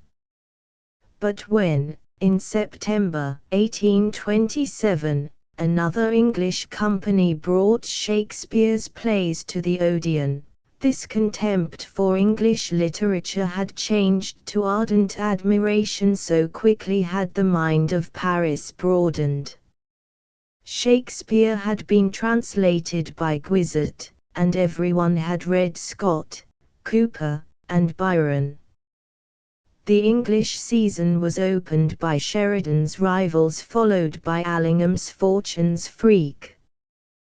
Then came Hamlet, which infinitely surpassed all my expectations. Kemble's Hamlet was amazing, and Miss Smithson's Ophelia adorable.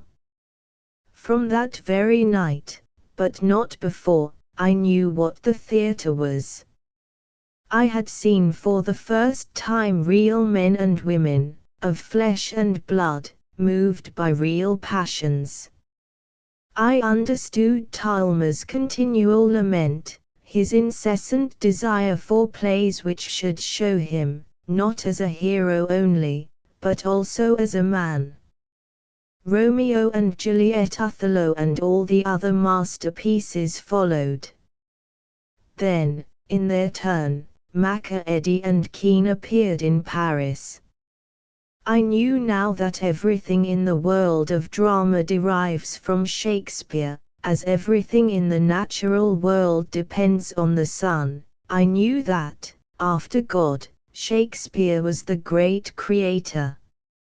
And from the night when I had first seen, in these English players, men on the stage forgetful of the stage, and revealing themselves, by natural eloquence and manner, as God's creatures, with all their good and evil, their passions and weaknesses, from that night my vocation was irrevocable. A new confidence was given me, and I boldly adventured on the future. Besides observing mankind, I entered with redoubled zest upon the dissection and study of the words of the great dramatists. My attention had been turned to the story of Christine and the murder of Monaldeschi by an exquisite little bas-relief in the salon, and reading up the history in the biographical dictionary, I saw that it held the possibility of a tremendous drama. The subject haunted my mind continually, and soon my Christine came into life and was written. But Talma was dead. I had now no friend at the theatre, and I cast about me in vain for the means of getting my play produced. Baron Taylor was at this time the official charged with the acceptance or rejection of plays, and Charles Nodier, so Le Saigne informed me, was on intimate terms with him. Lesegn suggested that I should write to Nodia, reminding him of our chat on the night of the vampire and asking for an introduction to the Baron. I did so, and the reply came from Baron Taylor himself, offering me an interview at 7 in the morning. At the appointed time, my heart beating fast, I rang the bell of his flat, and as I waited for someone to come, I wondered at a strange noise that was going on within, a deep, monotonous recitation, interrupted by occasional explosions of rage in a higher voice. I rang for the third time, and as a door opened within, the mysterious sounds doubled in volume. Then the outer door opened, and the Baron's old servant hurried me in. "Come in, sir," she said, "come in, the Baron is longing for you to come." I found Baron Taylor in his bath, and beside him a playwright reading a tragedy. The fellow had insisted on entering, had caught the examiner of plays in his bath, and was inflicting on him a play of over 2,000 lines. Undaunted by the Baron's rage, and unmoved by my arrival, he proceeded with his reading, while I waited in the bedroom. When Baron Taylor at last came in and got into bed, he was shivering with cold, and I proposed to put off my reading, but he would not hear of it, and trembling, I began my play. At the end of each act the Baron himself asked for the next, and when it was finished he leapt from bed and called for his clothes that he might go and arrange for an immediate hearing before the committee at the franchise. And so a special meeting was called, and I read Christine to a gathering of the greatest actors and actresses of the time, all fully dressed as if for a dance. I have rarely seen a play meet with so great a success at this ordeal. I was off my head with pleasure. The play was accepted by acclamation. I ran home to our rooms to tell my mother the great news of this great day, the 30th of April, 1828, and then back to the office to copy out a heap of papers. Christine was not, however, produced at this time. Another play on the same subject, written by A.M. Broilt, had also been accepted by the committee, and its author was suffering from an illness from which it was impossible that he should recover. Under these circumstances it was felt right to present the dying man's play while he was able to see it, and I willingly acceded to the requests, made by his son and friends, that my work should stand aside. For Dumas arrives but now, by a happy chance, in a book that lay open on a table in the office. I came across the suggestions for my Henry III, and as soon as the plot had grown clear in my mind, I wrote the play in a couple of months. I was only 25, and this was only my second play, yet it is as well constructed as any of the 50 which I have since written. Beranger, the great poet of democracy, and a man at that time of unrivaled influence, was present at a private reading of Henry III, and foretold its great success. The official reading was on the 17th of September, 1828, when the play was accepted by acclamation, and the parts were cast. But my good fortune had not got into the papers, and this, as well as my frequent absences at the theatre, had done me no good at the office. So I was sent for one morning by M. de Breville, the Director General, and was given, in set terms, my choice between my situation as a clerk and my literary career. Only one choice was now possible, and from that very day my salary ceased. The year 1829 was that in which my position was made and my future assured. But it opened with a great sorrow. I was one day at the theatre when a messenger ran in to tell me that my mother had fallen ill. I sent for a doctor, hurried to her side, and found that she was unable to speak, and that one side of her body was totally paralyzed. My sister was soon with us, having come up to town for the first night of the play. My state of mind during the following days may be imagined, under the dreadful affliction of seeing my mother dying, and under the enormous burden of producing my first play. On the day before the presentation of Henry III, I went to the palace, sent in my name to the Duke of Orleans, and boldly asked him the favor, or, rather, the act of justice, that he would be present at the theatre on the first night. I pointed out to him that he had given ear to those who had charged me with vanity and wilfulness, and begged him to come and hear the verdict of the public. When His Highness told me that he could not come, because he had over a score of princes and princesses dining with him on that night, I suggested that he should bring them too. And so it was arranged. The 11th of February, so long awaited, dawned at last, and I spent the whole day until evening with my mother. I had given an order for the play to every one of my old colleagues at the office. I had a tiny stage box. My sister had a box in which she entertained Boulanger, de Vigny, and Victor Hugo. Every other place in the theatre was sold. The circle was gorgeous with princes decorated with their orders, and the boxes with the nobility, the ladies all glittering with diamonds. The curtain went up. I have never felt anything to compare with the cool breath of air from the stage, which fanned my heated brow. The first act was received sympathetically, and was followed by applause, and I seized the interval to run and see my mother. The second act passed without disapproval. The third, I knew, would mean success or disaster.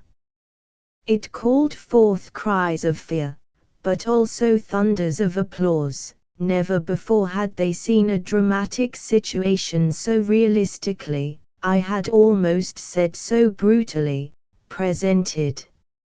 Again I visited my mother. How I wished she could have been there.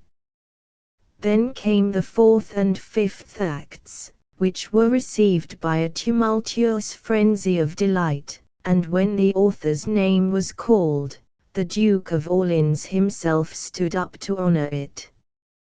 The days of struggle were over, the triumph had come. Utterly unknown that evening, I was next morning the talk of Paris. They little knew that I had spent the night on the floor, by the bed of my dying mother.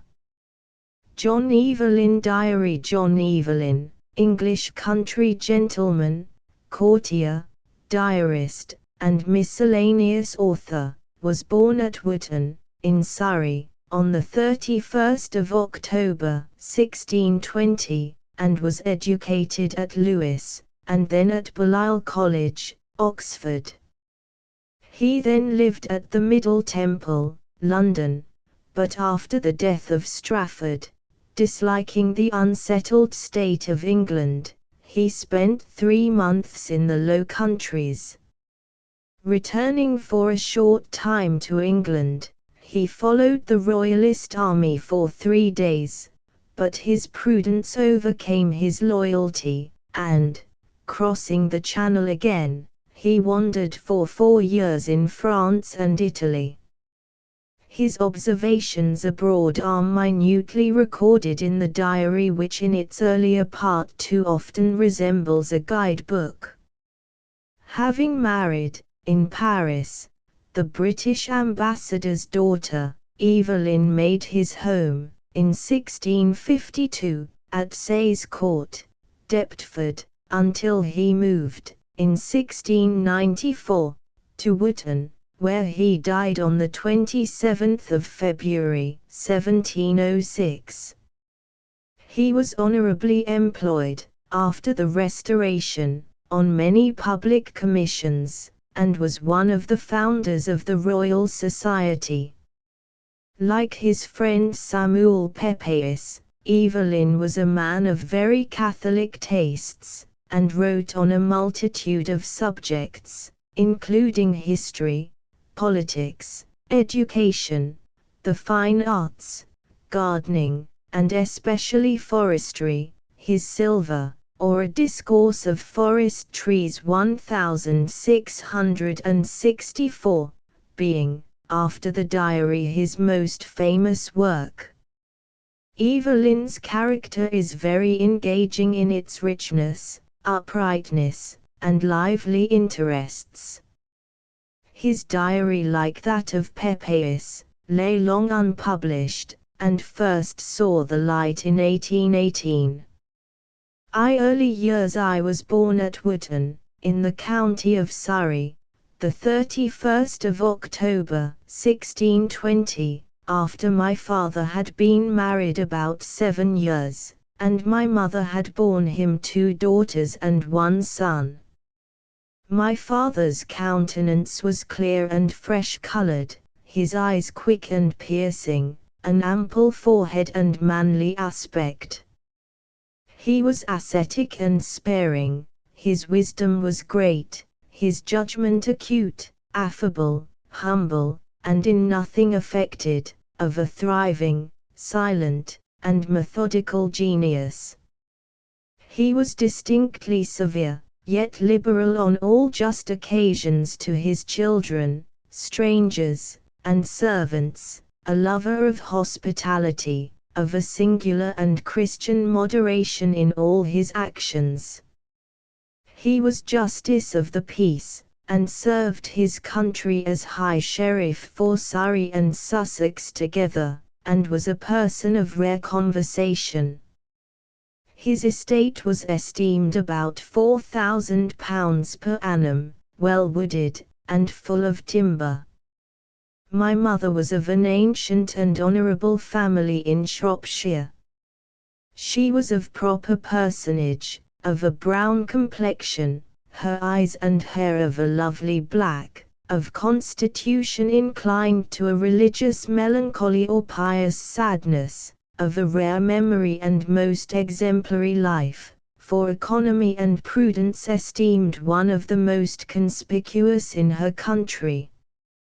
Wootton, the mansion house of my father, is in the southern part of the shire, 3 miles from Dorking, and is upon part of Lath Hill, one of the most eminent in England for the prodigious prospect to be seen from its summit. From it may be discerned 12 or 13 counties, with part of the sea on the coast of Sussex on a serene day. The house large and ancient, suitable to those hospitable times, and sweetly environed with delicious streams and venerable woods.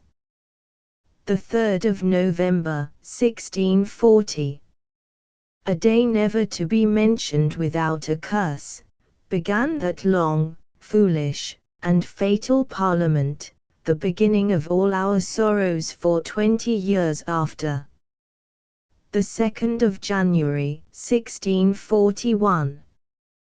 We at night followed the hearse to the church at Wootton, where my father was interred, and mingled with the ashes of our mother, his dear wife. Thus we were bereft of both our parents in a period when we most of all stood in need of their counsel and assistance, especially myself, of a raw and unwary inclination. Two Travels Abroad, the 12th of May, 1641. I beheld on Tower Hill the fatal stroke which severed the wisest head in England from the shoulders of the Earl of Strafford, whose crime coming under the cognizance of no human law, a new one was made to his destruction. To such exorbitancy were things arrived. The 21st of July. Having procured a pass at the Custom House, embarked in a Dutch frigate bound for Flushing, convoyed by 5 other stout vessels, whereof one was a man of war. The 19th of April, 1644. Set out from Paris for Orleans. The way, as indeed most of the roads in France, is paved with a small square freestone, so that there is little dirt and bad roads, as in England, only it is somewhat hard to the poor horses' feet. October the 7th. We had a most delicious journey to Marseilles, through a country full of vineyards, oliveyards, orange trees, and the like sweet plantations, to which belong pleasantly situated villas built all of freestone. We went to visit the galleys. The captain of the Galley Royal gave us most courteous entertainment in his cabin, the slaves playing loud and soft music. Then he showed us how he commanded their motions with a knot and his whistle, making them row out. The spectacle was to me new and strange, to see so many hundreds of miserably naked persons, having their heads shaven close, and having only high red bonnets, a pair of coarse canvas drawers, their whole backs and legs naked, doubly chained about their middles and legs in couples, and made fast to their seats, and all commanded by a cruel seaman. Their rising forward and falling back at their oar is a miserable spectacle, and the noise of their chains with the roaring of the beaten waters has something of the strange and fearful to one unaccustomed to it. They are chastised on the least disorder, and without the least humanity, yet are they cheerful and full of knavery. The 31st of January, 1645. Climbing a steep hill in Naples, we came to the monastery of the Carthusians, from whence is a most goodly prospect towards the sea and city, the one full of galleys and ships, the other of stately palaces, churches, castles, gardens, delicious fields and meadows, Mount Vesuvius smoking, doubtless one of the most considerable vistas in the world. The inhabitants greatly affect the Spanish gravity in their habit, delight in good horses. The streets are full of gallants on horseback, in coaches, and sedans. The country people are so jovial and addicted to music that the very husbandmen almost universally play on the guitar, singing and composing songs in praise of their sweethearts, and will commonly go to the field with their fiddle. They are merry, witty, and genial, all which I much attribute to the excellent quality of the air. They have a deadly hatred to the French, so that some of our company were flouted at for wearing red cloaks, as the mode then was. This I made the end of my travels, sufficiently sated with rolling up and down, since, from the report of divers experienced and curious persons, I had been assured there was little more to be seen in the rest of the civil world, after Italy, France, Flanders, and the Low Country, but plain and prodigious barbarism. Thus, about February the 7th, we set out on our return to Rome by the same way we came, not daring to adventure by sea, as some of our company were inclined, for fear of Turkish pirates hovering on that coast. 3 Evelyn in England, the 22nd of May, 1647. I had contracted a great friendship with Sir Richard Browne, His Majesty's resident at the court of France, his lady and family, and particularly set my affections on a daughter. The 10th of June. We concluded about my marriage, and on Thursday 27, Dr. Earle married us in Sir Richard Browne's chapel, betwixt the hours of 11 and 12, some few select friends being present, and this being Corpus Christi, feast was solemnly observed in this country. The streets were sumptuously hung with tapestry and strewn with flowers. The 8th of July, 1656. At Ipswich, one of the sweetest, most pleasant, well-built towns in England. I had the curiosity to visit some Quakers here in prison, a new fanatic sect, of dangerous principles, who show no respect to any man, magistrate or other, and seem a melancholy, proud sort of people, and exceedingly ignorant. November the 2nd. There was now nothing practical preached in the pulpits, or that pressed reformation of life, but high and speculative points that few understood, which left people very ignorant and of no steady principles, the source of all our sects and divisions, for there was much envy and uncharity in the world. God of his mercy amend it.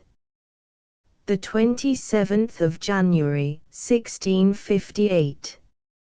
After 6 fits of an ague died my dear son Richard, to our inexpressible grief and affliction, 5 years and 3 days only, but at that tender age a prodigy for wit and understanding, and for beauty of body a very angel. At 2 years and a half old he could perfectly read any of the English, Latin, French, or Gothic letters, pronouncing the 3 first languages perfectly.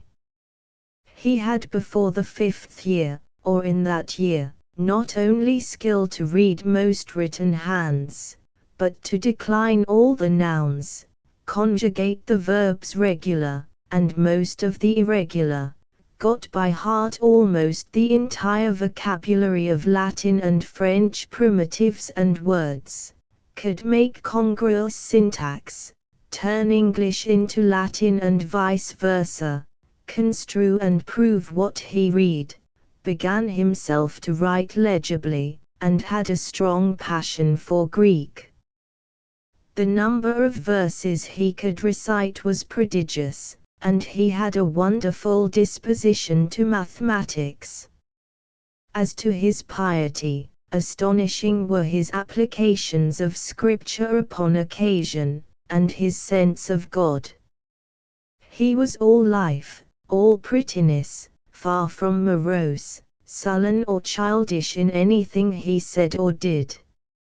Such a child I never saw, for such a child I bless God, in whose bosom he is. The 22nd of November. Saw the superb funeral of the Protector. He was carried from Somerset House in a velvet bed of state, drawn by 6 horses housed with the same, the pall held up by his new lords, Oliver lying in effigy in royal robes, and with a crown, sceptre and globe, like a king, pendants carried by officers, imperial banners by the heralds, a rich caparisoned horse, embroidered all over with gold, a knight of honor armed cap a pie, guards, soldiers, and innumerable mourners. In this equipage they proceeded to Westminster, but it was the joyfulest funeral I ever saw, for there were none that cried but dogs, which the soldiers hooted away with a barbarous noise, drinking and taking tobacco in the streets as they went. The 29th of May, 1660. This day His Majesty Charles II came to London after a sad and long exile and calamitous suffering both of the King and Church, being 17 years. This also was his birthday, and with a triumph of above 20,000 horse and foot, brandishing their swords and shouting with inexpressible joy, the ways strewed with flowers, the bells ringing, the streets hung with tapestry, fountains running with wine, the mayor, aldermen, and all the companies in their liveries, chains of gold, and banners, lords and nobles clad in cloth of silver, gold, and velvet, the windows and balconies all set with ladies, trumpets, music, and myriads of people flocking. Even so far as from Rochester, so as they were 7 hours in passing the city. I stood in the Strand and beheld it, and blessed God. The 6th of January, 1661.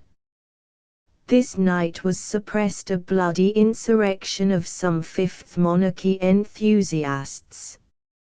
I was now chosen a Fellow of the Philosophical Society, now meeting at Gresham College, where was an assembly of divers learned gentlemen, this being the first meeting since the King's return, but it had been begun some years before at Oxford, and was continued with interruption here in London during the rebellion.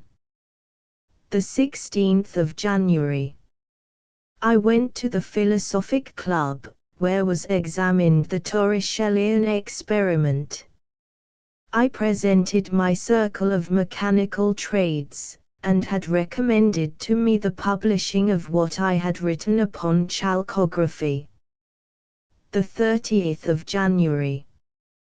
This day, O the stupendous and inscrutable judgments of God, were the carcasses of those arch-rebels Cromwell, Bradshaw, and Ireton dragged out from their superb tombs in Westminster among the kings, to Tyburn, and hanged on the gallows there from morning till night, and then buried under that ignominious monument in a deep pit, thousands of people who had seen them in all their pride being spectators. Look back at the 22nd of November, 1658, and be astonished.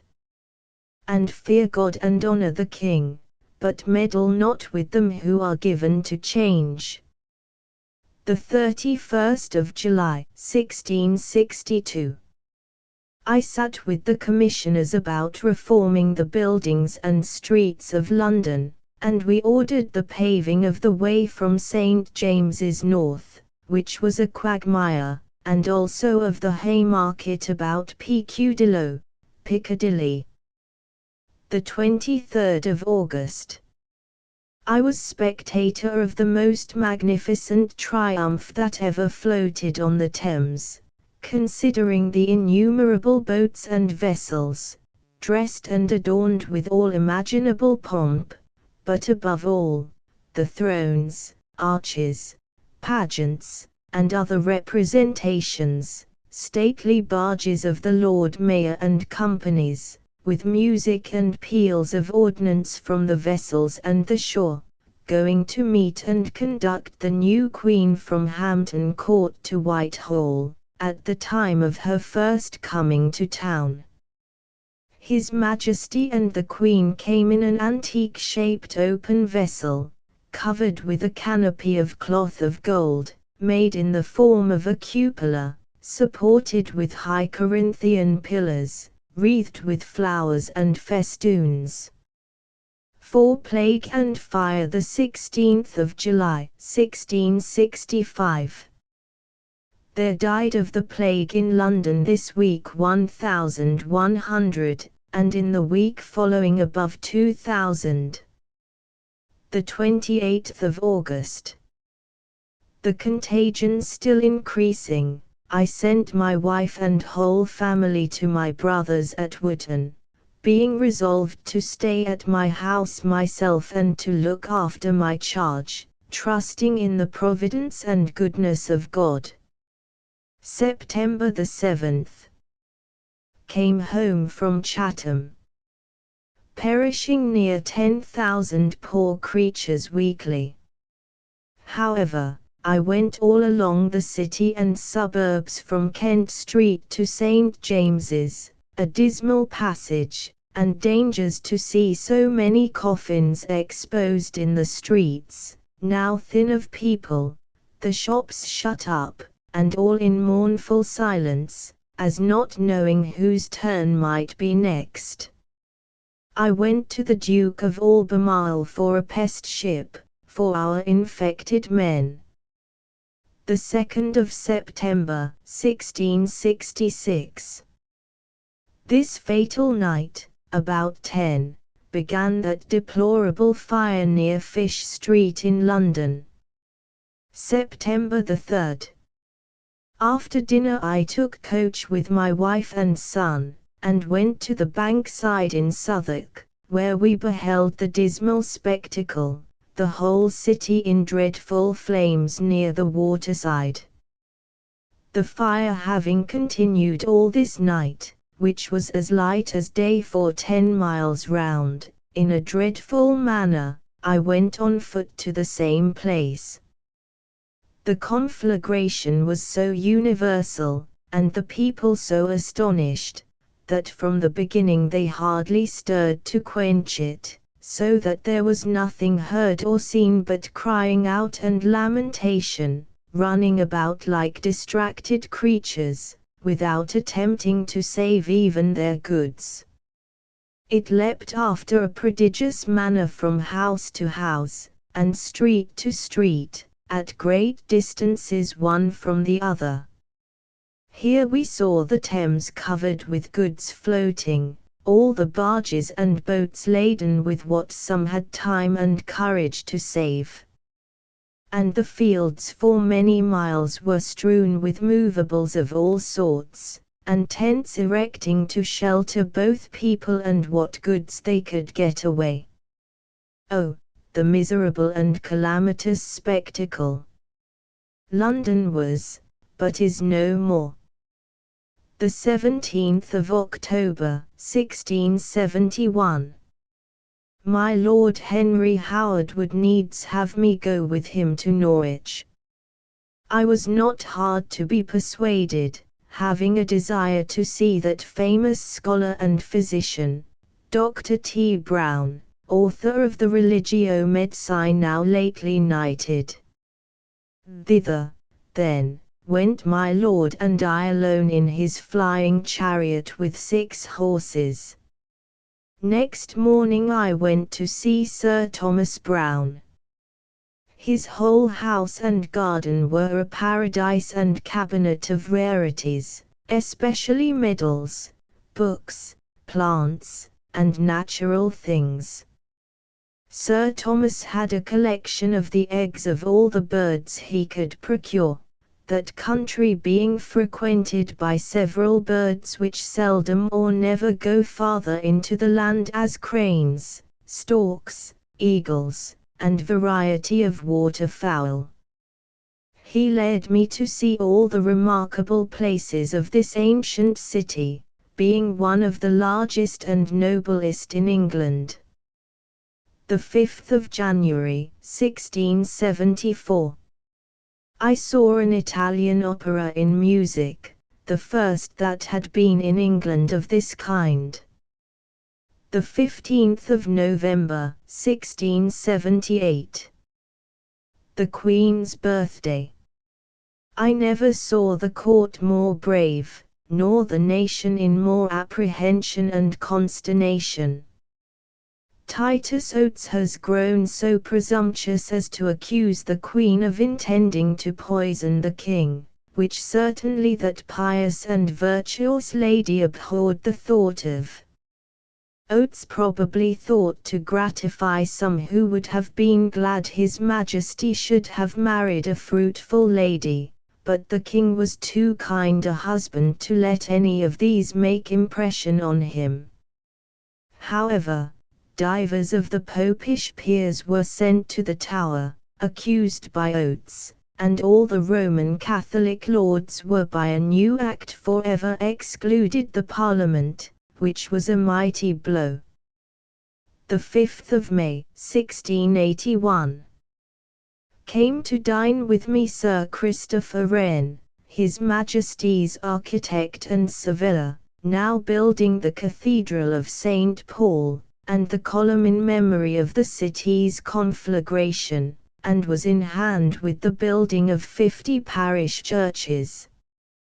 A wonderful genius had this incomparable person. The 24th of January, 1684.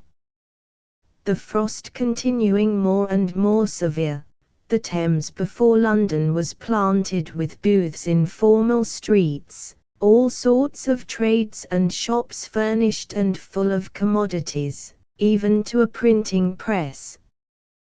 Coaches plied from Westminster to the Temple, as in the streets, sleds, sliding with skates, bull baiting, horse and coach races, puppet plays, cooks, tippling, so that it seemed to be a carnival on the water, while it was a severe judgment on the land, the trees splitting, men and cattle perishing, and the very seas locked up with ice.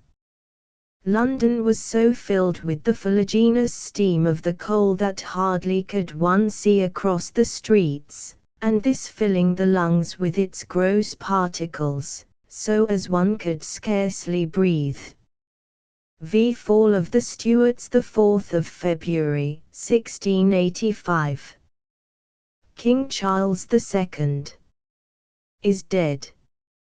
He was a prince of many virtues, and many great imperfections, debonair, easy of access, not bloody nor cruel, his countenance fierce, his voice great, proper of person, every motion became him, a lover of the sea, and skilful in shipping, he loved planting and building, and brought in a politer way of living, which passed to luxury and expense.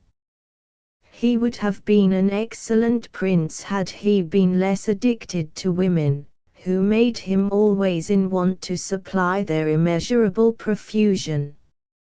Certainly never had king more glorious opportunities to have made himself, his people, and all Europe happy, had not his too easy nature resigned him to be managed by crafty men, and some abandoned and profane wretches who corrupted his otherwise sufficient parts. I can never forget the inexpressible luxury and profaneness, gaming and all dissoluteness, and, as it were, total forgetfulness of God, it being Sunday evening, which day night I was witness of, the king sitting and toying with his concubines, a French boy singing love songs, in that glorious gallery, while 20 great courtiers and other dissolute persons were gaming at a large table, a bank of at least £2,000 in gold before them. 6 days after all was in the dust. The 5th of November, 1688. I went to London, heard the news of the Prince of Orange having landed at Torbay, coming with a fleet of near 700 sail, passing through the Channel with so favourable a wind that our navy could not intercept them. This put the king and court into great consternation. The 13th of November. The Prince of Orange is advanced to Windsor, and is invited by the king to St. James's. The prince accepts the invitation, but requires His Majesty to retire to some distant place, that his own guards may be quartered about the palace and city. This is taken heinously, and the king goes privately to Rochester, is persuaded to come back, comes on the Sunday, goes to Mass, and dines in public, a Jesuit saying grace. I was present. The 18th of November. All the world go to see the Prince at St. James's, where there is a great court. He is very stately, serious, and reserved. The 24th of November. The King passes into France, whither the Queen and child were gone a few days before. The 26th of May, 1703.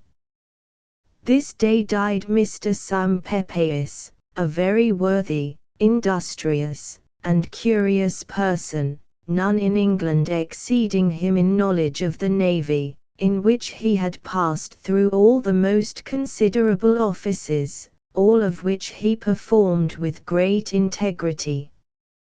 When King James II went out of England, he laid down his office, and would serve no more, but, withdrawing himself from all public affairs, he lived at Clapham with his partner, Mr. Hure, formerly his clerk, in a very noble house and sweet place, where he enjoyed the fruit of his labours in great prosperity. He was universally beloved, hospitable, generous, learned in many things, skilled in music, a very great cherisher of learned men. His library and collection of other curiosities were of the most considerable, the models of ships especially. The 31st of October, 1705. I am this day arrived to the 85th year of my age.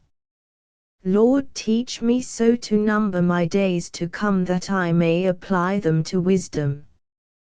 John Forster. Life of Goldsmith. John Forster is best remembered as writer of the biographies of the statesmen of the Commonwealth, of Goldsmith, Landor, Dickens. To his own generation he was for 20 years one of the ablest of London journalists. In his later days, as a commissioner in lunacy, he had time to devote himself more closely to historical research. He was born at Newcastle on the 2nd of April, 1812, was turned aside from the bar by success in newspaper work, and became editor first of the Foreign Quarterly Review, then of the Daily News, on which he succeeded Dickens, and lastly of the Examiner. His Life of Goldsmith was published in 1848, and enlarged in 1854. Forster was different from all that he looked. He seemed harsh, exacting, and stubborn.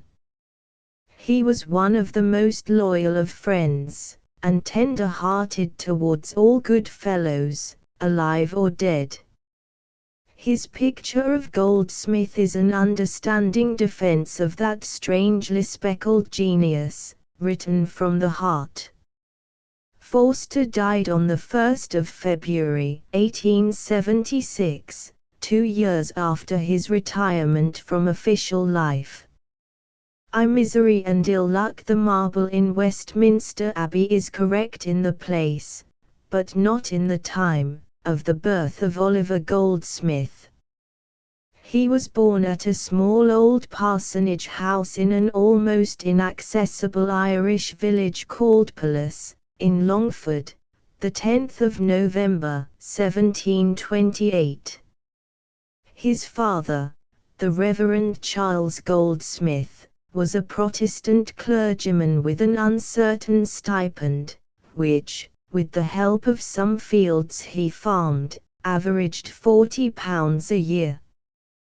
They who have lived, laughed, and wept with the father of the man in black in the citizen of the world, the preacher of the deserted village, or the hero of the vicar of Wakefield, have given laughter, love, and tears to the Reverend Charles Goldsmith. Oliver had not completed his second year when the family moved to a respectable house and farm on the verge of the pretty little village of Lissoy, in Westmeath. Here the schoolmistress who first put a book into Oliver Goldsmith's hands confessed, "Never was so dull a boy, he seemed impenetrably stupid." Yet all the charms of Goldsmith's later style are to be traced in the letters of his youth, and he began to scribble verses when he could scarcely write. At the age of 8 he went to the Reverend Mr. Gilpin's Superior School of Elphin, in Roscommon, where he was considered a stupid, heavy blockhead, little better than a fool, whom everyone made fun of. Indeed, from his earliest youth he was made to feel an intense, uneasy consciousness of supposed defects. Later he went to school at Athlone and at Edgeworthstown, and was in every school trick, either as an actor or a victim.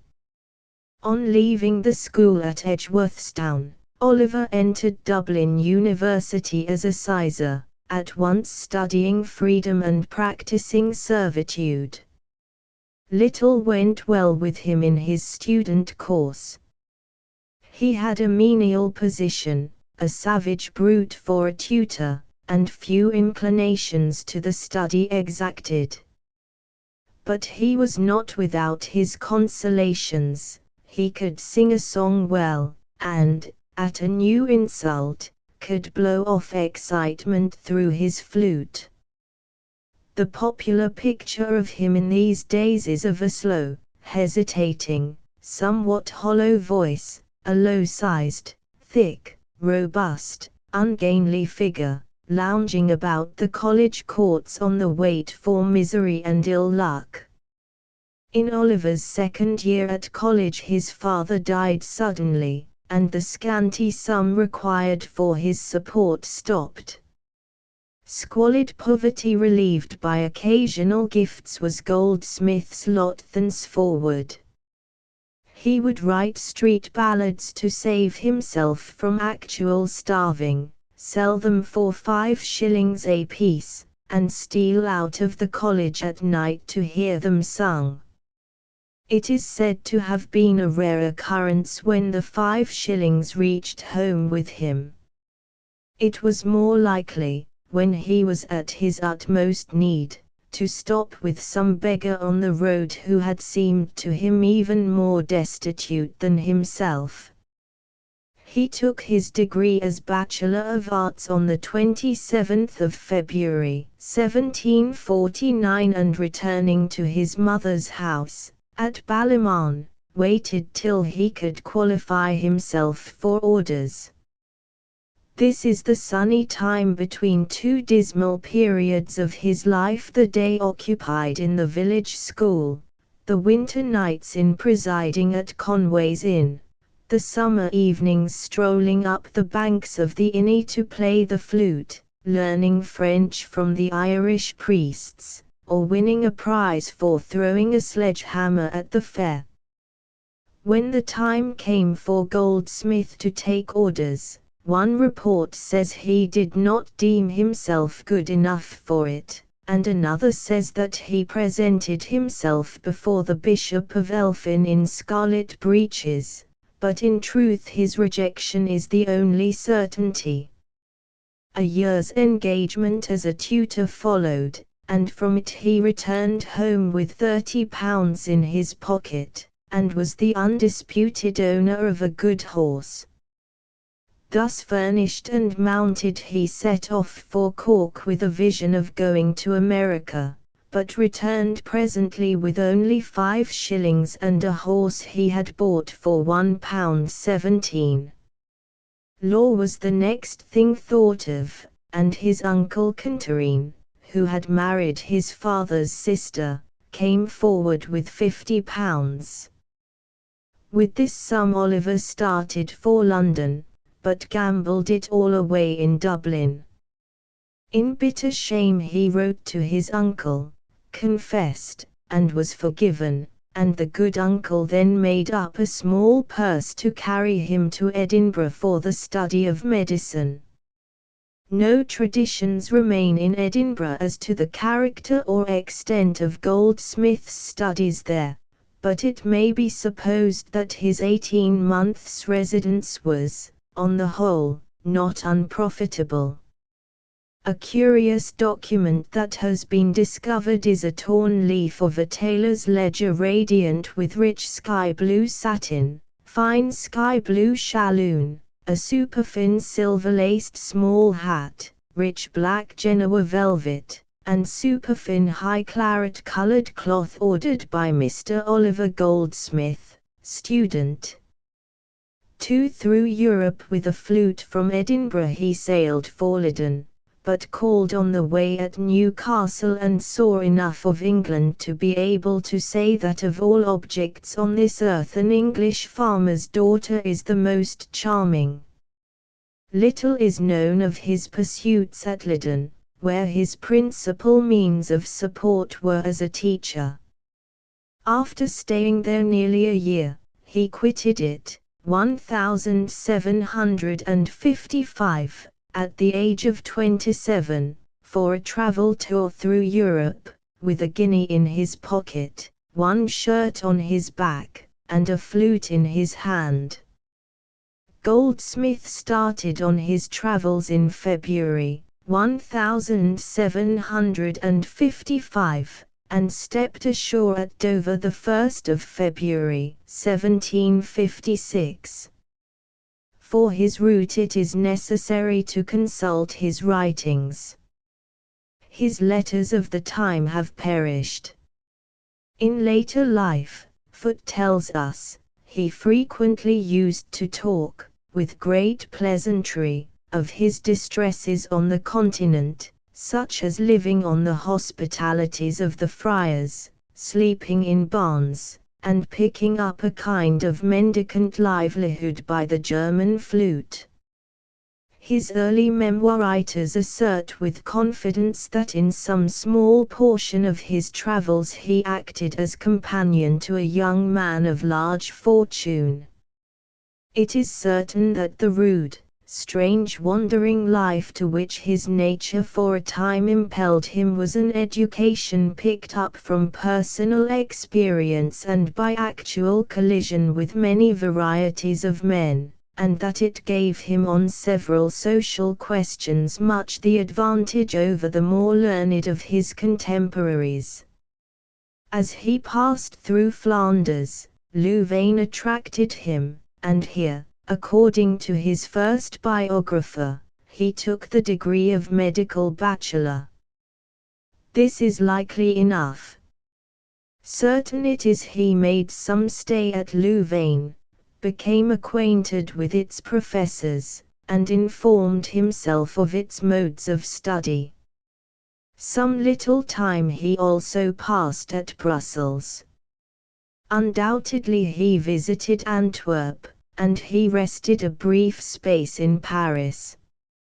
He must have taken the lecture rooms of Germany on his way to Switzerland. Passing into that country he saw Schaffhausen frozen. Geneva was his resting place in Switzerland, but he visited Basel and Bern. Descending into Piedmont, he saw Milan, Verona, Mantua, and Florence, and at Padua is supposed to have stayed some 6 months, and, it has been asserted, received his degree. Sir, said Johnson to Boswell, he disputed his passage through Europe. 3. Physic, teaching, and authorship. Landing at Dover without a farthing in his pocket, the traveller took 10 days to reach London, where an uncertain story says he gained subsistence for a few months as an usher, under a feigned name. At last a chemist of the name of Jacob, at the corner of Monument Yard, engaged him. While employed among the drugs he met an old Edinburgh fellow student, Owen Slay, who, with a heart as warm as ever, shared his home and friendship. Goldsmith now began to practice as a physician in a humble way, and through one of his patients was introduced to Richardson and appointed for a short time reader and corrector to his press in Salisbury Court. Next we find him at Peckham Academy, acting as assistant to Dr. Milner, whose son had been at Edinburgh. Milner was a contributor to the monthly review published by Griffiths, the bookseller, and at Milner's table Griffiths and Goldsmith met, with the result that Goldsmith entered into an agreement to devote himself to the monthly review for a year. In fulfillment of that agreement Mr. and Mrs. Griffiths provided him with bed and board in Paternoster Row, and, at the age of 29, he began his work as an author by profession. The 12 months agreement was not carried out. At the end of 5 months Goldsmith left the monthly review. During that period he had reviewed Professor Mallet's translations of Scandinavian poetry and mythology, Holmes' tragedy of Douglas Burke's Origin of Our Ideas of the Sublime and Beautiful, Smollett's Complete History of England, and Gray's Odes. Though he was no longer a not unuseful assistant to Griffiths, he kept up an irregular business association with that literary slave driver. He also became a contributor to Newbury's literary magazine. At last, in despair, he turned again from the miseries of Grub Street to Dr. Milner's schoolroom at Peckham, and, after another brief period of teaching, Dr. Milner secured for him the promise of an appointment as medical officer to one of the East India Company's factories on the coast of Coromandel.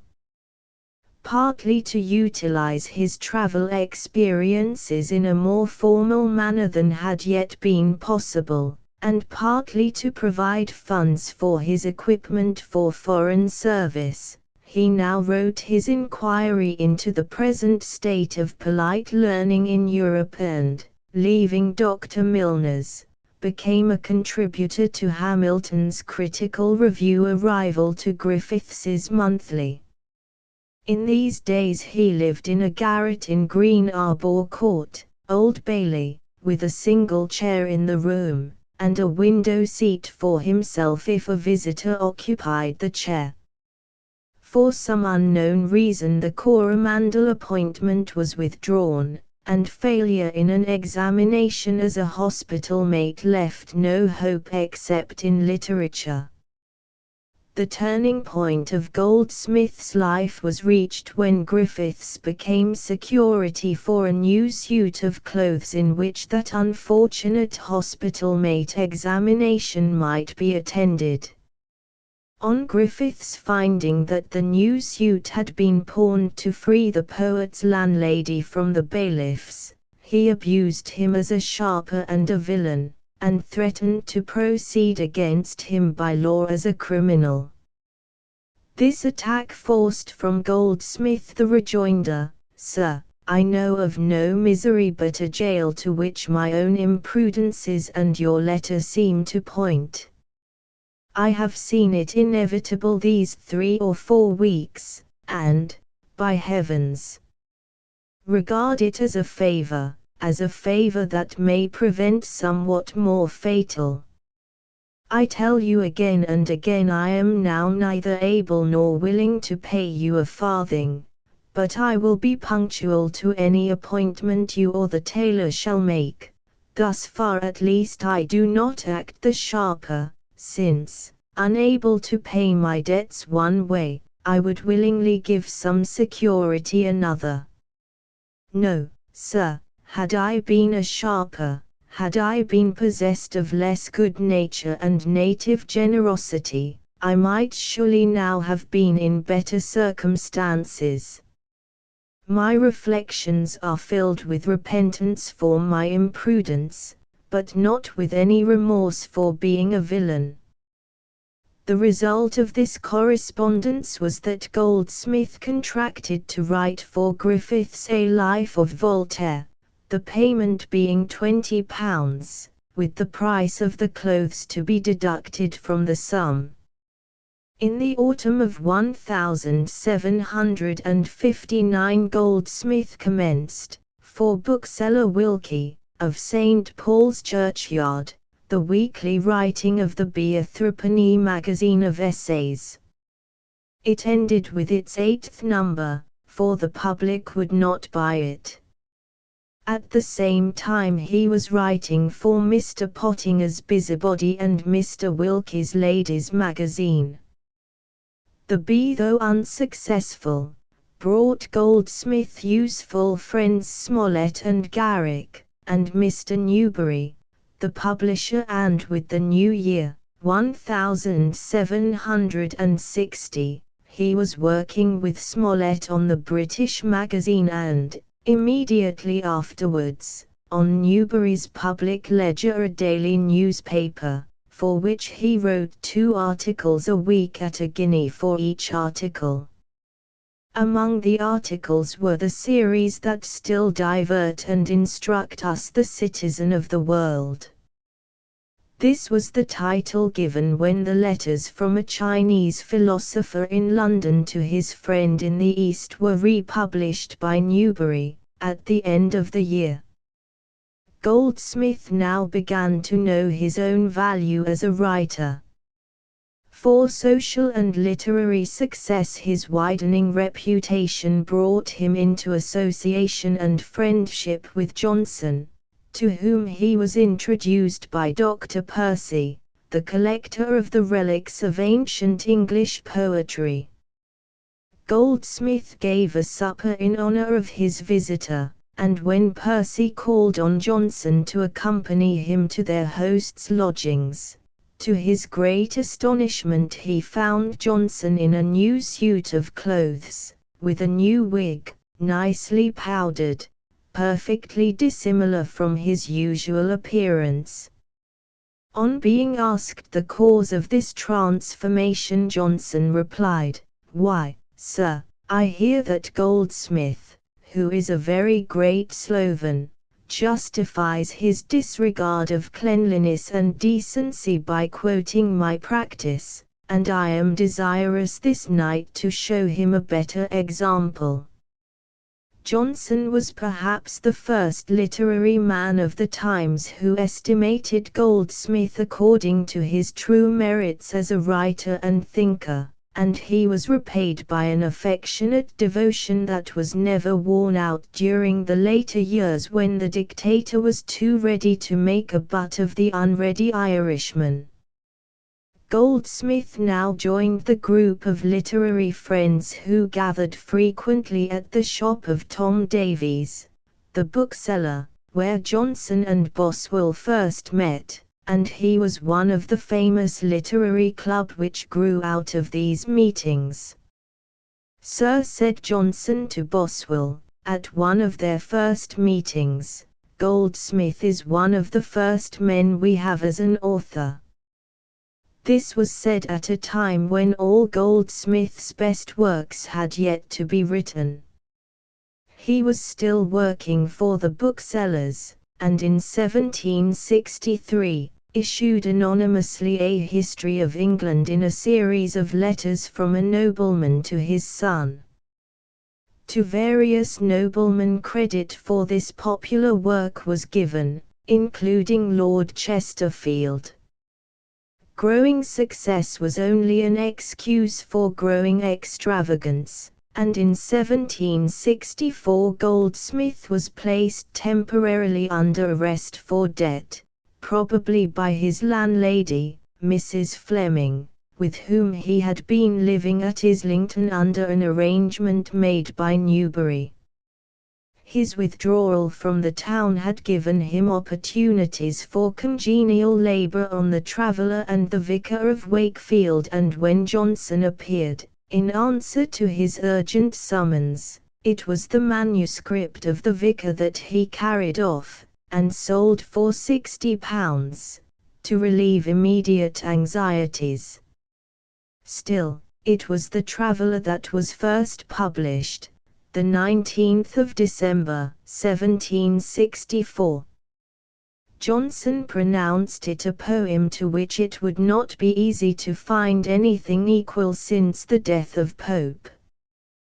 The predominant impression of the Traveller is of its naturalness and facility. The serene graces of its style, and the mellow flow of its verse, take us captive before we feel the enchantment of its lovely images of various life reflected from its calm, still depths of philosophic contemplation.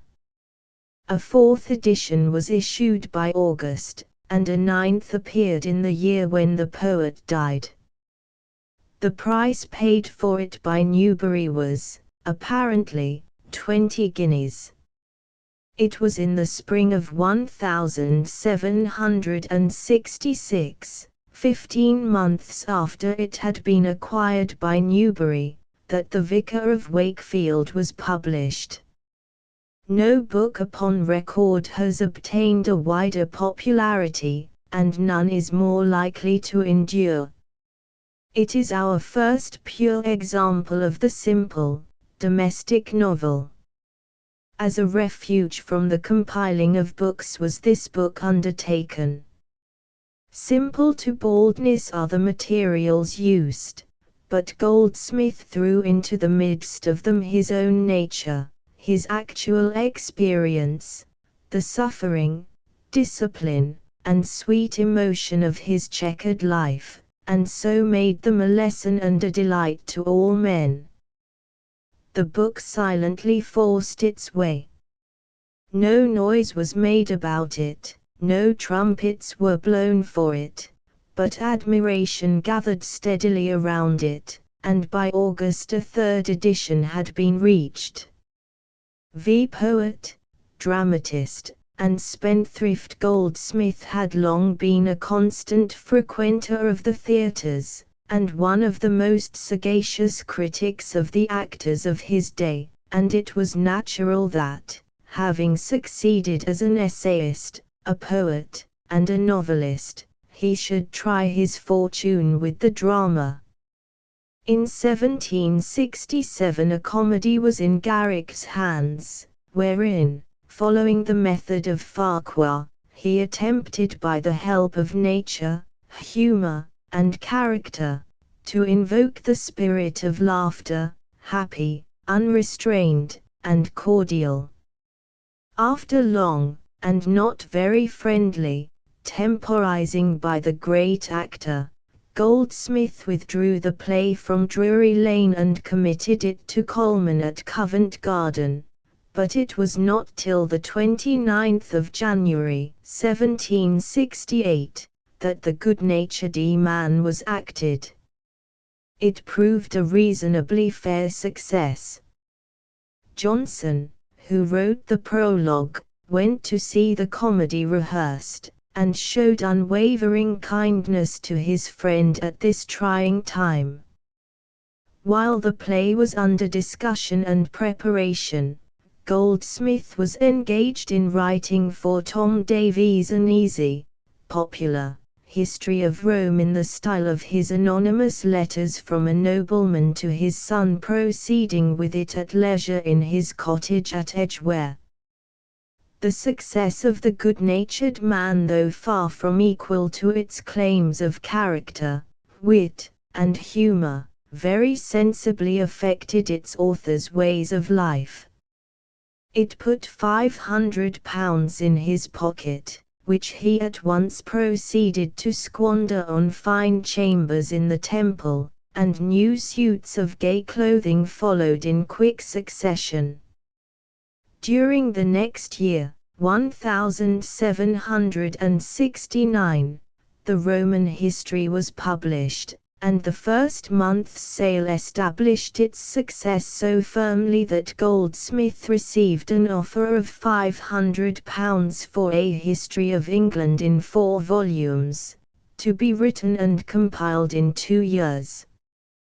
At the same time he was under agreement for his natural history, or, as it was finally termed, his history of animated nature. These years of heavy work were among the happiest of Goldsmith's life, for he had made the acquaintance of the Misses Horneck, girls of 19 and 17. The elder, Catherine, or Little Comedy, was already engaged. The younger, Mary, who had the loving nickname of the Jessamy Bride, exercised over him a strong fascination. Their social as well as personal charms are uniformly spoken of by all. Mary, who did not marry till after Goldsmith's death, lived long enough to be admired by Hazlitt, to whom she talked of the poet with affection unabated by age, till he could almost fancy the shade of Goldsmith in the room, looking round with complacency. It was during these years of busy book-making, too, that the poet was perfecting his Deserted Village. On the 26th of May, 1770, it appeared, published at 2 shillings. Its success was instant and decisive. By the 16th of August, a 5th edition had appeared. When Gray heard the poem read, he exclaimed, "This man is a poet." The judgment has since been affirmed by hundreds of thousands of readers, and any adverse appeal is little likely now to be lodged against it. Within the circle of its claims and pretensions, a more entirely satisfactory and delightful poem than The Deserted Village was probably never written. It lingers in the memory where once it has entered, and such is the softening influence on the heart of the mild, tender, yet clear light which makes its images so distinct and lovely, that there are few who have not wished to rate it higher than poetry of yet higher genius. Goldsmith looked into his heart and wrote. The poet had now attained social distinction, and we find him passing from town to country with titled friends, and visiting, in somewhat failing health, fashionable resorts, such as Bath. His home remained in the Temple. His worldly affairs continued a source of constant embarrassment, however, and when, in 1772, he had placed the manuscript of She Stoops to Conquer in the hands of Colman, not only his own entreaties but the interference of Johnson were used to hasten its production in order to relieve his anxieties. Colman was convinced the comedy would be unsuccessful. It was first acted on the 15th of March, 1773, and, quite the reverse to everybody's expectation, it was received with the utmost applause. At this time Goldsmith was sadly in arrears with work he had promised to the booksellers, disputes were pending, and his circumstances were verging on positive distress. The necessity of completing his animated nature, for which all the money had been received and spent, hung like a millstone upon him. His advances had been considerable on other works not yet begun. In what leisure he could get from these tasks he was working at a Grecian history to procure means to meet his daily liabilities. It occurred to friends at this time to agitate the question of a pension for him, on the ground of distinction in the literary world, and the prospect of approaching distress, but as he had never been a political partisan, the application was met by a firm refusal. Out of the worries of this darkening period, with ill health adding to his cares, the genius of the poet flashed forth once more in his personal poem, Retaliation. At a club dinner at St. James's Coffee House, the proposition was made that each member present should write an epitaph on Goldsmith, and Garrick started with, "Here is Nolley Goldsmith, for shortness called Noel, who wrote like an angel, and talked like poor Poll." Later, Goldsmith retaliated with epitaphs on his circle of club friends. His list of discriminating pictures was not complete when he died. Indeed, the picture of Reynolds breaks off with a half line. On the 25th of March, 1774, the poet was too ill to attend the club gathering. How ill, his friends failed to realize. On the morning of April the 4th, he died from weakness following fever. "Is your mind at ease?" asked his doctor. "No, it is not," was the melancholy answer, and his last recorded words. His debts amounted to not less than £2,000. "Was ever poet so trusted?" exclaimed Johnson. His remains were committed to their final resting place in the burial ground of the Temple Church, and the staircase of his chambers is said to have been filled with mourners, the reverse of domestic women without a home, without domesticity of any kind, with no friend but him they had come to weep for, outcasts of that great, solitary, wicked city, to whom he had never forgotten to be kind and charitable. Johnson spoke his epitaph in an emphatic sentence: he had raised money, and squandered it, by every artifice of acquisition and folly of expense, but let not his frailties be remembered, he was a very great man. George Fox Journal. George Fox, the founder of the Society of Friends, or Friends of the Truth, was born at Drayton, Leicestershire, in July 1624, and died in London on 13 January 1691. His journal, here epitomized, was published in 1694, after being revised by a committee under the superintendence of William Penn, and prefaced for the press by Thomas Elwood, the Quaker. Fox rejected all outward shows of religion, and believed in an inward light and leading. He claimed to be divinely directed as he wandered, Bible in hand, through the country, denouncing church worship, a paid ministry, religious profession, and advocating a spiritual affiliation with Christ as the only true religion.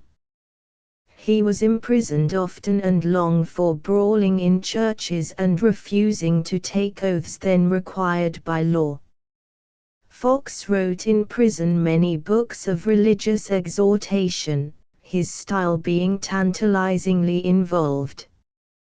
The one work that lives is the journal, a quaintly egotistic record of unquestioning faith and unconquerable endurance in pursuit of a spiritual ideal through a rude age. His youth and divine calling. I was born in the month called July, 1624, at Drayton in the Clay, in Leicestershire. My father's name was Christopher Fox. He was by profession a weaver, an honest man, and there was a seed of God in him. In my very young years I had a gravity and staidness of mind and spirit not usual in children. When I came to 11 years of age I knew pureness and righteousness. The Lord taught me to be faithful in all things, inwardly to God and outwardly to man, and to keep to yea and nay in all things. Afterwards, as I grew up, I was put to a man, a shoemaker by trade, who dealt in wool, and was a grazier, and sold cattle, and a great deal went through my hands. I never wronged man or woman in all that time, for the Lord's power was with me, and over me to preserve me. While I was in that service, it was common saying among people that knew me, if George says verily there is no altering him. At the command of God, on the 9th day of the 7th month, 1643, I left my relations, and broke off all familiarity or fellowship with old or young. I went to Barnet in the month called June, in 1644. Now, during the time that I was at Barnet a strong temptation to despair came upon me. Then I thought, because I had forsaken my relations, I had done amiss against them. I was about 20 years of age when these exercises came upon me, and I continued in that condition some years in great trouble. I went to many a priest to look for comfort, but found no comfort from them. Then the priest of Drayton, the town of my birth, whose name was Nathaniel Stevens, came often to me, and I went often to him. At that time he would applaud and speak highly of me to others, and what I said in discourse to him on the weekdays he would preach of on the first days, for which I did not like him. This priest afterwards became my great persecutor. After this I went to another ancient priest at Mansetta, in Warwickshire, and reasoned with him about the ground of despair and temptations, but he was ignorant of my condition. He bade me take tobacco and sing psalms. Tobacco was a thing I did not love, and psalms I was not in a state to sing. Then I heard of a priest living about Tamworth, but I found him only like an empty, hollow cask. Later I went to another, one Mackham, a priest of high account. He would needs give me some physic, and I was to have been let blood. I thought them miserable comforters, and saw they were all as nothing to me, for they could not reach my condition. And this struck me, that to be bred at Oxford or Cambridge was not enough to make a man fit to be a minister of Christ. So neither these, nor any of the dissenting people, could I join with, but was a stranger to all, relying wholly upon the Lord Jesus Christ. It was now opened in me that God, who made the world, did not dwell in temples made with hands but in people's hearts, and his people were his temple. During all this time I was never joined in profession of religion with any, being afraid both of professor and profane. For which reason I kept myself much a stranger, seeking heavenly wisdom and getting knowledge from the Lord. When all my hopes in them were gone, then I heard a voice which said, There is one, even Christ Jesus, that can speak to thy condition. And when I heard it my heart did leap for joy, and the Lord stayed my desires upon himself. To preaching and persecution then came people from far and near to see me, and I was made to speak and open things to them. And there was one Brown, who had great prophecies and sights upon his deathbed of me. He spoke only of what I should be made instrumental by the Lord to bring forth.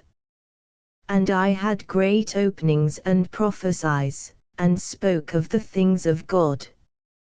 And many who heard me spread the fame thereof, and the Lord's power got ground, and many were turned from the darkness to the light within the compass of these 3 years. 1646, 1647, and 1648. Moreover, when the Lord sent me forth, he forbade me to put off my hat to any, high or low. And I was required to thee and thou all, men and women, without any respect to rich or poor, great or small. But, oh, the rage that then was in the priests, magistrates, professors, and people of all sorts, but especially in priests and professors. Oh, the scorn, the heat and fury that arose.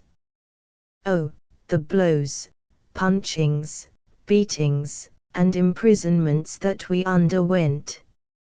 About this time I was sorely exercised in speaking and writing to judges and justices to do justly, in warning such as kept public houses for entertainment that they should not let people have more drink than would do them good. In fairs also and in markets I was made to declare against their deceitful merchandise, cheating, and cozening, warning all to deal justly, to speak the truth, to let their yea be yea, and their nay be nay. Likewise I was made to warn masters and mistresses, fathers and mothers in private families, to take care that their children and servants might be trained up in the fear of the Lord, and that they themselves should be therein examples and patterns of sobriety and virtue. But the earthly spirit of the priests wounded my life, and when I heard the bell toll to call people together to the steeple house, it struck at my life, for it was just like a market bell to gather people together, that the priest might set forth his wares to sale. 3 In perils oft now as I went towards Nottingham on a first day, when I came on the top of a hill in sight of the town, I espied the great steeple house, and the Lord said unto me, Thou must go cry against yonder great idol, and against the worshippers therein. When I came there all the people looked like fallow ground, the priest, like a great lump of earth, stood in his pulpit above. Now the Lord's power was so mighty upon me that I could not hold, but was made to cry out. As I spoke, the officers came and took me away, and put me into a nasty, stinking prison, the smell whereof got so into my nose and throat that it very much annoyed me. But that day the Lord's power sounded so in their ears that they were amazed at the voice. At night they took me before the mayor, aldermen, and sheriffs of the town. They examined me at large, and I told them how the Lord had moved me to come. After some discourse between them and me, they sent me back to prison again, but some time after the head sheriff sent for me to his house. I lodged at the sheriff's, and great meetings we had in his house. The Lord's power was with this friendly sheriff, and wrought a mighty change in him, and accordingly he went into the market, and into several streets, and preached repentance to the people. Hereupon the magistrates grew very angry, and sent for me from the sheriff's house, and committed me to the common prison. Now, after I was released from Nottingham Gaol, where I had been kept prisoner for some time, I travelled as before in the work of the Lord. And while I was at Mansfield Woodhouse, I was moved to go to the steeple house there, and declare the truth to the priest and people, But the people fell upon me in great rage, struck me down, and almost stifled and smothered me, and I was cruelly beaten and bruised by them with their hands, Bibles, and sticks. Then they haled me out, though I was hardly able to stand, and put me into the stocks, where I sat some hours. After some time they had me before the magistrate, who, seeing how evilly I had been used, after much threatening, set me at liberty.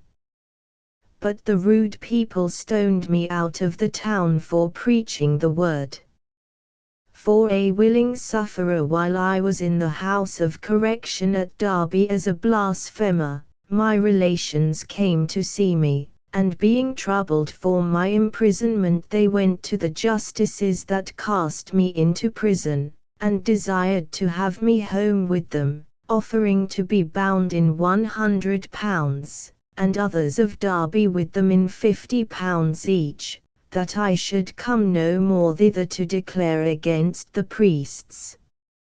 So I was had up before the justices, and because I would not consent that they or any should be bound for me, for I was innocent from any ill behavior, and had spoken the word of life and truth unto them, Justice Bennet rose up in a rage, and as I was kneeling down to pray to the Lord to forgive him, he ran upon me, and struck me with both his hands.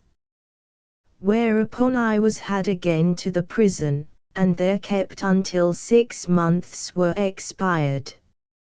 Now the time of my commitment being nearly ended, the keeper of the house of correction was commanded to bring me before the commissioners and soldiers in the market-place, and there they offered me preferment, as they called it, asking me if I would take up arms for the Commonwealth against Charles Stuart, but I told them I lived in the virtue of that life and power that took away the occasion of all wars, and was come into the covenant of peace which was before wars and strifes were. I then passed through the country, clearing myself amongst the people, and some received me lovingly, and some slighted me. And some, when I desired lodging and meat, and would pay for it, would not lodge me except I would go to the constable, which was the custom, they said, of all lodgers at inns, if strangers. I told them I should not go, for that custom was for suspicious persons, but I was an innocent man. And I passed in the Lord's power into Yorkshire, and came to Tickhill, where I was moved to go to the steeple house. But when I began to speak they fell upon me, and the clerk took up his Bible and struck me in the face with it, so that it gushed out with blood, and I bled exceedingly in the steeple house. Then the people got me out and beat me exceedingly, stoning me as they drew me along, so that I was besmeared all over with blood and dirt. Yet when I got upon my legs again I declared to them the word of life. Some moderate justices, hearing of it, came to hear and examine the business, and he that shed my blood was afraid of having his hand cut off for striking me in the church, as they called it, but I forgave him, and would not appear against him. Then I went to Swarthmore to Judge Fell's, and from there to Ulverstone, where the people heard me gladly, until Justice Sawyer, the first stirrer up of cruel persecution in the north, incensed them against me, to hale, beat, and bruise me, and the rude multitude, some with staves and others with hollowbushes, beat me on the head, arms, and shoulders till they deprived me of sense. And my body and arms were yellow, black, and blue with the blows I received that day, and I was not able to bear the shaking of a horse without much pain. And Judge Fell, coming home, asked me to give him a relation of my persecution, but I made light of it as he told his wife as a man that had not been concerned, for, indeed, the Lord's power healed me again.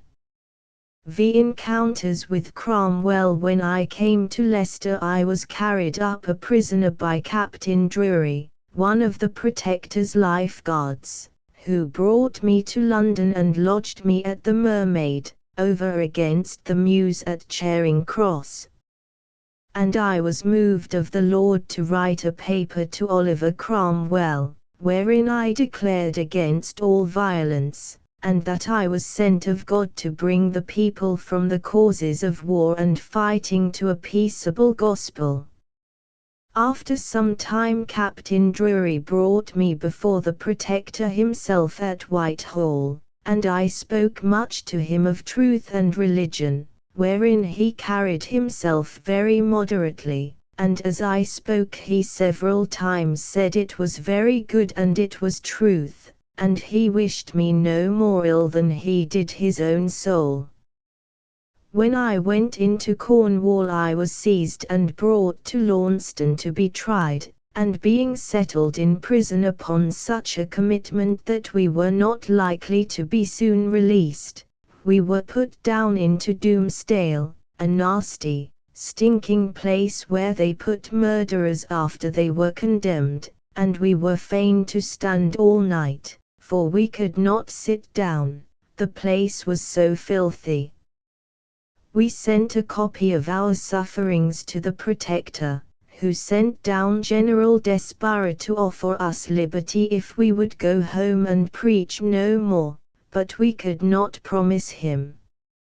At last he freely set us at liberty, and in Cornwall, Devonshire, Dorsetshire, and Somersetshire, the truth began to spread mightily. After a little while Edward Pugh and I were moved to speak to Oliver Cromwell again concerning the sufferings of friends, and we laid them before him, and directed him to the light of Christ. Afterwards we passed on through the counties to Wales, and by Manchester to Scotland, but the Scots, being a dark, carnal people, gave little heed, and hardly took notice of what was said. And when I had returned to London I was moved to write again to Oliver Cromwell. There was a rumour about this time of making Cromwell king, whereupon I warned him against it, and he seemed to take well what I said to him, and thanked me. Taking boat to Kingston, and thence to Hampton Court, to speak with him about the sufferings of friends, I met him riding into Hampton Court Park before I came to him. As he rode at the head of his lifeguards, I felt a waft of death go forth against him, and he looked like a dead man. After I had warned him, as I was moved, he bid me come to his house. But when I came he was sick, so I passed away, and never saw him more. After, I was imprisoned in Lancaster, but when I had been in gaol 20 weeks was released on King Charles being satisfied of my innocency. Then I was tried at Leicester and found guilty, but was set at liberty suddenly. And at Lancaster I was tried because when they tendered me the oaths of allegiance and supremacy I would not take any oath at all, and there I was a prisoner in the castle for Christ's sake, but was never called to hear sentence given, but was removed by an order from the King and Council. And afterwards I lay a year in Scarborough gaol, but was discharged by order of the King as a man of peaceable life. And on the 2nd of the 2nd month of the year 1674 I was brought to trial at Worcester, and during my imprisonment there I wrote several books for the press, and this imprisonment so much weakened me that I was long before I recovered my natural strength again, and in later years my body was never able to bear the closeness of cities long. Benjamin Franklin Autobiography. Benjamin Franklin, a great and typical American, and one of the most influential founders of the young republic, was born at Boston, Mass., on the 17th of January, 1706. The story of his first 50 years is related in the vigorous and inspiring autobiography published in 1817. But the book does not carry the story further than the year 1758, which was just the time when he took a foremost place in world politics, as official representative of the New World in the Old World. He came in that year to England, where he remained 5 years as agent of the colony of Pennsylvania. Again in London, as agent for several colonies, from 1764 to 1775, Franklin fought for their right not to be taxed by the home country without having a voice in matters which concerned themselves, and from 1776 to 1785 he represented his country in Paris, obtaining the assistance of the French government in the War of Independence. On his return to America in 1785, Franklin was chosen President of the state of Pennsylvania.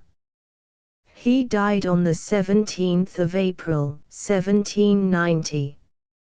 Franklin's correspondence, during these important years in Europe, as well as the letters of the last 5 years of his life, have been ably edited by John Bigelow, and form, in some sort, a continuation of the autobiography published in 1874. The autobiography is published in a number of inexpensive forms.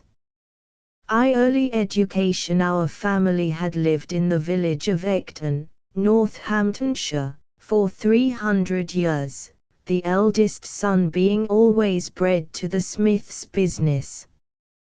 I was the youngest son of the youngest son for 5 generations back. My father married young, and carried his wife and 3 children to New England, about 1682, in order that they might there enjoy their nonconformist religion with freedom. He married a second time, and had in all 17 children.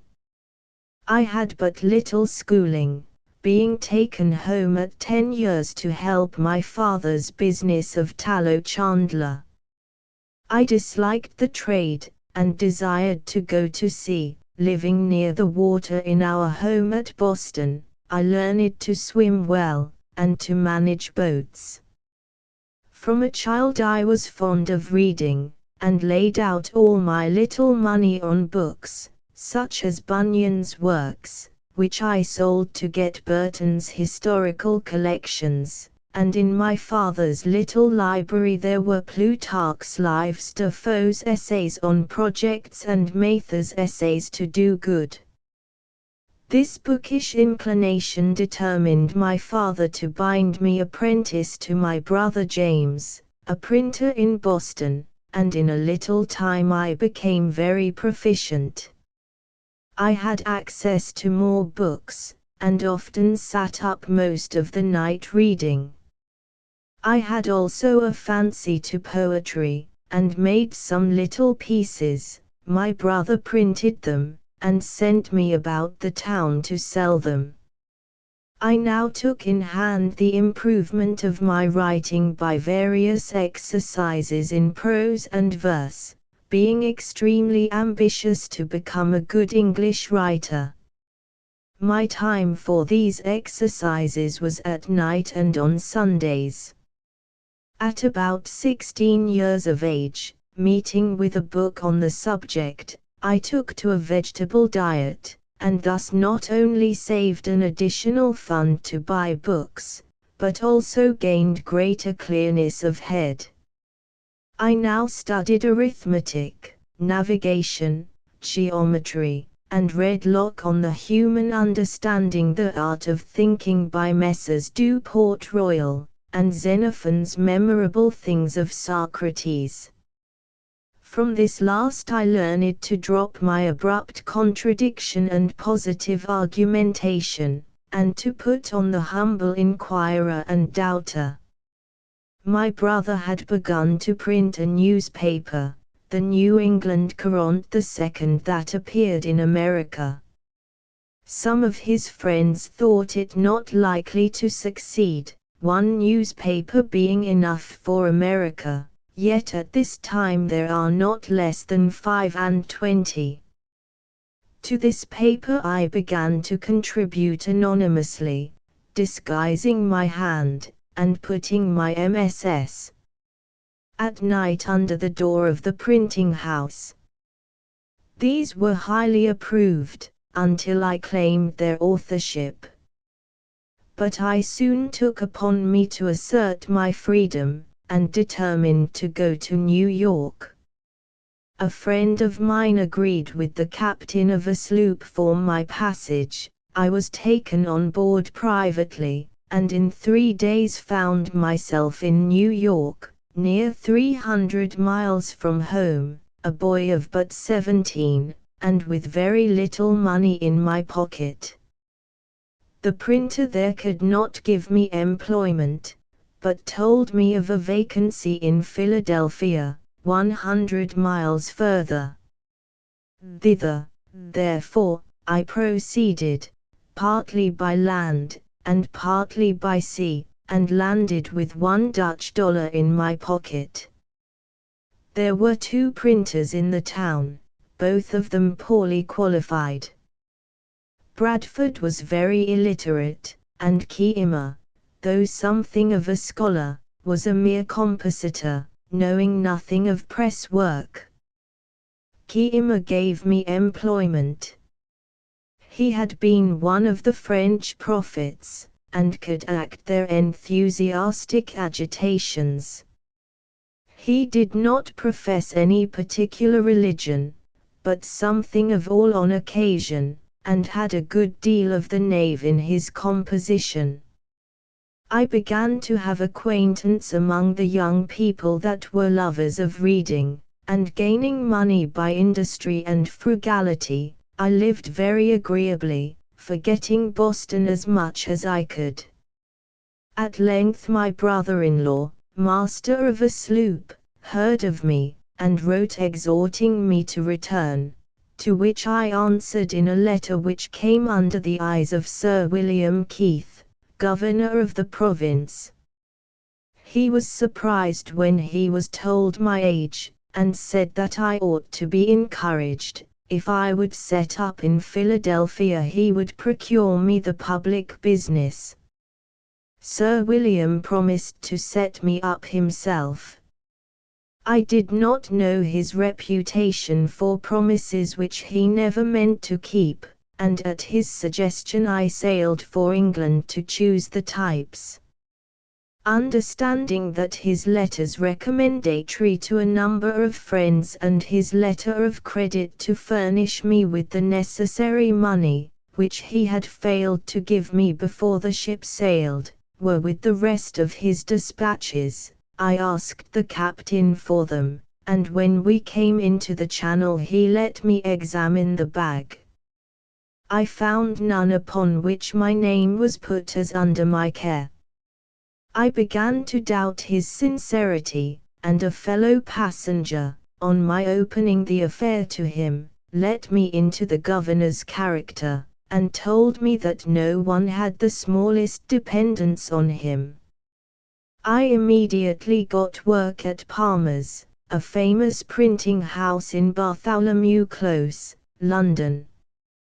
I was employed in composing for the 2nd edition of Wollaston's Religion of Nature, and some of his reasonings not appearing to me well founded, I wrote a little metaphysical piece entitled A Dissertation on Liberty and Necessity, Pleasure and Pain. This brought me the acquaintance of Dr. Mandeville, author of The Fable of the Bees, a most facetious, entertaining companion. I presently left Palmer's to work at Watts, near Lincoln's Inn Fields, and here I continued for the rest of my 18 months in London. But I had grown tired of that city, and when a Mr. Denham, who was returning to Philadelphia to open a store, offered to take me as his clerk, I gladly accepted. We landed in Philadelphia on the 11th of October, 1726, where I found sundry alterations. Keith was no longer governor, and Miss Reed, to whom I had paid some courtship, had been persuaded in my absence to marry one Rogers, a potter. With him, however, she was never happy, and soon parted from him. He was a worthless fellow. Mr. Denham took a store, but died next February, and I returned to Keimer's printing house. To making his way I had now just passed my 21st year, and it may be well to let you know the then state of my mind with regard to my principles and morals. My parents had brought me through my childhood piously in the dissenting way, but now I had become a thoroughdist. My arguments had perverted some others, but as each of these persons had afterwards wronged me greatly without the least compunction, and as my own conduct towards others had given me great trouble, I began to suspect that this doctrine, though it might be true, was not very useful. I now, therefore, grew convinced that truth, sincerity, and integrity between man and man were of the utmost importance to the felicity of life, and I formed written resolutions to practice them ever while I lived. I now set up in partnership with Meredith, one of Keimer's workmen, the money being found by Meredith's father. In the autumn of the preceding year, I had formed most of my ingenious acquaintance into a club of mutual improvement, which we called the Junto. It met on Friday evenings for essays and debates. Every one of its members exerted himself in recommending business to our new firm. Soon Keimer started a newspaper, the Universal Instructor in All Arts and Sciences and Pennsylvania Gazette, but after carrying it on for some months with only 90 subscribers he sold it to me for a trifle, and it proved in a few years extremely profitable. With the help of two good friends I bought out Meredith in 1729, and continued the business alone. I had turned my thoughts to marriage, but soon found that, the business of a printer being thought a poor one, I was not to expect money with a wife. Friendly relations had continued between me and Mrs. Reed's family. I pitied poor Miss Reed's unfortunate situation, and our mutual affection revived. Though there was a report of her husband's death, and another report that he had a preceding wife in England, neither of these were certain, and he had left many debts, which his successor might be called on to pay. But we ventured over these difficulties, and I took her to wife the 1st of September, 1730. None of the inconveniences happened that we had apprehended. She proved a good and faithful helpmate, assisted me much by attending the shop, we throve together, and have ever mutually endeavored to make each other happy. I now set on foot my first project of a public nature, that for a subscription library. By the help of our club, the Junto, I procured 50 subscribers of 40 shillings each to begin with, and 10 shillings a year for 50 years. We afterwards obtained a charter, and this was the mother of all the North American subscription libraries now so numerous, which have made the common tradesmen and farmers as intelligent as most gentlemen from other countries. 3. The scheme of virtues. It was about 1733 that I conceived the bold and arduous project of arriving at moral perfection. I wished to live without committing any fault at any time. I would conquer all that natural inclination, custom, or company might lead me into. As I knew, or thought I knew, what was right and wrong, I did not see why I might not always do the one and avoid the other. But I soon found that I had undertaken a task of great difficulty, and I therefore contrived the following method. I included under 13 names of virtues all that at that time occurred to me as necessary or desirable, and annexed to each a short precept, which expressed the extent which I gave to its meaning.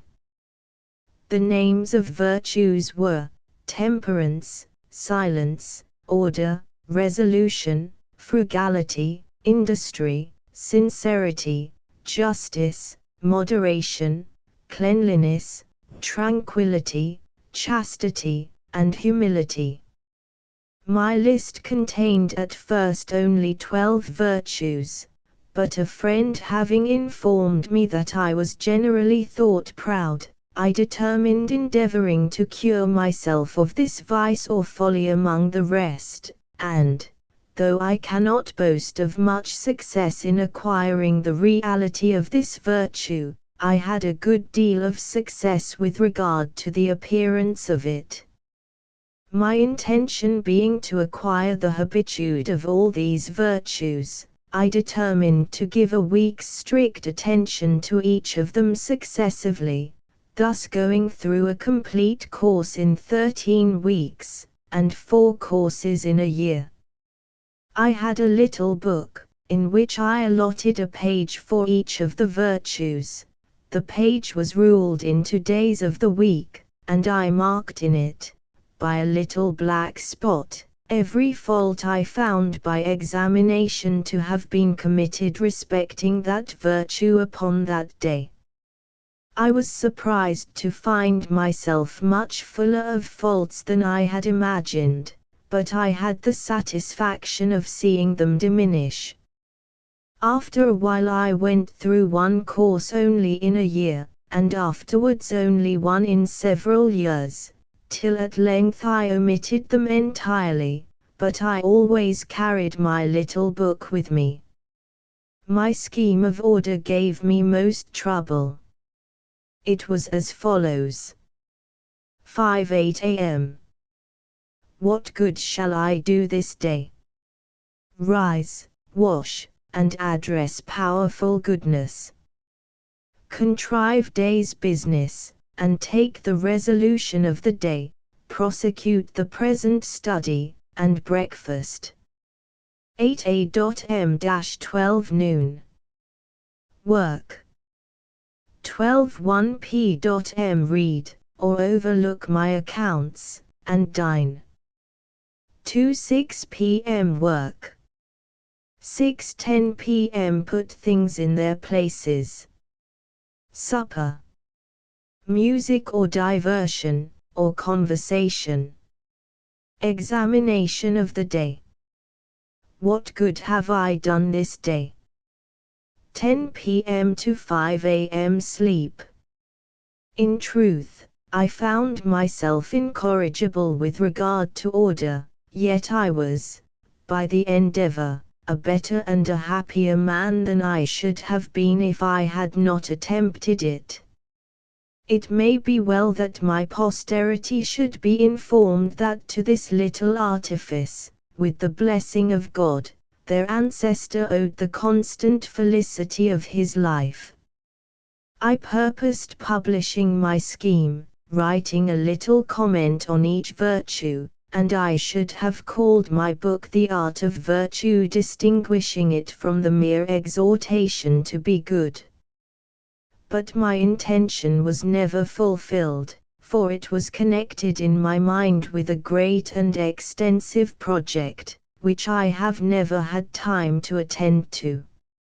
I had set forth on paper the substance of an intended creed, containing, as I thought, the essentials of every known religion, and I conceived the project of raising a united party for virtue, by forming the virtuous and good men of all nations into a regular body, to be governed by suitable good and wise rules.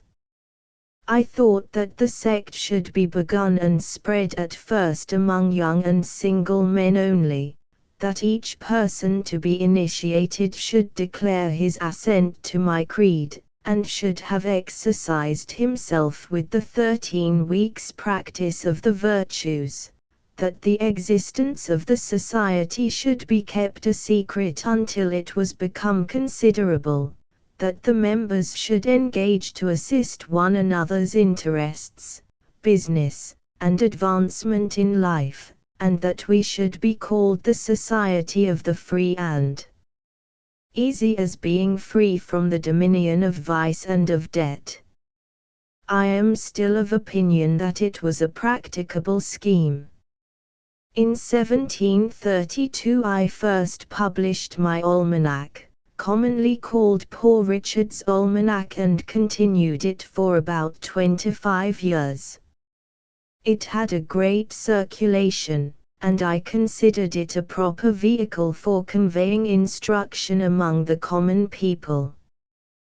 Thus, I assembled the proverbs containing the wisdom of many ages and nations into a discourse prefixed to the Almanac of 1757, as the harangue of a wise old man to the people attending an auction.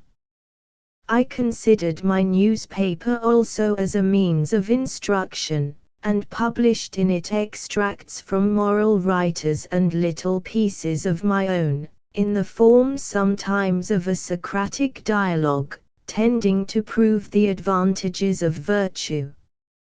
I had begun in 1733 to study languages. I made myself master of French so as to be able to read books with ease, and then Italian, and later Spanish. Having an acquaintance with these, I found, on looking over a Latin Testament, that I understood much of that language, which encouraged me to study it with success. Our secret club, the Junto, had turned out to be so useful that I now set every member of it to form each of them a subordinate club, with the same rules, but without informing the new clubs of their connection with the Junto. The advantages proposed were, the improvement of so many young citizens, our better acquaintance with the general sentiments of the inhabitants on any occasion, as the Junto member was to report to the Junto what passed in his separate club, the promotion of our particular interests in business by more extensive recommendation, and the increase of our influence in public affairs. 5 or 6 clubs were completed, and answered our views of influencing public opinion on particular occasions. For public life, my first promotion was my being chosen, in 1736, Clerk of the General Assembly. In the following year I received the commission of postmaster at Philadelphia, and found it of great advantage. I now began to turn my thoughts a little to public affairs, beginning, however, with small matters, and preparing the way for my reforms through the junto and subordinate clubs. Thus I reformed the city watch, and established a company for the extinguishing of fires. In 1739 the Reverend Mr. Whitefield arrived among us and preached to enormous audiences throughout the colonies. I knew him intimately, being employed in printing his sermons and journals. He used sometimes to pray for my conversion, but never had the satisfaction of believing that his prayers were heard. Our friendship lasted till his death. My business was now continually augmenting, and my circumstances daily growing easier. Spain having been several years at war against Great Britain, and being at length joined by France, our situation became one of great danger. Our colony was defenseless, and our assembly was composed principally of Quakers. I therefore formed an association of citizens, numbering 10,000, into a militia. These all furnished themselves with arms and met every week for drill, while the women provided silk colors painted with devices and mottes which I supplied. With the proceeds of a lottery we built a battery below the town, and borrowed 18 cannon of the governor of New York.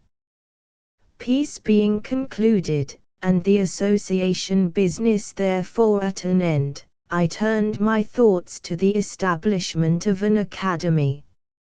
I published a pamphlet, set on foot a subscription, not as an act of mine, but of some public-spirited gentlemen, and the schools were opened in 1749. They were soon moved to our largest hall. The trustees were incorporated by a charter from the governor, and thus was established the University of Pennsylvania. The building of a hospital for the sick, and the paving, lighting, and sweeping of the streets of the city, were among the reforms in which I had a hand at this time.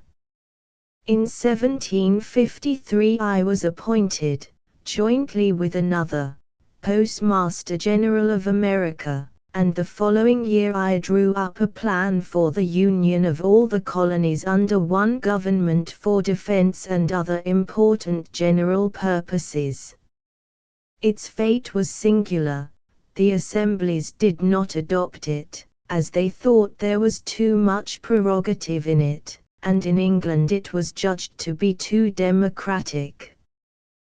The Board of Trade therefore did not approve of it, but substituted another scheme for the same end.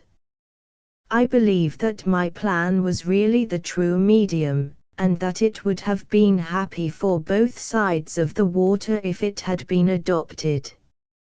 When war was in a manner commenced with France, the British government, not choosing to trust the union of the colonies with their defense, lest they should feel their own strength, sent over General Braddock in 1755 with 2 regiments of regular English troops for that purpose. He landed at Alexandria and marched to Fredericktown in Maryland, where he halted for carriages.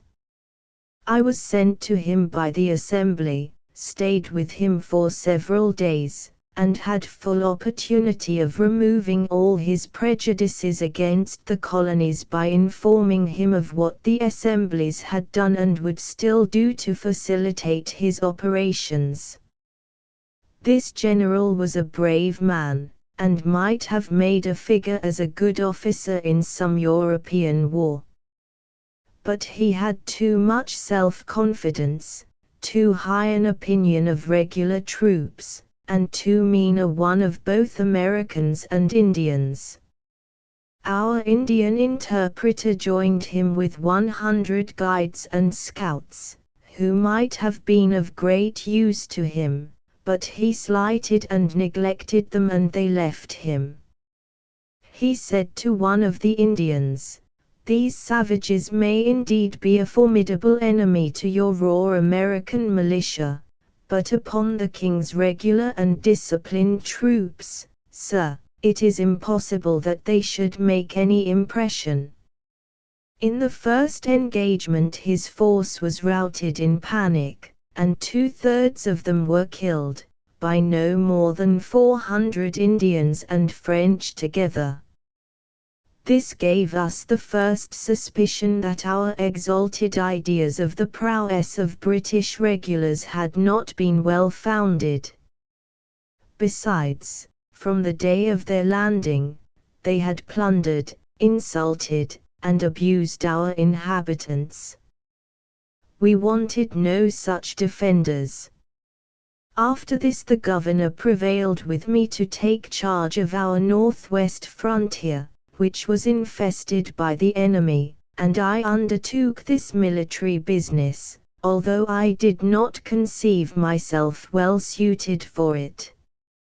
My account of my electrical experiments was read before the Royal Society of London, and afterwards printed in a pamphlet. The Count de Buffon, a philosopher of great reputation, had the book translated into French, and then it appeared in the Italian, German, and Latin languages. What gave it the more sudden celebrity was the success of its proposed experiment for drawing lightning from the clouds. I was elected a Fellow of the Royal Society, and they presented me with the gold medal of Sir Godfrey Copley, for 1753. The Assembly had long had much trouble with the proprietary or great hereditary landowners. Finally, finding that they persisted obstinately in manacling their deputies with instructions inconsistent, not only with the privileges of the people, but with the service of the Crown, the Assembly resolved to petition the King against them, and appointed me agent in England to present and support the petition. I sailed from New York with my son in the end of June. We dropped anchor in Falmouth Harbour, and reached London on the 27th of July, 1757. Mrs. Gaskell. The Life of Charlotte Brontë. Elizabeth Clehorn Stevenson, afterwards Mrs. Gaskell, was born at Chelsea on the 29th of September, 1810. At the age of 22 she married William Gaskell, a minister of the Unitarian Church in Manchester. She became famous in 1848 on the publication of Mary Barton, a novel treating of factory life. Her Life of Charlotte Brontë, published in 1857, caused much controversy, which became bitter, and occasioned the fixed resolve on the part of its author that her own memoirs should never be published. This gloomily haunting, vivid human life of Charlotte Brontë was written at the request of the novelist's father, who placed all the materials in his possession at the disposal of the biographer. Mrs. Gaskell took great pains to make her work complete, and, though published only 2 years after Charlotte Bronté's death, it still holds the field unchallenged. Mrs. Gaskell died on the 12th of November, 1865. The children who never played into the midst of the lawless yet not unkindly population of Haworth, in the West Riding, the Reverend Patrick Brontë brought his wife and 6 little children in February, 1820, 7 heavily laden carts lumbering slowly up the long stone street bearing the new parson's household goods. A native of County Down, Mr. Brontë had entered St. John's College, Cambridge, in 1802, obtained his BA degree, and after serving as a curate in Essex, had been appointed curate at Hartshead, in Yorkshire. There he was soon captivated by Maria Branwell, a little gentle creature, the third daughter of Mr. Thomas Branwell, merchant, of Penzance. In 1816 he received the living of Thornton, in Bradford parish, and there, on the 21st of April, Charlotte Brontë was born. She was the third daughter, Maria and Elizabeth being her elder sisters, and fast on her heels followed Patrick Branwell, Emily Jane and Anne. They kept themselves to themselves very close in the account given by those who remember the family coming to Haworth. From the first, the walks of the children were directed rather towards the heathery moors sloping upwards behind the parsonage than towards the long descending village street. Hand in hand they used to make their way to the glorious moors, which in after days they loved so passionately. They were grave and silent beyond their years. You would never have known there was a child in the house, they were such still, noiseless, good little creatures, said one of my informants. Maria would often shut herself up, Maria of 7. In the children's study with a newspaper or a periodical, and be able to tell anyone everything when she came out, debates in Parliament, and I know not what all. Mr. Brontë wished to make the children hardy, and indifferent to the pleasures of eating and dress. His strong passionate nature was in general compressed down with resolute stoicism. Mrs. Brontë, whose sweet spirit thought invariably on the bright side, would say, "Ought I not to be thankful that he never gave me an angry word?" In September, 1821, Mrs. Brontë died, and the lives of those quiet children must have become quieter and lonelier still. Their father did not require companionship, and the daughters grew out of childhood into girlhood bereft in a singular manner of such society as would have been natural to their age, sex and station. The children did not want society. To small infantine gaieties they were unaccustomed. They were all in all to each other. They had no children's books, but their eager minds browsed undisturbed among the wholesome pasturage of English literature, as Charles Lamb expressed it. Their father says of their childhood that since they could read and write they used to invent and act little plays of their own, in which the Duke of Wellington, Charlotte's hero, was sure to come off conqueror.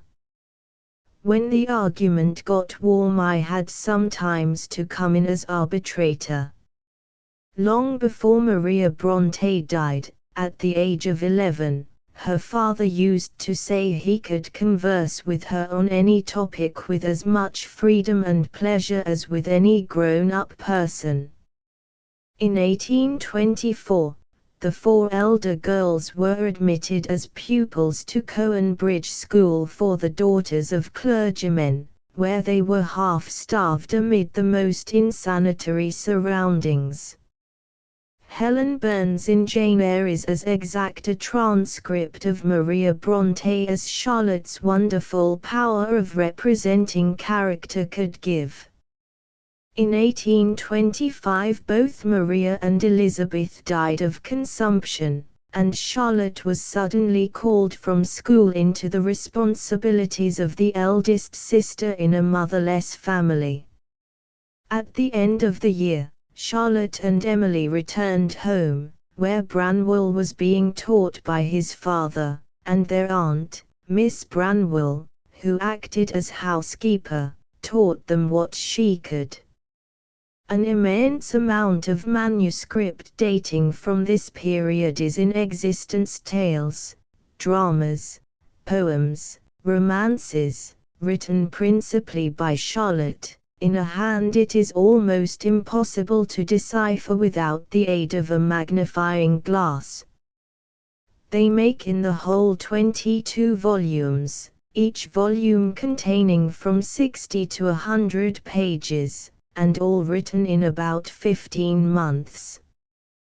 The quality strikes me as of singular merit for a girl of 13 or 14.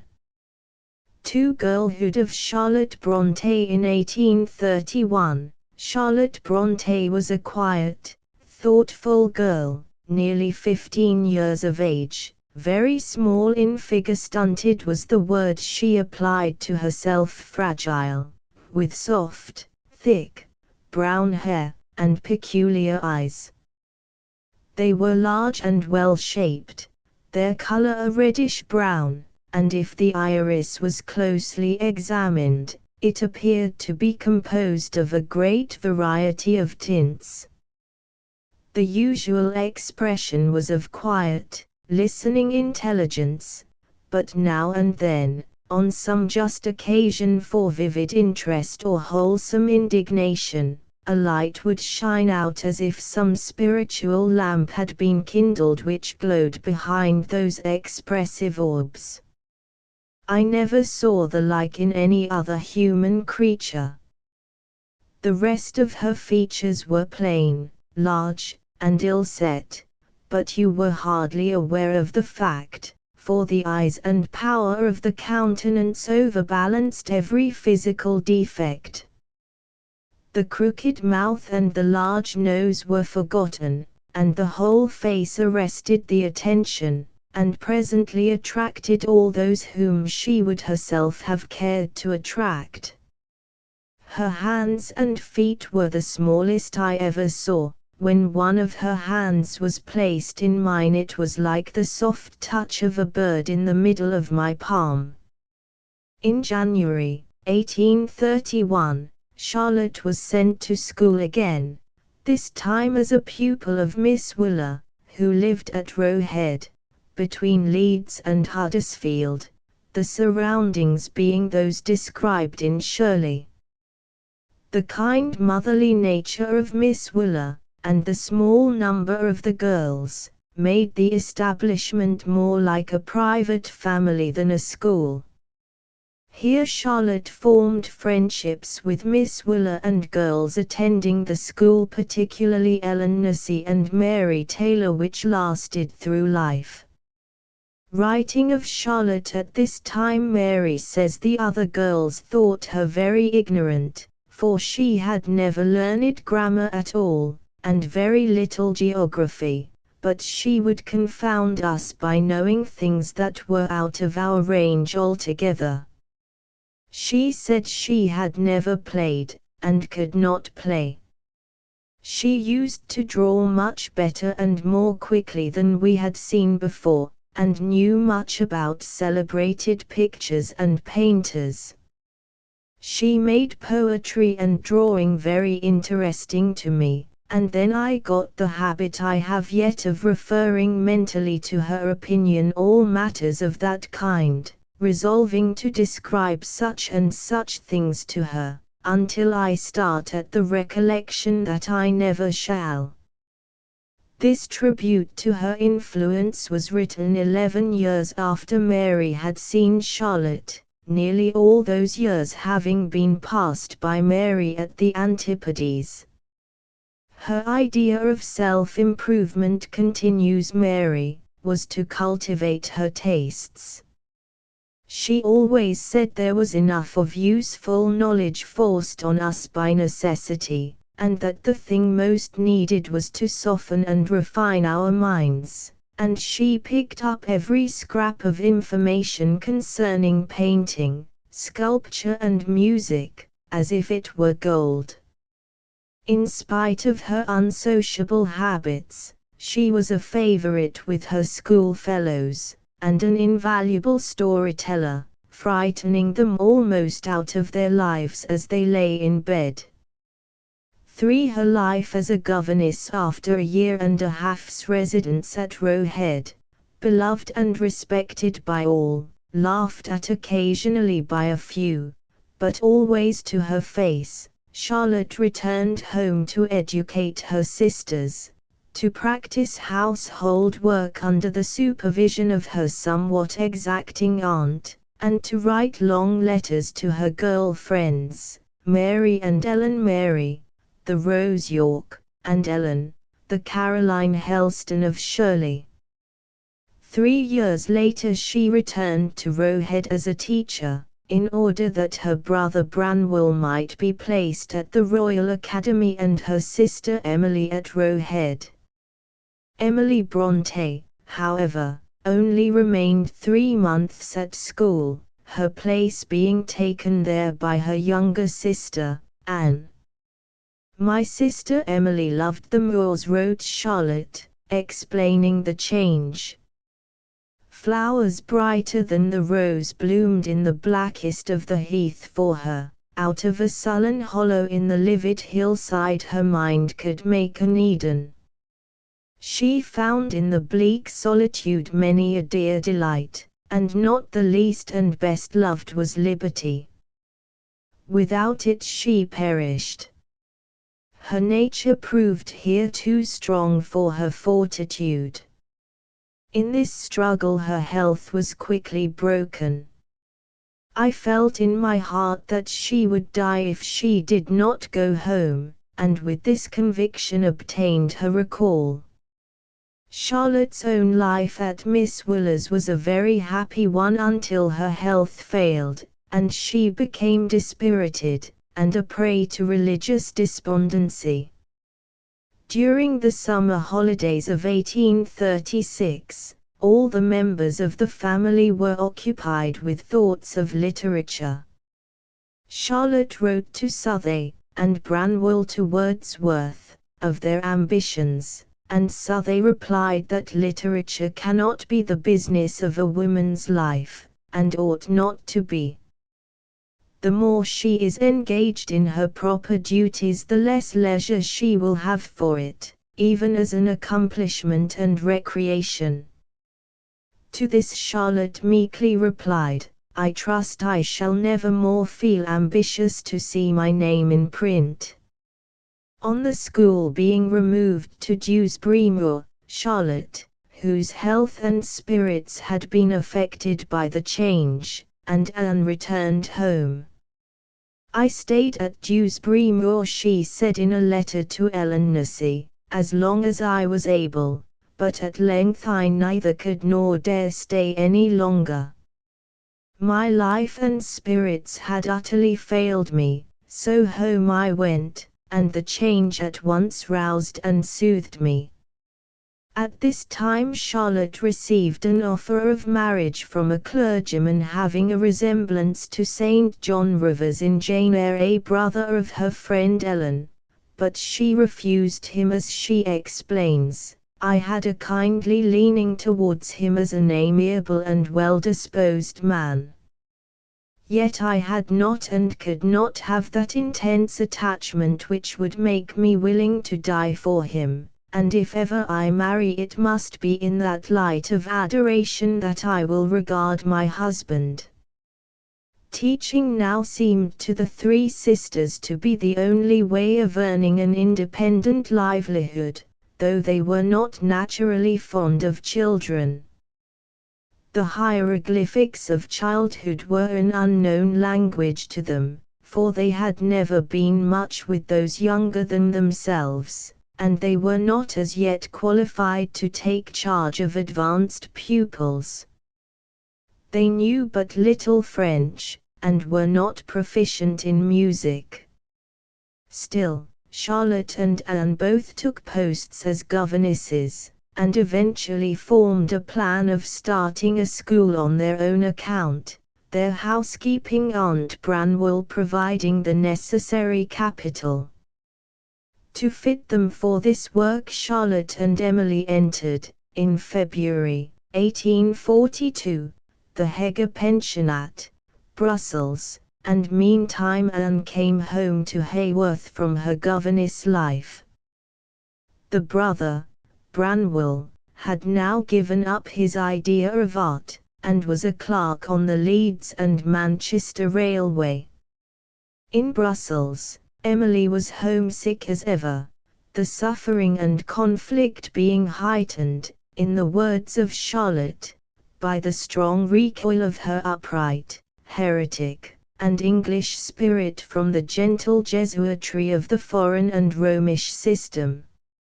She was never happy till she carried her hard-won knowledge back to the remote English village, the old parsonage house, and desolate Yorkshire hills. We are completely isolated in the midst of numbers.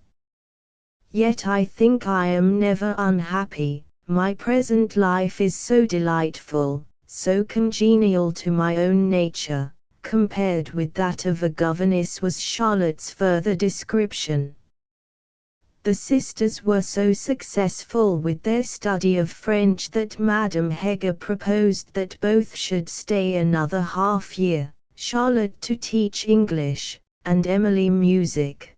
But from Brussels the girls were brought hastily home by the illness and death of their aunt, who left to each of them independently a share of her savings, enough to enable them to make whatever alterations were needed to turn the parsonage into a school. Emily now stayed at home, and Charlotte, January 1843, returned to Brussels to teach English to Belgian pupils, under a constant sense of solitude and depression, while she learned German. A year later she returned to Haworth, on receiving news of the distressing conduct of her brother Branwell and the rapid failure of her father's sight. On leaving Brussels, she took with her a diploma certifying that she was perfectly capable of teaching the French language, and her pupils showed for her, at parting, an affection which she observed with grateful surprise. For the sisters' book of poems the attempt to secure pupils at Haworth failed. At this time the conduct of the now dissipated brother Branwell, conduct bordering on insanity, caused the family the most terrible anxiety. Their father was nearly blind with cataract, and Charlotte herself lived under the dread of blindness. It was now that she paid a visit to her friends the nurses, at Athasage, in Derbyshire, the scene of the later chapters of Jane Eyre. On her return she found her brother dismissed from his employment, a slave to opium, and to drink whenever he could get it, and for some time before he died he had attacks of delirium tremens of the most frightful character. In the course of this sad autumn of 1845 a new interest came into the lives of the sisters through the publication, at their own expense, of poems by Currer, Ellis, and Acton Bell, as explained in the biographical notice of her sisters, which Charlotte prefaced to the edition of Wuthering Heights and Agnes Grey that was published in 1850.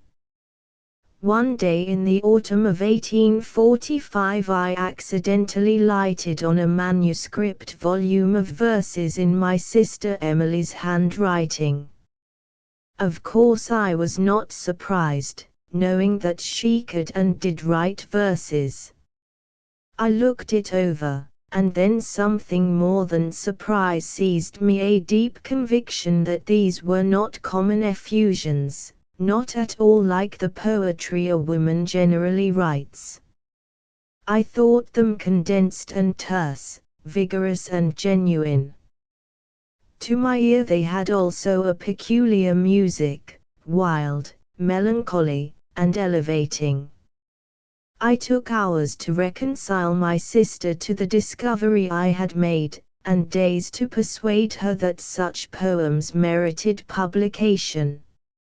Meantime, my younger sister quietly produced some of her own compositions, intimating that since Emily's had given me pleasure I might like to look at hers.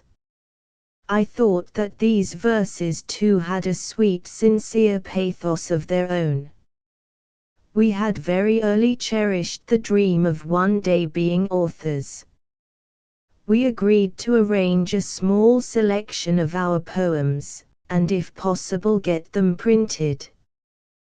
The poems obtained no sale until the authors became otherwise known. During the summer of 1846 the three sisters made attempts to find a publisher for a volume that was to consist of 3 prose tales, Wuthering Heights by Emily, Agnes Grey by Anne, and The Professor by Charlotte. Eventually the 2 former were accepted for a 3-volume issue, though 18 months passed and much happened before the book was actually circulated. Meantime, The Professor was plodding its way round London through many rejections. Under these circumstances, her brother's brain mazed and his gifts and life lost, her father's sight hanging on a thread, her sister's in delicate health and dependent on her care, did the brave genius begin, with steady courage, the writing of Jane Eyre. While refusing to publish The Professor, Messrs. Smith, Elder and Company expressed their willingness to consider favorably a new work in 3 volumes which Currer Bell informed them he was writing, and by the 16th of October, 1847, the tale Jane Eyre was accepted, printed, and published. The coming of success. The gentleman connected with the firm who first read the manuscript was so powerfully struck by the character of the tale that he reported his impressions in very strong terms to Mr. Smith, who appears to have been much amused by the admiration excited. "You seem to have been so enchanted that I do not know how to believe you," he laughingly said. But when a second reader, in the person of a clear-headed Scotsman, not given to enthusiasm, had taken the manuscript home in the evening, and became so deeply interested in it as to sit up half the night to finish it, Mr. Smith's curiosity was sufficiently excited to prompt him to read it himself, and great as were the praises which had been bestowed upon it, he found that they did not exceed the truth. The power and fascination of the tale itself made its merits known to the public without the kindly fingerposts of professional criticism, and early in December the rush for copies began. When the demand for the work